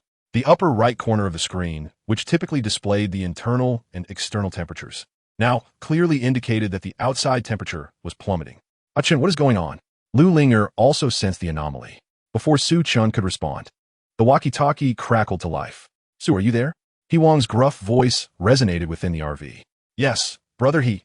What is the situation on your end? Su Chen replied, grasping the walkie-talkie. We couldn't secure it. A sudden downpour extinguished the fire. He Wang growled in frustration. According to Su Chen's plan, Lu Linger was to lure Biao and his group into the warehouse. While they were occupied with transporting supplies, He Wang would block the door and ignite the warehouse with the gasoline Su Chen had provided, sealing Biao and his men inside. While the plan was not without its flaws, it was indeed thorough. Yet, none had anticipated that after such prolonged heat, the heavens would suddenly unleash rain. Never mind. Biao and his group are merely grasshoppers post-harvest. They cannot leap for long. However, brother He, you must be cautious and avoid being discovered. Su Chen advised before severing the communication. Meanwhile, Lu Linger, having overheard their exchange, was flooded with thoughts. Was it truly raining outside? If so, did it mean the oppressive heat that had persisted for days was finally coming to an end? In that case, it wouldn't be long before rescue arrived. Did she still need to remain by Su Chen's side? If you regret your decision now, it is not too late, Su Chen remarked calmly, seemingly reading her thoughts. No. How could I bear to leave you, Ah Chun? Lu Linger shook her head vigorously, eager to express her sentiments. Even if the sweltering heat is about to pass, it will still be an eternity before rescue arrives. Without Su Chen's assistance, how can Lu Linger endure this trying period? Moreover, having previously deceived Biao, what if he harbors vengeful intentions? Most importantly, upon their recent reunion, Su Chen exhibited an unparalleled strength and confidence, starkly different from before. Lu Linger's feelings for Su Chen have quietly rekindled within her heart. That is well and good. To speak frankly, even if the temperatures were to drop, this apocalyptic ordeal would not come to an end. Chapter 49, Conspiracy to Kill. If these words had come from someone else's lips, Lu Linger might have harbored doubts. Yet, since they were uttered by Su Chen, she believed them without reservation. After all, Su Chen had anticipated the arrival of the apocalypse, procuring a Normadison and stockpiling a considerable amount of supplies. The sudden downpour had indeed plunged the survivors into a frenzy of ecstasy.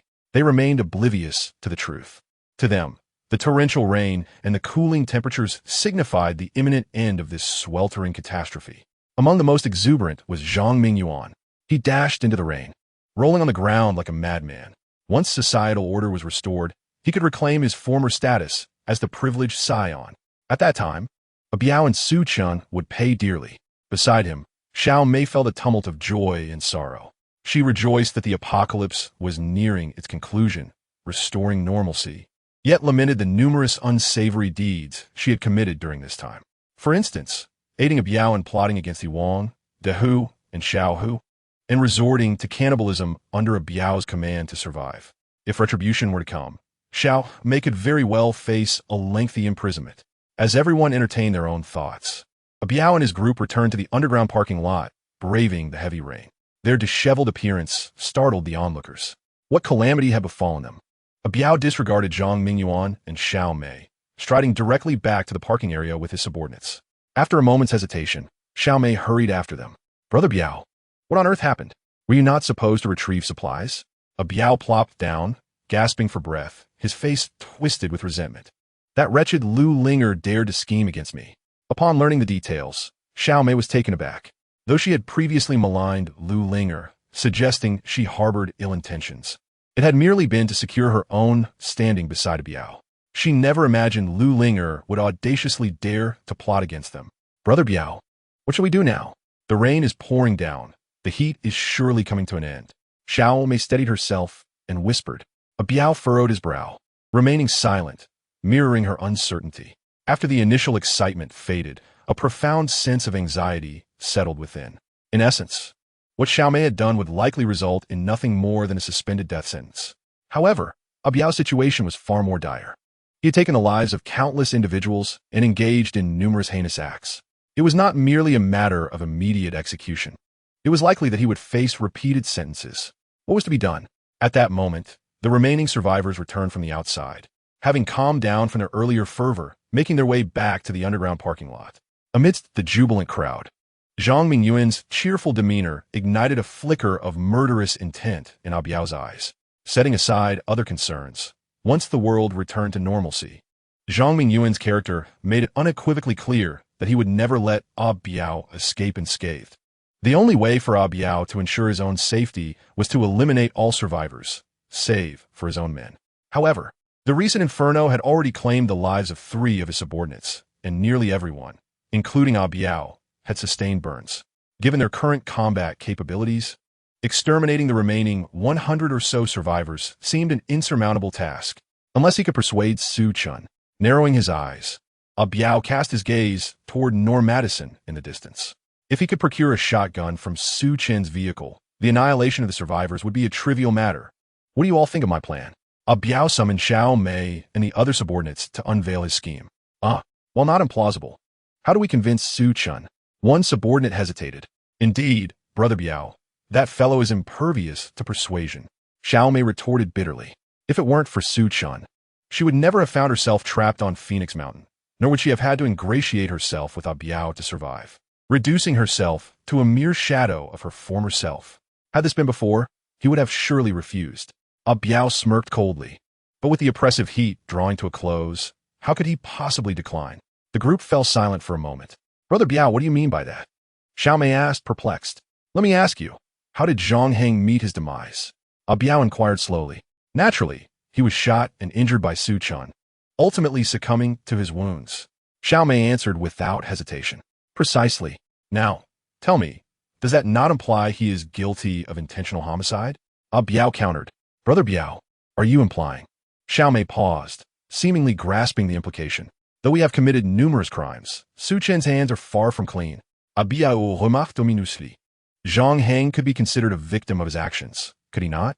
And several other survivors also perished due to the acid he splashed on them, did they not? When all these factors are combined, even if he were not sentenced to death, a suspended sentence would be inevitable, would it not? Therefore, if Su Chen wishes to avoid imprisonment, he must ally with us to eliminate the others. Upon hearing his words, the group fell into a stunned silence. Upon closer reflection, they found merit in Biao's words.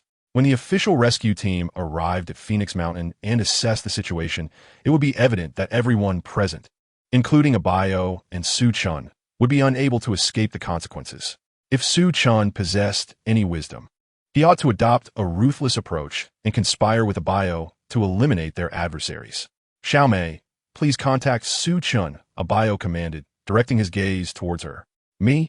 Xiao Mei was taken aback. Who else? Are you suggesting we go instead? Biao replied coldly. The animosity between him and Su Chen was considerable. If he were to present himself openly, it was likely that Su Chen would shoot him without hesitation. Thus, sending Xiao Mei to probe the situation was the most prudent course of action. All right, I'll go. Xiao Mei reluctantly acquiesced. She rose and hesitantly made her way towards the vehicle. Once she approached the door, she knocked timidly. Su Chen, are you there? However, the voice that emerged from within was not Su Chen's, but rather a melodious female voice. What business do you have with Ah Chun? Xiao Mei recognized this voice as familiar.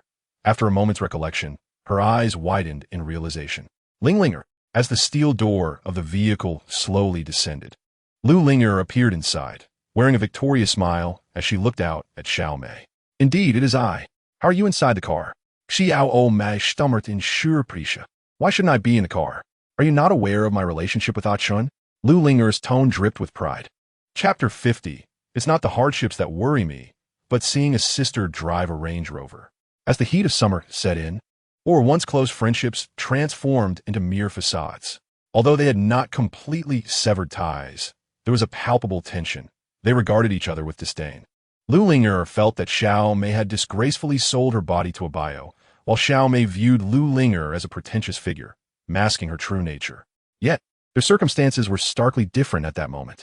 Lu Linger, comfortably ensconced in a vehicle, was exquisitely adorned, her beauty radiant, albeit clad in a somewhat peculiar maid's outfit. In contrast, Xiao Mei stood outside, disheveled and hardly distinguishable from a beggar. There's a saying, it's not the hardships that worry me, but seeing a sister drive a Range Rover. Watching Lu Linger luxuriate in her comfort, Xiao Mei felt a surge of envy. She yearned to drag Lu Linger out and take her place inside.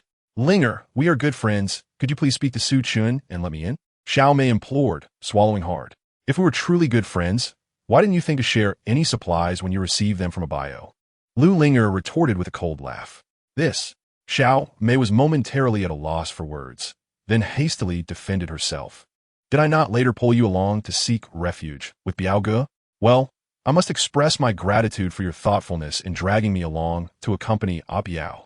Lu Linger retorted with biting sarcasm. Do you think I am like you, devoid of any dignity? Xiao Mei's anger flared, but in her desperation to gain entry into the RV, she swallowed her pride and pleaded, Linga, it is all my fault.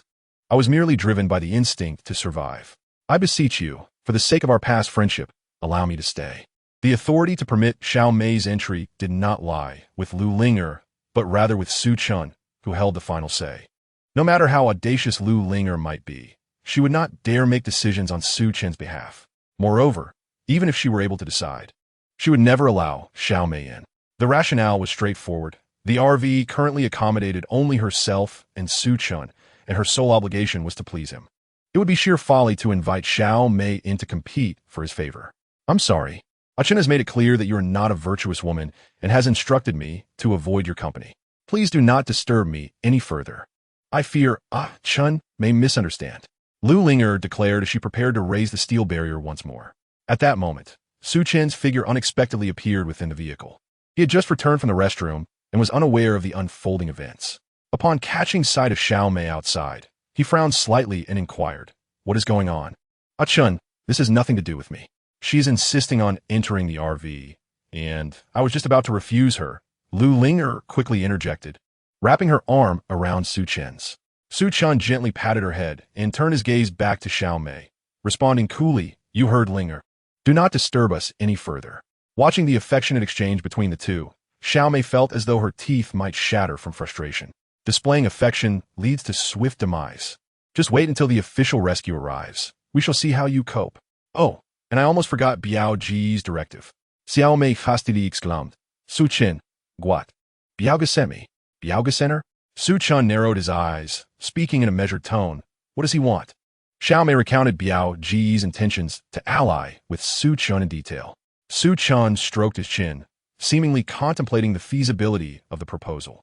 Seizing the moment, Xiao Mei pressed on, Su Chen, you must think carefully.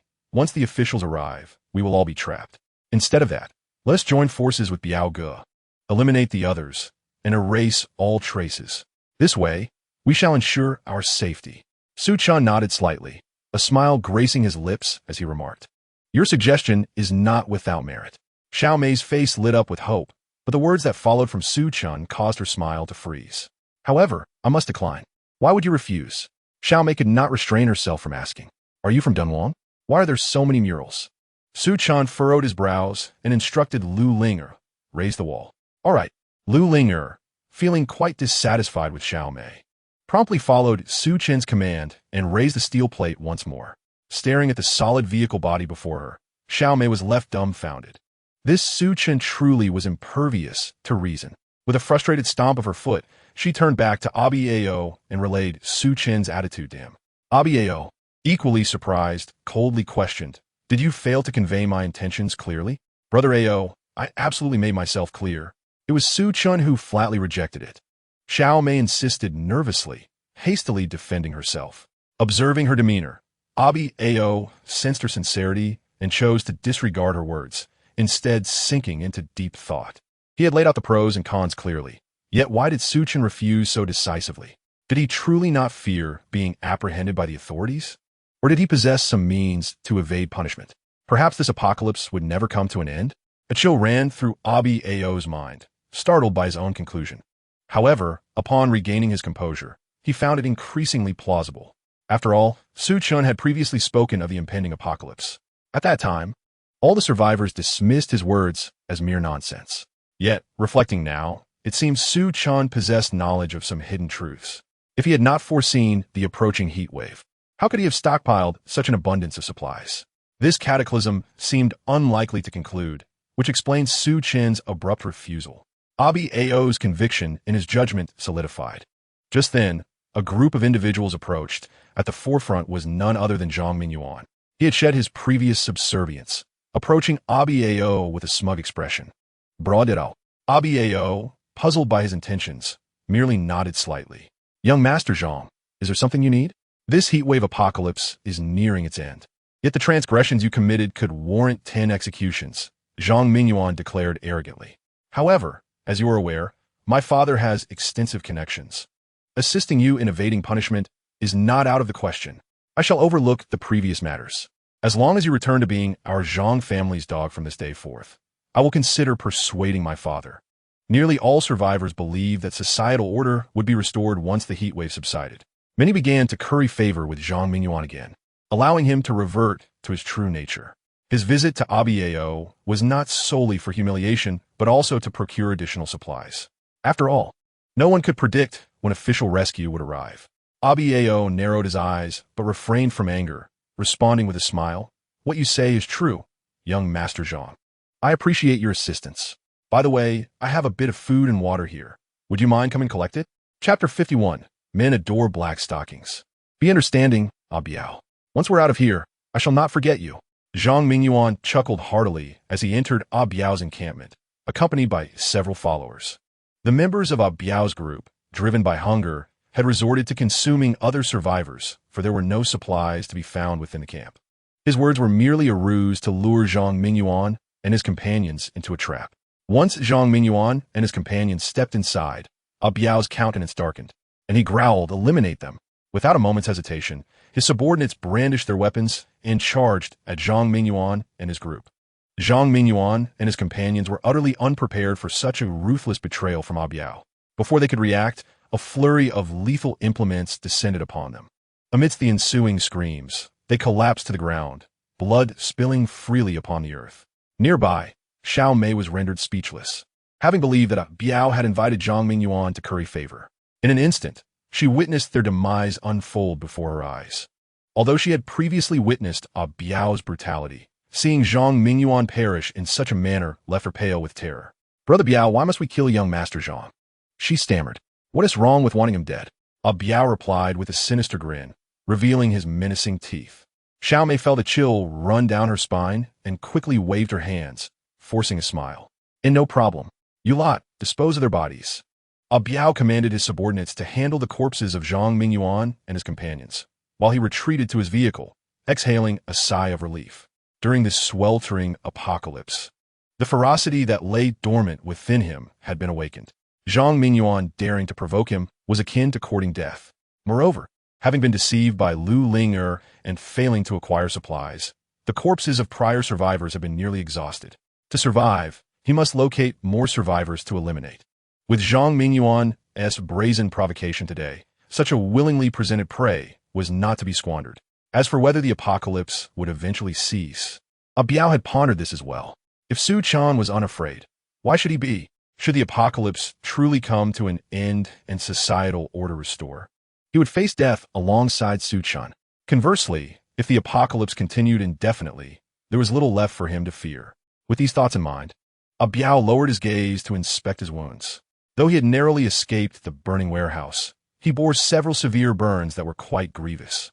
Hissing in pain, Abi Ao rinsed his wounds with water, the intense agony prompting a sharp intake of breath.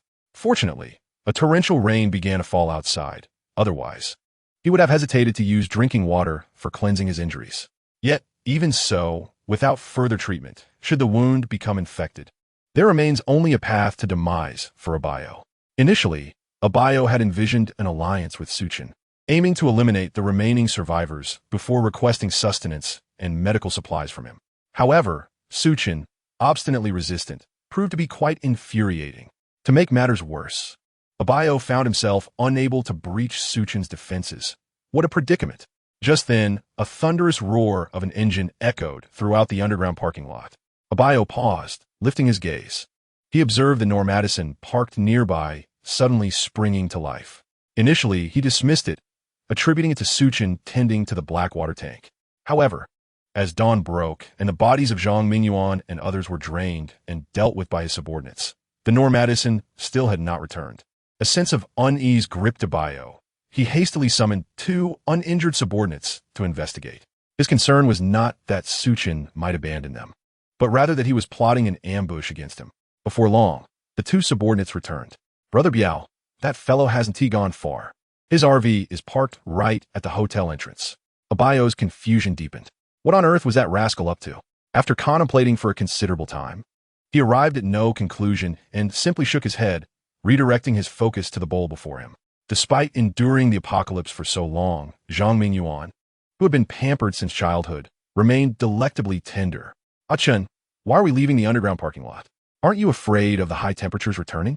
Seeing Su Chen park the Norm Addison at the entrance of the Green Forest Hotel, Lu Linger couldn't help but inquire. Su Chen offered no reply, merely casting her a fleeting glance. "I was wrong. I shouldn't have spoken out." The sharpness in Su Chen's gaze startled Lu Linger, prompting her to bow her head in contrition.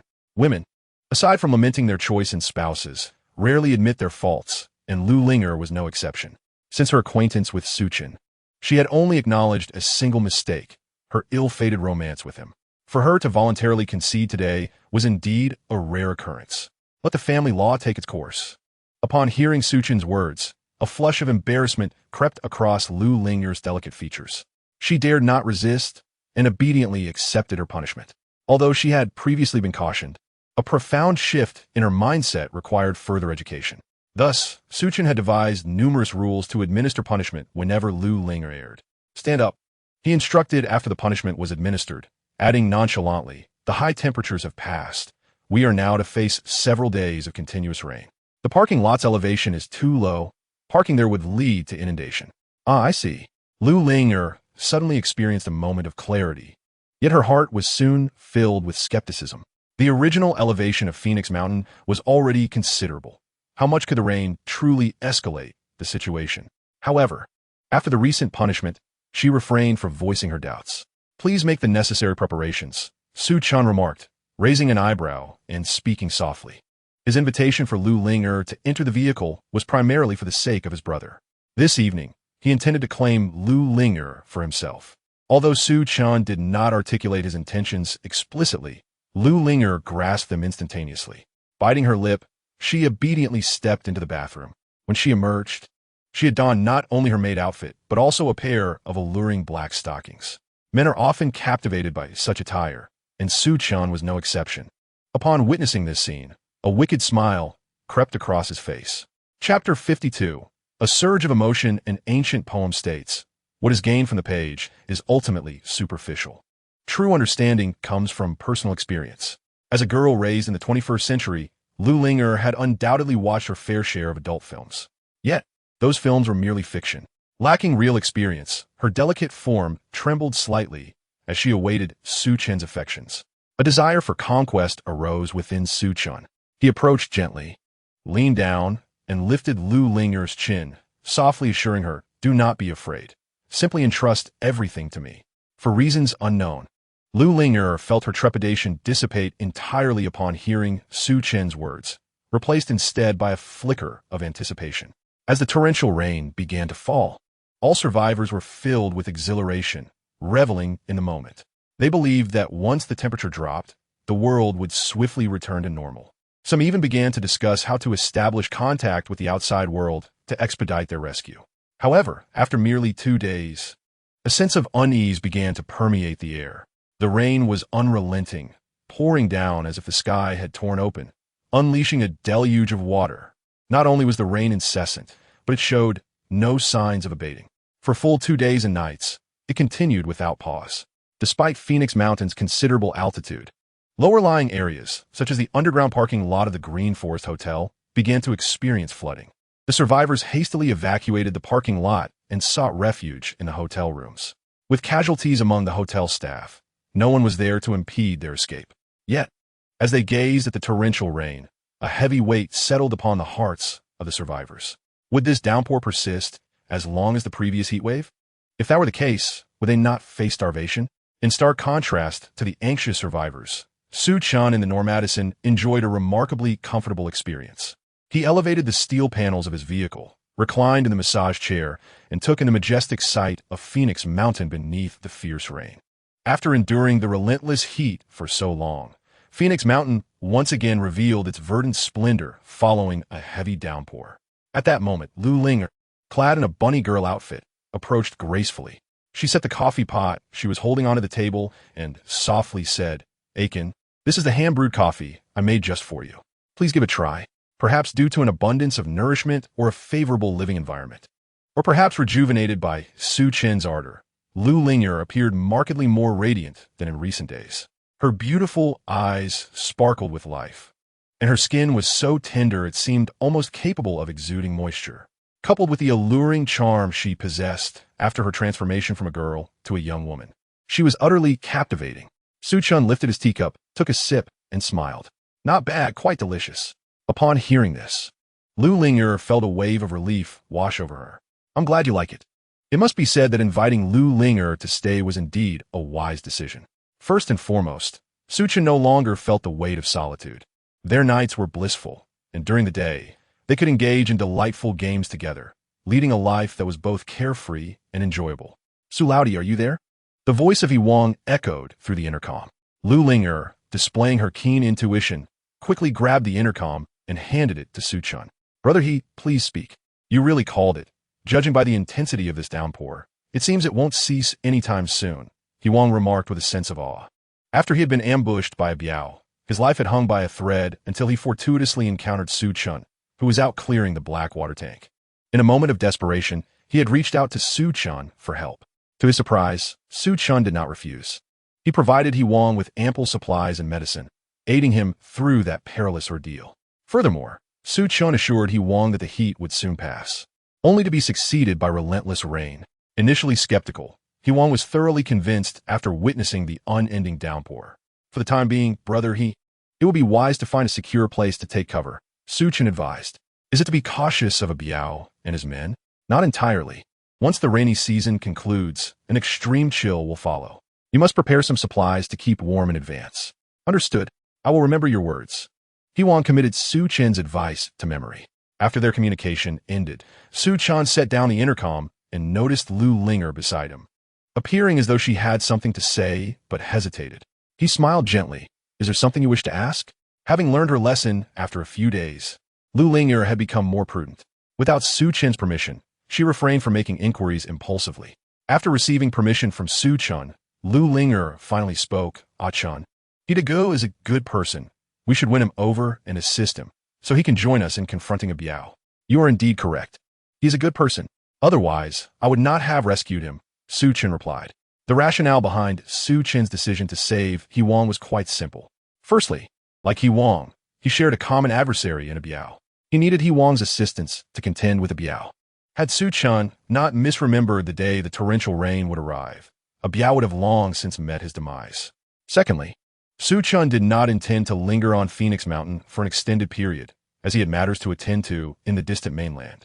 After enduring extreme cold, a bloody outbreak of the zombie virus would follow. Surviving in a post-apocalyptic world solely on his own strength proved to be quite challenging. Thus, Su Chen was inclined to assemble a team. However, to avoid repeating the mistakes of his past life, the selection of team members had to be meticulous to prevent any potential betrayals. Yi Wang was the first member he had identified, apart from Lu Linger. Yet, he had not fully placed his trust in Yi Wang just yet. "I have already provided him with ample supplies. Is that not a considerable aid?" Su Chen chuckled, retorting, "Should I invite him to live with us, impacting our lives together?" Lu Linger pondered and realized the truth in his words. Countless individuals had sought food from Su Chen, only to be met with relentless refusals. The supplies Su Chen had offered He Wang were indeed significant assistance. Let him survive the impending crisis first, she thought. Su Chen displayed a wicked smile. I am currently quite irritable. Lu Linger's cheeks flushed, and though she said little, she comprehended Su Chen's intent. In stark contrast to Su Chen's liberated spirit, the survivors within the hotel were far from cheerful. Days of relentless downpour had alleviated the issues of excessive heat and water scarcity, yet it had not resolved the dire shortage of food. Apart from Biao and his group, who could satiate their hunger by preying on others, the remaining survivors were on the brink of starvation, their eyes glimmering with desperation. On the 6th floor of the hotel, in room 606, resided a group of survivors who had banded together as families and friends. Among them were several elderly and infirm. And their perseverance thus far had been no small feat. Dad, I'm hungry, a child lamented. Honey, I can't take it anymore. You must think of something, a wife pleaded. Hearing the words of his wife and child, the strong men of the group wore expressions of helplessness. They had exhausted all efforts to scavenge for supplies. Yet the Phoenix Mountain area had been thoroughly ransacked by other survivors. There was nothing left to eat. Even roots and grass had been consumed by those desperate enough to survive. If possible, they were even willing to venture into the mountains for hunting. Fearless, they would confront lions and tigers alike. However, the issue lay in the fact that the mountains, which once teemed with wildlife, had seen the animals perish under the prolonged heat. If all else fails, let us seek out a bio, someone whispered. The leader of the group, named Sun Yuan, shook his head decisively at this suggestion. No, we cannot resort to cannibalism, even if it means our demise. Though the group felt disheartened, they remained silent. Very well. If it comes to that, I shall lead a few of you out shortly to search for food, Sun Yuan reassured them. Yet, scarcely had he spoken when a loud knocking echoed from outside. Hey, those inside, open the door. The occupants of the room immediately stood on high alert. Eyes fixed on the door. Sun Yuan stealthily approached, peering through the peephole. Unfortunately, the visitors appeared to have anticipated this and had effectively blocked the view. Sun Yuan nodded to the others, signaling them to prepare, and then spoke in a low voice. Who are you? What do you want? I'm here on behalf of Brother Biao. He wishes to speak with you, came the reply from outside. I'm afraid we have no interest. Sun Yuan bluntly rejected the request. It would be folly to open the door in such perilous circumstances where trust was scarce. Moreover, they were dealing with Abayo's men. It was plausible that they lay in wait, ready to storm in and slaughter them for sustenance. I advise you not to be foolish. A menacing threat resounded from outside. Sun Yuan chose not to respond, gripping his baseball bat tightly. Moments later, the assailants began to pound on the door. Bang, bang, bang. The door shook violently as the elderly and children within trembled in fear. Although the hotel doors were robust, they could not withstand such violent assaults indefinitely. Before long, the door was kicked open. As Sun Yuan had surmised, Abayo's crew stood ready outside, fully armed and evidently not here for friendly discourse. Since you refused to open the door, do not blame me for being ungracious. Abayo grinned maliciously, commanding his men to rush in. Ideally, the narrow entrance would have allowed Sun Yuan and his companions to prevent Abayo's men from breaching their sanctuary. However, the Green Forest Hotel had equipped itself with anti-explosion gear, including a riot shield. With this shield, Abayo's gang surged forward, engaging Sun Yuan and his group in hand-to-hand combat. Overwhelmed by superior equipment and driven by hunger, Abayo's men fought fiercely. However, Sun Yuan and his companions were left famished and utterly exhausted. From the very onset of the battle, Sun Yuan's side found themselves at a disadvantage, and in the blink of an eye, 2 of their number fell lifeless into pools of blood. We must escape, Sun Yuan bellowed, brandishing the baseball bat in his hand. Drawing upon his robust physique, he forcefully repelled Biao and his cohorts, carving a bloody path for his comrades. The others swiftly followed Sun Yuan's lead, fleeing the confines of the room. Due to his injuries, Biao's combat prowess had significantly diminished. Witnessing Sun Yuan and his companions slipping through his fingers, he erupted in fury. They're not just fleeing, they are walking provisions. He seethed. After them. Eliminate them all. His bloodthirsty subordinates complied with his orders, relentlessly pursuing Sun Yuan and his group until they reached the entrance of the hotel. Sun Yuan and his companions had not eaten their fill in quite some time, and even in their desperate flight, their legs felt weak. Biao's men quickly caught up with them. Realizing their escape was becoming increasingly futile, despair washed over Sun Yuan's face. Just then, he caught sight of Nomad Dyson in the pouring rain, and an idea sparked within him. Over there, he urged, as he and his companions supported one another towards Nomad Dyson. Su Chen, I beg you, help us. Sun Yuan pleaded, pounding on the car door in desperate appeal. Yet, the interior was shrouded in silence, as if no one were present. Seeing Nomad Dyson unresponsive, Biao let out a breath of relief, waving his hand to encircle them, intent on a swift resolution without disturbing that bastard Su Chen. As Biao's men closed in on Sun Yuan and his companions, a sudden gunshot rang out. Bang! One of the underlings collapsed to the ground, blood gushing forth and staining the rain-soaked pavement beneath him a vivid crimson. The sound of the gunfire startled Biao's men, causing them to hesitate and retreat back into the hotel. Gazing at his fallen comrade in the rain, Biao felt a wave of gratitude wash over him. It was fortunate he had not rushed forward, for he might have met the same fate, though begrudgingly. The sight of several corpses upstairs provided him with enough sustenance for a few days, prompting him to reluctantly order a withdrawal. Once Biao and his entourage had departed, Sun Yuan breathed a sigh of relief, turning to express his heartfelt gratitude. Thank you, Brother Su. Indeed, it was Su Chen who had fired a shot. At the moment Sun Yuan had been knocking on the door, Su Chen had been deep in slumber. Fortunately, the system's sentinel mode had roused him from his dreams. Upon seeing the aggressive approach of Biao and his men, Su Chen had not hesitated to fire. No need for thanks. I merely have a score to settle with Biao, he replied nonchalantly. In addition to that motive, he had also heard from He Wang and Lu Ling that Sun Yuan possessed commendable character. Previously, when Biao incited the survivors to assault Nomad Dyson, Sun Yuan's team did not participate in the fray. Gazing at the cold and merciless Nomad Dyson, Sun Yuan hesitated for a moment before gritting his teeth and imploring, Su Chen, could you possibly assist us? Chapter 54, Departing from Phoenix Mountain. Although Sun Yuan did not partake in the attack on Su Chen, he had heard whispers of Su Chen's ruthless demeanor, a heart of iron and blood. Anyone who sought his help would invariably be met with a heartless refusal. The fact that Su Chen was willing to extend a helping hand was already surprising to Sun Yuan. However, he felt compelled to swallow his pride and appeal to Su Chen for assistance. They were already short on supplies, and now, the rest of their team had been slaughtered by Biao for sustenance. Only Sun Yuan and 3 relatively sturdy men remained, yet they were all injured. Without treatment and nourishment, they would perish within 2 or 3 days. Helping you is not out of the question, Su Chen replied languidly. Sun Yuan outside the vehicle momentarily froze, his face lighting up with unbridled joy. Thank you, Brother Su. Do not be too hasty in your gratitude. My supplies are not given freely. Rest assured, we are ready to follow any instructions you may have. Sun Yuan understood, well, that there is no such thing as a free lunch in this world. Su Chen's willingness to provide them with supplies undoubtedly came with demands. Smart lad. Su Chen nodded in satisfaction and instructed, are you familiar with the Yulden Hotel to the north? Yes. Make your way there. I shall have Brother He Wang meet you. What? Brother He isn't dead? Sun Yuan exclaimed in surprise. You will find out when you arrive. Oh, understood.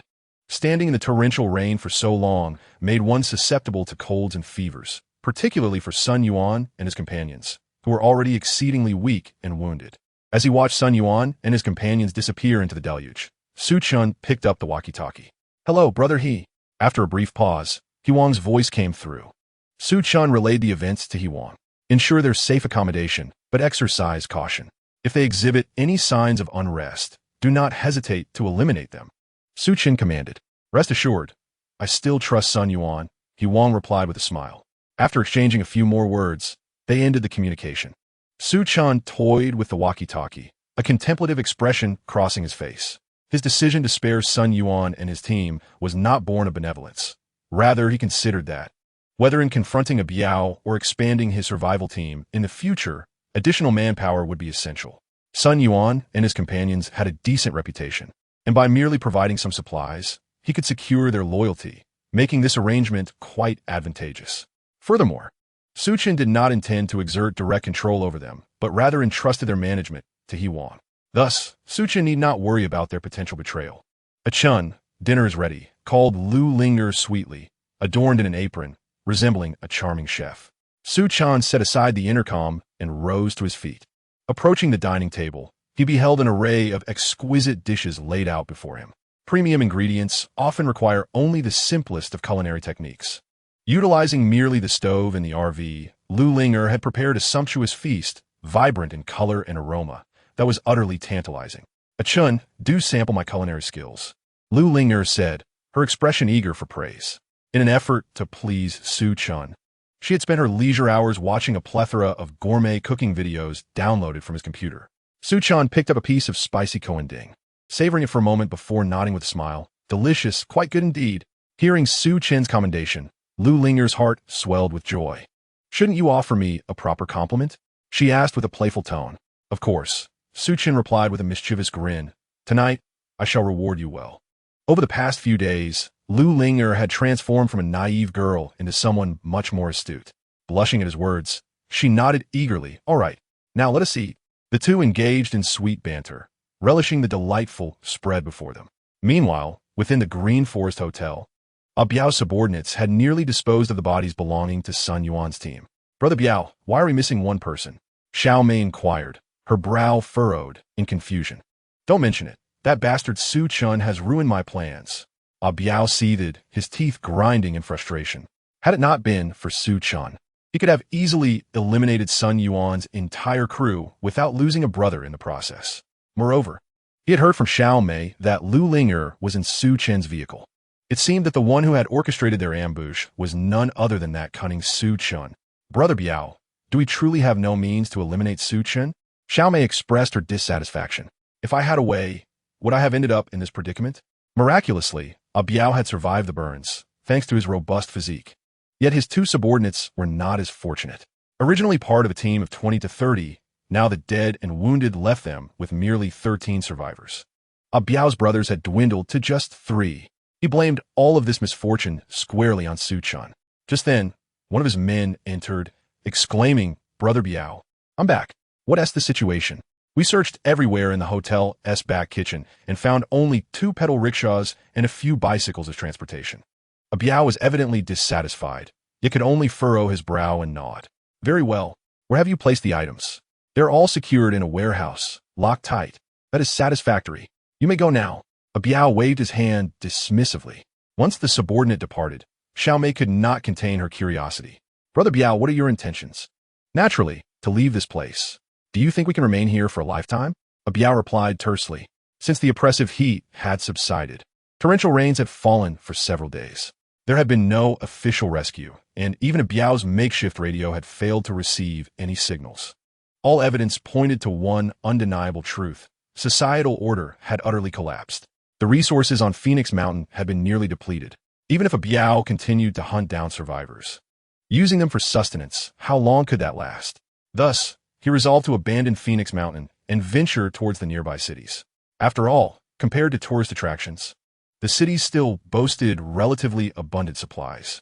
However, the nearest city was several dozen kilometers away, and traversing such distance on foot would take an eternity.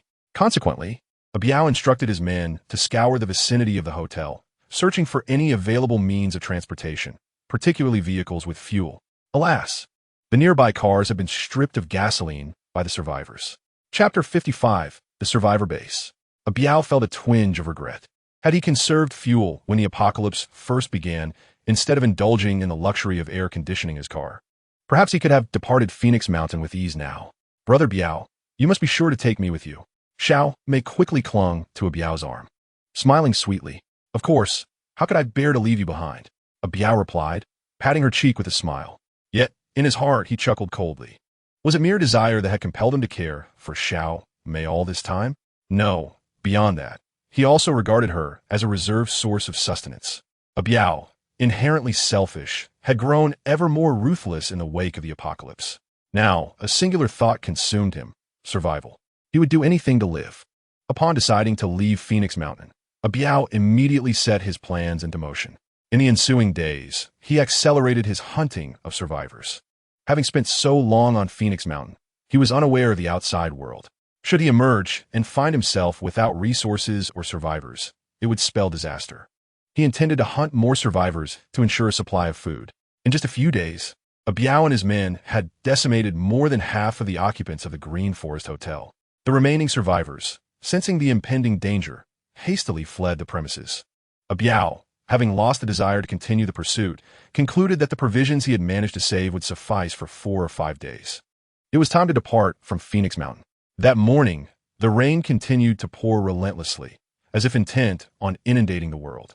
Biao, accompanied by Xiao Mei and a group of his subordinates, ventured into the kitchen of the hotel.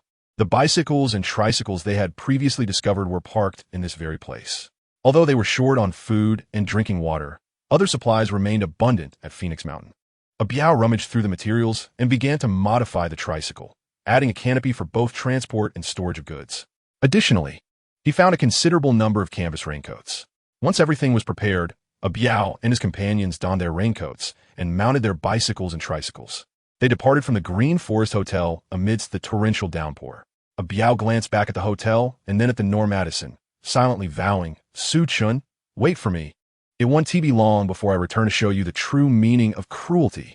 Meanwhile, inside the vehicle, Su Chen and Lu Linger also noticed Biao and his group making their exit. Chen, why are they leaving?" Lu Linger inquired, puzzled. "It's simple. He wants to survive," Su Chen replied nonchalantly. Unlike Su Chen, who possessed a vehicle with nearly limitless storage capacity, the others did not share such fortune. The resources at Phoenix Mountain had been depleted, and few survivors remained. Staying any longer would inevitably lead to starvation. For Biao to continue living, he had to lead his group away. Unfortunately, in his efforts to counter Biao, Su Chen had previously instructed He Wang and Sun Yuan to gather other survivors who had managed to escape. He had not anticipated that before he could take action, this rascal would flee. Yet, his departure was fortuitous. At least he no longer needed to be wary of him. However, what should he do about the remaining survivors? Should he abandon them to fend for themselves? After pondering for a moment, Su Chen dismissed that notion and resolved to assist these individuals. It was not out of an excess of compassion. Though he had ample supplies sufficient for himself and Lu Linger, the television shows, films, and games within the vehicle would eventually be exhausted and become tiresome. Could they truly isolate themselves and live in the RV for a lifetime? Not to mention Lu Linger. Even Su Chen would likely go mad. Thus, Su Chen devised a plan to establish a survivor base at Phoenix Mountain. Survivors like He Wang and Sun Yuan could serve as the first batch. Of course, all of this hinged on ensuring Su Chen's own safety. The first step was to solidify his dominion among the survivors. With that thought in mind, Su Chen picked up the walkie-talkie. "Hello, Brother He." "Yes, I'm here." "Young Master Su, please proceed." He Wang quickly responded. Su Chen articulated his plans. "Brother Su, it is truly wonderful that you think this way." He Wang was immensely excited upon hearing this. He had long harbored the intention to unite the survivors and strive for self-preservation. However, his limited capabilities, coupled with the discord among the survivors and the looming threat posed by Biao, ultimately led to the failure of his efforts. How could Su Chen's thoughts not evoke such excitement in He Wang? "Brother He, before you get too carried away, let me be frank. If any of those survivors harbor ill intentions and disregard my directives, they shall not blame me for my ruthlessness," Su Chen stated coldly. "Rest assured I, along with Sun Yuan and the others, will heed your words," He Wang assured, thumping his chest. After enduring the perils of extreme heat, torrential rain, and Biao's ruthless hunting, there were now fewer than 50 survivors remaining. The following morning, He Wang gathered the assembled survivors at the hotel entrance, awaiting Su Chen's arrival. "Why did that brat Su Chen summon us so early? Is he even coming?" Wang Yi complained with a yawn. "Mind your tone, Dr. Wang," Sun Yuan admonished coldly from the side. "The food you've been consuming these past few days has been provided by Su Chen. Should you dare to disrespect him again, beware of my response." Wang Yi, taken aback by the imposing Sun Yuan, refrained from further comment. Before long, accompanied by the thunderous roar of a powerful engine, a vehicle emerged from the rain, gradually coming to a stop at the hotel entrance. The steel panels of the vehicle ascended, revealing Su Chen and Lu Linger before the crowd. Linger, Wang Ye's face twisted with jealousy as he observed Lu Linger, like a delicate bird, nestled beside Su Chen. Yet, Lu Linger's gaze was solely fixed on Su Chen, completely disregarding him. "I have summoned you all today to announce 2 matters," Su Chen addressed the gathered survivors, his tone calm. "The first matter is that Biao has departed from Phoenix Mountain." Upon hearing this, the crowd was momentarily taken aback before erupting into cheers. The saying "the world has long suffered under Qin" aptly described their feelings towards Biao. Ever since the onset of the scorching apocalypse, a Biao had forcibly seized supplies and exploited the survivors. When food became scarce, he even resorted to murder for sustenance. The collective hatred for him ran deep. However, a Biao and his subordinates were all robust and merciless. Now that a Biao had left, how could the survivors not be elated? All right, everyone, quiet down and allow Su Chen to continue. Wang interjected, stepping forward to signal for silence. As the excitement among the crowd gradually subsided, Su Chen continued, stating that, given the dwindling number of us, survival in this apocalypse necessitates unity. To achieve that, there must be a leader within our ranks. Henceforth, I shall assume the role of leader, and you are all to heed my commands. Upon hearing this, the crowd exchanged glances, with no one daring to speak immediately. Having endured the management of someone like a Biao, they harbored doubts regarding Su Chen. After all, he had previously resorted to using chili water and sulfuric acid against them. What, are you unwilling? Sun Yuan retorted with a sneer, his voice low. Do not forget, the food you consume daily is provided by Su Chen. Should he withhold it, you would all perish from hunger. And so what? Wang Yi interjected shamelessly. With all his resources, isn't it only natural for him to distribute them? His words found favor among the others. Dr. Wang is correct. Just because he provides food, does that obligate us to follow him blindly? What do we think we are? I suggest we adopt a more democratic approach. Observing the shamelessness of Wang Yi and his companions, a cold smile crept upon Su Chen's lips. It was his own fault for having satisfied their hunger, leading them to turn against him. Noticing the support he had garnered, Wang Yi felt a surge of pride, but maintained a serious facade. Su Chen, while it may not be impossible for us to follow your lead, we have a request.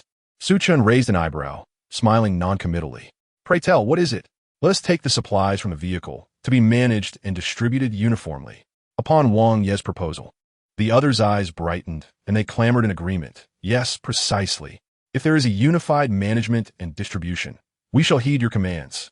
Although everyone had been receiving food from Wang over the past couple of days, the portions were meager, barely enough to stave off starvation. Fearful of hunger, they were reluctant to be manipulated by Su Chen. After stating his demand, Wang Yi eagerly awaited Su Chen's response, thinking to himself that once the supplies were relinquished, he could rally a group and seize them outright. Why did a mere youth like Su Chen have to monopolize such resources alongside Lu Ling, compelling everyone to obey him? However, upon hearing this, Su Chen erupted into laughter. Oh, Dr. Wang, are you lost in fantasies? You think you can claim these supplies? Have the past few days of indulgence led you to overestimate your standing? It would be a waste to provide you with food. I would rather feed a dog. At least a dog would wag its tail in gratitude. Su Chen's barrage of insults rendered Wang Ye's face crimson with embarrassment. He glared at Su Chen, inciting the other survivors. Brothers, that scoundrel Su Chen must have run out of supplies. He likely intends to treat us as mere rations, just like a bio. Upon hearing these words, the gazes of the crowd towards Su Chen shifted dramatically. Indeed, while the Nomad Ison RV was spacious, how much could it truly hold? Su Chen had resided within it for over a month, and it was feared that his resources had long since been depleted. Sensing the doubt in their eyes, Su Chen, weary of idle chatter, directly addressed Wang. Brother from this day forth, cease all provisions to them. Wang cast a frustrated glance at the crowd, reluctantly nodding. All right, I shall heed your words, Brother Su.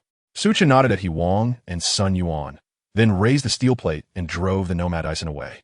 How ungrateful these people were. Had it not been for Ah Chun saving them, they would have likely fallen victim to a bio. Ah Chun, do not take it to heart. Lu Linger comforted while massaging Su Chen's shoulders. Why would I be angry?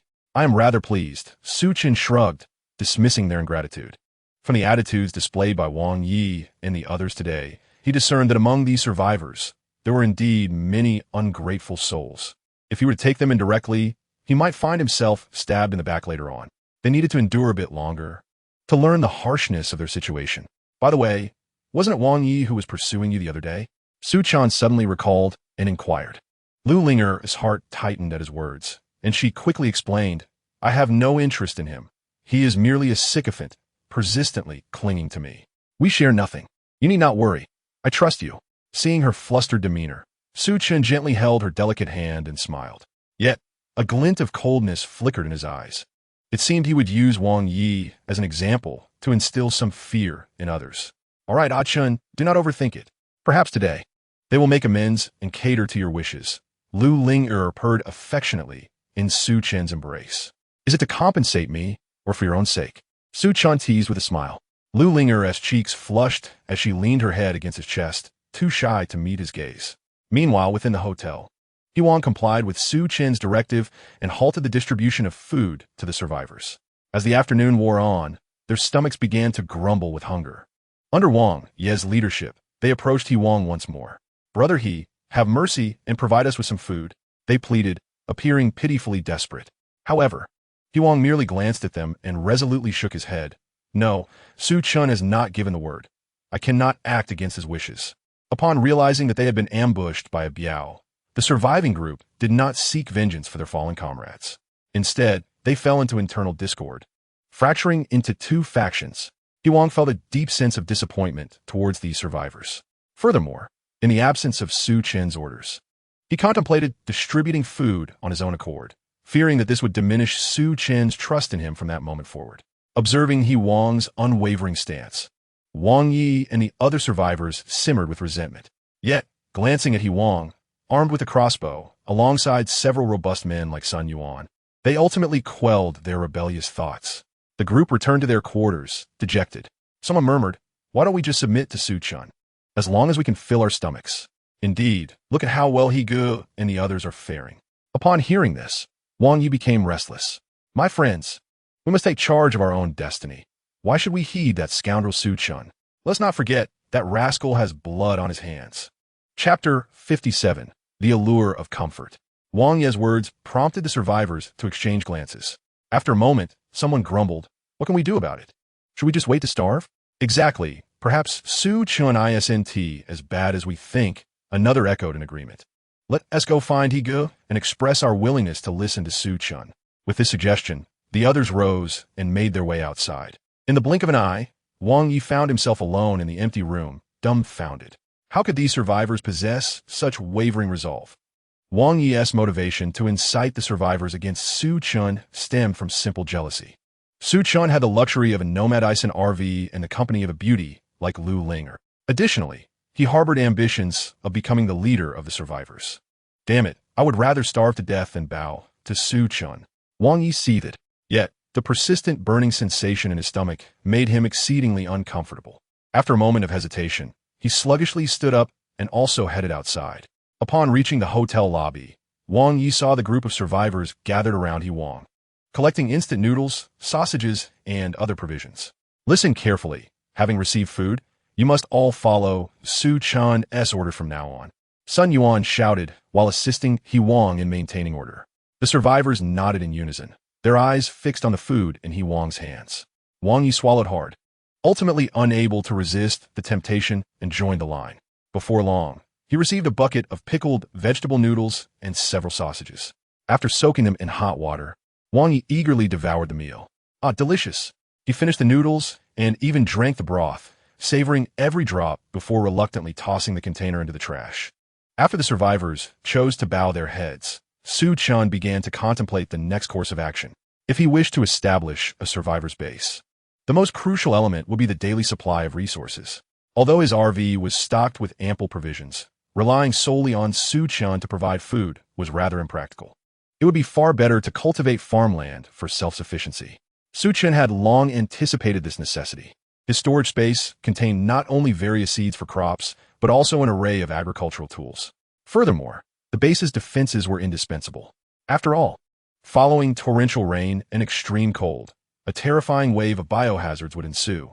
While Phoenix Mountain is a scenic area, sparsely populated, one must remember that zombies can form hordes and roam about. Should they reach Phoenix Mountain without robust defenses, the so-called survivor base would be as fragile as a sandcastle. However, the relentless downpour rendered any attempt at cultivating land or constructing defenses impossible for the moment.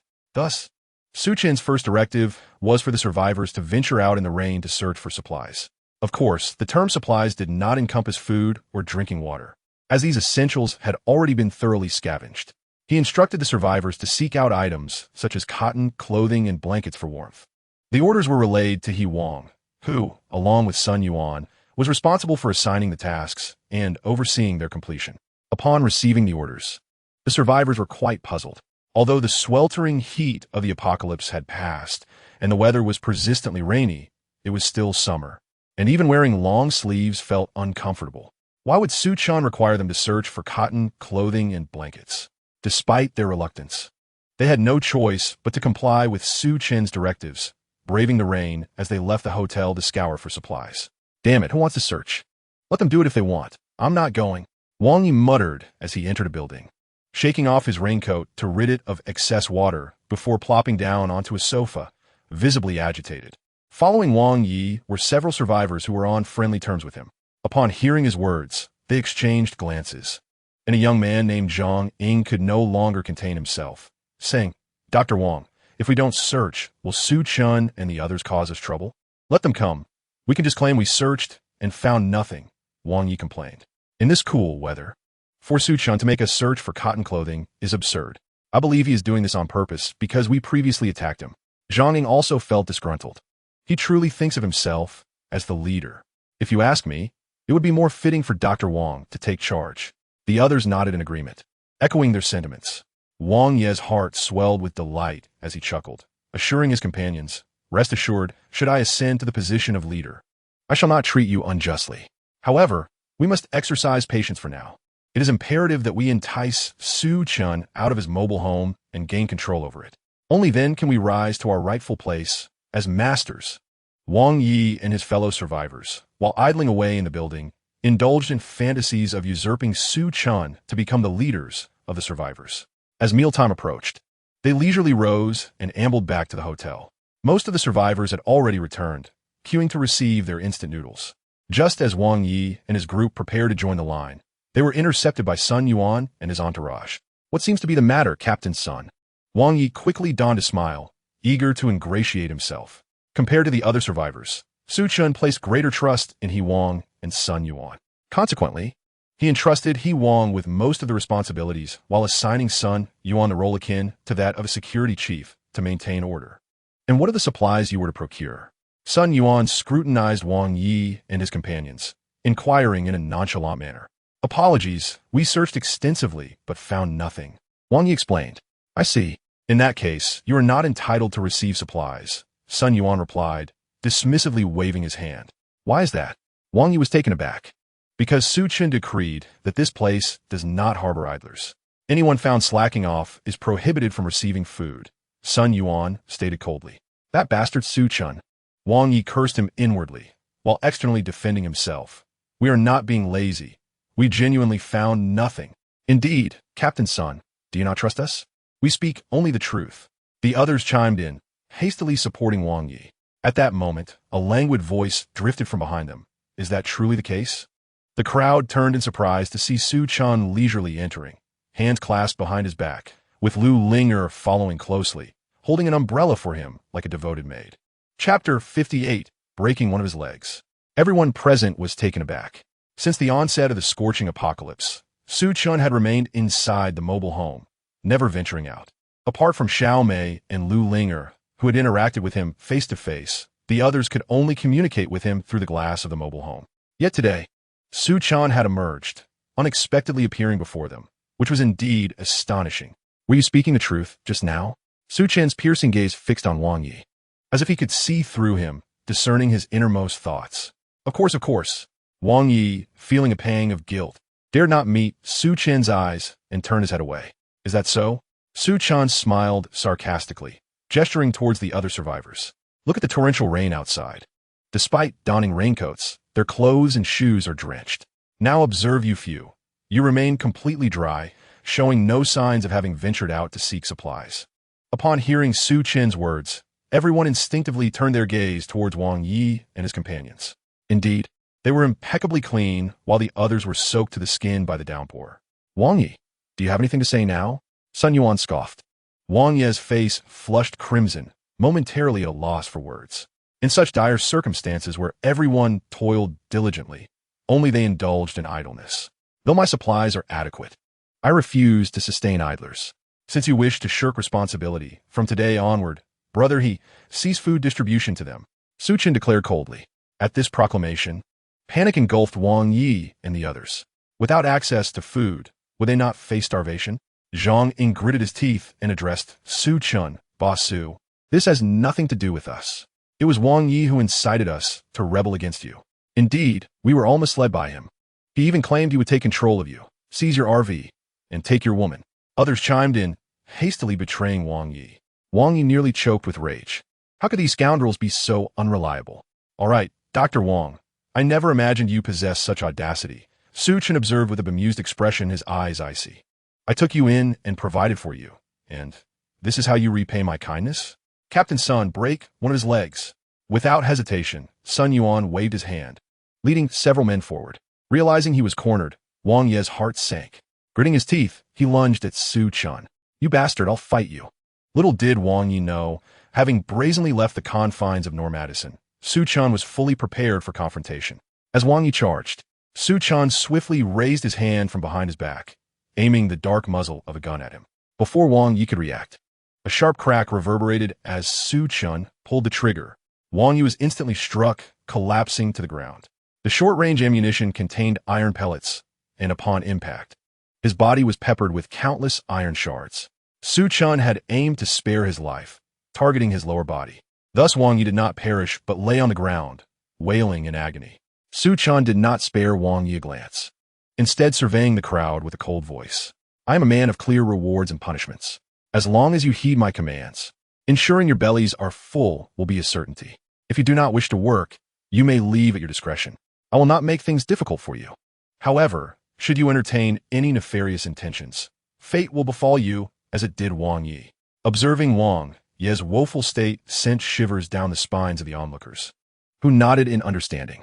Su Chen smiled with satisfaction and then instructed Sun Yuan to dispose of Wang Yi, forbidding him from receiving any food or re-entering henceforth. Sun Yuan, accompanied by several subordinates, carried Wang Yi out. As they passed by Su Chen, Wang Yi, suppressing his pain, attempted to lift his head for a fleeting glance at Lu Linger. Yet, her gaze remained fixed upon Su Chen, utterly disregarding him. Wang Yi's heart sank into despair. Having resolved the issue with Wang Yi, Su Chen engaged in casual conversation with Yi Wang and Sun Yuan before returning to the Normadison. He tucked away the short firearm and reclined on the sofa, while Lu Linger, quite dutifully, stood behind him, massaging his shoulders. Linger, do you think I've been a tad excessive? Su Chen inquired with a smile. Not at all. Lu Linger hurriedly shook her head and replied with a delicate huff. You kindly sheltered Wang Yi, yet he remains so oblivious to his circumstances. In my opinion, he should have been executed on the spot. After being mentored by Su Chen for an extended period, Lu Linger's heart had become irrevocably tethered to him. Thus, her perspective on matters naturally aligned with Su Chen's, leading her to believe that Wang Yi deserved his fate. Very well, I shall reward you once more tonight. Su Chen chuckled heartily, reaching out to caress Lu Linger's cheek. Upon hearing the mention of a reward, Lu Linger felt a warmth within her, her delicate legs slightly weakening. In truth, Su Chen had initially contemplated retaining Wang Yi, given his status as a doctor, a rare asset in the apocalypse. However, since Wang Yi harbored ulterior motives and attempted to defy Su Chen, it was clear that he could not be spared. Now, severely injured and lacking sustenance and medicine, with the torrential rain pouring outside, it would not be long before he met his demise. Amidst the relentless downpour, Biao and his companions struggled to navigate their bicycles and tricycles. According to their original plan, they anticipated reaching the foot of the mountain within half a day after departing from the hotel. However, Biao underestimated the destructive power of the rain. Several sections of the winding mountain road had been obstructed by landslides due to the deluge. It took them over a day to finally arrive at the foot of the mountain. Adjacent to the road lay a village, and Biao had intended to search the area for supplies or to encounter other survivors. Yet, reality proved harsh. Not only were supplies non-existent, but due to the low terrain and torrential rain, the entire village had vanished without a trace. Damn it! Biao cursed vehemently, commanding, let's press on. However, as they progressed further, the situation grew increasingly dire. Continuous torrential rain had submerged numerous roads, and in some instances, the very foundations of these pathways had been washed away by the raging waters.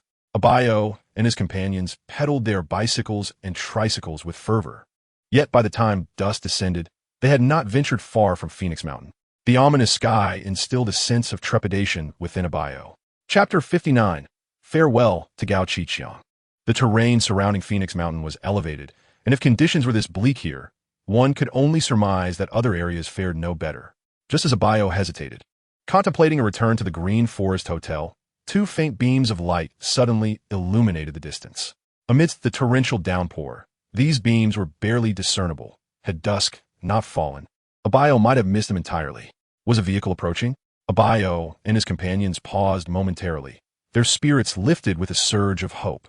Ever since being trapped on Phoenix Mountain, they had lost all contact with the outside world and had not encountered another soul. The prospect of a vehicle approaching was exhilarating. Moments later, a vehicle emerged through the deluge, followed closely by a second, a third, and soon, 4 or 5 vehicles in total. These were predominantly off-road vehicles, with a small bus trailing behind. Over here, Abayo, Xiao Mei, and the others waved frantically, signaling for the convoy to halt. The leading off-road vehicle, seemingly having spotted them, gradually came to a stop, followed in succession by the other vehicles. As the doors swung open, several figures emerged, brandishing umbrellas as they stepped out. However, as they drew near, Abayo felt an unsettling foreboding. Each individual was tall and robust, their waists bulging, hinting at concealed weapons. "Brothers, what seems to be the matter?" inquired a middle-aged man with a smile. Yet, despite his ostensibly amiable demeanor, Abayo, a man of considerable experience, instinctively sensed that these were no ordinary individuals. In that moment, however, he had little choice. He exchanged a wary glance with his subordinates, urging them to remain vigilant. Mustering his courage, he greeted them. "Sir, we are tourists from Phoenix Mountain, stranded here for quite some time. We have finally managed to escape and are uncertain of the situation outside."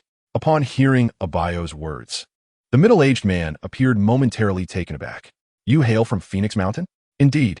Abayo nodded and countered. "Sir, where have you come from? What is the current state of affairs outside?" The middle-aged man shook his head and sighed. "I have come from the Magic City. The situation outside is equally grim. Since the onset of the heat wave, most people have taken refuge in sewers, basements, and bomb shelters to survive. Only when night falls and temperatures drop do they emerge to scavenge for supplies. At the outset, people believed that the sweltering heat would eventually subside. Despite some turmoil, societal order managed to persist. However, as days turned into weeks, the relentless heat showed no signs of abating. Much like an underground parking facility, society began to witness a surge in violent incidents, including looting and arson. The official institutions, nearly paralyzed, found themselves powerless to intervene. When the authorities, through radio broadcasts, urged the populace to embark on self-rescue, the already precarious social order disintegrated entirely. People began to form factions, banding together in small groups. These gangs, driven by the fierce competition for resources, engaged in brutal confrontations. Ultimately, the more numerous and formidable factions seized control of substantial supplies and territories. Those who remained unaffiliated, the elderly, the infirm, and the weak, could only hide in the shadows, meeting their demise. The once thriving city had been overtaken by these gangs. Yet, as fate would have it, when everyone believed the oppressive heat would last eternally, the weather abruptly changed, unleashing torrential rain. At first, when the rain began to fall, people felt a surge of excitement, believing the apocalypse had passed and that social order would be restored. However, the heavy downpour persisted without respite. Coastal cities like Shanghai and Guangzhou were inundated by encroaching seawater, while numerous inland cities, particularly those situated at lower elevations, were also submerged. In a desperate bid for survival, people were compelled to abandon these cities, fleeing towards elevated areas. Among them was a middle-aged man with his convoy. "Is this truly the case?" Abayo murmured to himself, his expression somewhat dazed. He had originally thought the situation outside would be somewhat better than that of Phoenix Mountain. Yet, after hearing the middle-aged man's words, he realized the external circumstances appeared even graver. After all, Phoenix Mountain, with its elevated terrain, posed no immediate danger aside from the lack of supplies. "May I ask how to address you, sir?" Abayo inquired tentatively. "I am Gao Qiqiang, the owner of a financial company. These individuals are my employees. In the wake of the apocalypse, we have gathered to actively engage in self-rescue." Gao Qiqiang introduced himself with a smile. Upon hearing this, Abayo couldn't help but smirk inwardly. What a farcical claim to be a financial company owner. He likely was merely the ringleader of loan sharks. Employees of a legitimate financial institution wouldn't be dressed in such a disheveled manner. They would be clad in suits and ties, exuding an air of refinement. Furthermore, a glance at Gao Qiqiang's subordinates revealed an intimidating presence, as if the words, "I am a villain," were emblazoned on their faces. However, a Biao refrained from exposing the facade. After a moment of contemplation, he cautiously proposed, "Mr. Gao, I wish to join your team." "What do you think? You wish to join my team?" Gao Qiqiang was momentarily taken aback, scrutinizing a Biao and his companions, his expression shifting subtly. At the outset, when he first laid eyes on a Biao and his companions, cycling and pedaling their tricycles, he regarded them with indifference. However, upon closer observation, Gao Qiqiang discerned an unsettling aura about them. A Biao and his associates bore fierce countenances and piercing gazes, suggesting they were not to be trifled with. Perhaps they had even taken lives. A slight furrow formed on Gao Qiqiang's brow. He was not averse to welcoming a Biao and the others into his fold. Rather, it was their hidden past that left him apprehensive. Should he inadvertently invite wolves into his den, it could lead to dire consequences. A Biao seemed to sense Gao Qiqiang's trepidation and offered a faint smile. "Rest assured, Mr. Gao, as long as you provide us with sustenance, we harbor no ulterior motives." After a moment of contemplation, Gao Qiqiang ultimately nodded in agreement. With a hearty laugh, he clasped a Biao's hand and declared, "Very well, I extend a warm welcome to you in joining my team." In these apocalyptic times, Gao Qiqiang yearned for subordinates as formidable as a Biao. Although a Biao appeared to be no ordinary individual, the sheer number of Gao Qiqiang's allies made him confident that he could manage any potential threat. After a brief exchange of pleasantries, Gao Qiqiang beckoned a Biao and his group to board the vehicle. Once they were all settled inside, he approached the tricycle and peered into its cargo. Although he could only ascertain that it contained meat, his instincts led him to conclude that it was human flesh. Even a man as ruthless as Gao Qiqiang felt a shiver run down his spine. He pondered silently whether allowing a Biao and his crew to join him would ultimately bring fortune or calamity. Chapter 60. Repaying debts is a matter of principle. To avert any unforeseen complications, Gao Qiqiang strategically assigned a Biao and his companions to separate vehicles. He himself took a seat in the first SUV alongside a Biao and Xiaomei. As the convoy resumed its journey, Gao Qiqiang engaged a Biao in casual conversation. Feigning concern, "Brother A Biao, it appears you have endured quite a bit of hardship on the mountain." The scars visible on a Biao's exposed skin told a harrowing tale. Having navigated the apocalypse for a considerable time, Gao Qiqiang surmised that Phoenix Mountain was likely fraught with peril. "You're correct, Boss Gao. There is indeed a despicable individual atop that mountain." The mere thought of Su Chen made a Biao's teeth clench in anger. He recounted the events that had transpired on the mountain, omitting the details of their hunting of survivors for sustenance. Gao Qiqiang listened, his expression one of astonishment. "The young man who drives the Nomad Ison. His name is Su Chen, isn't it? How do you know this? Do you know him?" A Biao was taken aback. "Of course. I know him. That scoundrel owes me over 10 million. Gao Qiqiang ground his teeth in frustration. After he had lent Su Chen money at exorbitant interest, the cataclysmic heat of the apocalypse had struck before the agreed-upon repayment date. He had attempted to reach Su Chen several times post-apocalypse, but with no network access atop Phoenix Mountain, his calls went unanswered. Gao Qiqiang was enveloped in a deep gloom for quite some time, and it was not until the societal order collapsed, rendering banknotes mere scraps of paper, that he felt a semblance of relief. He had almost forgotten Su Chen, yet unexpectedly, he heard the name again from a Biao's lips. Moreover, from a Biao's words, it seemed that Su Chen had foreseen the impending apocalypse. In this light, it appeared that the scoundrel had been deceiving himself. Contemplating this, Gao Qiqiang's expression darkened, since both he and Su Chen harbored animosity. This return would provide the perfect opportunity to settle the score. A Biao was elated upon hearing this.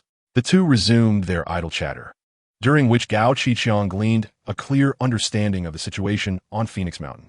However, his pursuit of Su Chen was not solely for vengeance. More importantly, he aimed to seize control of Madison and thus gain dominion over Phoenix Mountain. Unbeknownst to Gao Qiqiang and a Biao, Su Chen remained blissfully ignorant of their schemes. He was currently directing the survivors in their relentless search for supplies. Apart from cotton, clothing, and blankets, any resources beneficial for the future construction of the base were to be collected and brought back to the Ulton Hotel. The Green Forest Hotel, situated in the midst of a scenic area, lacked any geographical advantage, while the Ulton Hotel perched on the edge and at a high altitude, was surrounded by vast open space. By setting up checkpoints at the entrance, they could clearly discern anyone approaching. After careful consideration, Su Chen designated the Ulton Hotel as a temporary camp, with plans to adjust based on future circumstances. Awakening from his slumber, Su Chen gradually opened his eyes to find Lu Linger beside him. "Chun, I prepare breakfast. Please wake up and eat." After enduring extensive training, Lu Linger had become quite obedient towards Su Chen. Thus, he permitted her to roam freely on the first floor instead of confining her to the second. Today's breakfast consisted of freshly made soy milk and fried dough sticks, a simple yet rare treat in the apocalypse. Just as Su Chen finished satisfying his hunger, the radio crackled with Yi Wang's anxious voice. "Brother Su, something's wrong." "What happened, brother He?" Su Chen casually inquired, perceiving it to be yet another trivial issue among the survivors. "A stranger just arrived, dropped off a radio, and said it was sent by a Biao." Yi Wang's words momentarily startled Su Chen. Hadn't a Biao left Phoenix Mountain? Why would he suddenly send someone with a radio? Sensing an unsettling shift, Su Chen instructed Lu Linger, "Wait for me in the car." Noticing his troubled demeanor, she nodded obediently without further inquiry. After preparing himself, Su Chen decided to arm himself with a short firearm. After these few days, he had grown to trust Yi Wang, Sun Yuan, and a few others. He remained vigilant towards the other survivors. The Nomad Dyson was docked behind the Yulton Hotel, which featured an open-air courtyard. After disembarking, Su Chen took an umbrella and proceeded to the nearby office building. Yi Wang and Sun Yuan awaited him inside. "Su, here is the walkie-talkie." Upon Su Chen's arrival, Yi Wang handed him a walkie-talkie.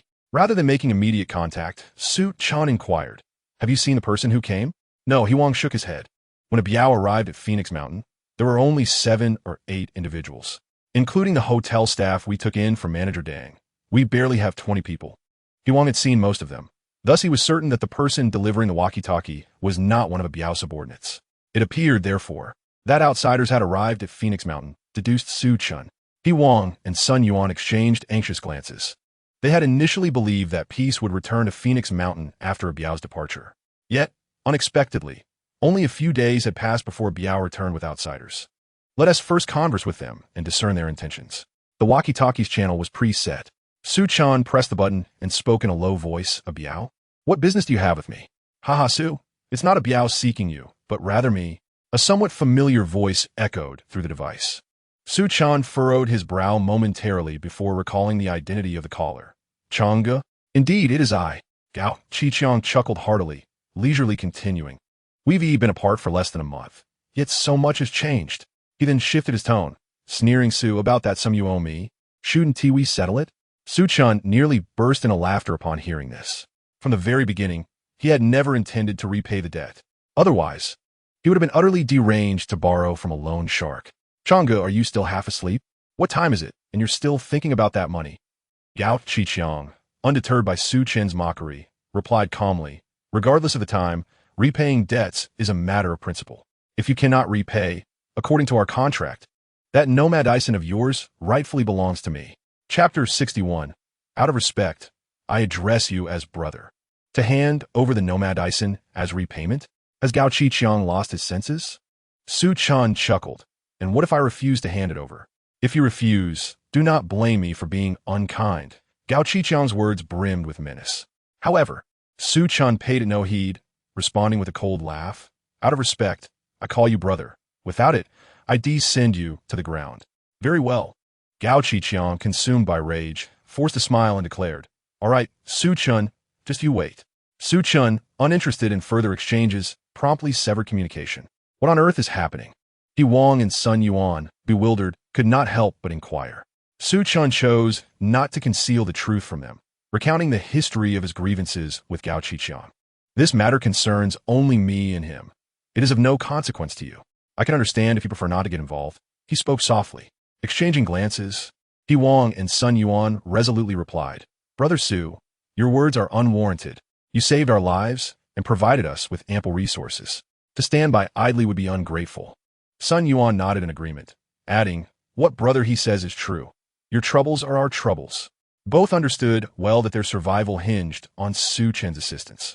If Gao Qiqiang and a Biao were to eliminate Su Chen, how would they continue to live? Would they then seek refuge with Gao Qiqiang? Such a notion was absurd. given their deep-seated enmity with a Biao. Very well then. Su Chen smiled faintly, instructing, gather everyone together so we can discuss how to confront a Biao. He Wang and Sun Yuan immediately sprang into action, assembling all survivors in the hotel lobby.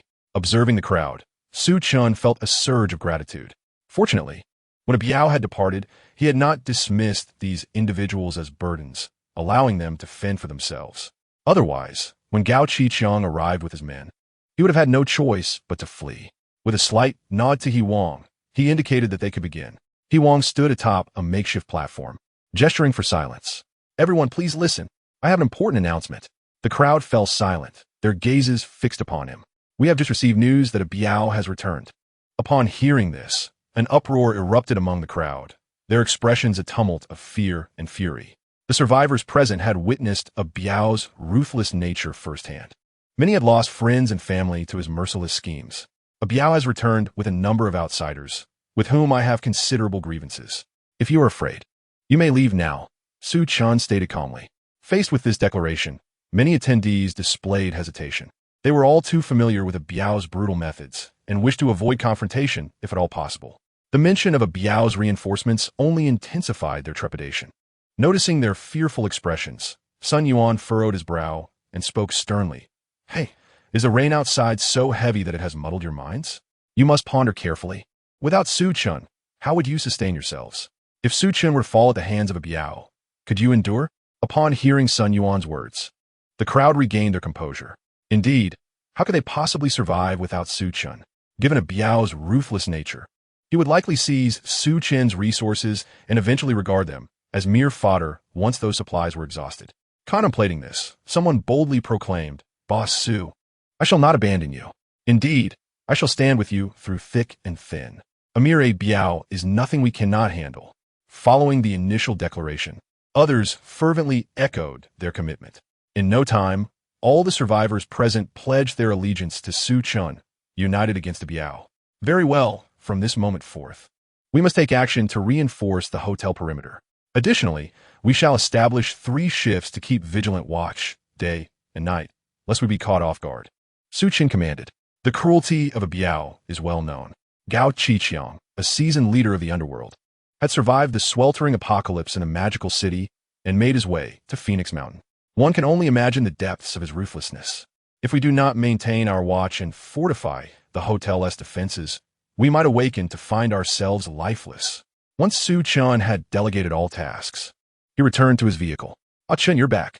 Lu Linger knelt on the ground, assisting Su Chen with his shoes, and took his hand, leading him to the table. Once again, a sumptuous feast awaited them at noon.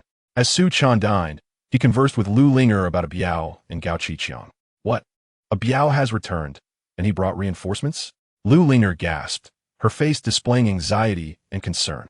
Su Chen, what shall we do? Fear not. The likes of Gao Qiqiang and a Biao do not unduly trouble me. Su Chen reassured her, gently grasping her hand and smiling. While one must possess influence and backing to survive in such a world, Su Chen had the advantage of his vehicle, which boasted nearly limitless storage, to prepare for emergencies. He had amassed a considerable stockpile of valuable items. Moreover, even if these survivors were not capable of confronting Gao Qiqiang and a Biao, Su Chen could simply drive away if the situation demanded it. Not only Hu Wang and Sun Yuan, but even Lu Linger could be forsaken if necessary. In this apocalyptic realm, only through self-interest can one endure. That scoundrel is truly arrogant. Gao Qiqiang's countenance darkened, his grip tightening around the walkie-talkie, veins bulging. A Sheng, rally the brothers. Prepare to deal with Su Chen. The individual known as a Sheng was a refined-looking young man, the younger brother of Gao Qiqiang, who managed the various affairs of the company.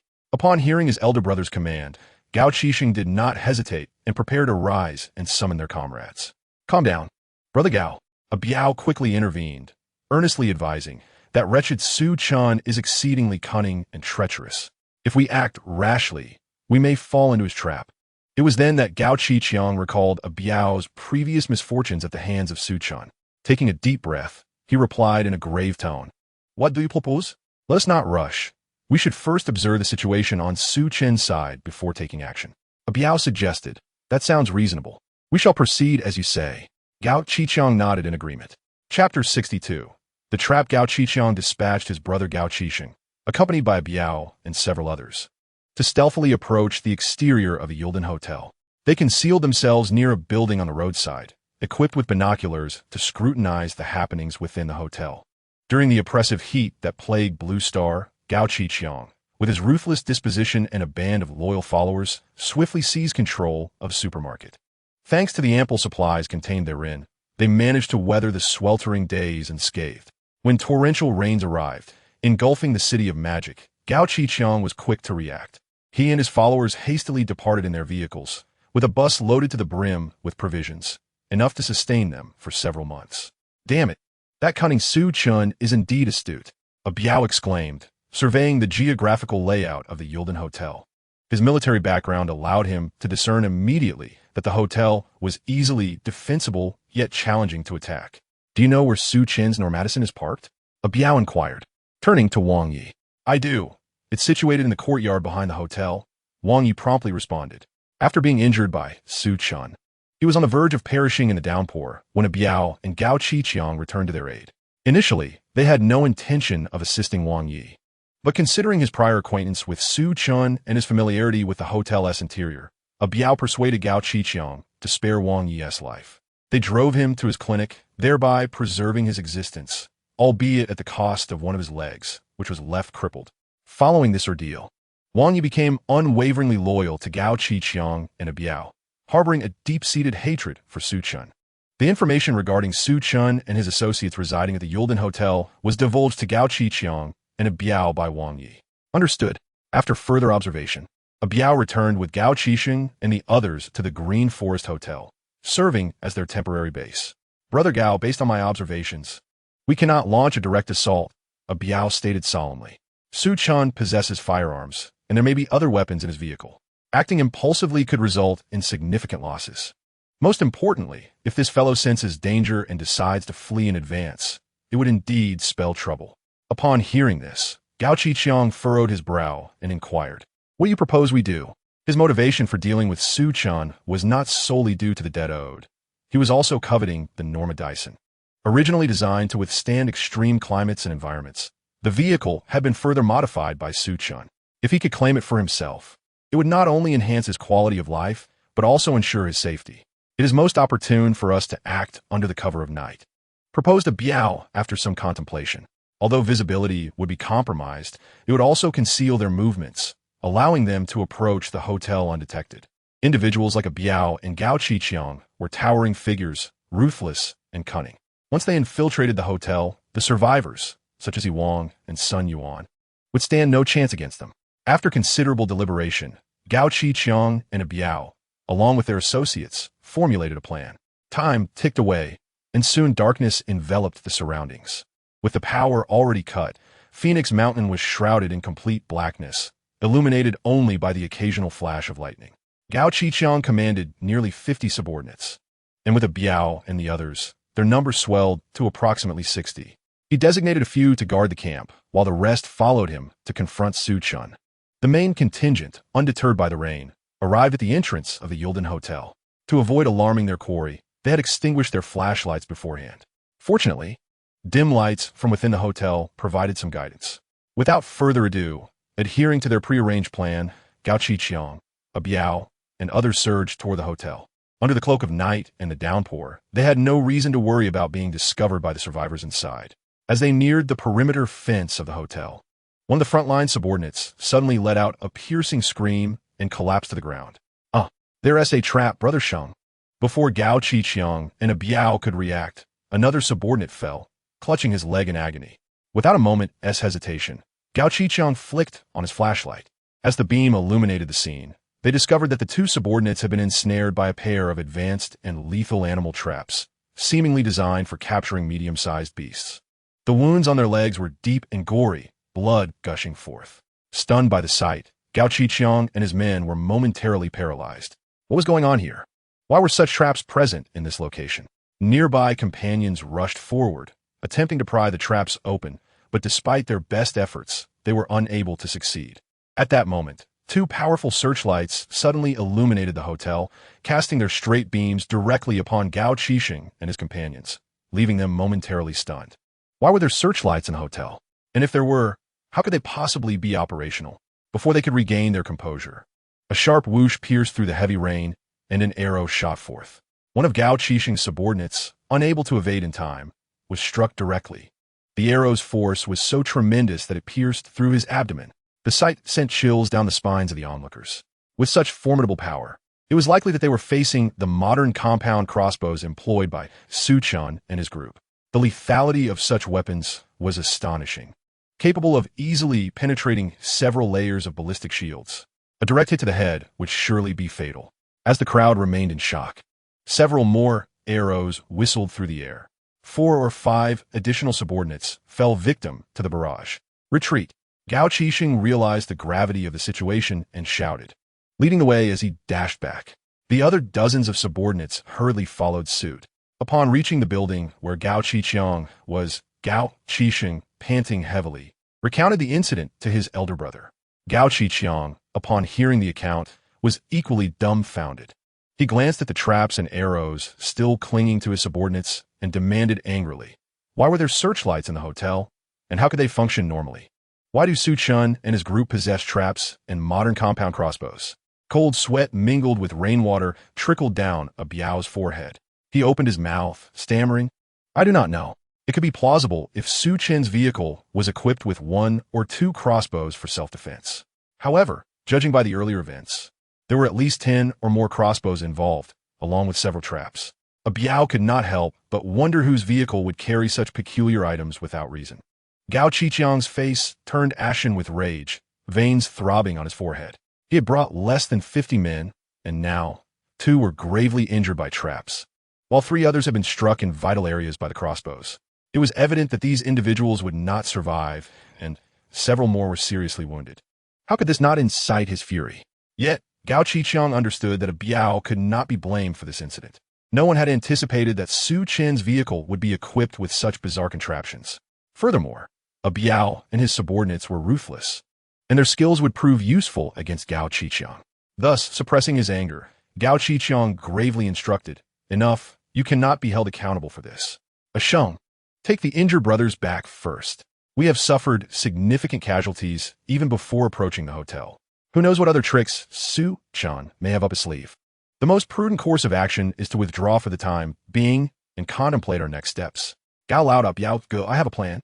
Wang Yi said hesitantly from the side. What kind of plan could you possibly have? Gao Qixing replied with a glance, his impatience evident.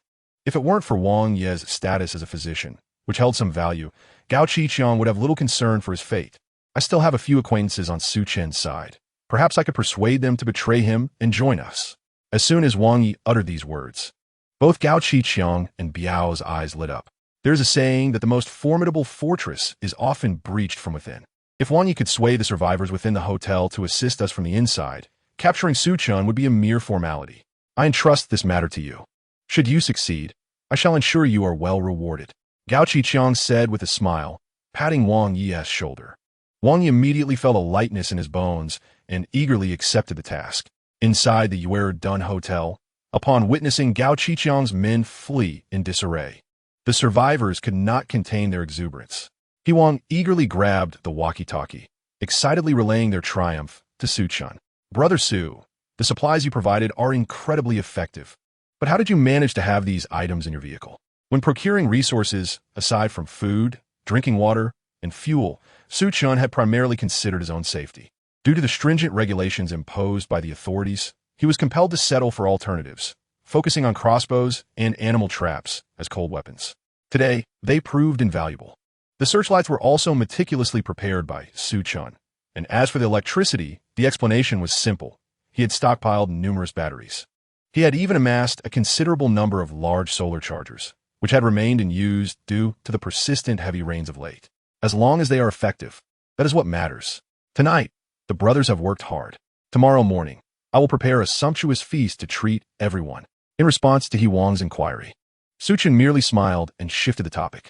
The mention of a lavish meal caused He Wang to forget his earlier questions. Early the next morning, a long table was placed in the hotel lobby, adorned with a delectable whole roasted lamb. Upon seeing such a grand feast, the survivors nearly had their eyes bulging out. Since the onset of the apocalypse, Their diet had largely consisted of instant noodles and canned goods. The mere thought of a roasted lamb was something they could only dream about. As the enticing aroma wafted through the air, tears streamed down their faces uncontrollably. Everyone had worked hard to repel the enemy. I'm a person who believes in clear rewards and punishments. Obey my commands and work diligently. I assure you, your efforts will not go unrewarded.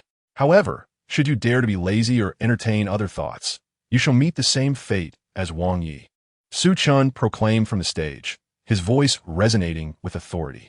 The mere recollection of Wang Yi's tragic end sent a shiver through the crowd, who echoed in unison. We shall remember. Now, let us indulge while the feast is still warm. Su Chen added with a satisfied smile. At his command, the survivors surged forward, launching a frenzied assault upon the roasted lamb before them. Despite the considerable size of the creature, it could not withstand the onslaught of so many. In the blink of an eye, it was reduced to mere bones. Though each individual received but a scant portion of meat, a profound sense of contentment permeated the group.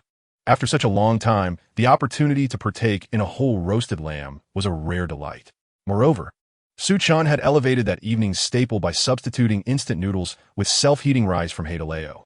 Let's not forget, it is thanks to Su Chen that we can enjoy such comfort. Sun Yuan reminded the others nearby. Thank you, Brother Su. Rest assured, when a Biao and his crew return, I will not falter. The crowd expressed their gratitude towards Su Chen. After satisfying their appetites, a few remained to keep watch while the others returned to their quarters to rest. Among those designated for sentry duty were Zhang Ying and a few others. The roasted lamb was delicious. It's a pity there were too many of us, and I didn't get my fill, one companion lamented, licking his fingers in lingering enjoyment. Indeed, what a shame. Yet, having the self-heating rice from Heideleo is quite a treat in itself. What more could we wish for? The others agreed. At that moment, someone noticed that Zhang Ying had been unusually silent and could not help but inquire, Zhang Ying, what are you pondering? I wonder just how many more treasures Su Chen possesses, Zhang Ying mused thoughtfully. Since the onset of the heat wave and Su Chen's arrival at Nomad Ison, approximately a month and a half had passed. During this time, he had consumed a portion of his supplies. After a Biao's departure, Su Chen had once again provided sustenance for the group. From last night to today, he had produced several animal traps, a dozen compound crossbows, searchlights, portable power sources, as well as the roasted lamb and self-heating rice. Upon hearing Zhang Ying's comments, the others began to sense something amiss. No matter how capacious Nomad Ison might be, how much could it truly contain? It seemed as though Su Chen's resources were inexhaustible. Zhang Ying, what is your take on this? Someone asked. Zhang Ying glanced around to ensure no outsiders were present before whispering. Did Su Chen not imply earlier that he anticipated the apocalypse? It is possible he arrived at Phoenix Mountain ahead of time and stockpiled supplies here. The notion of storage space was too fantastical for Zhang Ying to entertain. He merely believed that Su Chen had accumulated provisions in advance. Do not speak. It is indeed a possibility. If that is the case, then Su Chen is truly despicable. He probably indulges in lavish feasts while we are left to consume instant noodles. Indeed, what a scoundrel he is. Chapter 64. Lifting the bowl to eat, then putting it down to curse. The few who had recently expressed gratitude towards Su Chen suddenly shifted their tone and began to berate him. They epitomized the phrase, lift the bowl to eat, then put it down to curse. However, despite this, we find ourselves powerless. Zhang Ying sighed in frustration. On Su Chen's side, accompanied by He Wang, Sun Yuan, and others, they numbered around 10. Moreover, they possessed firearms and composite crossbows. In stark contrast, our group consisted of only 3 or 4 individuals, lacking any formidable weaponry. If a confrontation ensued, we would undoubtedly be outmatched. Not to mention, other survivors might, in an attempt to curry favor with Su Chen, assist him against us. Acting rashly would only lead to a fate akin to Wang Yi's. At that moment, a companion stationed as a lookout suddenly exclaimed, "Quick, look over there! Who is that?" Zhang Ying and his companions were situated in a small pavilion outside the hotel, which had originally served as a security booth but was now being used as a lookout post. Upon noticing any approaching individuals, they were required to use nearby tools to make a noise, alerting those inside the hotel. Startled by his companion's warning, Zhang Ying instinctively feared it was Gao Qiqiang and a Biao leading an assault. However, as he peered out and took a closer look, he was astonished to see a familiar figure stealthily limping towards the booth. It was none other than Wang Yi, who had been missing for quite some time. Should we inform the hotel staff? Boss Su has specifically instructed that Wang Yi is not to return, someone suggested. Let us refrain from notifying them for now. Zhang Ying contemplated and shook his head. It would be prudent to ascertain Wang Yi's intentions first. While they conversed, Wang Yi had already approached. Upon seeing Zhang Ying and the others within the booth, he paused momentarily.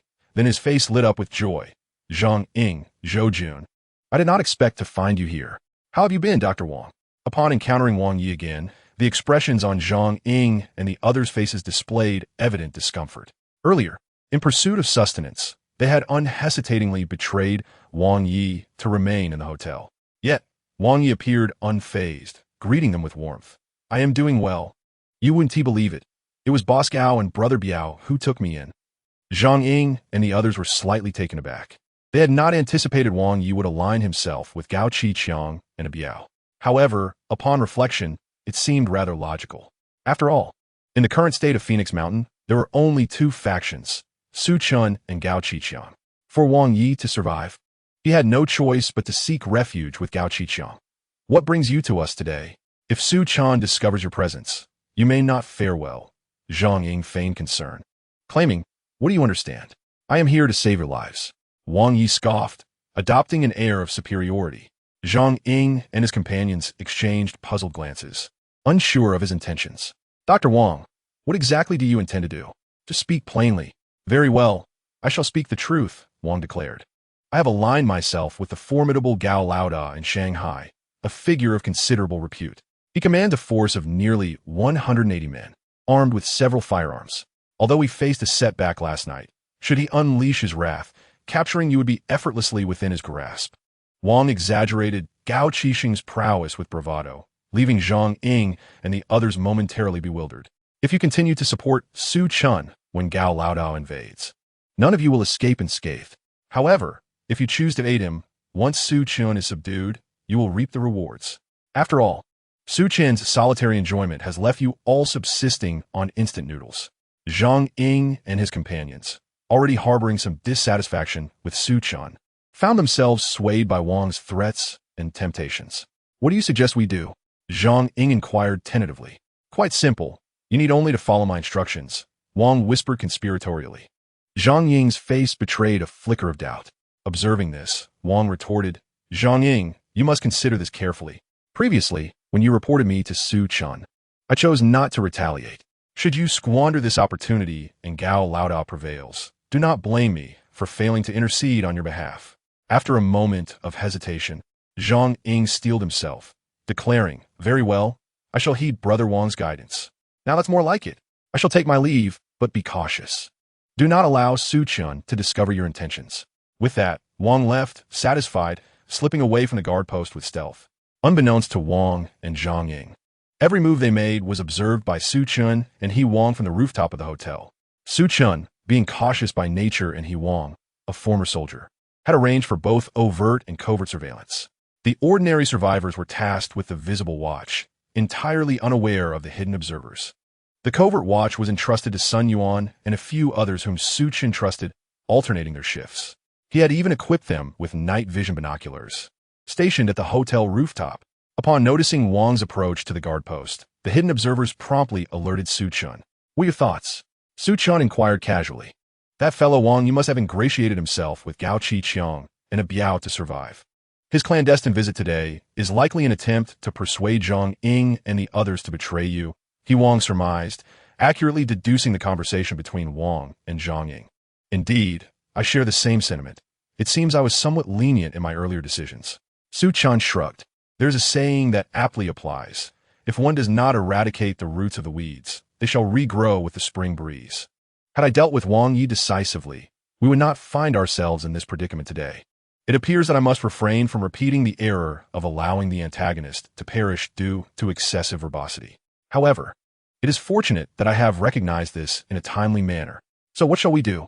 Shall we eliminate Zhang Ying and his associates? Sun Yuan's eyes gleamed with malice. He held a deep disdain for those like Zhang Ying, who betrayed their own. He Wang nodded in agreement. Why must we eliminate them? Su Chen countered. Sun Yuan and He Wang were momentarily taken aback. In their view, since Zhang Ying and his cohorts had colluded with Gao Qiqiang. It would be prudent to eliminate them to prevent future troubles.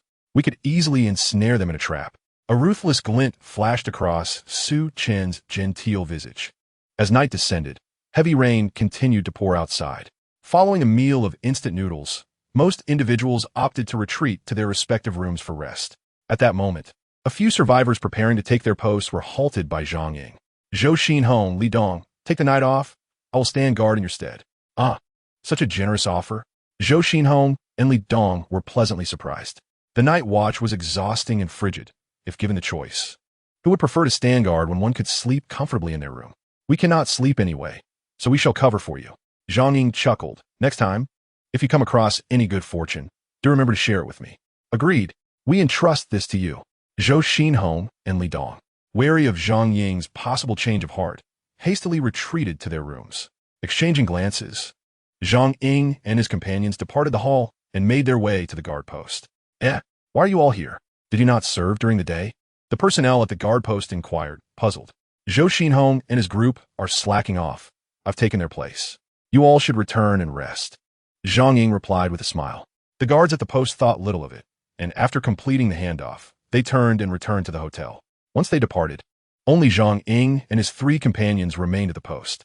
Are we truly going to betray Boss Su? One of them whispered. What? Are you afraid? Zhang Ying leaned against the wall, casting a sidelong glance at him.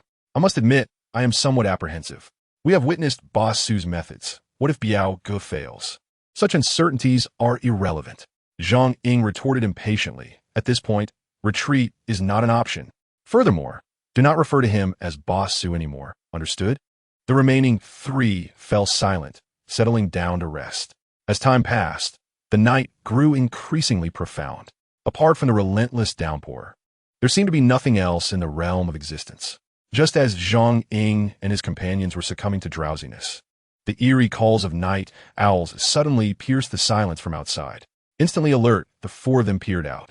Sure enough, amidst the torrential rain, several figures could be discerned. Following their prior agreement, Zhang Ying retrieved a flashlight and flickered it a few times. The figures across the way received the signal and swiftly made their way toward the guard booth. Upon closer inspection, Zhang Ying recognized that the leader was none other than a Biao. He hurriedly opened the booth door to welcome a Biao inside, bowing slightly as he exclaimed, Brother Biao. It's been a while. A Biao nodded slightly in acknowledgement. How are things at the hotel? Rest assured, Brother Biao. Su Chen and the others have no inkling of our presence. As long as we manage to slip in, we will undoubtedly capture him. Upon hearing Zhang Ying's words, a Biao's face broke into a satisfied smile as he turned to Gao Qixing beside him and inquired, Brother Sheng, shall we proceed? Gao Qixing adjusted his glasses and nodded affirmatively. Indeed, the group set off once more, braving the torrential rain toward the hotel. Zhang Ying and his companions suppressed their excitement. Following closely behind, for tonight's operation against Su Chen, Gao Qiqiang had dispatched over 40 individuals. They quickly approached the hotel's lobby.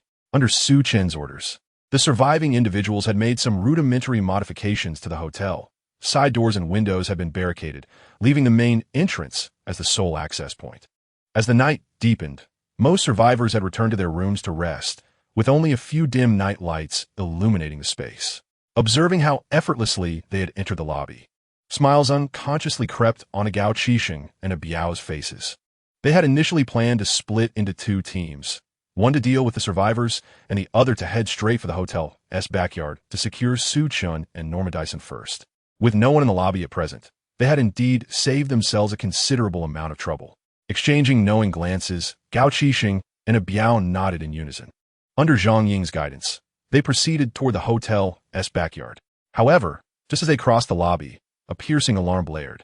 Despite the torrential rain outside, the alarm sound was particularly jarring in the pitch-black night. Zhang Ying, what in the world is happening? A Biao growled. This is an alarm system installed by Su Chen. It triggers upon detecting anomalies. But who set it off? Zhang Ying wore a bewildered expression. Logically, it should have been their outer perimeter that first reported any irregularities. Then, the individual stationed inside the hotel would have received the message and activated the alarm to alert all survivors. Yet, Zhang Ying and his group hadn't triggered the alarm, and there was no one in the lobby who had set off the alarm. There was no time to ponder further. Gao Qixing spoke with urgency. emphasizing that capturing Su Chen was the priority. Indeed, Shungo was correct. Biao also regained his composure. Regardless of who had called the police, now that they had entered, it was imperative to apprehend Su Chen without delay. The group hesitated no longer, quickening their pace towards the rear of the hotel. Meanwhile, numerous survivors were roused by the blaring alarm, rushing out of their rooms. Upon encountering the intimidating presence of Biao and his team, they were taken aback. This does not concern you. If you wish to live, retreat inside. Biao brandished his long knife, threatening fiercely. Those who sensed danger quickly retreated, securing their doors. However, Zhou Xinhong and Li Dong, along with a few others, displayed considerable bravado. They shouted defiantly while brandishing their weapons, attempting to resist the intruders. Unfortunately, Biao's numbers were overwhelming. Zhou Xinhong and Li Dong were outmatched and had no choice but to retreat to the stairwell, ascending to the second floor. Biao had no intention of pursuing them, focusing instead on reaching the hotel's backyard, where capturing Su Chen and Nomad Ison was their urgent task. Soon, Gao Qiqiang and Biao led their group to a long corridor. At the corridor's end stood a door. Once opened, they would access the backyard where Nomad Ison was parked. Brothers, quicken your pace. Just as they were nearing the door, it was suddenly pushed open from the outside. Biao, leading the charge, paused in surprise. Before they could react, Su Chen appeared before them. Without waiting for their response, he hurled several bottles. These vessels traced graceful arcs through the air before shattering among the crowd, the contents igniting instantly and flames rapidly spreading. Damn it! Su Chen, that bastard, threw Molotov cocktails. Biao snapped back to reality, dodging the flames while rushing forward.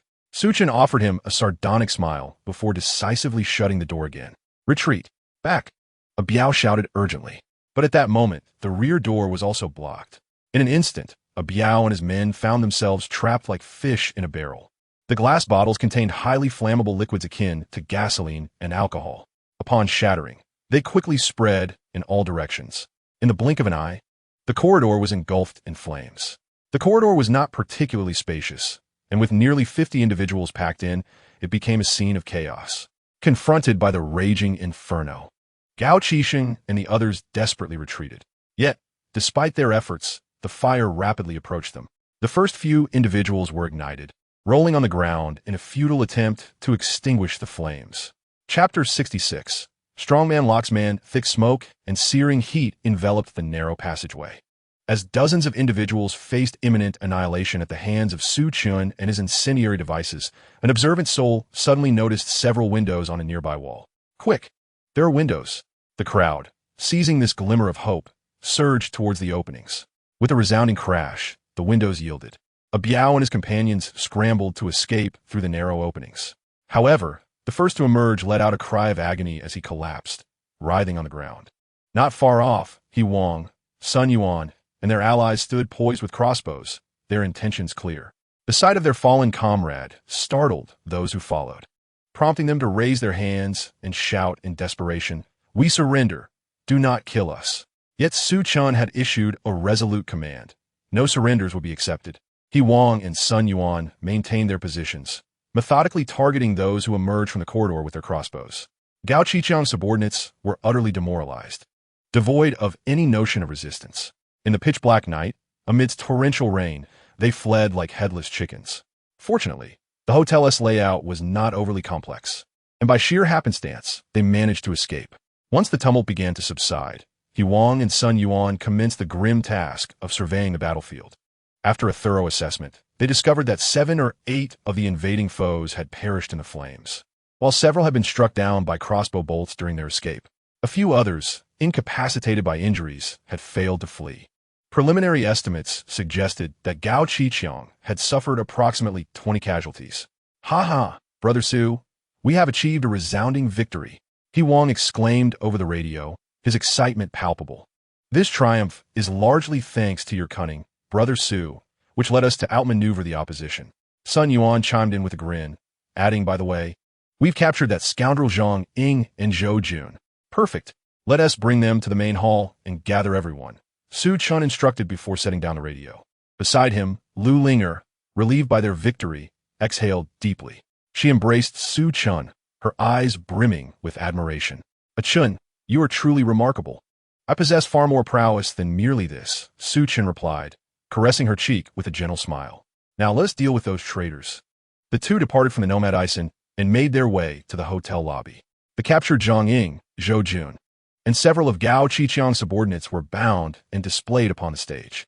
The remaining survivors, still shaken, stood at attention upon Su Chen's arrival, collectively exclaiming, "Boss Su." Yet, Su Chen offered no reply, instead leading Lu Linger to the stage. His demeanor was calm, but his gaze was sharp as a blade, surveying the crowd below. Most people dared not meet his gaze, lowering their heads instead. Su Chen nodded towards He Wang and Sun Yuan beside him. The two exchanged a glance with their subordinates and approached the back of Gao Qiqiang's men, raising their weapons and ruthlessly plunging them into the target's hearts. Accompanied by a few agonizing screams, the assailants fell to the ground, struggling momentarily before succumbing to death. Eradicating the roots of evil ensures that it does not sprout anew. Although these individuals were ruthless and formidable fighters, they remained subordinates of Gao Qiqiang, and Su Chen was uncertain of their loyalties. The most prudent course of action was to eliminate them entirely. Once Gao Qiqiang's henchmen were dealt with, it was time to confront the traitors, Zhang Ying and Zhou Jun. Witnessing the demise of their comrades, the two were instantly filled with dread. "Boss Su, I beg you, grant us a chance at life. We were momentarily blinded by folly." They frantically kowtowed and pleaded for mercy. Yet, Su Chen appeared indifferent, instructing He Wang in a grave tone, "Sever their limbs and create a human puppet to display at the entrance of the hotel." For traitors like Zhang Ying and Zhou Jun, execution would be an excessively lenient punishment. Only through cruel torment could they instill fear in others. As anticipated, the sight of Zhang Ying and Zhou Jun being publicly punished left even the most battle-hardened survivors pale and on the verge of retching. However, as long as Su Chen remained silent, they dared not leave, forced to watch as Zhang Ying and Zhou Jun were strung up and taken to the hotel entrance. Once the grim task was completed, Su Chen turned his attention to the remaining survivors. "I find most of you deeply disappointing. It was I who provided you with supplies to prevent your starvation. Yet, when the enemy approached, you all chose to flee." The survivors shifted uncomfortably, their shame palpable, save for those like Zhou Xinhong and Li Dong, who had fought fiercely against the enemy. "I declare that anyone who fought valiantly against the enemy tonight will receive improved treatment. As for those who cowered in fear, all supplies will be cut off." Such words incited an uproar among the survivors. To halt all supplies meant condemning them to starvation, though they feared for their lives and hesitated to engage in battle. They felt it unjust for Su Chen to withhold food. Despite their grievances, the recent sight of Zhang Ying and Zhou Jun's brutal demise silenced their protests.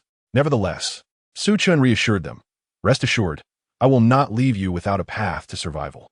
Tomorrow morning, you will launch an assault against Gao, Qiqiang, and Biao. If you are willing to fight courageously, I shall consider reinstating your supplies." Upon hearing these words, everyone exchanged glances, contemplating the notion of battling the ruthless figures like Gao Qiqiang and Biao.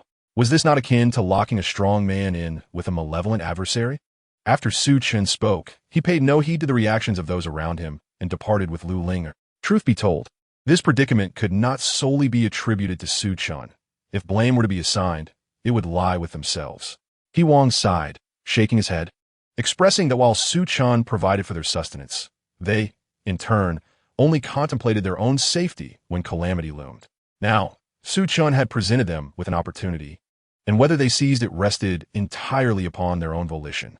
He Wang, having concluded his remarks, disregarded them and began to bestow rewards upon several individuals, including Zhou Xinhong and Li Dong, who had demonstrated exceptional performance. Su Chen's so-called upgrade in treatment merely entailed replacing their daily servings of instant noodles with self-heating marinated rice from Haidaleo and portable hot pots. Moreover, they would also receive a bottle of beer as a reward each day. In the midst of the apocalypse, this could be considered a culinary delight. Despite the bloodstains strewn about, Zhou Xinhong and Li Dong indulged without reservation. Observing their enjoyment, the others could not help but salivate. Although Su Chen distributed instant noodles daily, the monotony of such fare inevitably grew tiresome. Furthermore, for adults, a single packet of instant noodles was hardly sufficient to stave off hunger, serving merely to prevent starvation. Eventually, someone could no longer endure the situation and exclaimed, "Brother He, I am willing to join the fight against the Biao tomorrow. I shall go too. Count me in. Others soon nodded in agreement, expressing their willingness to join the fray. At the LV Sun Hotel, upon learning of a Biao's disastrous defeat, Gao Qiqiang's visage contorted with rage, nearly causing him to spew blood. Didn't Tu say it was foolproof? Gao Qiqiang bellowed, seizing Wang Yi by the collar. Covered in the spittle of Gao Qiqiang's fury, Wang Yi dared not voice any complaints and stammered, "Boss Gao, I do not know what happened." Before he could finish his sentence, Gao Qiqiang brandished a dagger and viciously plunged it into Wang Yi's chest. Blood gushed forth in an instant. Wang Yi had not anticipated that Gao Qiqiang would so directly take his life. His eyes widened, as if he had more to say, yet ultimately, the words failed to escape his lips, and he slumped to the side, lifeless. Even a Biao, who had blood on his hands, felt a shiver run down his spine at this sight. Gao Qiqiang discarded Wang Yi's corpse, seething, "This matter with Su Chen is far from over," including a Biao. Gao Qiqiang had a total of 60 subordinates, and now, a third of them had perished. His own brother, Gao Qiqiang, had also met his end in the inferno of the corridor. A relentless enmity had formed between Gao Qiqiang and Su Chen. However, Gao Qiqiang understood that Su Chen was cunning and unpredictable, likely harboring hidden trump cards. Should he act rashly again, he might find himself ensnared as well. Thus, Gao Qiqiang could only suppress the fury within him for the time being, waving his hand to dismiss the crowd.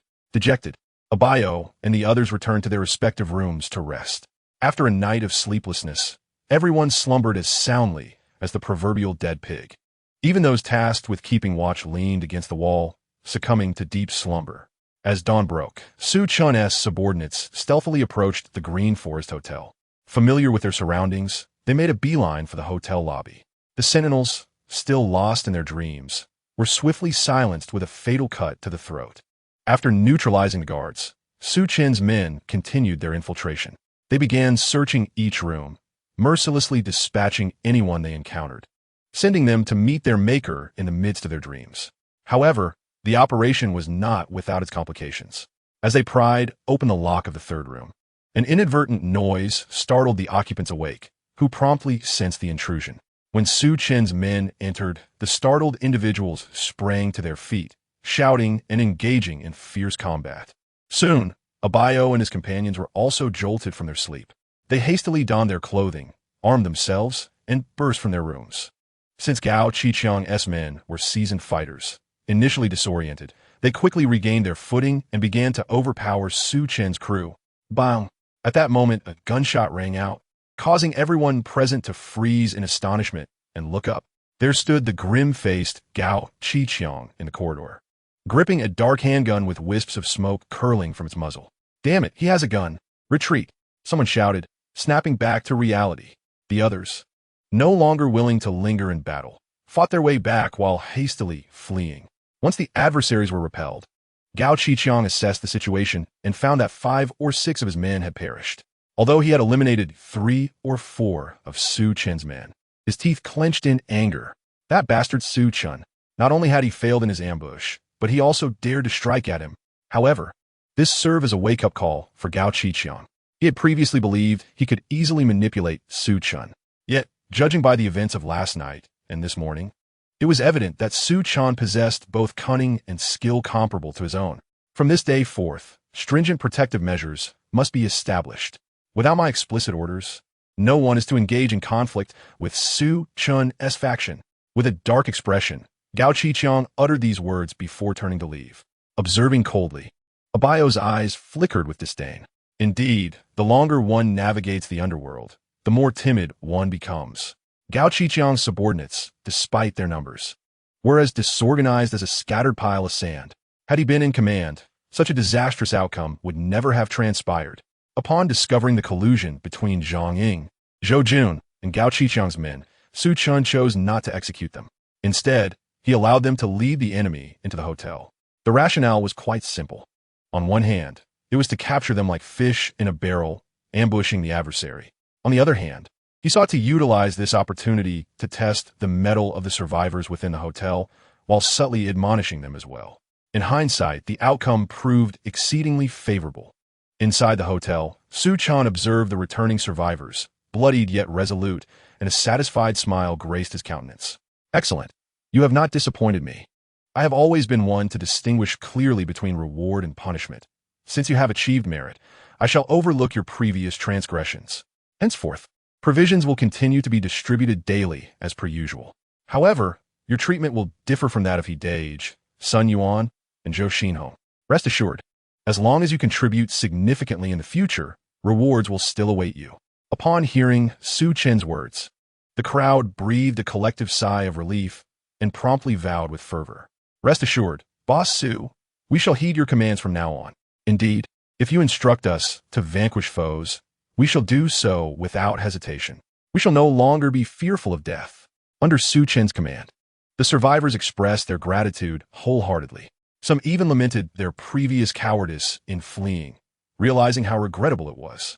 Otherwise, they could have enjoyed equal treatment alongside Zhou Xinhong and the others. What a delight that would have been! Those individuals have been thoroughly trained by you, Chen. Your prowess is truly remarkable.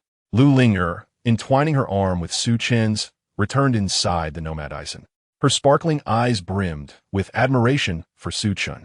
Women are inherently drawn to strength, especially in this brutal world of survival of the fittest. Su Chen's adept blend of gentleness and firmness had rendered the survivors obedient.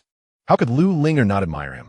She had indeed been blind to his merits, initially harboring disdain for Su Chen. Fortunately, her realization came in time, and Su Chen had not rejected her. Contemplating this, Lu Ling'er's radiant smile blossomed even further.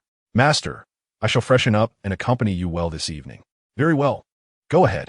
Watching Lu Ling'er enter the bathroom, her graceful silhouette visible through the frosted glass, Su Chen stretched contentedly and began to ponder more pressing matters. Chapter 68. Seeking Firearms. Although last night's ambush and today's surprise attack had significantly weakened Gao Qiqiang, he still had at least 20 men left, posing a risk of resurgence. Particularly following this morning's assault, Su Chen was convinced that Gao Qiqiang possessed firearms. He had harbored this suspicion from the very beginning. After all, his own short shotgun had been procured with Gao Qiqiang's assistance. As a prominent figure in the underworld, how could Gao Qiqiang possibly be without firearms? Su Chen dispatched his own survivors to proactively raid the Green Forest Hotel. This was twofold in purpose, for their own benefit and to verify his assumptions. As anticipated, Gao Qiqiang indeed had firearms in his possession. However, Su Chen deduced that he either had limited ammunition or merely a single weapon. Otherwise, why did Gao Qiqiang send Gao Qixing and a Biao to assault the Yurton Hotel without carrying weapons? The reason is quite simple. He likely possessed only a single firearm, and the ammunition was scarce. However, this remains merely Su Chen's conjecture. Although Su Chen harbored a desire to eliminate both Gao Qiqiang and a Biao, he refrained from taking impulsive action until his suspicions were confirmed. Had it been earlier, he might have contemplated employing his surviving subordinates to gradually deplete Gao Qiqiang's strength. Yet now, after his continuous efforts, these survivors have begun to earn his preliminary trust. Wasting their potential in such a manner felt rather regrettable. Thus, how could he devise a plan to eradicate Gao Qiqiang with minimal cost? At that moment, Lu Ling'er emerged from her bath. Su Chen, too, was not inclined to overthink. Their night of passion needed no elaboration. The following morning, Su Chen summoned He Wang and Sun Yuan to the office in the backyard. This is breakfast prepared by Ling. Please enjoy it while it's warm. Su Chen greeted with a smile. To win Su Chen's favor, Lu Ling'er varied her culinary creations for every meal. For instance, that morning she had prepared soy milk and steamed a generous batch of dumplings. In the pre-apocalyptic world, this would have been the simplest of breakfasts, but in the current scarcity of resources, it was akin to a grand banquet. He Wang and Sun Yuan swallowed their saliva, foregoing pleasantries with Su Chen and diving straight into the meal. Unlike the survivors from Zhang Ying's group, the two were acutely aware of their predicament. Their survival thus far was solely thanks to Su Chen's assistance. Even if Su Chen indulged in abalones and lobsters in his RV, they would harbor no jealousy. Brother Sun, do you happen to know where the nearest law enforcement station is? Su Chen inquired casually as he peeled a tea egg. His short shotgun was at a distinct disadvantage against Gao Qiqiang's handgun. Although it boasted power, its short range and lack of precision, coupled with difficult loading, rendered it less effective. In a one-on-one scenario, it might suffice, but when facing multiple adversaries, it was prone to falter. If only he could acquire a handgun similar to Gao Qiqiang's. Coincidentally, Su Chen had watched a gunfight film yesterday, which inspired him. given the stringent gun control in China. Firearms could only be found at law enforcement stations. Su Chen planned to search one for weapons.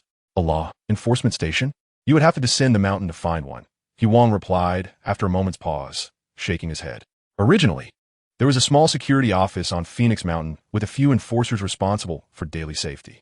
However, in case of serious incidents, personnel would need to be dispatched from a station below. After the heat wave struck, several enforcers at the office either succumbed to the heat or fled Phoenix Mountain. Earlier, survivors had even searched the security office for supplies.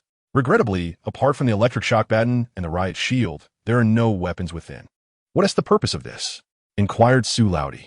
Sun Yuan, filled with curiosity, responded. Su Chen did not conceal his intentions from them and shared his plans. I see, Wang said, stroking his chin and shaking his head. Your plan is commendable, but it may not be as straightforward as you think. What do you mean? Su Chen asked. Typically, a public security office possesses only 1 or 2 firearms at most. If the law enforcement personnel were to evacuate, they would undoubtedly take them along. Wang explained. Is that so? Su Chen felt a tinge of disappointment. Previously, when they had apprehended Gao Qiqiang's subordinates, Wang had interrogated them. From their admissions, Su Chen had learned about the rampant flooding outside. Even if there were firearms in the security office, they were likely submerged by the water. However, I didn't know of a place that might still have guns. Where? The military camp, Wang uttered succinctly. Upon hearing this, Su Chen couldn't help but smile wryly. Brother please don't jest. Where are we to find a military camp at this time? I am not joking. There is indeed a military camp nearby. Wang replied softly. Su Chen paused momentarily, recalling that Wang was a veteran. It wasn't quite a military camp, but rather a training ground. Wang proceeded to explain the specifics to Su Chen. You know, I was once a soldier. The military conducted mountain combat exercises in the vicinity of Phoenix Mountain. There's an arms storage facility near the training ground, which likely contains firearms. Upon hearing this, Su Chen's eyes brightened. In a place like a military camp, if there were indeed firearms, they would be rifles. If he could obtain a rifle, wouldn't that enable him to deal with Gao Qiqiang decisively? The only uncertainty was how the prolonged rain had affected the training ground. After contemplating, Su Chen resolved to investigate. Brother could you please elaborate on the situation over there? Su Laudy, why don't I accompany you? It's better to have someone to look out for you. Wang offered. We still need you to hold down the fort here at the hotel. Brother Su Chen declined the proposal, shaking his head. Seeing his resolute attitude, Wang did not insist further. When do you plan to depart? Tonight, Su Chen declared. Wang was taken aback, surprised by Su Chen's urgency. Given Gao Qiqiang's significant losses, he is unlikely to cause trouble in the short term, Su Chen explained. Very well, just ensure you leave early and return promptly. Wang advised. After parting ways with the two, Su Chen left behind some supplies for the survivors and began preparing for the evening's journey. Chapter 69, The Search. Beep, beep, beep. The alarm clock by the bedside rang out. Su Chen gently opened his eyes, and after achieving full consciousness, he rose from his bed. Chen, can we rest a little longer? Lu Linger murmured, her sleepy eyes barely open. You sleep on. I shall take the wheel, Su Chen replied, donning his attire and proceeding to the driver's seat. His previous statement to Wang about departing at night was not meant to imply a departure in the dead of night. With the incessant rain and treacherous mountain roads, a nocturnal exit would indeed be perilous. He intended to set off around 5 or 6 in the morning, when people are at their sleepiest, allowing for a discreet departure that would escape Gao Qiqiang's notice. Brother please open the main gate, Su Chen communicated via the intercom. Certainly, it's open now. Safe travels. Wang complied with Su Chen's request and opened the large iron gate of the backyard. Su Chen activated his hazard lights and drove away from the Yortun Hotel amidst the pouring rain. Despite the dim skies and relentless downpour, the headlights of the Norm Addison illuminated the road ahead like twin beams of light. Navigating along the winding mountain road, Su Chen headed northwest. Fortunately, the terrain in that direction was elevated, and the road remained intact. By the time dawn broke, he had arrived at the foot of Phoenix Mountain. After a hasty breakfast, he continued his journey.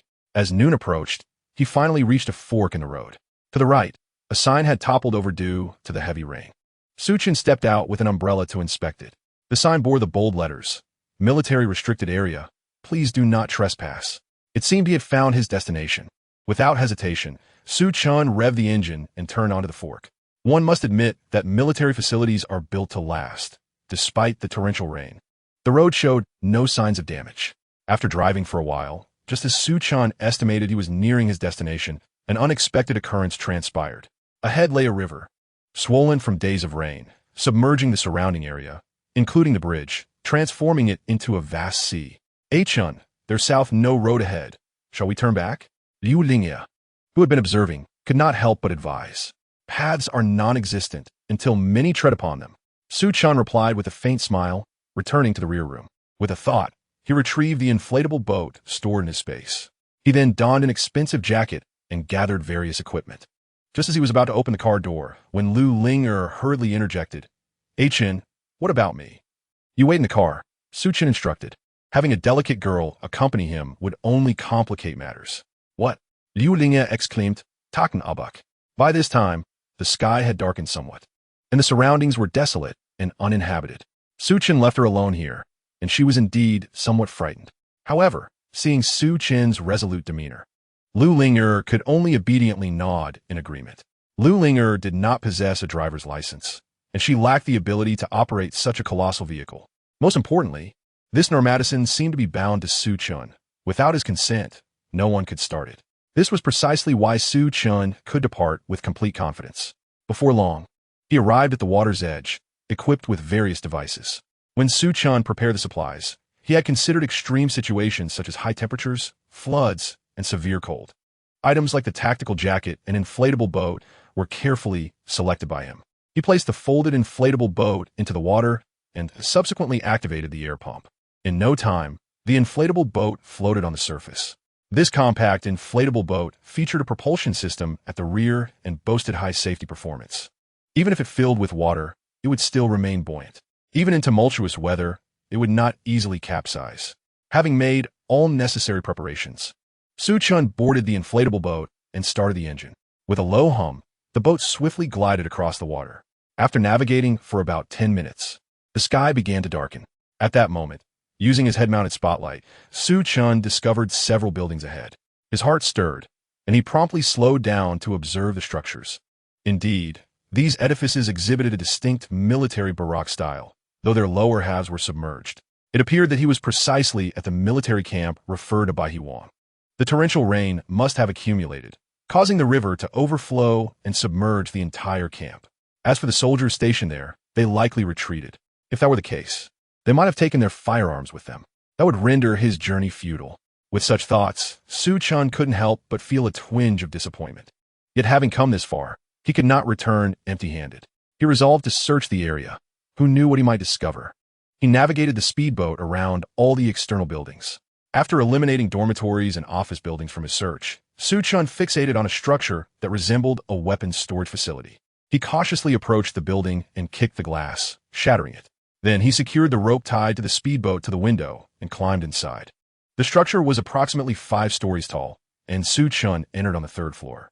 Since the first 2 floors had already been inundated, he began his search from the 3rd level. In the pitch-black interior, aided by the beam of his spotlight, Su Chen meticulously explored each room. However, to his dismay, after thoroughly searching the upper floors, he found no firearms. Even the accessories related to firearms eluded his discovery. Had he perhaps searched in vain? Gazing at the boundless expanse of water before him, Su Chen pondered briefly before resolutely deciding to plunge into the depths in search of answers. He stripped off his windbreaker and donned the diving suit he had prepared in advance, equipping himself with goggles, a breathing apparatus, and a small tank of oxygen. He took a deep breath and submerged himself beneath the surface. Unlike the clear waters of a swimming pool or the ocean, the river's waters were murky, a result of flooding, rendering visibility exceedingly poor. Even with a spotlight, he could barely discern anything beyond half a meter ahead. Applying the knowledge he had gained from searching the upper floor, Su Chen meticulously scoured the 2nd floor. Yet, much like before, he found nothing. With no other option, he descended to the 1st floor.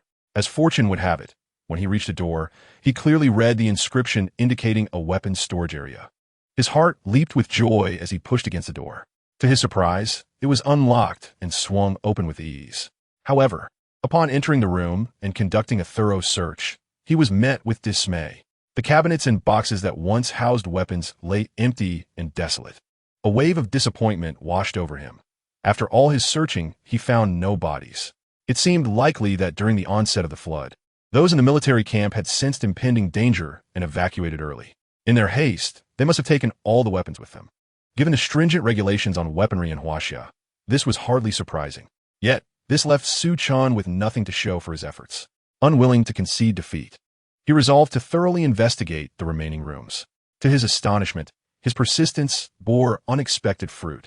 The final room bore a sign indicating it was a weapons repair shop. Intrigued, Su Chen swiftly pushed the door open and stepped inside. Unlike the previous storage room, this one appeared somewhat disordered, with various parts of firearms and ammunition scattered across the tables and floor. After a diligent search, he indeed stumbled upon 2 firearms, a rifle and a sniper rifle equipped with a scope. Although it was his first encounter with such weapons in reality, Su Chen immediately recognized their models, the Type 95 and the Type 88. After all, he had wielded these firearms countless times in both mobile and PC versions of shooting games. It appeared that the personnel at the camp had been in such a hurry during their evacuation that, despite taking all the stored weapons, they overlooked a few in the repair shop. Nevertheless, being in the repair shop implied that these weapons might have been malfunctioning. After a moment of contemplation, Su Chen gathered all the components in the room and stowed them into a bag. He then hoisted the heavy bag and resurfaced. Once he had removed his diving suit, Su Chen inhaled the fresh air deeply. As he regained his composure, he donned a windbreaker and placed all the items onto the inflatable boat. One cannot deny that this reputable brand of inflatable boat is of superior quality. Despite the incessant downpour filling it with water, it remained upright without capsizing. Once everything was prepared, Su Chen climbed into the inflatable boat and navigated back in the direction he had come. Upon arriving at the shore, before he could even begin to tidy up, Lu Linger dashed out from the camper. "Ah Chun, I was so worried about you," she exclaimed, burying herself in Su Chen's embrace, her voice tinged with emotion. He had been away for 2 to 3 hours, leaving her, a delicate woman, alone in the wilderness. The relentless rain rendered visibility nearly non-existent. How could she not feel fear? Seeing Su Chen return, she lost control of her emotions momentarily. "It's all right. I'm back now," Su Chen replied with a gentle smile, patting her head. "You should head back to the vehicle while I organize this." "No, I want to help you," Liu Lingye insisted resolutely. With no grounds for refusal, Su Chen relented. Together, they folded the inflatable boat and returned to the camper with all the gear. "Ah Shen, did you find the guns?" Lu Lingye inquired with concern once her emotions had settled. "Of course," Su Chen replied, opening his backpack to reveal the contents within. "That's wonderful." Lu Lingye beamed, but her expression shifted as she recalled something. "But those 2 guns have been soaked. Can they still be used?" "I'm not sure," Su Chen admitted, shaking his head. Being a citizen of the country, he had little experience with firearms and could not ascertain whether the guns were still functional. Moreover, he had also discovered a considerable number of bullets, although they too had been waterlogged. Yet, having come this far, he could not return empty-handed. It was this thought that drove him to take everything he could find. After a brief rest, Su Chen consumed some instant food. Once he had replenished his strength, he started the Nomad Ison and prepared to head back to Phoenix Mountain, mindful of Gao Qiqiang's lingering threat. If he stayed away too long, unforeseen troubles might arise. However, the day had grown late, and Su Chen refrained from setting off recklessly. After returning to the road, he decided to pause and rest at the roadside, planning to resume his journey at dawn. "Ah Chen, wake up!" Lu Lingye gently nudged Su Chen, who was lost in slumber. He opened his eyes, yawning. "What is the matter? Look outside the car, quickly." Lu Lingye spoke with a hint of anxiety. Could there be trouble? Su Chen instantly became alert, rising to his feet and moving towards the control panel. Through the surveillance monitor, he observed a throng of individuals gathering around the Nomad Ison, gesturing and whispering. Where did these people come from? Su Chen turned to Lu Lingye. "I just checked the footage. They fled here from afar," Lu Lingye explained. Su Chen glanced at the monitor once more, and realization dawned upon him. These individuals carried numerous bags, and several vehicles were parked nearby, resembling a scene of desperation. This was quite reasonable. Given the relentless heavy rainfall, low-lying areas had already transformed into vast expanses of water. Within 100 miles, Phoenix Mountain stood as the highest terrain. To survive, it was only natural to seek refuge there. Without wasting time on unnecessary conversation, Su Chen started the RV and honked the horn. The resounding roar of the engine and the horn startled those outside, causing them to hastily retreat and clear a path for the Nomad Ison. With the pedal pressed firmly to the floor, Su Chen drove away with a rush. The subsequent journey unfolded without incident. However, along the way, Su Chen encountered numerous survivors, some driving while others trekked toward Phoenix Mountain. The sudden influx of survivors heading to the mountain suggested that conditions there might soon change. Su Chen pondered this, accelerating with determination toward Phoenix Mountain. Meanwhile, within a nearby bus, a striking figure noticed the departing nomad Ison, her fair face betraying a look of astonishment. Simultaneously, in another small car on the move, a middle-aged man widened his eyes, his gaze filled with avarice upon spotting Su Chen's nomad Ison. Upon returning to the Yulden Hotel, it was already afternoon. Using the intercom, Su Chen informed He Wang of his arrival, requesting him to open the iron gate. After parking the vehicle, he carried a bag containing firearms and ammunition to the office. However, before Su Chen could utter a word, He Wang, with a grave expression, remarked, "Brother Su, the situation on the mountain seems a bit off." "The emergence of many outsiders on the mountain, you mean?" Su Chen inquired softly. He Wang, initially taken aback, quickly grasped the implication. Su Chen had driven back from outside and naturally encountered numerous survivors along the way. Indeed, there were at least 100 outsiders who had occupied the nearby hotels, forming various groups. He Wang provided Su Chen with an overview of the current situation on the mountain. Su Chen's brow furrowed slightly. He had been gone for less than 2 days, yet the circumstances on the mountain had dramatically shifted. Do these individuals pose any conflict with us, or with Gao Qiqiang's faction? Su Chen Ingweyev. Not at all, He Wang replied, shaking his head. Since there is no conflict, we need not take the initiative. Vigilance will suffice. Initially, it was believed that eliminating Gao Qiqiang would restore peace to Phoenix Mountain. However, unforeseen variables have since emerged.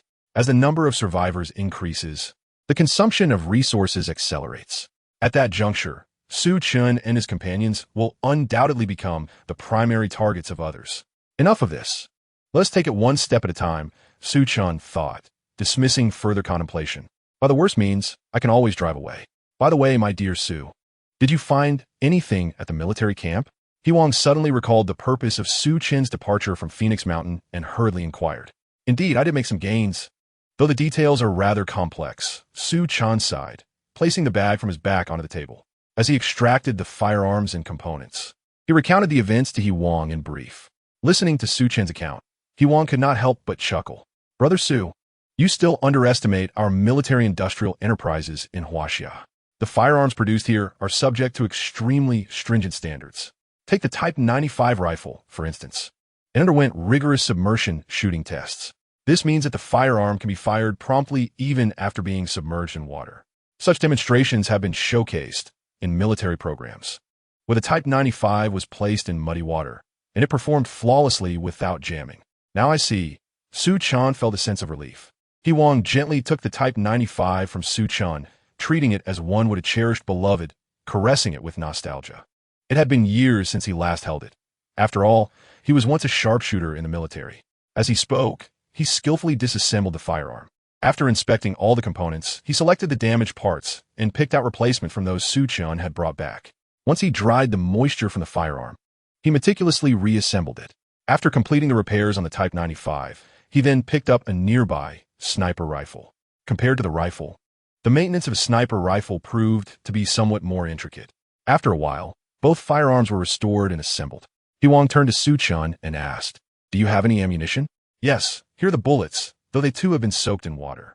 Upon hearing this, He Wang could not help but burst into laughter, patiently explaining to Su Chen, in the past, if ammunition had been soaked, it would likely be rendered useless. However, we are now in the 21st century. Firearm experts have designed weapons and ammunition with the consideration that warfare could erupt in extreme environments and conditions. Therefore, both the firearms and ammunition have undergone rigorous testing. The modern bullets are treated to be moisture and water resistant. At the junction of the bullet and casing, a layer of waterproof lacquer is applied to ensure functionality even after being submerged. Su Chen procured approximately 300 to 400 rounds of ammunition from the weapon maintenance room. These rounds are all of 58 mm caliber and are interchangeable regardless of the firearm used. He Wang adeptly picked up the bullets, methodically inserting them into the magazine. Together, he and Su Chen proceeded to the courtyard, where they set up a dozen glass bottles at a short distance. "Steady now." He Wang smiled slightly, raising the firearm in his hand. Bang, bang, bang. The three glass bottles by the wall shattered in quick succession. Brother He, your marksmanship is impressive. Su Chen couldn't help but exclaim. It is only natural. Do you think my title of sharpshooter in the army was earned without merit? He Wang casually brushed the gun's muzzle, a hint of modesty in his tone. Here, Su, give it a try. Su Chen took the firearm, adopting He Wang's stance. Strangely, in that moment, he felt as though time and space had become viscous. The raindrops falling from the sky seemed to descend in slow motion. In this extraordinary sensation, he felt as though he had merged with the gun. With a gentle squeeze of the trigger, a loud bang resounded as one of the bottles in the corner exploded. He Wang raised an eyebrow, surprised by Su Chen's latent shooting talent. However, the next moment, he was utterly dumbfounded. Bang, bang, bang. A series of crackling gunshots erupted, causing all the bottles set aside to shatter. He Wang stood in shock, struggling to believe his own eyes.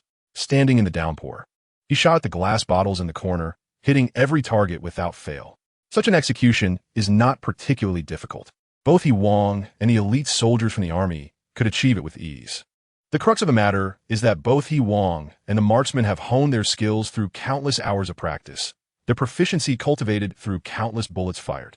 Yet, Su Chen, using a firearm for the very first time, managed to reach He Wang's level, leaving him in disbelief. Have you used a gun before? He Wang asked, his gaze fixed intently on Su Chen. No. Su Chen shook his head, but then, as if recalling something, added, Does adeptly using various firearms in games like PUBG and Peacekeeper Elite count? That does not count, He Wang replied, somewhat speechless, yet he continued to scrutinize Su Chen, as if trying to discern whether he was being deceitful. After a prolonged silence, he sighed. I have heard that some individuals are born sharpshooters. Perhaps you are one of those. Su Chen chuckled heartily and picked up another firearm nearby. If I can hit every shot with this, imagine how precise I could be with a scoped rifle. Su Chen attempted several shots, each one hitting the target without fail. Satisfied, he stowed away his two firearms. As for the reason behind his impeccable accuracy, he did not feel the need to delve into it. After all, in this apocalyptic world, he had acquired the boundless storage space of Nomad Ison. Any additional peculiarities seemed hardly surprising. Chapter 72. Farewell to Lin Yingying. It is often said that a multitude of skills does not weigh one down. With a newfound prowess of a sharpshooter, complemented by his two guns, Su Chen could not only ensure his own safety, but could, if he so desired, eradicate Gao Qiqiang's faction entirely.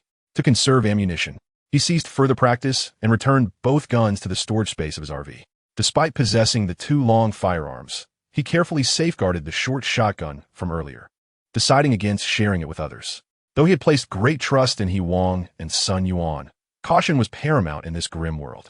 In the days that followed, neither Su Chen nor Gao Qiqiang's forces made any moves.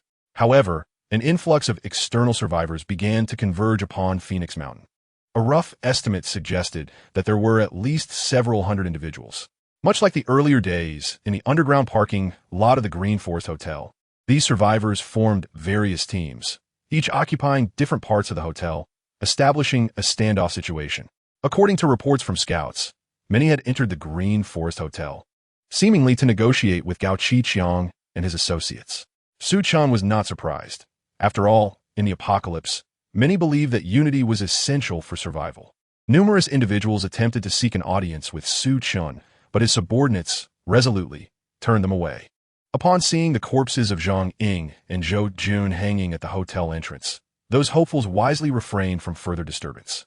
During these days, Su Chen remained industrious, ensuring that the survivors under his care were kept occupied. After all, allowing them to be well-fed yet idle would only invite trouble. He instructed He Wang and Sun Yuan to organize the survivors for training. Compared to Gao Qiqiang's subordinates, these survivors exhibited rather feeble combat abilities. They required rigorous training to ensure they would not be at a disadvantage in future encounters. One day, Su Chen was engrossed in playing It Takes Two with Lu Ling. Just as they were about to clear a level, Lu Linger's clumsiness led to their failure. I'm so sorry, Aiken. It's all my fault for being so clumsy. She pouted, displaying her displeasure. It's just a game, meant for relaxation and enjoyment. Don't take it to heart, Su Chen replied, dismissing her concerns with a wave of his hand. Had it been League of Legends, he might have been more critical, but this single-player game hardly warranted such intensity. At that moment, the intercom suddenly crackled to life. Su, are you there? Yes, brother He, what's the matter? Su Chen set aside the game controller and walked over to the intercom. A few people came by earlier, saying they needed to see you, Huang informed him. Su Chen furrowed his brow. Do we not agree on this? We shall not meet with them. The survivors visiting Su Chen were merely rehashing the same old discussions. They either sought an alliance or came to request supplies from him.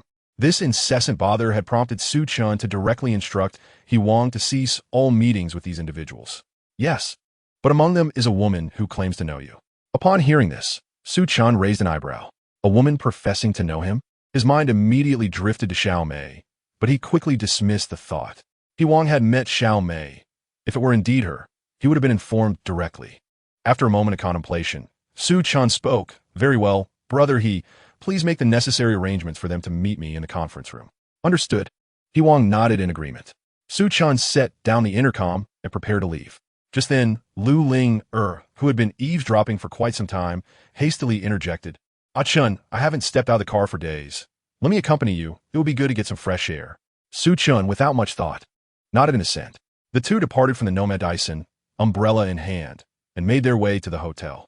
Through the efforts of numerous survivors, the original hotel lobby had undergone a transformation.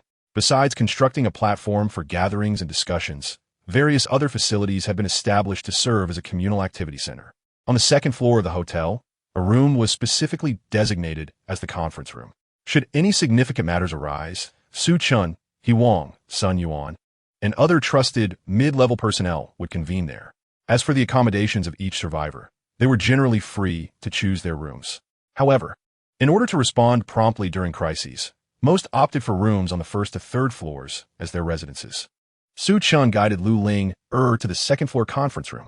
Inside, alongside Huang, Sun Yuan, and several mid-level staff, were few men whom Su Chen did not recognize. Among them, one had an unremarkable appearance, yet possessed piercing eyes, suggesting he was the leader. Behind him stood several others, one of whom was notably young and handsome. However, what truly captured Su Chen's attention was the girl standing beside him. She was strikingly beautiful and tall. Su Chen instantly recognized her as Lin Yingying, the pharmaceutical representative he had previously encountered. Miss Lin, it has been a long time. Su Chen expressed with genuine surprise, yet he greeted her with poise. Indeed, it has been quite a while. Upon encountering Su Chen, a flicker of complex emotions passed through Lin Yingying's beautiful eyes. A woman can never forget her first man, despite the passage of time since their separation. Lin Yingying could not possibly erase Su Chen from her memory, particularly given his unique significance. After their parting, she chose not to leave the bustling metropolis. Yet she diligently followed Su Chen's advice, preparing ample supplies in advance. When the scorching apocalypse descended, it was these provisions that enabled her survival. She felt a wave of gratitude for having heeded Su Chen's counsel. As heavy rains poured and water levels surged, Lin Yingying, along with other survivors, departed the city. Their initial intention was to head to the inland regions. However, due to a river breach, they were compelled to alter their course toward Phoenix Mountain. On their journey, Lin Yingying caught sight of Su Chen's vehicle, a Nomad Dyson. Yet, before she could signal him or exchange pleasantries, he sped away with a roar. Upon reaching Phoenix Mountain and after some inquiries, she discovered that Su Chen was at the Yulden Hotel, prompting her to visit him personally. After ensuring there were no weapons present, Huang approached Su Chen and whispered. Su Chen nodded slightly and took a seat, casually inquiring, "What brings you here?" "This is our captain, Song Lin Fei. He has some matters he wishes to discuss with you." Lin Yingying introduced the middle-aged man. "Mr. Su, greetings. I am Song Lin Fei. I currently lead a group of nearly 100 individuals, responsible for their survival," Song Lin Fei stated with a smile. "What matters do you wish to discuss, Mr. Song?" Su Chen asked indifferently. "Today, I have come to propose an alliance," Song Lin Fei replied, a statement that did not surprise Su Chen. Most who sought him out did so under the guise of alliances or requests for assistance, often hoping to procure supplies. "What kind of alliance are we speaking of?" "Your group consists of fewer than 50 people, correct?" Su Chen retorted. With a confident smile, Song Lin Fei began to elaborate. "But are you aware of how many followers Gao Qiqiang has amassed? In recent days, he has gathered a considerable number of survivors. He now commands at least 80, if not 100. Su Chen's expression remained unchanged as he countered. "And so what? Even if he had 200, I would not regard them as a threat." Armed with 2 guns and several hundred rounds of ammunition, Su Chen felt an unprecedented surge of confidence. Given time and space, he believed he could single-handedly annihilate Gao Qiqiang.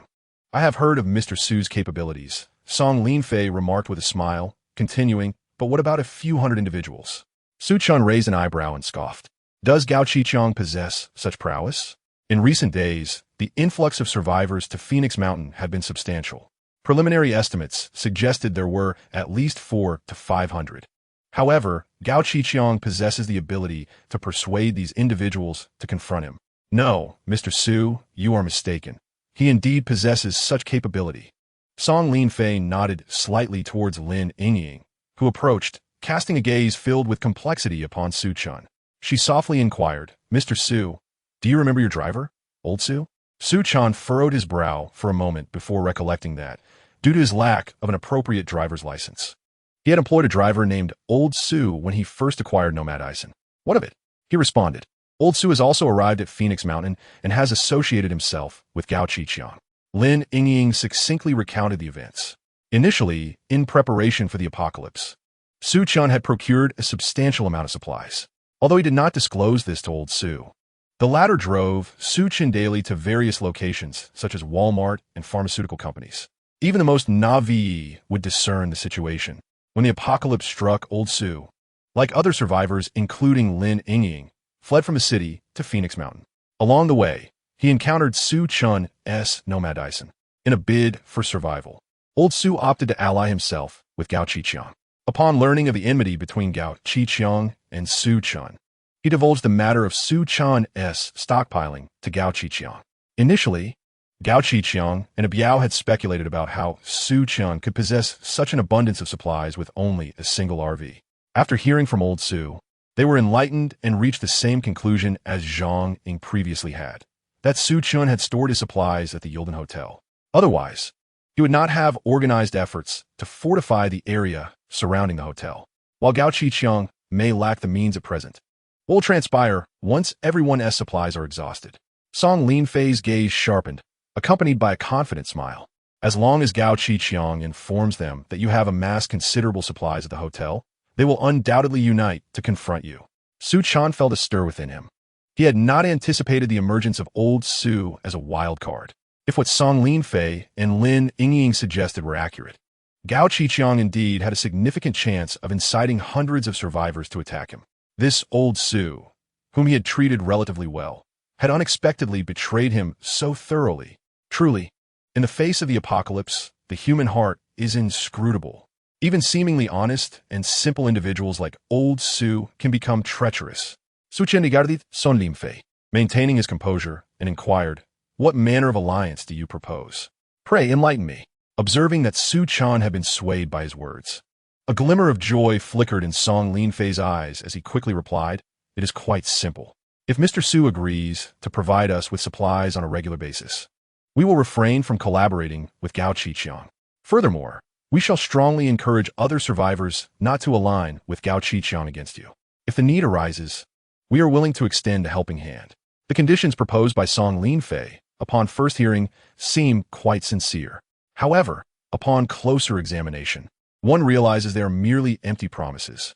Even if Su Chen were to withhold supplies, Song Linfei would not ally with Gao Qiqiang in the short term. After all, their provisions have not yet been fully consumed.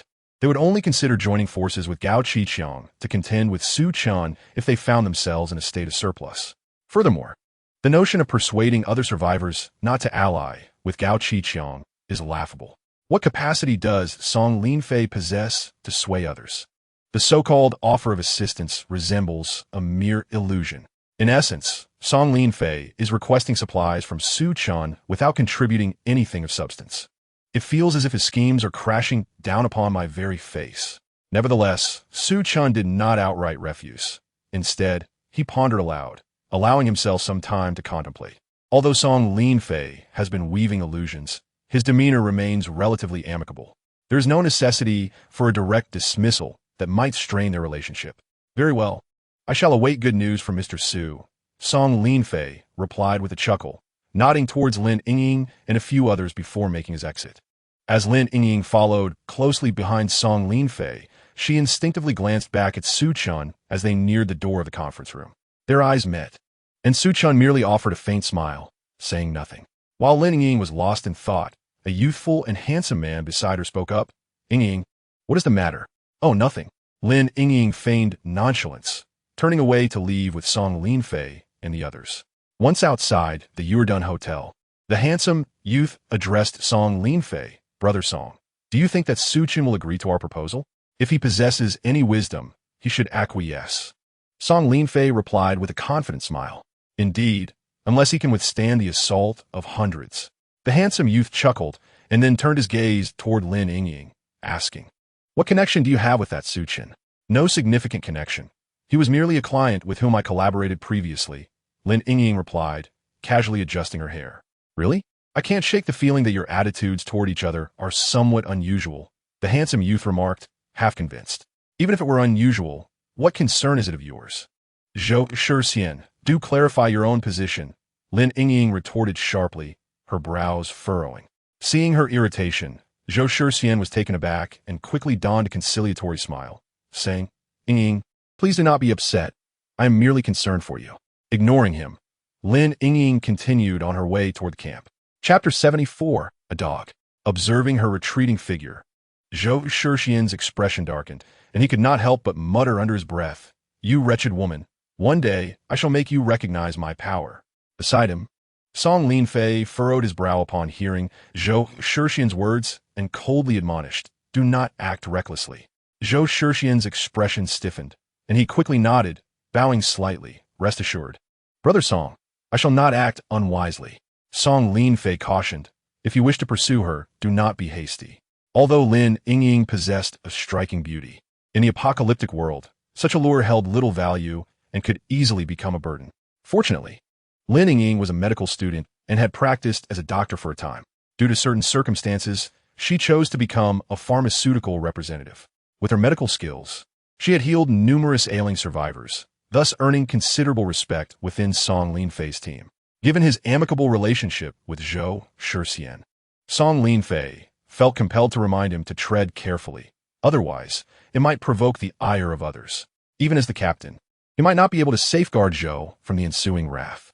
In another part of the conference room, Huang inquired softly, Brother Su, what do you think? Should we consider an alliance with them? Sun Yuan suggested. Song Linfei seems like a decent fellow. It is worth contemplating. Su Chen shook his head. There is no rush. The survivors have yet to unite. We can discuss it when that day arrives. In the minds of Huang and Sun Yuan, Su Chen was the leader of their team, and they naturally had no objections to his words. After a few casual exchanges, Su Chen, accompanied by Lu Linger, rose to depart. As they exited the conference room, Lu Linger pouted her red lips, a hint of jealousy in her voice. Aiken, who was that woman just now? In other circumstances, Lu Linger might not have sensed it, but her innate intuition allowed her to discern the subtle connection between Su Chen and Lin Ying. We had some business dealings in the past, Su Chen replied casually. This was not entirely a deception, as their collaboration had indeed been solidified in an intimate setting. Really? I sense there is more to it than that. Since entering the conference room, Lin Ying had frequently glanced at Su Chen, her gaze laden with complexity. How could this merely be a routine business interaction? Lu Linger pondered. Even if it is not, what of it? Su Chen halted, gazing down at Lu Linger with an imposing demeanor, and remarked coolly, have you forgotten your own identity? Taken aback, Lu Linger shivered momentarily before forcing a smile. Aiken, I was merely curious, just asking. Without further acknowledgement of her, Su Chen strode purposefully toward the vehicle, while a restless Lu Linger quickly followed in his wake. Once inside the Nomad Ison, Su Chen plopped down onto the sofa. Lu Linger hurriedly stood behind him, gently kneading his shoulders while cautiously saying, Hey Chen, I truly was just asking casually, please don't take it to heart and calm down. Under Lu Linger's plaintive plea, Su Chen finally nodded, all right, it's getting late. You should prepare dinner. Okay. Lu Linger sighed in relief, quickly rising to head towards the kitchen. Observing her enchanting silhouette, Su Chen's lips curled into a cold smirk. It seemed that his recent kindness had inflated Lu Linger's ego, causing her to forget her rightful identity and status. It appeared that he needed to firmly remind her that she was merely a pawn in his game. As for Lin Ying, Su Chen suddenly recalled the events of that fateful night at the hotel. If the opportunity arose, and she was willing, he would not mind revisiting those memories. Should they progress further, It would be even more appropriate if Lin Yingying and Lu Linger could coexist harmoniously. In the lobby of the Green Forest Hotel, Gao Qiqiang sat leisurely on the sofa, seemingly awaiting something. Just then, a Biao hurriedly entered from outside, whispering, "Boss Gao, the leaders of the other teams have arrived." "Got it." Gao Qiqiang nodded slightly, then stood up and walked towards the entrance. Upon reaching the hotel's exterior, he observed a throng of 200 to 300 individuals braving the torrential downpour, making their way towards him. Faced with this scenario, Gao Qiqiang felt a twinge of anxiety and instinctively gripped his weapon. "Do not panic. We have invited them for negotiations, not for a brawl." Gao Qiqiang cast a glance at Biao and the others, speaking in a calm tone. Hearing his assurance, the crowd managed to steady their nerves. "Brother Chong, why have you summoned us all here in such heavy rain? What is the matter?" The first to step inside was a burly man with a scarred face, exuding an air of impatience as he removed his raincoat, shaking off the droplets. This man was named Zhao Xiong, a former underworld figure like a Biao. In order to escape the flood, he had brought a group of brothers to Phoenix Mountain. Among the factions on Phoenix Mountain, aside from Gao Qiqiang's team, Zhao Xiong's group was the most formidable. Indeed, what could be so important that we all had to come? A simple message would suffice. 2 others chimed in with complaints. One of them, wearing gold-rimmed glasses and appearing scholarly, exhibited a glint of cunning in his eyes. His name was Gao Xiangjuan, a financial professional known for his sharp intellect. When the apocalypse struck, Gao Xiangjuan successfully rallied a group due to his cleverness. The other, named Xiao Bowen, managed several chain supermarkets. Like Gao Xiangjuan, after the temperature surged, he organized his company's security team and relied on the supermarket supplies to survive until now. Song Linfei stood silently at the back alongside Zhou Shixian. Among the survivors on Phoenix Mountain, their faction held the greatest influence. In addition, a few smaller teams had also been invited to attend. In the face of skepticism from the assembly, Gao Qiqiang smiled reassuringly, urging everyone to remain calm and proceed inside for discussions. He gestured for the group to move towards the hotel. The various leaders exchanged glances, ultimately following Gao Qiqiang into the hotel. However, their subordinates were halted by Gao's men. "Gao, what do you mean by this?" Zhao Xiong furrowed his brow, one hand resting on the hilt of his dagger. Those who had survived in this apocalyptic world were far from naive. Although Gao Qiqiang had extended a courteous invitation, they could not dismiss the possibility of ulterior motives. They dared not enter the hotel without their men. "The conference room inside is limited in space and cannot accommodate all of you," Gao Qiqiang reassured them. "If you are concerned, each leader may bring along 10 individuals. The meeting room is on the first floor, so rest assured." After a moment of contemplation, the leaders decided to each bring 10 men and followed Gao Qiqiang into the hotel. The once spacious conference room felt cramped as so many entered. Gao Qiqiang took the prime seat without hesitation. Once everyone was seated, he smiled broadly and began, "The purpose of today's gathering is to discuss an exciting matter." "What exciting matter?" Song Linfei inquired coolly. Instead of answering directly, Gao Qiqiang countered, "As you fled from the outside world to Phoenix Mountain, I presume you did not bring an abundance of supplies?" Silence enveloped the room. The amount of resources each team possessed was a closely guarded secret, and no one wished to expose their holdings to outsiders. After all, it is said that an innocent man may suffer for possessing something of great value. "Come on, Gao. What exactly are you trying to say? Stop keeping us in suspense." Zhao Xiong slammed his hand on the table, growing increasingly impatient. "What if I told you that there's a warehouse on Phoenix Mountain filled with a vast quantity of supplies?" Gao Qiqiang's words landed like a stone thrown into a still lake, instantly stirring up a tempest of excitement. "A vast quantity of supplies? You must be joking. How could that be true? If what you say is accurate, would you really share such good fortune with us? Where's this warehouse?" The crowd clamored with questions. Silence. Gao Qiqiang raised his hands to quell the noise and continued, "This warehouse is not far from us. It is located at the Yulden Hotel to the north." Upon hearing the name of the Yulden Hotel, Gao Xiangjuan could not suppress a scornful laugh. "Gao, do you truly believe we are fools? The individual with whom you bear a grudge appears to be named Su Chen, does he not? He and his team have taken residence in the Yuer-Dun Hotel. You insinuate that the existence of a warehouse at Yuer-Dun is a mere facade, aiming to deceive us into aiding your quest for vengeance." Although the animosity between Gao Qiqiang and Su Chen transpired prior to the arrival of Zhao Xiong, Gao Xiangjuan, and the other survivors of Phoenix, It is said that no secret remains undisclosed. The group had visited Gao Qiqiang several times and exchanged words, swiftly uncovering the long-standing feud between him and Su Chen through the lips of Gao Qiqiang's subordinates. Upon hearing Gao Xiangjuan's account, the expressions of the others shifted dramatically as they regarded Gao Qiqiang. Yet, Gao Qiqiang seemed to have anticipated their reaction, displaying no signs of alarm. With a chuckle, he acknowledged, "Indeed, I harbor a vendetta against Su Chen. However, my words are not motivated by a desire for retribution." Old Su, upon calling out, a seemingly honest, middle-aged man approached. He was none other than Old Su, the driver who had previously ferried Su Chen. "Share with them all that you know?" Gao Qiqiang instructed casually. "Certainly, Boss Gao." Old Su nodded, bowing slightly, and recounted his observations during his time driving for Su Chen, much to the curiosity of Gao Xiangjuan, Xiao Bowen, and the others. After listening, the faces of the group revealed contemplative expressions. "Are you suggesting that Su Chen has hoarded all his supplies at the Dun Hotel?" Gao Xiangjuan pondered, stroking his chin. "It is quite possible. Otherwise, where else could he possibly store them?" Gao Qiqiang retorted. "Within the domain of mobile homes, Nomad Ison stands as a formidable entity, even if brimming with supplies. How long could they sustain themselves?" Abayo had witnessed Su Chen residing in the mobile home since the onset of the scorching apocalypse. He now oversees the provision of supplies to Wei Wang, Sun Yuan, and other survivors. Logically, the resources within the vehicle would have been depleted by now. The only plausible explanation is that he had stockpiled provisions in advance at the Dun Hotel. "Are you certain he prepared an abundance of supplies? Speak honestly, or beware my wrath." Zhao Xiong clenched his fist, inquiring grimly. Old Su, startled, hastily waved his hands and asserted, "I assure you, I speak only the truth.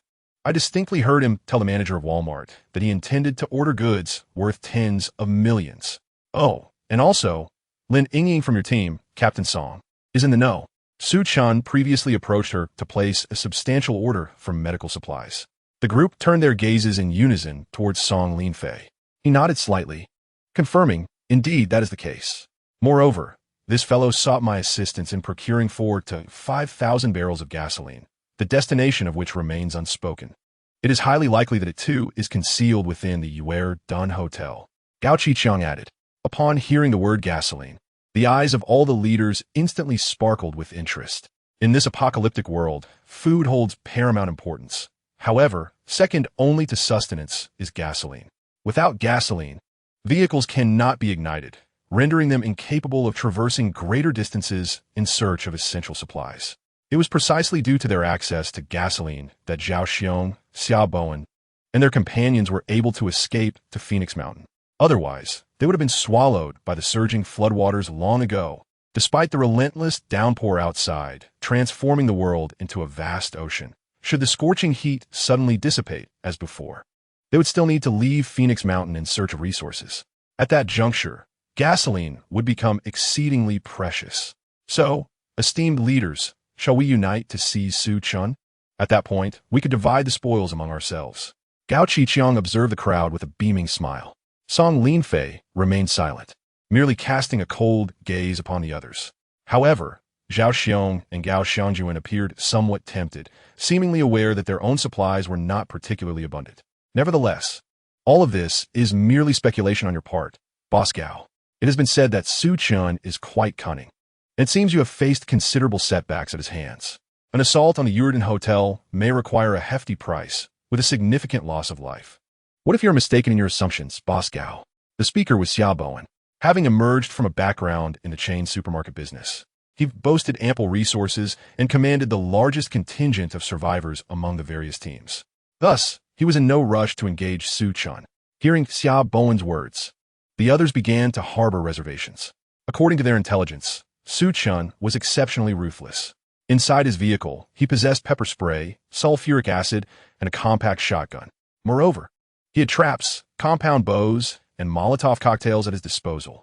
Although they outnumbered him significantly, if Su Chen were to fortify himself within the Dun Hotel, leveraging those weapons, it would likely cost them dearly in lives to capture the establishment.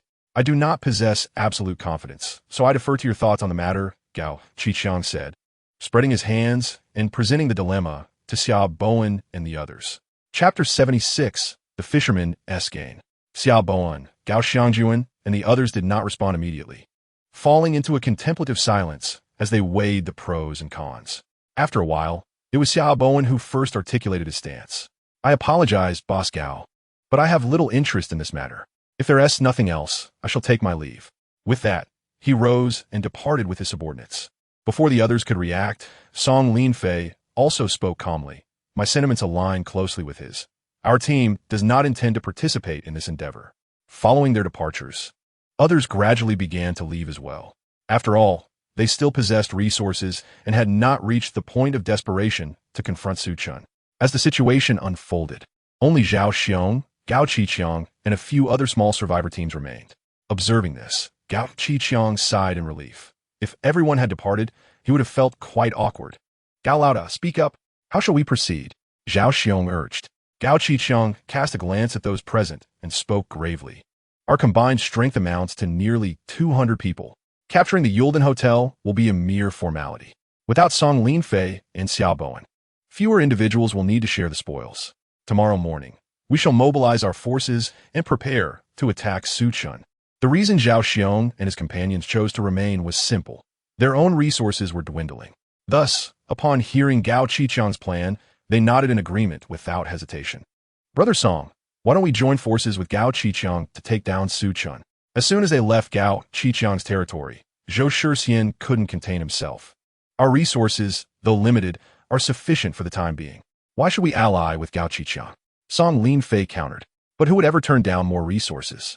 Zhou Shixian replied, though deep down, he was eager to eliminate Su Chen altogether. The reason was straightforward. Despite his sycophantic demeanor, he had discerned the underlying tension between Su Chen and Lin Yingying. Under his relentless flattery, Lin Yingying had shown signs of softening, yet upon seeing Su Chen, her demeanor reverted to its previous coldness. This drove Zhou Shixian nearly to madness. Understand this. Su Chen is far from ordinary. Song Linfei remarked meaningfully. During their negotiations, Su Chen exhibited an extraordinary calm and confidence. Even upon hearing that Gao Qiqiang might gather hundreds to attack, Su Chen remained unfazed. Such equanimity could stem from only two possibilities. Either he was mad, or he had some form of support. Given that Su Chen had anticipated the apocalypse and managed to survive while organizing a team, he could not possibly be insane. Thus, it was the latter. Regardless of his prowess, he commands only 40 to 50 people. How could they possibly match the numbers of Gao Qiqiang and his crew? Zhou Shixian expressed doubt. Yet he also harbored concerns. What if Gao Qiqiang succeeds? They might capture Su Chen, but it would surely come at a heavy cost. Song Linfei scoffed at that point. We could reap the benefits as bystanders. Do you think someone as cunning as Gao Xiangjuan would let such an opportunity slip by? Should they fail to capture Su Chen, we can seize the chance to negotiate with him. In essence, we would be positioned in an invulnerable stance. Upon hearing this, Zhou Shixian's expression shifted to one of sudden realization. Indeed, Brother Song is remarkably astute. After suffering considerable losses, Gao Qiqiang was initially left with merely over 30 subordinates. However, through recent developments, his numbers swelled to nearly 80 or 90. Coupled with Zhao Xiong and his team, their collective strength approached 200. Filled with confidence, he chose not to launch a nocturnal assault this time, but rather opted for a bold and open attack on Su Chen. As dawn broke, Gao Qiqiang, along with Zhao Xiong and Gao Xiangjuan, gathered their respective followers outside the Yulden Hotel. A throng of people congested the entire street. Gao Qiqiang halted at the intersection, gazing at the Yulden Hotel through the pouring rain, a cold smirk playing upon his lips. You, go deliver a message for me. Inform them that my intentions this time are solely directed at Su Chen. If those within the hotel are willing to surrender, I shall not trouble them. The subordinate, named for this task, felt somewhat helpless but could only steel himself and proceed towards the hotel. The original sentry post stood empty at that moment, compelling him to venture further inside. Yet, after taking only a few steps, a sharp whistle pierced the air as an arrow sliced through the rain, pinning him to the ground. Watching his subordinate struggle momentarily before falling still, Gao Qiqiang's fury ignited. Damn it, they are oblivious to their fate. Brothers, charge! With Gao Qiqiang's command, the throng surged forward, storming the hotel. Meanwhile, on Phoenix Mountain, the leaders of the survivor teams, accompanied by their followers, watched the unfolding battle from nearby rooftops. Their intentions mirrored those of Song Linfei, each hoping to reap the benefits of the ensuing chaos.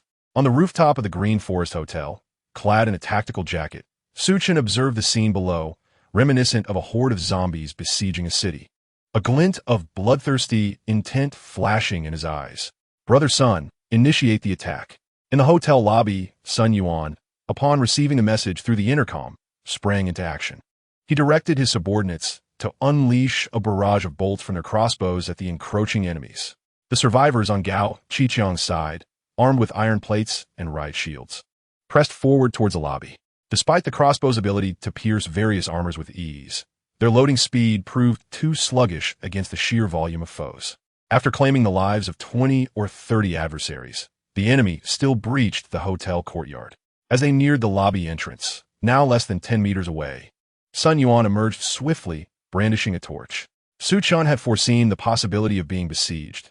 Thus he had previously instructed He Wang, Sun Yuan, and others to excavate a shallow trench within the hotel. This trench was filled with assorted debris, typically covered with plastic tarps and wooden boards. In the event of an upheaval, dousing it with gasoline and igniting it would create an insurmountable barrier. As Sun Yuan set the fire ablaze, a deafening roar erupted, and the trench was instantly engulfed in a raging inferno, consuming the wooden boards and plastic tarps along with it. Despite the torrential rain pouring down, it could not extinguish the raging inferno for the time being. The foremost survivors found their path blocked by the flames. Before they could retreat, a wall of fire arose behind them. It turned out that the trench formed a circle, and once ignited, it ensnared the entire courtyard. These survivors had become proverbial fish in a barrel. Chapter 77. When resources are scarce, precision strikes prevail. When affluent, overwhelming firepower reigns. Su Chen indeed displayed cunning. Witnessing this scene, Song Linfei and Gao Xiangjuan could not help but reflect on their fortunate decision to refrain from acting alongside Gao Qiqiang hastily. Otherwise, their subordinates might have also been trapped. However, Gao Qiqiang and Zhao Xiong were not in such a fortunate state of mind. Watching their subordinates ensnared by the flames and relentlessly hunted by crossbows, they were seething with rage. What a scoundrel Su Chen is, wasting such a precious resource as gasoline. Gao Qiqiang fumed. "Don't be angry, Boss Gao. The rain is so heavy, it won't be long before the fire diminishes," Abiheo quickly reassured. At this juncture, Gao Qiqiang found himself powerless. He could only grit his teeth and await the moment when the flames subsided. At that time, they would storm the hotel and deal with Su Chen once and for all. Just then, a gunshot rang out. Though the distance was considerable and the rain torrential, Gao Qiqiang heard it clearly. Following that, one of the survivors, trapped by the flames, was shot in the head. In television dramas, a character struck in the head by a bullet typically showcases only a small blood hole. However, this is merely a dramatized effect. In reality, being struck in the head, particularly by a rifle or sniper bullet, is a scene of sheer horror. The man's head exploded instantaneously, his body falling backward, with blood, brain matter, and various organs flowing freely in the rain. Witnessing such a terrifying spectacle, the nearby survivors were momentarily stunned before erupting into screams. In sheer terror, they hurriedly retreated. Yet, soon followed the second shot, and then the third, as more individuals met the same grisly fate. "How about it, Brother Su? Is my marksmanship commendable?" He Wang exclaimed, pulling back the bolt to eject the spent cartridge, a hint of pride in his voice. "It is commendable, but lacks sufficient deterrent effect," Su Chen replied with a grin, raising his weapon to aim at the enemies below. As he pulled the trigger, flames erupted from the muzzle. The bullets whizzed through the air, targeting the survivors within the hotel courtyard. In this volley, Su Chen astonishingly eliminated over 20 individuals. It is worth noting that the magazine capacity was merely 30 rounds. Although the enemies were closely packed, such a result was indeed terrifying. All of this was attributable to Su Chen's remarkable shooting talent. Gao Qiqiang, Biao, Zhao Xiong, and others collectively gasped, their eyes brimming with astonishment.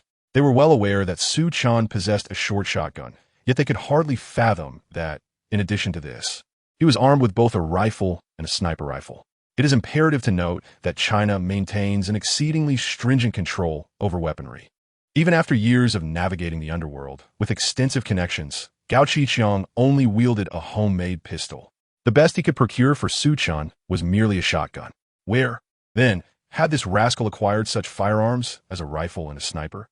Not only was Gao Qiqiang astounded, but the other survivors who had gathered nearby were equally dumbfounded.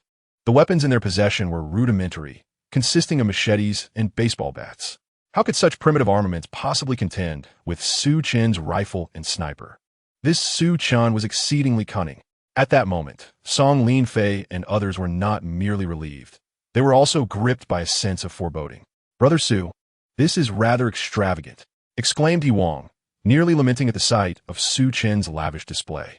In an effort to conserve ammunition, he had meticulously aimed with his sniper rifle, picking off the most robust enemies one by one. Unlike Su Chen, who was so lavish, although his accuracy was commendable, there was still a degree of waste involved. If a fight was to be waged, it should be done with abandon, instilling fear in their enemies. Su Chen, unperturbed, chuckled softly and reached for another magazine. In times of scarcity, precision is paramount. In times of abundance, overwhelming firepower prevails. The ammunition he had brought back from the barracks numbered nearly 300 rounds. Even if he were to exhaust 2 magazines, the sheer terror instilled in Gao Qiqiang and his cohort would justify the expenditure. Tot. Another series of gunfire erupted, claiming yet another group of survivors trapped below.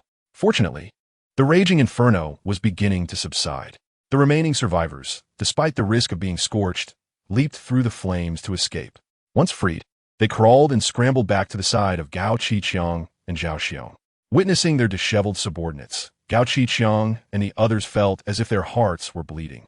After a thorough count, their nearly 200-strong contingent had been reduced to a mere 100. Faced with such grievous losses, the leaders, including Gao Qiqiang and Zhao Xiong, felt an overwhelming sense of despair. "Let us retreat," Gao Qiqiang declared, casting a resentful glance at the towering Yolton Hotel amidst the torrential rain. With their current meager numbers, even if they managed to storm in and apprehend Su Chen, other survivor groups would not spare them. It would be wiser to withdraw and deliberate further. The battle had erupted with startling suddenness and concluded just as swiftly. After Gao Qiqiang and his men retreated, Song Linfei, Gao Xiangjuan, and others dispersed in their own directions. Yet, having witnessed the entire ordeal, a singular thought resonated within each of them. Unless absolutely necessary, one must never provoke Su Chen. Upon returning to the Green Forest Hotel, the leaders of the surviving faction sat dejectedly in the conference room, the atmosphere heavy with despair. Observing this dismal scene, Gao Qiqiang sighed, a look of self-reproach upon his face, proclaiming, "Today's events are entirely my fault." Yet, it would be unjust to lay the blame solely at his feet.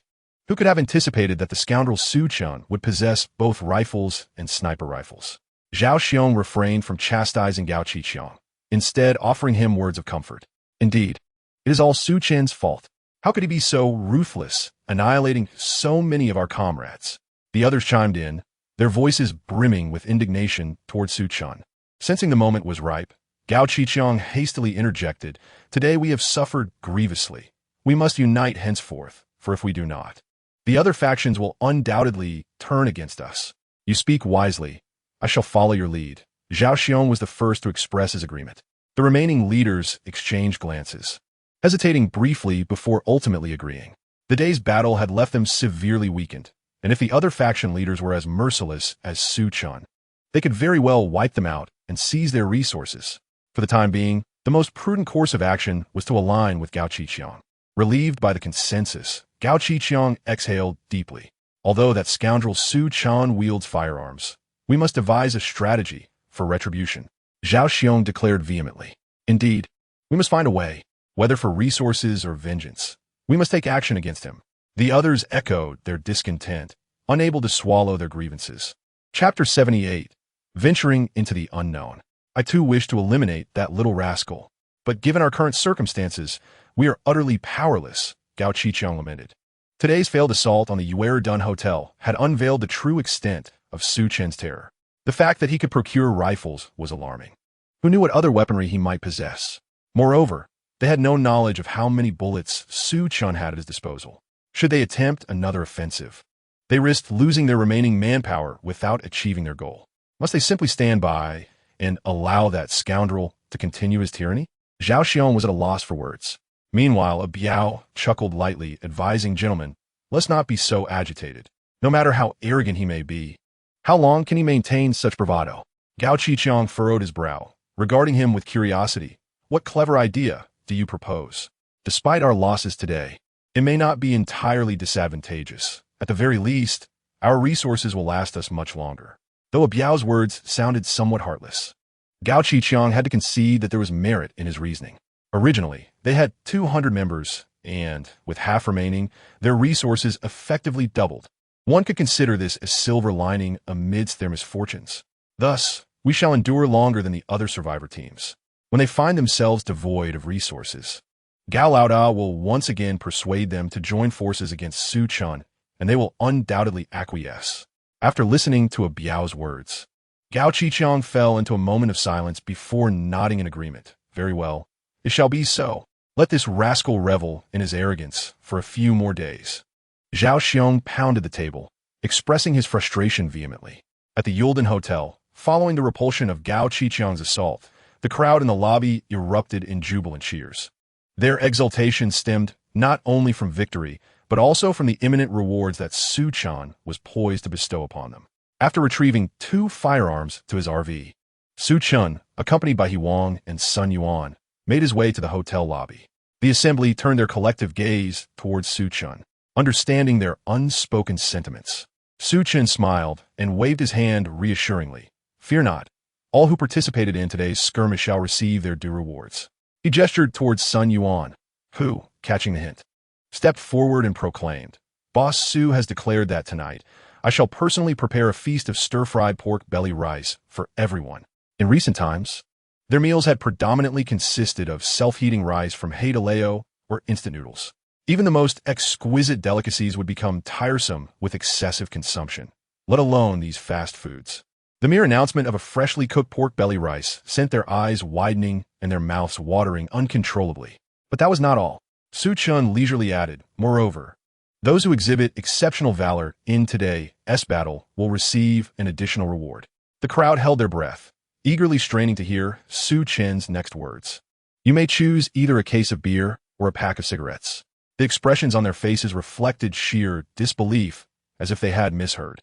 In Su Chen's team, aside from Lu Linger, there were no women present. Most individuals either enjoyed smoking or drinking, with some indulging in both. Even those who had abstained had begun to partake after enduring the apocalypse for so long. After all, these vices provided a means of relaxation and an escape from their inner turmoil. However, it had only recently begun to get hot, and the survivors' stocks of cigarettes and alcohol had already been depleted. They had acquired some during their looting of convenience stores, but with time passing, both cigarettes and alcohol had been entirely exhausted. For them, the prolonged absence of smoking and drinking was nearly unbearable. Upon hearing the mention of cigarettes and alcohol, their eyes sparkled with longing. "Zhou Xinhong," Su Chen called out, prompting the stout young man to step forward eagerly. "What will you choose?" "I choose beer," Zhou Xinhong exclaimed hastily. Su Chen retrieved a case of 6 bottles of snow beer from a nearby backpack and tossed it to him. Zhou Xinhong felt a chilling sensation in his hand, and his eyes widened in astonishment. "Goodness, it is indeed a chilled beer." Amidst the envious gazes of those around him, he trembled as he opened a bottle. Gulp after gulp, Zhou Xinhong finished the bottle in one breath, feeling an overwhelming sense of comfort that made him yearn to venture into the world. "Next up, Li Dong. I want cigarettes." Li Dong hurriedly responded. "What brand do you desire?" Su Chen's inquiry left everyone momentarily stunned. "Really? You can choose the brand of cigarettes? Only smoke Huanchaman. Love one person for a lifetime. Hurry and choose Huanchaman," someone whispered suggestively. Li Dong shook his head. "I want Huazi. Smoking anything else makes me cough." Su Chen also produced a pack of Huazi and tossed it over without hesitation. Li Dong tore open the packaging, lit one, and exhaled a plume of white smoke with satisfaction. Generally speaking, cigarettes are more addictive than alcohol, especially for those seasoned smokers who have been indulging for decades. A pack a day is hardly sufficient. Observing Li Dong's expression of enjoyment, the survivors nearby fidgeted anxiously. Some who were close to Li Dong shamelessly asked for a puff, while others, with a more casual acquaintance, could only gather around and inhale the secondhand smoke. The scene momentarily spiraled out of control. After rewarding several more individuals, Su Chen finally closed his backpack. Today's rewards concluded here. In the future, if one desires to indulge in fine food or enjoy cigarettes and alcohol, they must work diligently and bravely confront the enemies, just like Zhou Xinhong and Li Dong. Do you understand? The crowd replied in unison, "We understand." Through Su Chen's relentless efforts, the survivors in the team had completely accepted him as their leader. Their current mindset was to perform well and rely on the reward system to obtain better resources. Su Chen was quite pleased with this. Song Linfei, Zhou Shixian, Lin Yingying, and others resided in a hotel not far from the Green Forest, Yurdun Hotel. Much like Su Chen's team, they had also renovated and upgraded their hotel. At this moment, in the original hotel lobby, 7 or 8 elderly individuals were lying on the ground. Lin Yingying incessantly moved among them, checking on their conditions from time to time. Her exquisite face bore a hint of fatigue. Just then, Song Linfei entered with a group from outside. "Yingying, Brother Song." After a brief exchange of greetings, Song Linfei inquired, "How is the situation?" "Not very optimistic." Lin Yingying sighed. "If we don't find medicine soon, it may be." Her words trailed off. But Song Linfei understood her implication. These elderly individuals were the family members of other survivors in the team, most suffering from chronic illnesses that required long-term medication. However, with the apocalypse upon them, enduring high temperatures and relentless floods, people could not even find food, let alone medicine. Chapter 79, Anything Goes. When Song Linfei's team fled to Phoenix Mountain, they had already depleted their stock of medicine. After so many days, their supplies were entirely exhausted. Without medication, the chronic ailments of the elderly, such as hypertension and diabetes, spiraled out of control. Although Lin Yingying possessed commendable medical skills, she found herself helpless in the face of their deteriorating conditions. "I understand," Song Linfei nodded, his brow furrowed in concern. He had dispatched individuals to scour Phoenix Mountain in search of any available medicine, but in this apocalyptic world, the significance of pharmaceuticals ranked just below that of food and water. Most survivors had occupied the majority of the buildings. Even if they discovered medicine, they hoarded it for themselves, refusing to part with a single item. After several days of searching in vain, Song Linfei was left with no choice but to venture outside the mountain. However, upon arriving at the foot of the mountain, he was taken aback. The landscape had transformed into a vast ocean, and the path to the outside world was entirely submerged. "Brother Song, you must think of a solution quickly. Otherwise, several of the elderly may not last much longer." Lin Yingying sighed. "I truly cannot conceive a way." Song Linfei replied with a bitter smile. Observing the worry etched on his face, Lin Yingying hesitated, as if she wished to voice something. Her expression caught Song Linfei's attention, and he felt a flicker of hope. "Yingying, do you happen to know where we can find medicine?" After a moment's hesitation, Lin Yingying nodded and said, "Yes, Brother Song. Do you not remember Su Chen?" "Of course, I haven't forgotten. I know he possesses medicine, but..." Song Linfei's face reflected his frustration. He recalled Lin Yingying mentioning that Su Chen had purchased a substantial stock of pharmaceuticals and medical equipment from her. It was likely that Su Chen had the most comprehensive collection of medicines on all of Phoenix Mountain. Though Song Linfei had previously sent people to visit him, they were all turned away at the door. Having witnessed Su Chen's ruthless behavior just days prior, Song Linfei was hesitant to press the issue further. Seeing the troubled expression on Song Linfei's face, Lin Yingying grasped his thoughts. Biting her lip, she sighed softly. "If it comes to that, I shall personally make the trip." "That would be splendid," Song Linfei exclaimed with a sense of relief. Unlike Zhou Shixian, who hailed from a wealthy background, Song Linfei was astute and worldly. He had long perceived that the relationship between Su Chen and Lin Yingying was far more complex than she had disclosed. If Lin Yingying were willing to approach Su Chen, the likelihood of success would increase significantly. "No, that cannot be," Zhou Shixian interjected, visibly displeased. He had always harbored suspicions that Lin Yingying and Su Chen had an intimate past. Even if there is none, Lin Yingying's initiative to approach poses a significant risk. The last time Zhou Shixian and his companions encountered Su Chen, a stunning beauty, Lu Linger, was right behind him.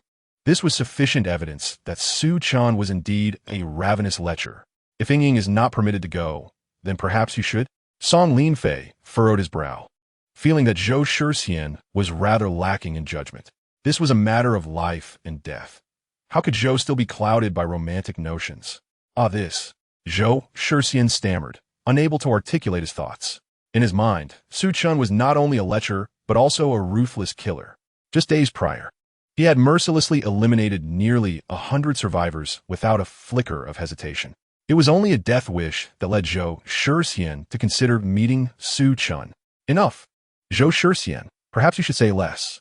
Lin Yingying's delicate brows knitted slightly, her impatience evident. Under the relentless pressure from Song Linfei and Lin Yingying, Su Chen found himself at a loss for words, retreating into a corner, silenced and feeling defeated. He dared not express his anger towards Song Linfei and Lin Yingying, and thus his resentment turned towards Su Chen. You scoundrel, daring to vie for women with me. Just wait. I will surely find a way to end you. After tidying up briefly, Lin Yingying departed the camp. Shielding herself with an umbrella, she made her way to the exterior of the Yulden Hotel. Before she could approach the guard station, a few vigilant survivors called out to her. Halt! What business do you have? Faced with the pointed composite crossbows, Lin Yingying maintained her composure, showing no signs of panic. I am here to visit your leader. Our chief, Su, has decreed that he will not meet with anyone. I am a friend of his, so you would do well to report to him quickly. Lin Yingying showed no signs of retreat. Upon hearing this, the guards exchanged glances, deliberating quietly among themselves before reluctantly stating, please wait here. One of them picked up a walkie-talkie and communicated with someone inside the hotel. After a brief exchange, he said, follow me. Lin Yingying sighed with relief and followed the guard into the hotel. Moments later, she found herself in the same conference room, where Su Chen leaned casually against a chair, his expression indifferent as he regarded Lin Yingying's entrance. What is it? I understand you have a considerable supply of these medications. If possible, could you provide some? Noticing his directness, Lin Yingying also refrained from beating around the bush. She listed several names of medications intended for treating hypertension, diabetes, and heart disease. Prior to the apocalypse, when Su Chen was stockpiling medicines, Lin Yingying had assisted him in compiling the inventory, and thus she was well aware of what he possessed. Indeed, I have the medications, Su Chen nodded, then shifted the conversation with an indifferent tone. But why should I give them to you? We can offer food, Lin Yingying began, but was promptly interrupted by Su Chen. He chuckled nonchalantly, stating that he had an abundance of food, which would not be consumed in a short while. However, compared to food, these medicines were undoubtedly far more precious. Why should I barter medicines for food that I do not presently require? Lin Yingying found herself at a loss for words. Su Chen was indeed correct. Most survivors who had managed to escape from the Devil City were seldom in want of food. Yet, medicines were not something readily possessed by all. Even if one had them, they might not be the specific ones that Lin Yingying desperately needed. If there is nothing else, please take your leave. Su Chen waved his hand dismissively. Out of past camaraderie, he permitted Lin Yingying a moment of his time, yet it did not imply he would assist her unconditionally. His stance towards women could be summed up in 9 words: neither proactive, nor dismissive, nor responsible. As Su Chen prepared to usher her out, Lin Yingying felt an urgency. There were several elderly individuals in the camp awaiting the medicines that could save their lives. If she returned empty-handed, what would become of those elders? With that thought, Lin Yingying bit her lip and softly declared, as long as you are willing to provide me with the medicine, I will do anything you ask. Chapter 80. Temptation of Reform. Although Lin Yingying had previously shared a bed with Su Chen for the sake of performance, she fundamentally abhorred such conduct. Since her encounter with Su Chen, she had refrained from engaging with any other man, remaining indifferent even to persistent suitors like Su Chen. However, today, in order to save the elderly members of her team, she found herself compelled to yield to Su Chen once more, offering her body in exchange. Yet, precisely because it was Su Chen, her distaste was somewhat mitigated, for after all, he had claimed her virginity. For a young woman of such exquisite charm to utter the willingness to barter her body, any man would likely find it irresistible. Yet, Su Chen could not suppress a laugh. What do you mean? Lin Yingying frowned, a flicker of anger igniting within her. You have already seen that I am accompanied by a woman whose beauty rivals yours. So why would I covet your lure? Su Chen replied literally. You. As Lin Yingying felt humiliated, a bitter sensation welled up within her. She inhaled deeply, her bosom rising slightly. If you are unwilling, then so be it, she retorted, turning in a huff to leave. Wait. Su Chen suddenly called out to her, a light laugh escaping his lips. Why rush? Allow me to finish speaking. Lin Yingying halted, casting a frosty glance at him. I can provide you with the medicines, but you must agree to my terms. What terms? I have not yet decided. Su Chen shrugged his shoulders. All right, I agree. Lin Yingying pondered for a moment before decisively accepting the offer. For someone with a medical background like her, nothing was more paramount than saving the lives of those elderly individuals. Lin Yingying produced a list and handed it to Su Chen. He rose and returned to the RV, rummaging through the storage space for a while. Once he had gathered everything he needed, he made his way back to the conference room. Here, this is what you requested. Lin Yingying glanced over the items briefly, ensuring their sufficiency, and an involuntary smile spread across her face. Su Chen, thank you. You're truly a good person. Receiving such a compliment made Su Chen feel somewhat uneasy. He waved his hand dismissively and replied, I am no good Samaritan. This is merely a transaction between us. Lin Yingying cast a complex glance at Su Chen, but chose not to say anything further and turned to exit the room. As he watched the door gently close, a subtle smile curled at the corners of Su Chen's mouth. His assistance to Lin Yingying was not motivated by their fleeting romantic encounter. There were three primary reasons for his actions. Firstly, Su Chen was undeniably attracted to Lin Yingying's figure. After all, it is natural for men to possess such inclinations. Although Lu Ling'er was a rare beauty, even the most exquisite delicacies can become tiresome with excessive indulgence. Particularly after spending time together, Su Chen had noticed Lu Ling'er becoming somewhat aloof. This presented an opportunity for him to assert himself and perhaps temper her attitude. As for any moral dilemmas, that was hardly a concern. In a society where order prevails, it is common for affluent individuals to have multiple wives and concubines. In the chaotic landscape of the apocalypse, securing resources is paramount. The notion of having multiple partners is trivial if one desires them. Secondly, with Lin Yingying's medical training and reasonable skills, she was a valuable asset.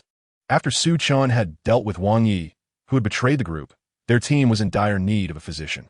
While the survivors currently appeared healthy, there was no guarantee that they wouldn't face ailments in the future, including Su Chen himself. At such a time, finding a doctor would be too late. However, Su Chen was not in a hurry.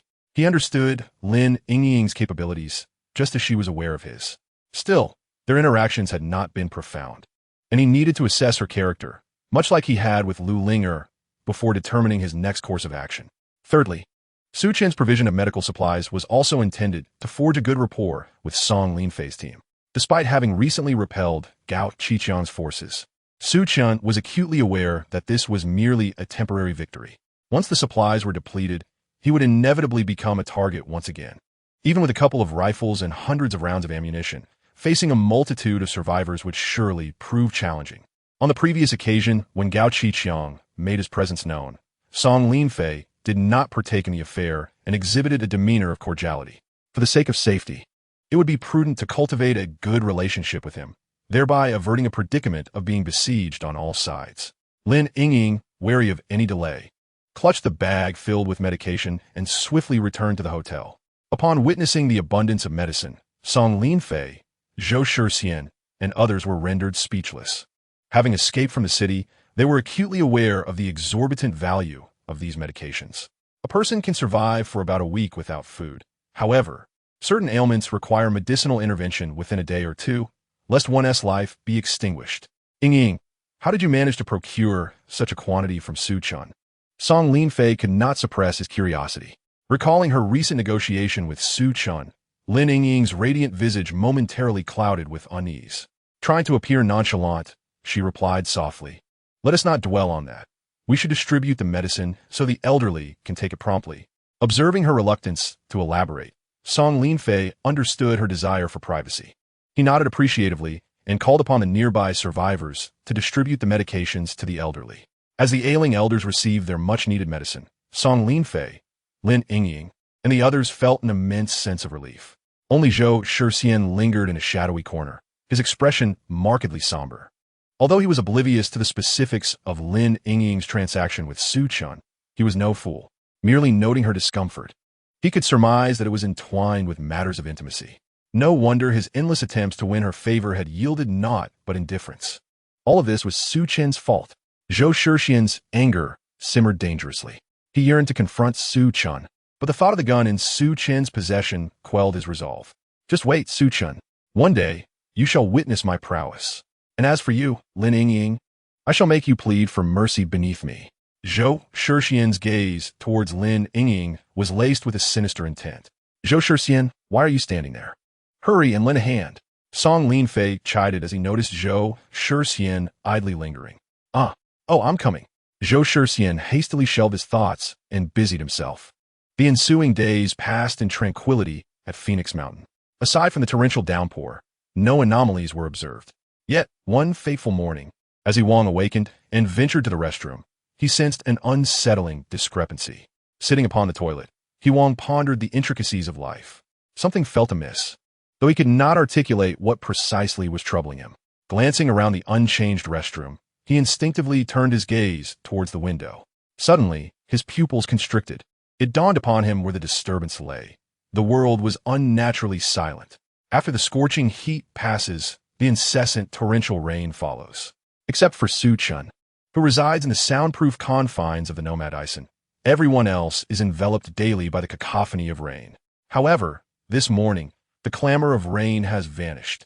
The world has grown quiet, which naturally unsettles Wang. Without even taking the time to don his trousers, he hastily flings open the bathroom window. Sure enough, the heavy rain outside has ceased. Although the sky remains overcast and gloomy, the once drenching downpour has completely disappeared. As other survivors gradually awaken, more and more discover that the rain has stopped. Many rush out of their abodes, exuberantly shouting in the open air. Surely, with the cessation of rain, the floodwaters will gradually recede. At that time, not only will the survivors be able to venture out in search of supplies, but the world's order may well return to normal. Leaders including Gao Qiqiang, Song Linfei, and Xiao Bowen share the same sentiment. Wang and Sun Yuan harbor similar thoughts. Su, what is your perspective? Wang expresses his anticipation. Su Chen cannot help but chuckle softly, shaking his head. If you truly wish to hear my thoughts, only the torrential rain has ended. The apocalypse is far from over. What? Su, why do you say that? Sun Yuan cannot restrain his curiosity. Su Chen ponders for a moment, deciding to divulge some insights regarding the apocalypse. The heat and the torrential rain are merely preludes. What follows will be extreme cold, and, subsequently, a zombie virus. Only then will the apocalypse genuinely descend. If it were merely a singular catastrophe, such as only heat or only rain, once it concludes, the world's order could still revert to normal. However, when 4 calamities take turns to strike, everything will irrevocably change. Upon hearing Su Chen's words, Wang and Sun Yuan stand agape. Had anyone else uttered such claims, they would have vehemently dismissed them. Yet, coming from Su Chen, they find it hard to disbelieve. His foresight, demonstrated by his preparations of the Nomad Ison and the stockpiling of vast resources, attests to his insight and vision. How do you know this? Wang instinctively inquires. Before Su Chen can respond, Wang quickly waves his hand. Never mind, I was just asking casually. You need not elaborate. After such prolonged interaction, Wang understands Su Chen's character well. If Su Chen wished to reveal the truth, he would have done so long ago. But since he has chosen silence, it indicates he prefers not to discuss it, and there is no need to press further. Su Chen appreciates Wang's character, admiring his loyalty, discretion, and understanding of propriety. He smiles slightly. One day, I shall reveal the truth to you both. Su Chen is well aware that they have long been curious about how he manages to produce supplies daily. They have simply refrained from asking him directly.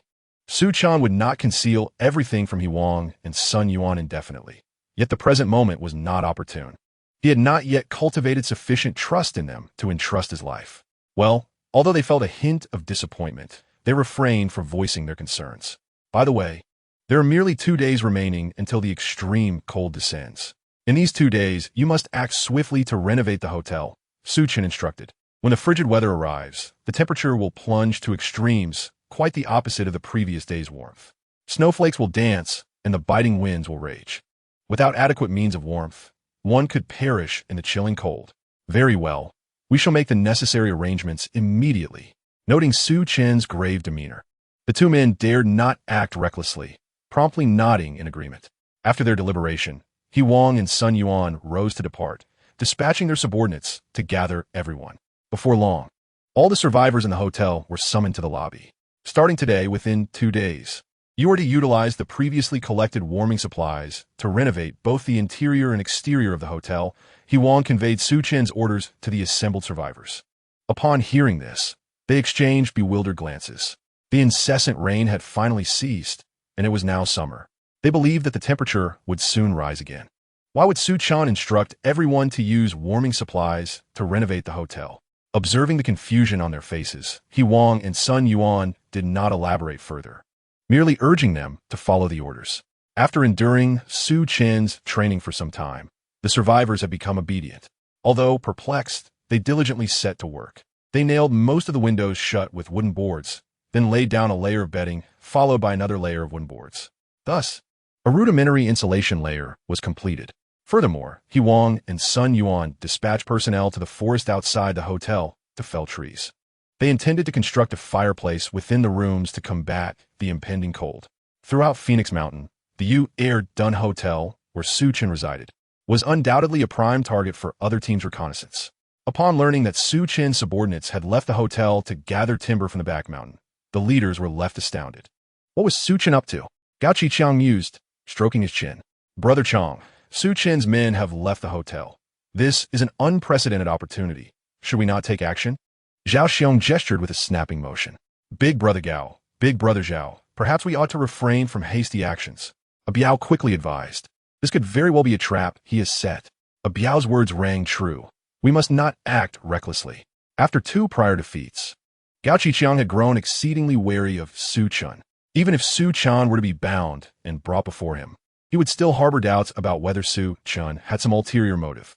Meanwhile, on the other side, Gao Xiangjuan, Xia Bowen, and others were equally perplexed. Ying, what are your thoughts? In the conference room, Song Linfei directed his gaze towards Lin Ying. Having just received news regarding Su Chen and the others, he summoned his subordinates for a meeting. Among the numerous attendees, only Lin Ying possessed a profound understanding of Su Chen, so he could only inquire of her.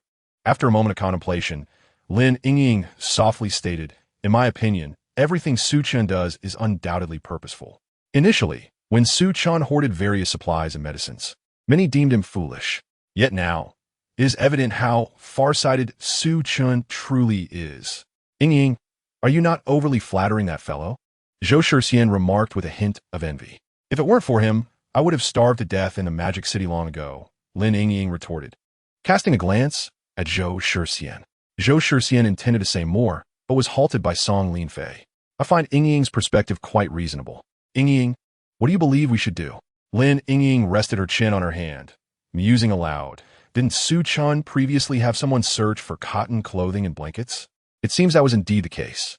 Song Linfei strained to recall, remembering how Wang Yi was expelled from the team for his laziness. The directive to seek out warm supplies had subsequently spread. First, he had people collect warm clothing, and then he felled trees. Could it be that an extreme cold is imminent? Lin Ying suddenly arrived at an audacious conclusion. Is that possible? Song Linfei questioned, somewhat incredulous. Why would it not be?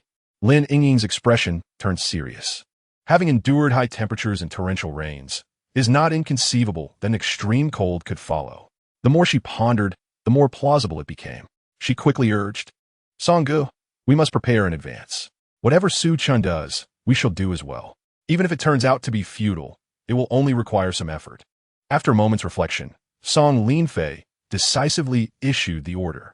Over the ensuing days, Song Linfei's team, much like Su Chen's, commenced diligent logging. A substantial quantity of timber was transported back to the hotel by both groups. Additionally, Song Linfei dispatched individuals to gather warm supplies. The stock of war materials on Phoenix Mountain was not substantial. Following the thorough search conducted by Su Chen's team, little remained. Consequently, Song Linfei opted for a low-profile approach. Operating discreetly, this Song Linfei is rather astute. Su Chen mused with a smile upon hearing the news. His actions of sending people to fell trees could hardly remain concealed from the other survivors. However, only Song Linfei emulated the others, indicating that he possessed a sharper intellect. On the morning of the 3rd day after the heavy rain ceased, the survivors on Phoenix Mountain awakened from their slumber, instantly sensing something amiss. It was now late August, arguably the hottest time of the year. Despite the torrential downpour prior, sleeping indoors without a blanket had not been uncomfortable. Yet, on this particular morning, many were even roused from their sleep by the cold. Upon stepping outside, they were astonished to find snowflakes drifting down from the sky. Indeed, you were right, Brother Su. He Wang exclaimed in awe, shivering as he donned the down jacket that Su Chen had given him. Having endured the apocalypse, Su Chen had naturally prepared thoroughly for the extreme cold. The down jackets worn by him, Wang, Sun Yuan, and others were the highest quality. Coupled with thermal underwear, hats, gloves, and various other gear, they were adequately equipped to withstand temperatures plummeting to several degrees below zero. After donning their extensive gear, Wang and Sun Yuan instantly felt considerably warmer, their voices no longer trembling as they conversed. What did I ever miss anything? Su Chen smiled slightly and instructed. From this moment on, we must remain vigilant. It is crucial to remember that others lack cold-resistant clothing. To survive, they will undoubtedly attempt to seize our supplies. Wang and Sun Yuan felt a chill run down their spines and quickly nodded in agreement. After giving the two a few more words of advice, Su Chen departed the meeting room, heading towards the RV in the backyard. By this time, it was nearing noon, and the once delicate snowflakes had transformed into a heavy snowfall. As Su Chen pushed open the door and entered the RV, he was immediately enveloped in warmth. The vehicle's intelligent temperature control system had automatically activated its heating function upon detecting the sharp drop in external temperatures. Compared to the frigid conditions outside, the interior of the RV was exceedingly comfortable. Even if one were to be unclothed, there would be no sense of chill. Chen, you're back. Upon hearing Su Chen's voice, Lu Linger, who was busy in the kitchen, hurried over to greet him. How is everything prepared? Su Chen allowed her to assist him in removing his down jacket, casually responding, Everything is ready. We were just waiting for your return. Lu Linger smiled sweetly, hanging up Su Chen's clothing, then took his hand and led him to the table. With a sudden drop in temperature, there was no better time than now for a hot pot. Prior to his departure, Su Chen had informed Lu Linger that they would be having hot pot for lunch. In no time, Lu Linger brought over the meticulously prepared ingredients. The finest Wagyu beef, delicious Xilangal lamb, tripe, and all the essential hot pot ingredients were abundantly available. Once the water in the pot boiled, Su Chen began to immerse the ingredients into the bubbling broth. As the food reached its perfect state of readiness, he picked up a piece of meat, dipped it into the secret sauce, and savored it with immense satisfaction. At that moment, the steel plates of the vehicle had already been lifted. Through the vast, bulletproof glass, Su Chen and Lu Linger could distinctly observe the snow falling more heavily outside. The flurry of snowflakes transformed the world into a pristine white canvas. In such frigid weather and amidst such a heavy snowfall, enjoying a hot pot meal could only be described as the pinnacle of indulgence. Within the confines of the Yuerdun Hotel, Wang and Sun Yuan, forewarned by Su Chen, had gathered the survivors in a well-insulated room prepared against the cold. They lit the firewood and tossed it into the fireplace, warming the once chilly room. While it could not compare to the comfort of the Norm Addison, at least they no longer had a fear of freezing to death. Indeed, Su Chen had demonstrated remarkable foresight. They had previously chided him, but in hindsight, it was fortunate he had urged them to stock up on supplies. Otherwise, survival would have been a fleeting hope. The group of survivors had donned thick clothing and wrapped themselves in blankets, huddled around the fireplace, warming themselves while expressing their gratitude for Su Chen. At that moment, their hearts were filled solely with appreciation for him. Meanwhile, in the Green Forest Hotel, contrasting with Su Chen's team, Gao Qiqiang, Biao, and others were shivering uncontrollably. Lacking Su Chen's foresight, they had not prepared any supplies. As the temperature plummeted, Gao Qiqiang's group remained clad in scanty garments. In a desperate bid for warmth, they huddled together in a single room, but their unmodified accommodations offered little insulation. A cluster of grown men, they still trembled from the cold. Boss, there are no thick blankets in this hotel. The driver, Lao Su, approached, holding a few thin blankets. His face was flush from the cold, and his words emerged as white puffs of vapor. Chapter 83. Seeking Refuge with Su Chen. How is that possible? Gao Qiqiang snatched the blanket, questioning vehemently. How could a hotel in a popular tourist destination like Phoenix Mountain not have thick blankets? It's a 5-star establishment. I don't know. I just couldn't find any. Lao Su hastily draped a thin blanket over himself, his face a mask of despair. Is it possible that Su Chen and his group have taken them all? Biao, cradling Xiao Mei, clung tightly to the blanket. Their shared warmth provided some relief. Did Wang Yi not mention that Su Chen had instructed them to search for warm supplies? Gao Qiqiang furrowed his brow, recalling Wang Yi's earlier words. That was quite some time ago. Could it be that Su Chen truly possessed the foresight to predict such extreme cold? If he truly had such abilities, he would be nothing short of a deity. A cold smile escaped from a Biao as he remarked, Boss Gao, in my opinion, that lad Su Chen must be privy to some hidden truths. After all, how else could he have stockpiled such an abundance of supplies in advance? His words sparked a realization in Gao Qiqiang, who began to consider the likelihood of a Biao's assertion. Before the apocalypse struck, Su Chen had amassed various provisions and taken refuge on Phoenix Mountain to evade disaster. Even before the torrential rains subsided, he had dispatched individuals to gather all the warm supplies from the mountain.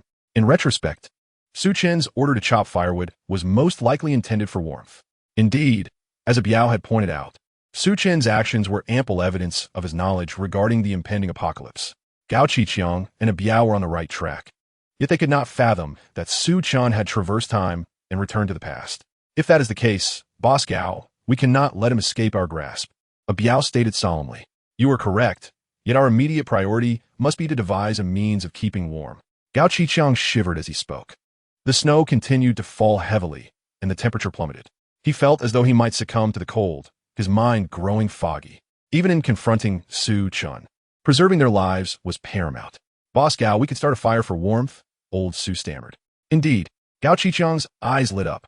Although he had not prepared firewood like Su Chen, the hotel contained a considerable amount of wooden furniture that could be utilized for warmth. The group busied themselves gathering wooden furniture and splitting it into firewood. Additionally, they constructed a rudimentary fireplace. Once the fire was ablaze, the temperature within the room rose, bringing much relief to everyone present. Meanwhile, at Song Linfei and his companions' camp, conditions were undoubtedly more favorable compared to Gao Qiqiang's group. While not as well prepared as Su Chen's team, they were managing adequately. A cluster of individuals gathered around the fireplace, consuming food while discussing various matters. Ying, thank goodness for your advice. Otherwise, we would be in quite a predicament. Song Linfei felt a sense of relief. Earlier, he had ordered everyone to emulate Su Chen's team's actions, facing considerable opposition from some members.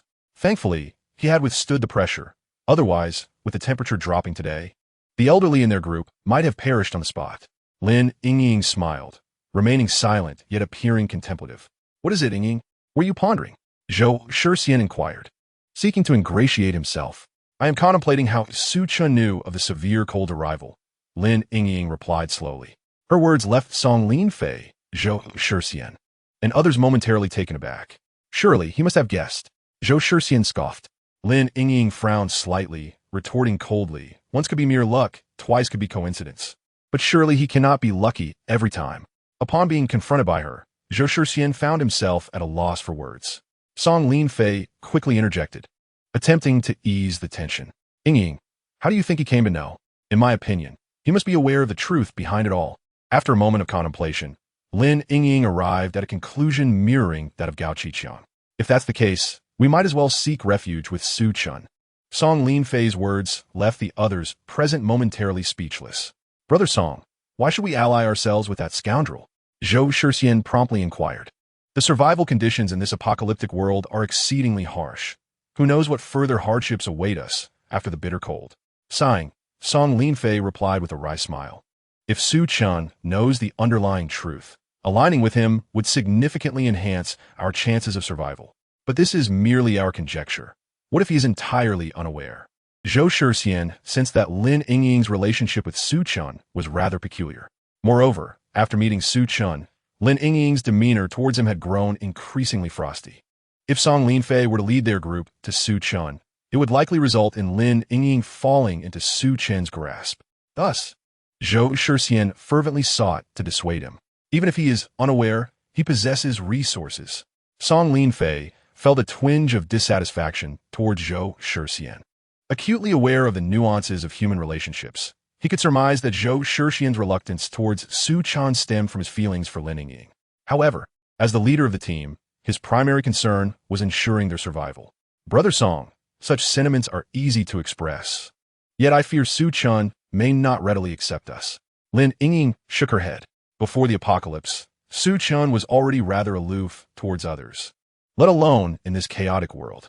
Without absolute certainty, recklessly accepting outsiders would only jeopardize our team. I understand, but Ying, your rapport with him is quite good. Why not act as a mediator? Song Linfei suggested with a hint of hopefulness. Me? Lin Yingying found herself both amused and exasperated. Having previously acquired a substantial supply of medicine from Su Chen, she still owed him a favor that remained unfulfilled. Now, to ask her to persuade Su Chen to allow so many newcomers to join felt akin to the trials of the character Boba in Journey to the West, who was tasked with eliminating Tang Song and his disciples. I realize this is a difficult task, yet you're the only one capable of accomplishing it. For the sake of our team, I implore you, Song Linfei earnestly urged. Very well, I shall do my utmost. Lin Yingying hesitated for a moment before acquiescing. Outside, the biting cold necessitated thick clothing for any venture outdoors. While Lin Yingying changed, Su Chen hurriedly approached Song Linfei. Brother Song, we truly cannot seek refuge with Su Chen. Have you forgotten? That fellow is a ruthless killer. He treats his subordinates like slaves. Before Su Chen could finish his words, he was interrupted by Song Linfei. I have made up my mind. Are you the captain, or am I? Su Chen's expression turned somewhat awkward, prompting him to step back. Lin Yingying, clad in a thick down jacket, complete with a hat and gloves, fully prepared for the biting cold, finally departed from the hotel. As she vanished into the swirling snow, Su Chen's handsome visage contorted with rage, his eyes ablaze with fury. Chapter 84, The Heart of a Saint. After enjoying a hot pot meal with Lu Linger, Su Chen left the disarray on the table for Lu Linger to tidy up while he retreated to the bathroom for a hot shower. Refreshed, he returned to the sofa, savoring the picturesque snow scene outside the window. The snowfall intensified, accompanied by howling winds, threatening to engulf the world in white. Through the window, Su Chen observed that the snow had already formed a thick layer on the ground. If all remained unchanged, this snowfall would persist for 3 days and nights, potentially accumulating to a depth of 2 to 3 meters. The temperature would plummet to a chilling -40 to 50 degrees. Turning his head, Su Chen's gaze fell upon the central control area. An idea struck him, and a white screen materialized before his eyes, displaying the status of the Nomad Ison.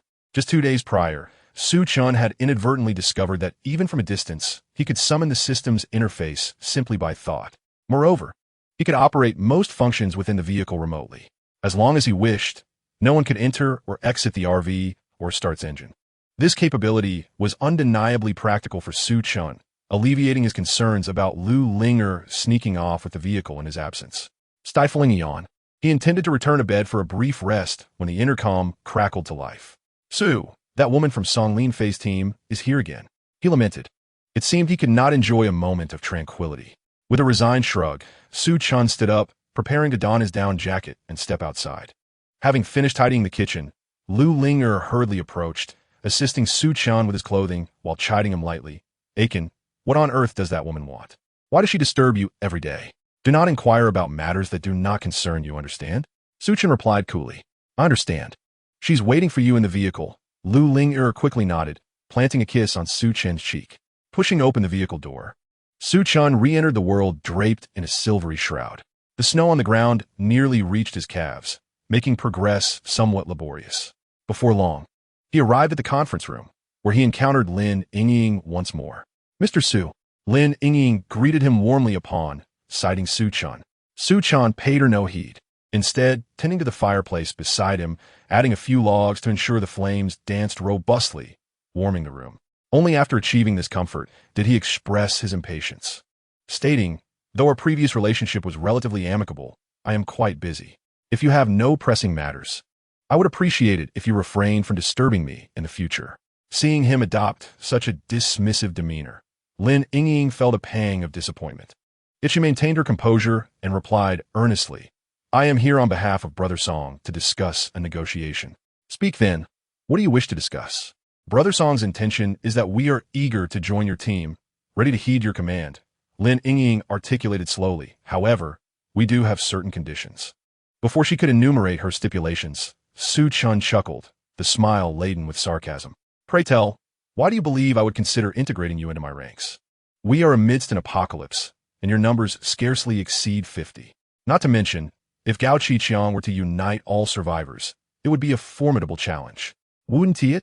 If we were to combine forces, we would be sufficiently equipped to contend with them. Lin Yingying endeavored to delineate the advantages to Su Chen, convinced her reasoning was sound and would resonate with him. However, he merely shook his head. Prior to your assistance, I successfully repelled Gao Qiqiang's assault. Moreover, I perceive you're joining my team as merely a burden. Upon hearing such a stinging word as burden, Lin Yingying's expression shifted. She had intended to negotiate terms. Yet it seems Su Chen regarded them with disdain. How utterly disheartening. Nevertheless, driven by her mission from Song Linfei, she was loath to depart empty-handed.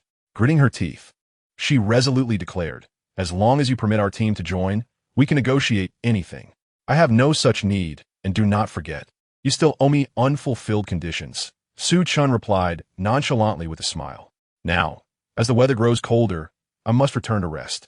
As he rose to leave, Lin Yingying, steeling herself, swiftly blocked his path. "Su Chen, consider it a plea. If you agree, I shall be at your service henceforth." "Apologies, but I am not particularly interested," Su Chen said, pushing her aside and striding away. Though his resources were inexhaustible, there was no necessity to incorporate Song Linfei's team. The survivors within the Yuleton Hotel, like Yu Wang, Sun Yuan, and Zhou Xinhong, had proven their mettle and loyalty through trials, earning his trust. Yet, even among them had emerged traitors such as Wang Yi and Zhang Ying. In contrast, Song Linfei's team was double the size of Su Chen's, presenting a far more intricate situation. To absorb them recklessly would only introduce instability. As for Lin Yingying, Su Chen held a measure of admiration for her character and capabilities. However, her willingness to barter her own conditions for the sake of saving the elder members of her team was noted. From his perspective, she does possess a semblance of a maternal instinct. It is essential to understand that in a post-apocalyptic world, such nurturing sentiments are the most undesirable. For not only can this compassion lead to one's own demise, but it can also endanger others. If I truly wish to bring Lin Yingying into my fold, I must admonish her thoroughly. After Su Chen's departure, the disheartened Lin Yingying reluctantly rose to leave. Upon her return to the camp, Song Linfei eagerly approached her. What happened?" Su Chen's stance was quite firm. "He rejected my proposal," Lin Yingying replied with a bitter smile. "Ah, this." Hearing her words, Song Linfei's face fell with disappointment. As the leader of the team, he was acutely aware of the challenges of survival in such dire times. If they could align themselves with Su Chen, it would undoubtedly ease their burdens. However, he never anticipated such a swift rejection from Su Chen. "Brother Song, this is all my fault," Lin Yingying lamented. "How could this possibly be your fault?" "Don't take it to heart," Song Linfei sighed. "By the way, where's Zhou Shixian and the others?" Lin Yingying changed the subject, glancing into the hotel and noting the absence of several individuals. "I sent them to gather firewood," Song Linfei explained. Although they had prepared a substantial amount of wood, no one could predict how long it would last in such frigid weather. The more firewood, the better. Lin Yingying nodded and hurried to the fireplace to warm herself. Meanwhile, at the Green Forest Hotel, "Speak, what brings you to me?" Gao Qiqiang squinted at Zhou Shixian, his voice low and serious. "Boss Gao, I genuinely wish to ally with you," Zhou Shixian said with a sycophantic smile. Gao Qiqiang wrapped himself tighter in his blanket. Chuckling dismissively, "I recall you were with Song Linfei. What prompted this desire to seek my alliance?" "Boss Gao, you may not know, but Brother Song has been rather foolish, believing a woman's words and intending to lead us to Su Chen." Zhou Shixian recounted the situation with urgency. Upon hearing this, Gao Qiqiang's interest was piqued, and he quickly inquired, "What exactly transpired?" Zhou Shixian detailed the entire sequence of events to Gao Qiqiang. After listening, Gao Qiqiang furrowed his brow. Su Chen's team, comprising fewer than 50 individuals, was already formidable. If they were to absorb Song Linfei's entire group, it would elevate their strength significantly. At that point, any attempts to confront Su Chen would be nearly impossible. With this in mind, Gao Qiqiang narrowed his eyes. "How do you propose I assist you?" "I hold a degree of influence within our team and can rally quite a few people. Let us join forces and take down Song Linfei and his group." "What do you think, Boss Gao?" Zhou Shixian revealed his scheming smile, laying out his plan. "Do you have any conditions?" As a prominent figure in the underworld, Gao Qiqiang is acutely aware that there is no such thing as a free lunch. All that matters is that if Boss Gao is willing to accept us and entrust that woman, Lin Yingying, to me, then we are in business. The conditions proposed by Zhou Shixian are not excessive. For Gao Qiqiang, a woman is of little consequence. If he can dismantle Song Linfei's team, not only will he reap a substantial bounty of resources, but more importantly, he must thwart Song Linfei's people from aligning with Su Chen. Very well, I agree. Shall we proceed? Perhaps this evening? Zhou Shixian lowered his voice, a cold smirk creeping across his face. Tonight, I happen to be on night watch. Boss Gao can simply come over. Agreed, then it's settled. After a thorough discussion of the details, Zhou Shixian left, thoroughly satisfied. Boss Gao, do you think this kid might be deceiving us? Old Su, who had been observing, couldn't help but interject. Since aligning with them, this young man had not only revealed a significant secret to Gao Qiqiang, but had also been ingratiating himself in various ways. Gao Qiqiang was quite pleased with him, thus keeping him close at hand. I find that highly unlikely. Biao shook his head, speaking in a low tone. That kid is clearly a brainless fool. He would never have the audacity to deceive us. I share your sentiments. Nevertheless, it is prudent to remain cautious tonight, Gao Qiqiang advised. Understood. Biao nodded emphatically. Although dusk had settled, the surroundings remained illuminated by the glistening white snow, preventing an overwhelming darkness from enveloping the area. Song Linfei, accompanied by 2 subordinates, inspected the hotel both inside and out before making their way to the lobby. Brother Song, why aren't you off to bed yet? Zhou Shixian inquired with enthusiasm. No worries. Just taking a stroll. You must not slack off tonight, Song Linfei replied, giving his shoulder a reassuring pat. Rest assured, I'm not one to shirk my duties, Zhou Shixian declared, thumping his chest with conviction. All right, then I shall retire for the night. Song Linfei waved goodbye to Zhou Shixian as he left with his 2 subordinates. Watching their retreating figures, Zhou Shixian could not suppress a chilling smile. In an effort to conserve firewood, Song Linfei had the 2 adjacent suites connected. A makeshift stove was constructed in the space between them. One suite housed men, while the other was occupied by women. When Song Linfei returned to his bed, most had already succumbed to slumber. He stretched languidly before burrowing under the covers. However, not long after he drifted off to sleep, a piercing scream shattered the tranquility. Who are you? Help! In the stillness of the snowy night, this cry was particularly jarring. The startled occupants, roused from their dreams, were met with the sight of uninvited guests in the room, armed with glinting blades. These intruders cornered Song Linfei and his companions within the confines of the room. I have no desire to take a life. You would do well to surrender quietly. The imposing figure at the forefront tightened his grip on the axe, revealing a sinister grin. Song Linfei instantly recognized him as Biao, the enforcer by Gao Qiqiang's side. What do you mean, Biao? He inquired. Nothing much. I simply intend to take down your team tonight, Biao replied coldly. A wave of dread washed over Song Linfei. How could Zhou Shixian, the one tasked with the night watch, have allowed Biao and his men to infiltrate so easily? Had he perhaps fallen victim to foul play? But there was no time to ponder that now. To avoid being captured by Biao and his crew, they must rise in defiance. With that thought, Song Linfei seized a nearby machete and shouted, Brothers, let us fight back. In this post-apocalyptic world, danger lurked at every corner, compelling survivors to carry weapons at all times, whether they were sleeping or dining. Responding to Song Linfei's rallying cry, his comrades grasped their weapons and clashed fiercely with Gao Qiqiang's men. It must be said that Song Linfei's ascension to leadership was not solely due to his personal charisma. He possessed considerable skill as well. With his machete, he struck with a ferocity that felled 2 or 3 adversaries in quick succession. Witnessing this, Biao knew he could not afford to be complacent and advanced. Wielding his fire axe, although Song Linfei's physical prowess and combat skills were commendable compared to the average person, they paled in comparison to someone like Biao. A seasoned fighter returned from retirement. In mere moments, he found himself overpowered by Biao's relentless assault. Had it not been for the multitude surrounding them, providing cover, he would have likely succumbed to a devastating blow from Biao's axe. Both men panted heavily, their sharp gazes locked in a fierce contest. Song, how are you holding up? At that moment, a familiar voice reached his ears. Looking up, Song Linfei saw Zhou Shixian rushing towards him. I'm fine. You must organize the others, he urged, but before he could finish, a chill coursed through his back. Glancing down, he was horrified to see a dagger protruding from his chest. You! Song Linfei staggered. Incredulity etched on his face as he turned to Zhou Shixian. Brother Song, do not blame me. Blame yourself for choosing to ally with Su Chen, Zhou Shixian retorted ominously, stepping back a few paces. Before Song Linfei could voice his thoughts, Biao charged forward, delivering a kick that sent him crashing to the ground. With his axe raised high, he brought it down with a resounding thud. A sickening crack echoed through the air, blood splattering everywhere. Grabbing Song Linfei's head, Biao sneered, "Your leader is dead. Will you continue to resist?" As they gazed upon the lifeless eyes of Song Linfei, the crowd erupted in shock. "I will fight you to the end." A few of Song Linfei's most loyal followers attempted to charge in for revenge.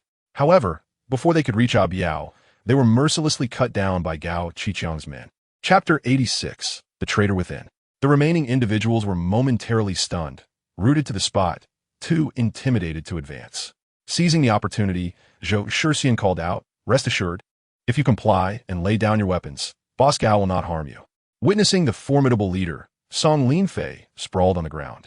The others dared not resist any further. After exchanging glances, they ultimately resolved to relinquish their arms. Su Chen, elated, turned to his trusted aides and declared, "Come, let us capture that wretched cousin Lin Yingying." He rushed towards another room. However, the earlier commotion had roused the women in the adjacent suite. Although they did not dare to resist, they did not remain in their rooms. Instead, they fled in various directions throughout the hotel. Su Chen and his men scoured the establishment from top to bottom, yet they could not uncover Lin Yingying's whereabouts. Frustrated, he returned to the previous suite. Inside, Song Linfei's former subordinates had already been apprehended, and the bodies and bloodstains on the floor had been cleared away. Gao Qiqiang, accompanied by Lao Su and others, entered the room. Zhao Xiong and Biao were briefing Gao Qiqiang on the recent skirmish. "Boss Gao, we have not located that vile woman, Lin Yingying," Su Chen said, a hint of dissatisfaction in his tone. "Could you assist me by sending someone out to search? In this frigid weather, if she has truly escaped, her life may be in jeopardy." "It's just a woman. With so many here, you can choose any one of them," Gao Qiqiang replied with a smile. "No, you promised me," Su Chen began, but was abruptly interrupted by Biao. "Brother Zhou, did you not hear Boss Gao's words?" Biao's expression was icy, his gaze laced with menace. Su Chen was taken aback, instinctively glancing at Gao Qiqiang, who remained indifferent, as if he had not heard of Biao's remark. Daring not to say more, Su Chen bit his lip and turned to leave with his men. Observing his retreating figure, Gao Qiqiang sneered, "Biao, if he behaves, spare his life. Should he dare to meddle again, eliminate him without hesitation." Biao nodded in agreement, a trace of disdain flickering across his face. Despite Su Chen's significant contributions during the night's operation, no one held him in high regard due to his treachery. After all, if he could betray Song Linfei today, who could say he wouldn't betray Gao Qiqiang in the future? "Lao Su, take your men and clear out the supplies from Song Linfei's team. We shall relocate our base here by dawn," Gao Qiqiang instructed. Following Lin Yingying's advice, Song Linfei had gathered ample warm supplies and fortified their living quarters. Compared to the LSE hotel, this place was undoubtedly much more comfortable. Gao Qiqiang planned to abandon the LSE hotel and settle here instead. "Yes, Boss Gao," Old Su respectfully responded. However, at that moment, a figure stumbled in, exclaiming, "Boss Gao, trouble." Gao Qiqiang was taken aback. Upon closer inspection, he recognized it was one of his subordinates stationed at the Lucen Hotel. A sense of foreboding washed over him as he quietly inquired, "What is it?" "Our hotel is under attack." "What?" Gao Qiqiang was horrified and hurried to the window. Though he could not see the situation at Lucen Hotel, the flickering flames in the night sky were unmistakable. Darkness enveloped him, nearly causing him to faint. He felt no sorrow for the destruction of the hotel itself. What pained him was the stockpiled supplies within. Earlier, when Gao Qiqiang's men stormed into the room, Lin Yingying had been jolted awake from her slumber. Sensing something amiss, she immediately gathered the women around her and urged them to flee. After all, their presence would only hinder Song Linfei and the others. Before their arrival, Su Chen had discussed with Gao Qiqiang the importance of keeping the women under control. Thus, as soon as Lin Yingying and her companions exited the suite, they encountered 3 or 4 burly men approaching them. "Stop!" Lin Yingying would be mad to heed their command. "Everyone run!" With screams echoing, the group of women scattered in various directions within the hotel. Fortunately, the attackers were unaware of Lin Yingying's identity, allowing her to escape unharmed. Gasping for breath, Lin Yingying leaned against the door. "What do we do now?" A woman named Sun Li asked, fear evident in her voice. Lin Yingying's mind raced. Whatever the reason, Gao Qiqiang's decision to act tonight was undoubtedly premeditated. Song Linfei and his companions were likely in grave danger. Returning now could mean walking into a trap. It would be wiser to seek out Su Chen. Even if they had to stay with him for a night, they could assess the situation in the morning. With this thought in mind, Lin Yingying turned to her companions and said, "Let's leave the hotel." The others, lacking any direction, eagerly agreed.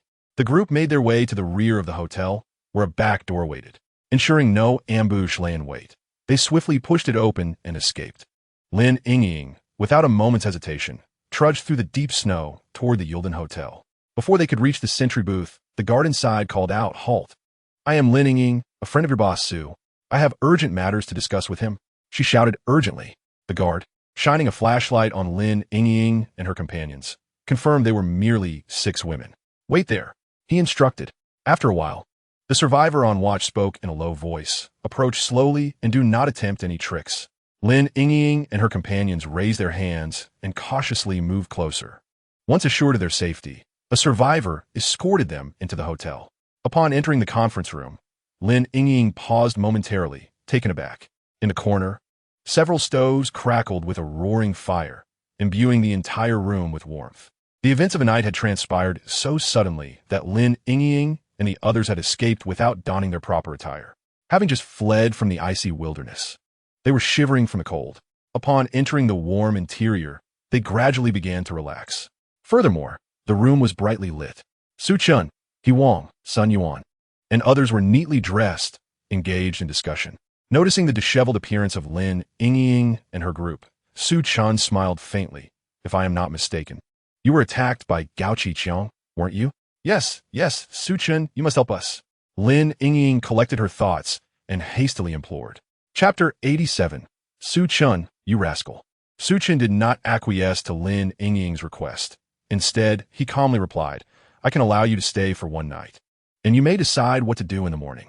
Upon finishing his statement, before Lin Yingying could respond, Zhou Xinhong gestured for them to proceed. Though she had anticipated this, Lin Yingying felt a chill of despair. Without external assistance, could Song Linfei and Zhou Shixian truly contend with Gao Qiqiang? As a mere woman, Lin Yingying felt powerless. With a sigh, she departed the conference room with her female companions. After Lin Yingying and her group left, Su Chen turned to the others present. "What are your thoughts on tonight's events?" The residence of Song Linfei's team was not far from the Yurdan Hotel. When Biao and Zhao Xiong left the Lucent Hotel to ambush Song Linfei, they were discovered by the lookout Su Chen had stationed upstairs. The ensuing clash between the two factions was deafening in the stillness of the night. To be cautious, Su Chen summoned everyone to discuss the matter collectively. "In my opinion, we should extend a helping hand to Song Linfei. I believe he is quite a decent person," He Wang, always brimming with a sense of justice, could not refrain from speaking. "He may be a good person, but engaging in a confrontation with Gao Qiqiang is utterly unnecessary." Su Chen shook his head, dismissing He Wang's suggestion. "If the opportunity arises, I would naturally eliminate Gao Qiqiang and Biao. However, charging directly into confrontation is sheer folly. I prefer to triumph through intellect and overwhelming force." Moreover, he had no personal ties to Song Linfei, rendering the risk unwarranted. "Since Brother Su does not agree, let be. We shall return to rest and maintain heightened vigilance tonight." Su Chen, as the leader of the team, expressed his disapproval, and He Wang ceased to insist on anything further. "Why should we return to rest?" Su Chen suddenly spoke in a leisurely manner. He Wang, Sun Yuan, and the others were momentarily taken aback, not comprehending his intent. To capture Song Linfei, Gao Qiqiang would need to mobilize at least half of his elite forces, wouldn't he?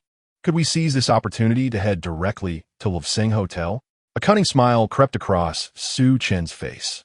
Upon hearing his words, the group felt a spark of realization. Indeed, although Gao Qiqiang resorted to unscrupulous tactics against Song Linfei, the number of survivors in both their teams was roughly equal. To truly eliminate Song Linfei, Gao would have to deploy his entire force.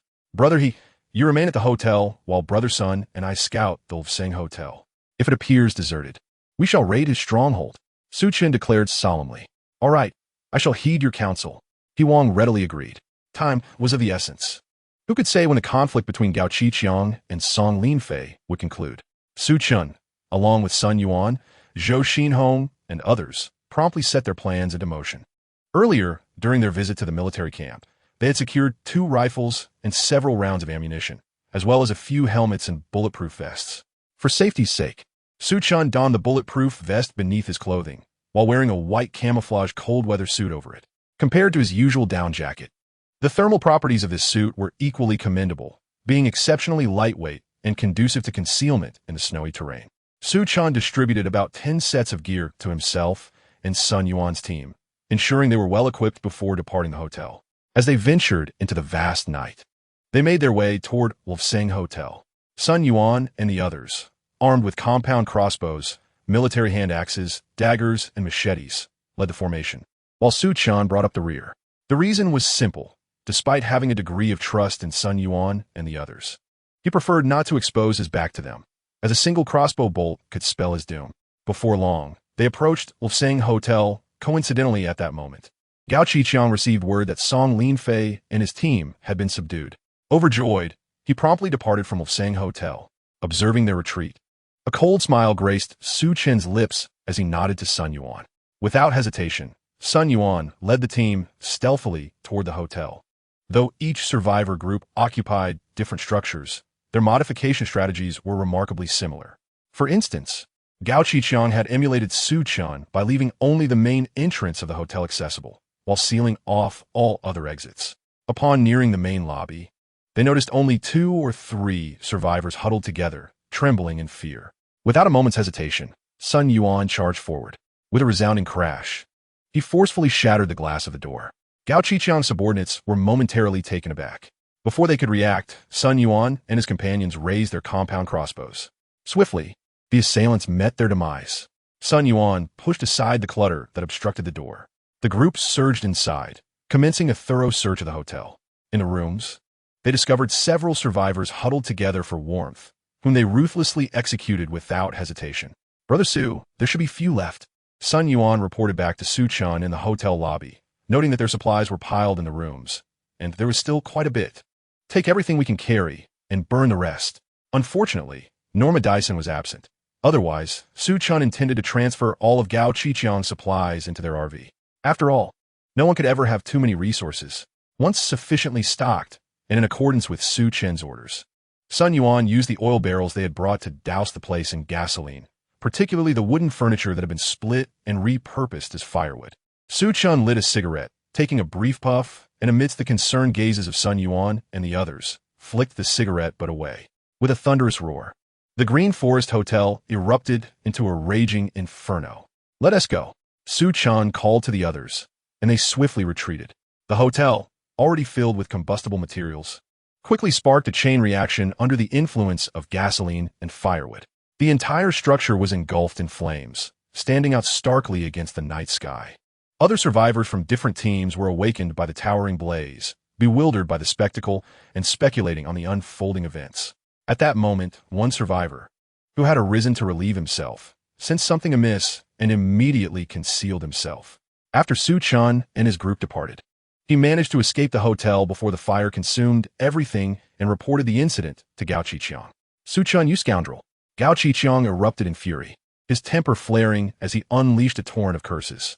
He had never anticipated that while he successfully ambushed Song Linfei, Su Chen would simultaneously plunder his stronghold. Chapter 88, Old Bai enters. Gao Qiqiang was unconcerned about the burning of the Green Forest Hotel, having just seized the hotel of Song Linfei's team. He could simply find another place. However, the predicament lay in the fact that Gao Qiqiang had a substantial stockpile of resources stored in the Green Forest Hotel. Whether these supplies were appropriated by Su Chen or reduced to ashes, it represented a significant loss for Gao Qiqiang. "Calm down, Boss Gao. There are still plenty of supplies with Song Linfei," Zhao Xiong quickly interjected to comfort him. Upon hearing this, Gao Qiqiang's expression softened considerably. Fortunately, they had absorbed Song Linfei's team, acquiring a wealth of resources. Otherwise, if the hometown is raided and resources are depleted, these individuals will not survive the impending extreme cold. "Boss Gao, the tally of personnel and supplies has been completed." Old Su, with a notebook in hand, hurriedly approached to report the specifics to Gao Qiqiang. While the warm clothing supplies are one concern, Gao Qiqiang's primary focus is on food. The team led by Song Linfei consists of over 90 members, with their stockpile provisions sufficient to last nearly 2 months. However, Gao Qiqiang's own group also numbers close to 100. With the merging of the two factions, the total has swelled to nearly 200 individuals. The original food supplies now only suffice for 1 month as consumption, which poses a significant problem. Gazing out at the frigid expanse, Gao Qiqiang's expression darkened, as if he could weep. Had it not been for that scoundrel Su Chen, he would have at least been free from concern over supplies after annexing Song Linfei's team, at least for the immediate future. Boss Gao, I have a suggestion, interjected Biao, sensing Gao Qiqiang's distress. Within Song Linfei's team, there are many elderly members. Keeping them would merely squander resources.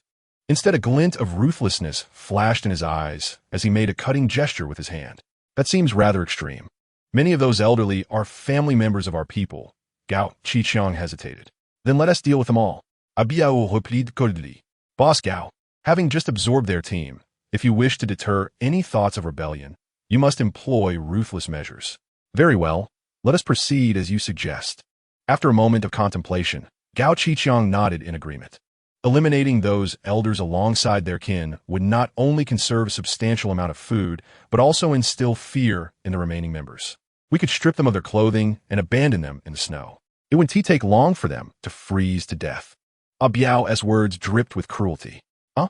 That seems rather harsh. Why not simply kill them outright? Gao Qiqiang looked at him with confusion. Although the previous heat and torrential rain had not lingered long, who could tell when this snowstorm and bitter cold would cease? The food we have left cannot last much longer. What shall we do once it is gone? Biao countered. Are you suggesting a realization dawned upon Gao Qiqiang as he grasped Biao's implication? The freezing conditions outside serve as a natural refrigerator. If those individuals were to perish in the snow, their bodies would not decompose. Thus, when the food runs out, they could be utilized as sustenance.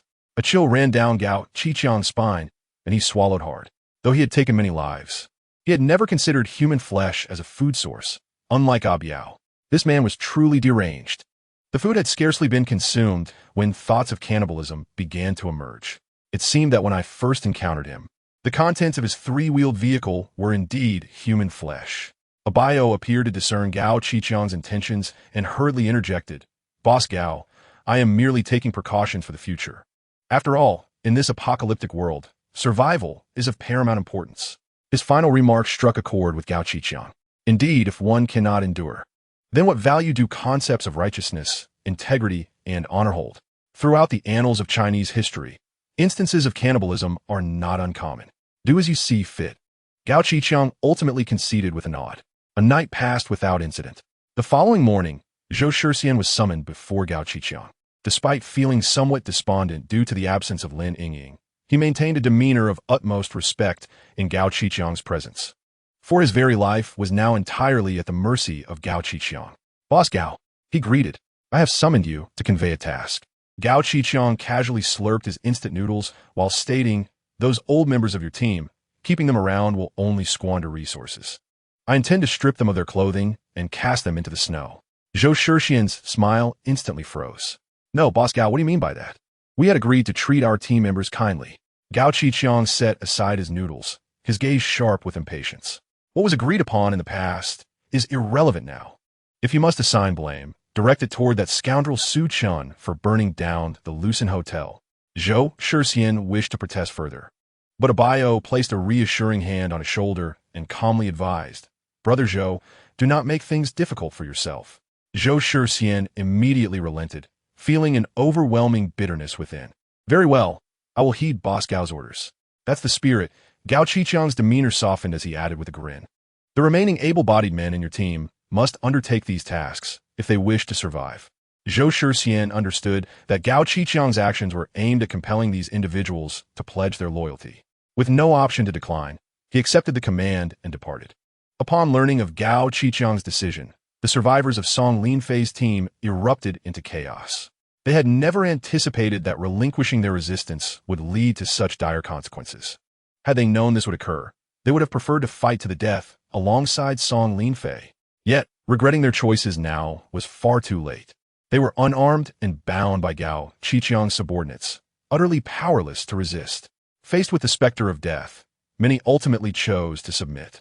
From a team of over 90, aside from the 20 or so elderly who were destined for elimination, Half of the remaining members resolved to remain defiant until the end. Su Chen, accompanied by the surrendered survivors, stripped the elderly and their families of their garments and cast them into the snow outside. Su Chen, you scoundrel, may you suffer a miserable fate. Captain Song treated you with kindness, and yet you betrayed him. I shall haunt you even in death. In the frigid temperatures, without clothing and standing in the snow, the cries of these individuals soon grew faint. Within 20 minutes, they were all frozen to death. Chapter 89, Women.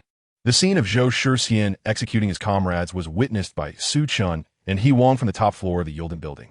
This Su Chen truly is despicable. Aligning himself with Gao Qiqiang is one thing, but to assist him in eliminating his own people is unforgivable. He Wang, wrapping himself tighter in his down jacket, could not suppress his outrage. Enough, there's nothing more to see. Let us head down. Su Chen beckoned to He Wang. The two stowed away their binoculars and made their way downstairs. Brother Su, I have a rather delicate request. He Wang suddenly spoke, his expression somewhat bashful. Su Chen noticed and couldn't help but chuckle. Brother He, if I'm not mistaken, you have your eye on Wu Li, don't you?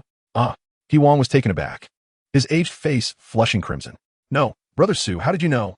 Does it even need saying? You might as well have written your thoughts on your face. Su Chen laughed heartily. Wu Li was indeed one of the 5 women who had escaped alongside Lin Yingying. The previous night, after entering the conference room, He Wang's gaze had been fixated on Wu Li without faltering. Today, his bashfulness only further confirmed the connection. So what do you think, Brother Su? He Wang asked eagerly, his anticipation palpable. It is often said that a full belly stirs desires. Previously, when food was scarce and survival uncertain, He Wang had no inclination to think of women. However, with Su Chen's assistance, he could now live comfortably in this apocalyptic world, leading his thoughts to wander. When He Wang visited Phoenix Mountain, he was accompanied by his wife and child. Tragically, they perished shortly after the onset of extreme temperatures. Although Wu Li may not possess the beauty of Lu Ling, or Lin Yingying, her figure is undeniably alluring, curvaceous and mature, exuding a captivating charm. It is only natural that He Wang would find her appealing. Yet, he understood that the decisions regarding the team rested with Su Chen. If he wished to keep Wu Li, he would need Su Chen's approval. I believe it is feasible, Su Chen contemplated before ultimately agreeing. His earlier hesitation regarding Song Linfei, Lin Yingying, and others joining was due to the excessive number of personnel within Song Linfei's team. Burdening oneself is a trivial matter. It is the multitude of restless hearts that truly matters. Indeed, due to the treachery of Su Chen, Song Linfei has met with misfortune, and the team he painstakingly built has been shattered into fragments. Yet now, only Lin Yingying and a few other women remain, and it would not be unfeasible to offer them shelter. In Su Chen's team, there exists a congregation of solitary men. A harmonious mix of genders is essential for alleviating toil. Splendid. I am grateful to you, dear Brother Su. He Wang's face instantly brightened with joy. As the two conversed, they descended from the top floor to the conference room on the 2nd floor. Go, bring those women over, Su Chen commanded. Yes, boss. Zhou Xinhong scurried away. Before long, he returned to the conference room, accompanied by Lin Yingying and the other women. According to the information gathered, it was Su Chen who betrayed you, colluding with Gao Qiqiang to launch a surprise attack on your residence. Upon seeing them, Su Chen promptly conveyed what he had learned. What? That scoundrel Su Chen. Upon learning the truth, particularly that Su Chen had also harmed the elders of their team, Lin Yingying clenched her teeth, her fair visage aflame with fury. The situation is thus. I present you with 2 choices. The first option is to leave on your own. I will not impose any difficulties. The second option is to remain, but you must adhere to my commands. Su Chen laid forth his ultimatum. I am willing to stay. So am I. And I, Wu Li and the other women, without a moment's hesitation, immediately opted for the second choice. In this frigid, apocalyptic world, without sufficient food and warm supplies, their survival would be improbable.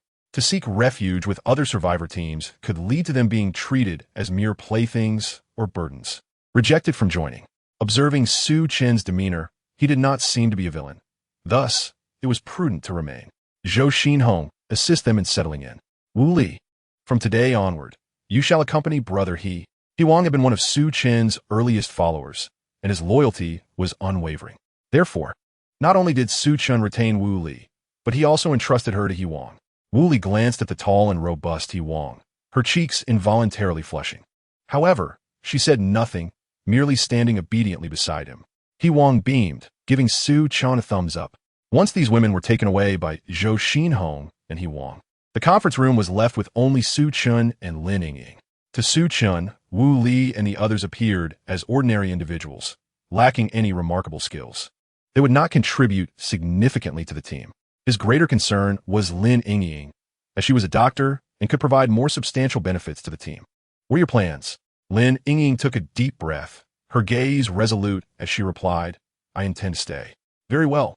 I shall have someone assist you in settling in. No, I wish to remain by your side. Su Chen paused momentarily, then broke into a smile. Why should I keep you close? Because I am of use to you. I possess medical skills and can fulfill all your needs. Lin Yingying articulated each word with precision. Having survived in this apocalyptic world for so long, she had matured significantly, gaining a keen understanding of the treachery inherent in human nature. Her previous day with Song Linfei's group had largely been due to his courteous demeanor towards her. But now that Song Linfei was deceased, Lin Yingying recognized that to thrive, to live comfortably and without worry, her best course of action was to cling to Su Chen's coattails. Very well, I agree. But let me reiterate, everything must be done according to my orders. Should anyone dare to defy my command, I shall expel you. Su Chen was no paragon of virtue. Since Lin Yingying had proven her utility and was eager to stay, he saw no reason to refuse her. Excellent. However, I have one request. Do share. I wish for you to assist me in avenging myself by eliminating Zhou Shixian. The mere mention of Zhou Shixian's name ignited a fierce fire in Lin Yingying's beautiful eyes. She shared a deep bond with Song Linfei and the elders in the group. Yet, Zhou Shixian's betrayal had led to their demise, and Lin Yingying longed to see him suffer a fate worse than death. I cannot guarantee that. Su Chen shrugged nonchalantly. However, I do have a vendetta against Gao Qiqiang. I can only promise to do my utmost. After Gao Qiqiang assimilated Song Linfei's group, his power had grown even more formidable. Su Chen was reluctant to take such risks on Lin Yingying's behalf. Chapter 90. The Competition of Women. Then it is settled. Lin Yingying nodded in agreement. She understood well that, given Su Chen's disposition, his consent was already a significant concession. All right, it is nearly time. Come back with me. Su Chen glanced at his wristwatch before rising. Without hesitation, Lin Yingying obediently followed in his wake. The two traversed the hotel corridor and arrived at the backyard. The heavy snow continued to fall gracefully, blanketing the flower beds beneath a thick layer of white. Even the impressive tires of the RV were nearly obscured by the snow. After entering his fingerprint by the car door, it slowly opened and the automatic footstep descended. Su Chen stepped inside first. Hearing the door open, Lu Ling, who had been lounging on the sofa engrossed in a show, quickly jumped up. Ah Chen, you're back. Her words were cut short as she noticed Lin Yingying trailing behind Su Chen, her smile instantly frozen in place. Ah Chen, what is the meaning of this? She will be living with us from now on. Please, go to the second floor and help her prepare a bed. Su Chen casually instructed as he walked past her and settled onto the sofa. Observing Lu Linger still standing there, bewildered, Su Chen raised an eyebrow. What? Do you not comprehend what I have said? No. I shall attend to it at once. Lu Linger regained her composure and hurriedly ascended to the second floor. As she assisted Lin Yingying in tidying the bed, a sense of grievance welled up within her. Although she typically acquiesced to Su Chen's wishes, after living together for such an extended period, Lu Linger had inevitably assumed the role of the mistress of the household. Even amidst the apocalypse, she had entertained thoughts of Su Chen possibly seeking other women. Yet, when that day finally arrived, Lu Linger found it utterly unbearable. She was acutely aware that any hint of dissatisfaction on her part would result in Su Chen unceremoniously casting her aside, given his current temperament. With a soft sigh, she chose to silently acquiesce. Meanwhile, Lin Yingying, situated below, was equally taken aback by the conditions within the RV. Though she had previously shared moments with Su Chen and was aware of his possession of a nomad Ison, she had never set foot inside. The interior of the RV was as warm as spring, spacious and bright, starkly contrasting with the frigid world outside. On the television screen, Empresses in the Palace. Lu Linger's favorite drama, played on repeat, accompanied by gentle melodies that resonated throughout the vehicle. A humidifier nestled in the corner alleviated the dryness of the air within, creating an atmosphere of serene tranquility. Lin Yingying nearly convinced herself that all she had endured prior was merely a nightmarish illusion. What are you still doing there? Su Chen gestured towards the nearby bathroom, indicating that she should take a shower, adding, there are some clothes here. You can change into them afterward. It was only then that Lin Yingying snapped back to reality and took hold of the garments Su Chen had offered. Not surprisingly, the clothing resembled what Su Chen had previously given Lu Linger, emphasizing sensuality and exposure. A blush crept onto Lin Yingying's cheeks. Yet she said nothing and obediently proceeded to the bathroom. Upon finishing her shower, Lin Yingying emerged to find Lu Linger had completed the bed arrangement. Su Chen was engrossed in a video game and instructed Lu Linger to show Lin Yingying around her quarters. You must be Lu Linger, right? I'm Lin Yingying. I've heard much about you from Su Chen. Lin Yingying greeted with a gentle smile, extending her hand in friendship. Since the onset of the apocalypse, Lu Linger had only resided at Phoenix Mountain. Although she had encountered villains like Ah Biao, her experiences were still limited. In contrast, Lin Yingying had spent time in the chaotic metropolis during the apocalypse, accustomed to a multitude of characters who resorted to bartering their bodies for survival. Sharing a man with other women had become an all-too-common reality, and some had even dragged their own families into such arrangements. Thus, Lin Yingying harbored no aversion towards serving Su Chen alongside Lu Linger. She recognized the necessity of fostering a good relationship with her. However, Lu Linger did not share this sentiment. In response to Lin Yingying's friendly overture, she refrained from reciprocating the handshake and coldly asserted, "The Chen is mine." Lin Yingying couldn't help but chuckle softly. You must understand, in a world ravaged by the apocalypse, a man like Su Chen cannot be possessed by just one. Observing the lingering hostility on Lu Linger's face, Lin Yingying merely smiled knowingly. She chose not to utter another word and turned to descend the staircase. As Su Chen beheld the two women appearing before him in succession, a faint sense of conquest stirred within him. It was worth noting that before the apocalypse, merely dating one of them would have been a remarkable achievement. Yet now, both have found their way into his mobile home. Master, what would you like to have for lunch? Lin Yingying asked with a sweet smile. Lu Linger, upon hearing this, widened her eyes in astonishment. How brazen of Lin Yingying to directly address Su Chen as master. Although Su Chen had informed Lu Linger from the outset that he was her master, she had never taken it to heart nor called him that. Catching sight of the astonishment etched on Lu Linger's face, Lin Yingying's lips curled upward slightly, harboring a sense of pride within. Her current thoughts were simple. She must employ all her charms to remain by Su Chen's side. Only in this way could she survive and thrive amidst the desolation of the world. Having navigated through the sales industry for so long, she had not sold her body to anyone but Su Chen, yet she understood how to grasp a man's psyche. Can you cook? Su Chen inquired, somewhat surprised. Home-cooked meals are no problem. If the master desires a grand feast, I can certainly learn, Lin Yingying replied in a delicate tone. No need for you to learn. Ah Chen, no, master, will have all his meals taken care of by me. Liu Linger interjected hurriedly. Never mind, Linger, you can take a break. I'll handle it. Lin Yingying feigned concern for Lu Linger, secretly aiming to usurp her role. However, Lu Linger was not about to yield so easily, retorting, You don't know what the master likes to eat? What if it does not suit his palate? Observing the scene of contention between the two women, Su Chen could not suppress a satisfied smile. This situation was aptly characterized by the term female competition. He had no intention of intervening. It was essential for him to maintain superiority over them both. How about this? Linger, you prepare the meal, and Yingying, you assist her, Su Chen ultimately decreed. Though somewhat reluctant, Lu Linger dared not defy Su Chen's decision and led Lin Yingying to the kitchen area. As she busied herself with cooking, she began to introduce Lin Yingying to the kitchenware within the mobile home.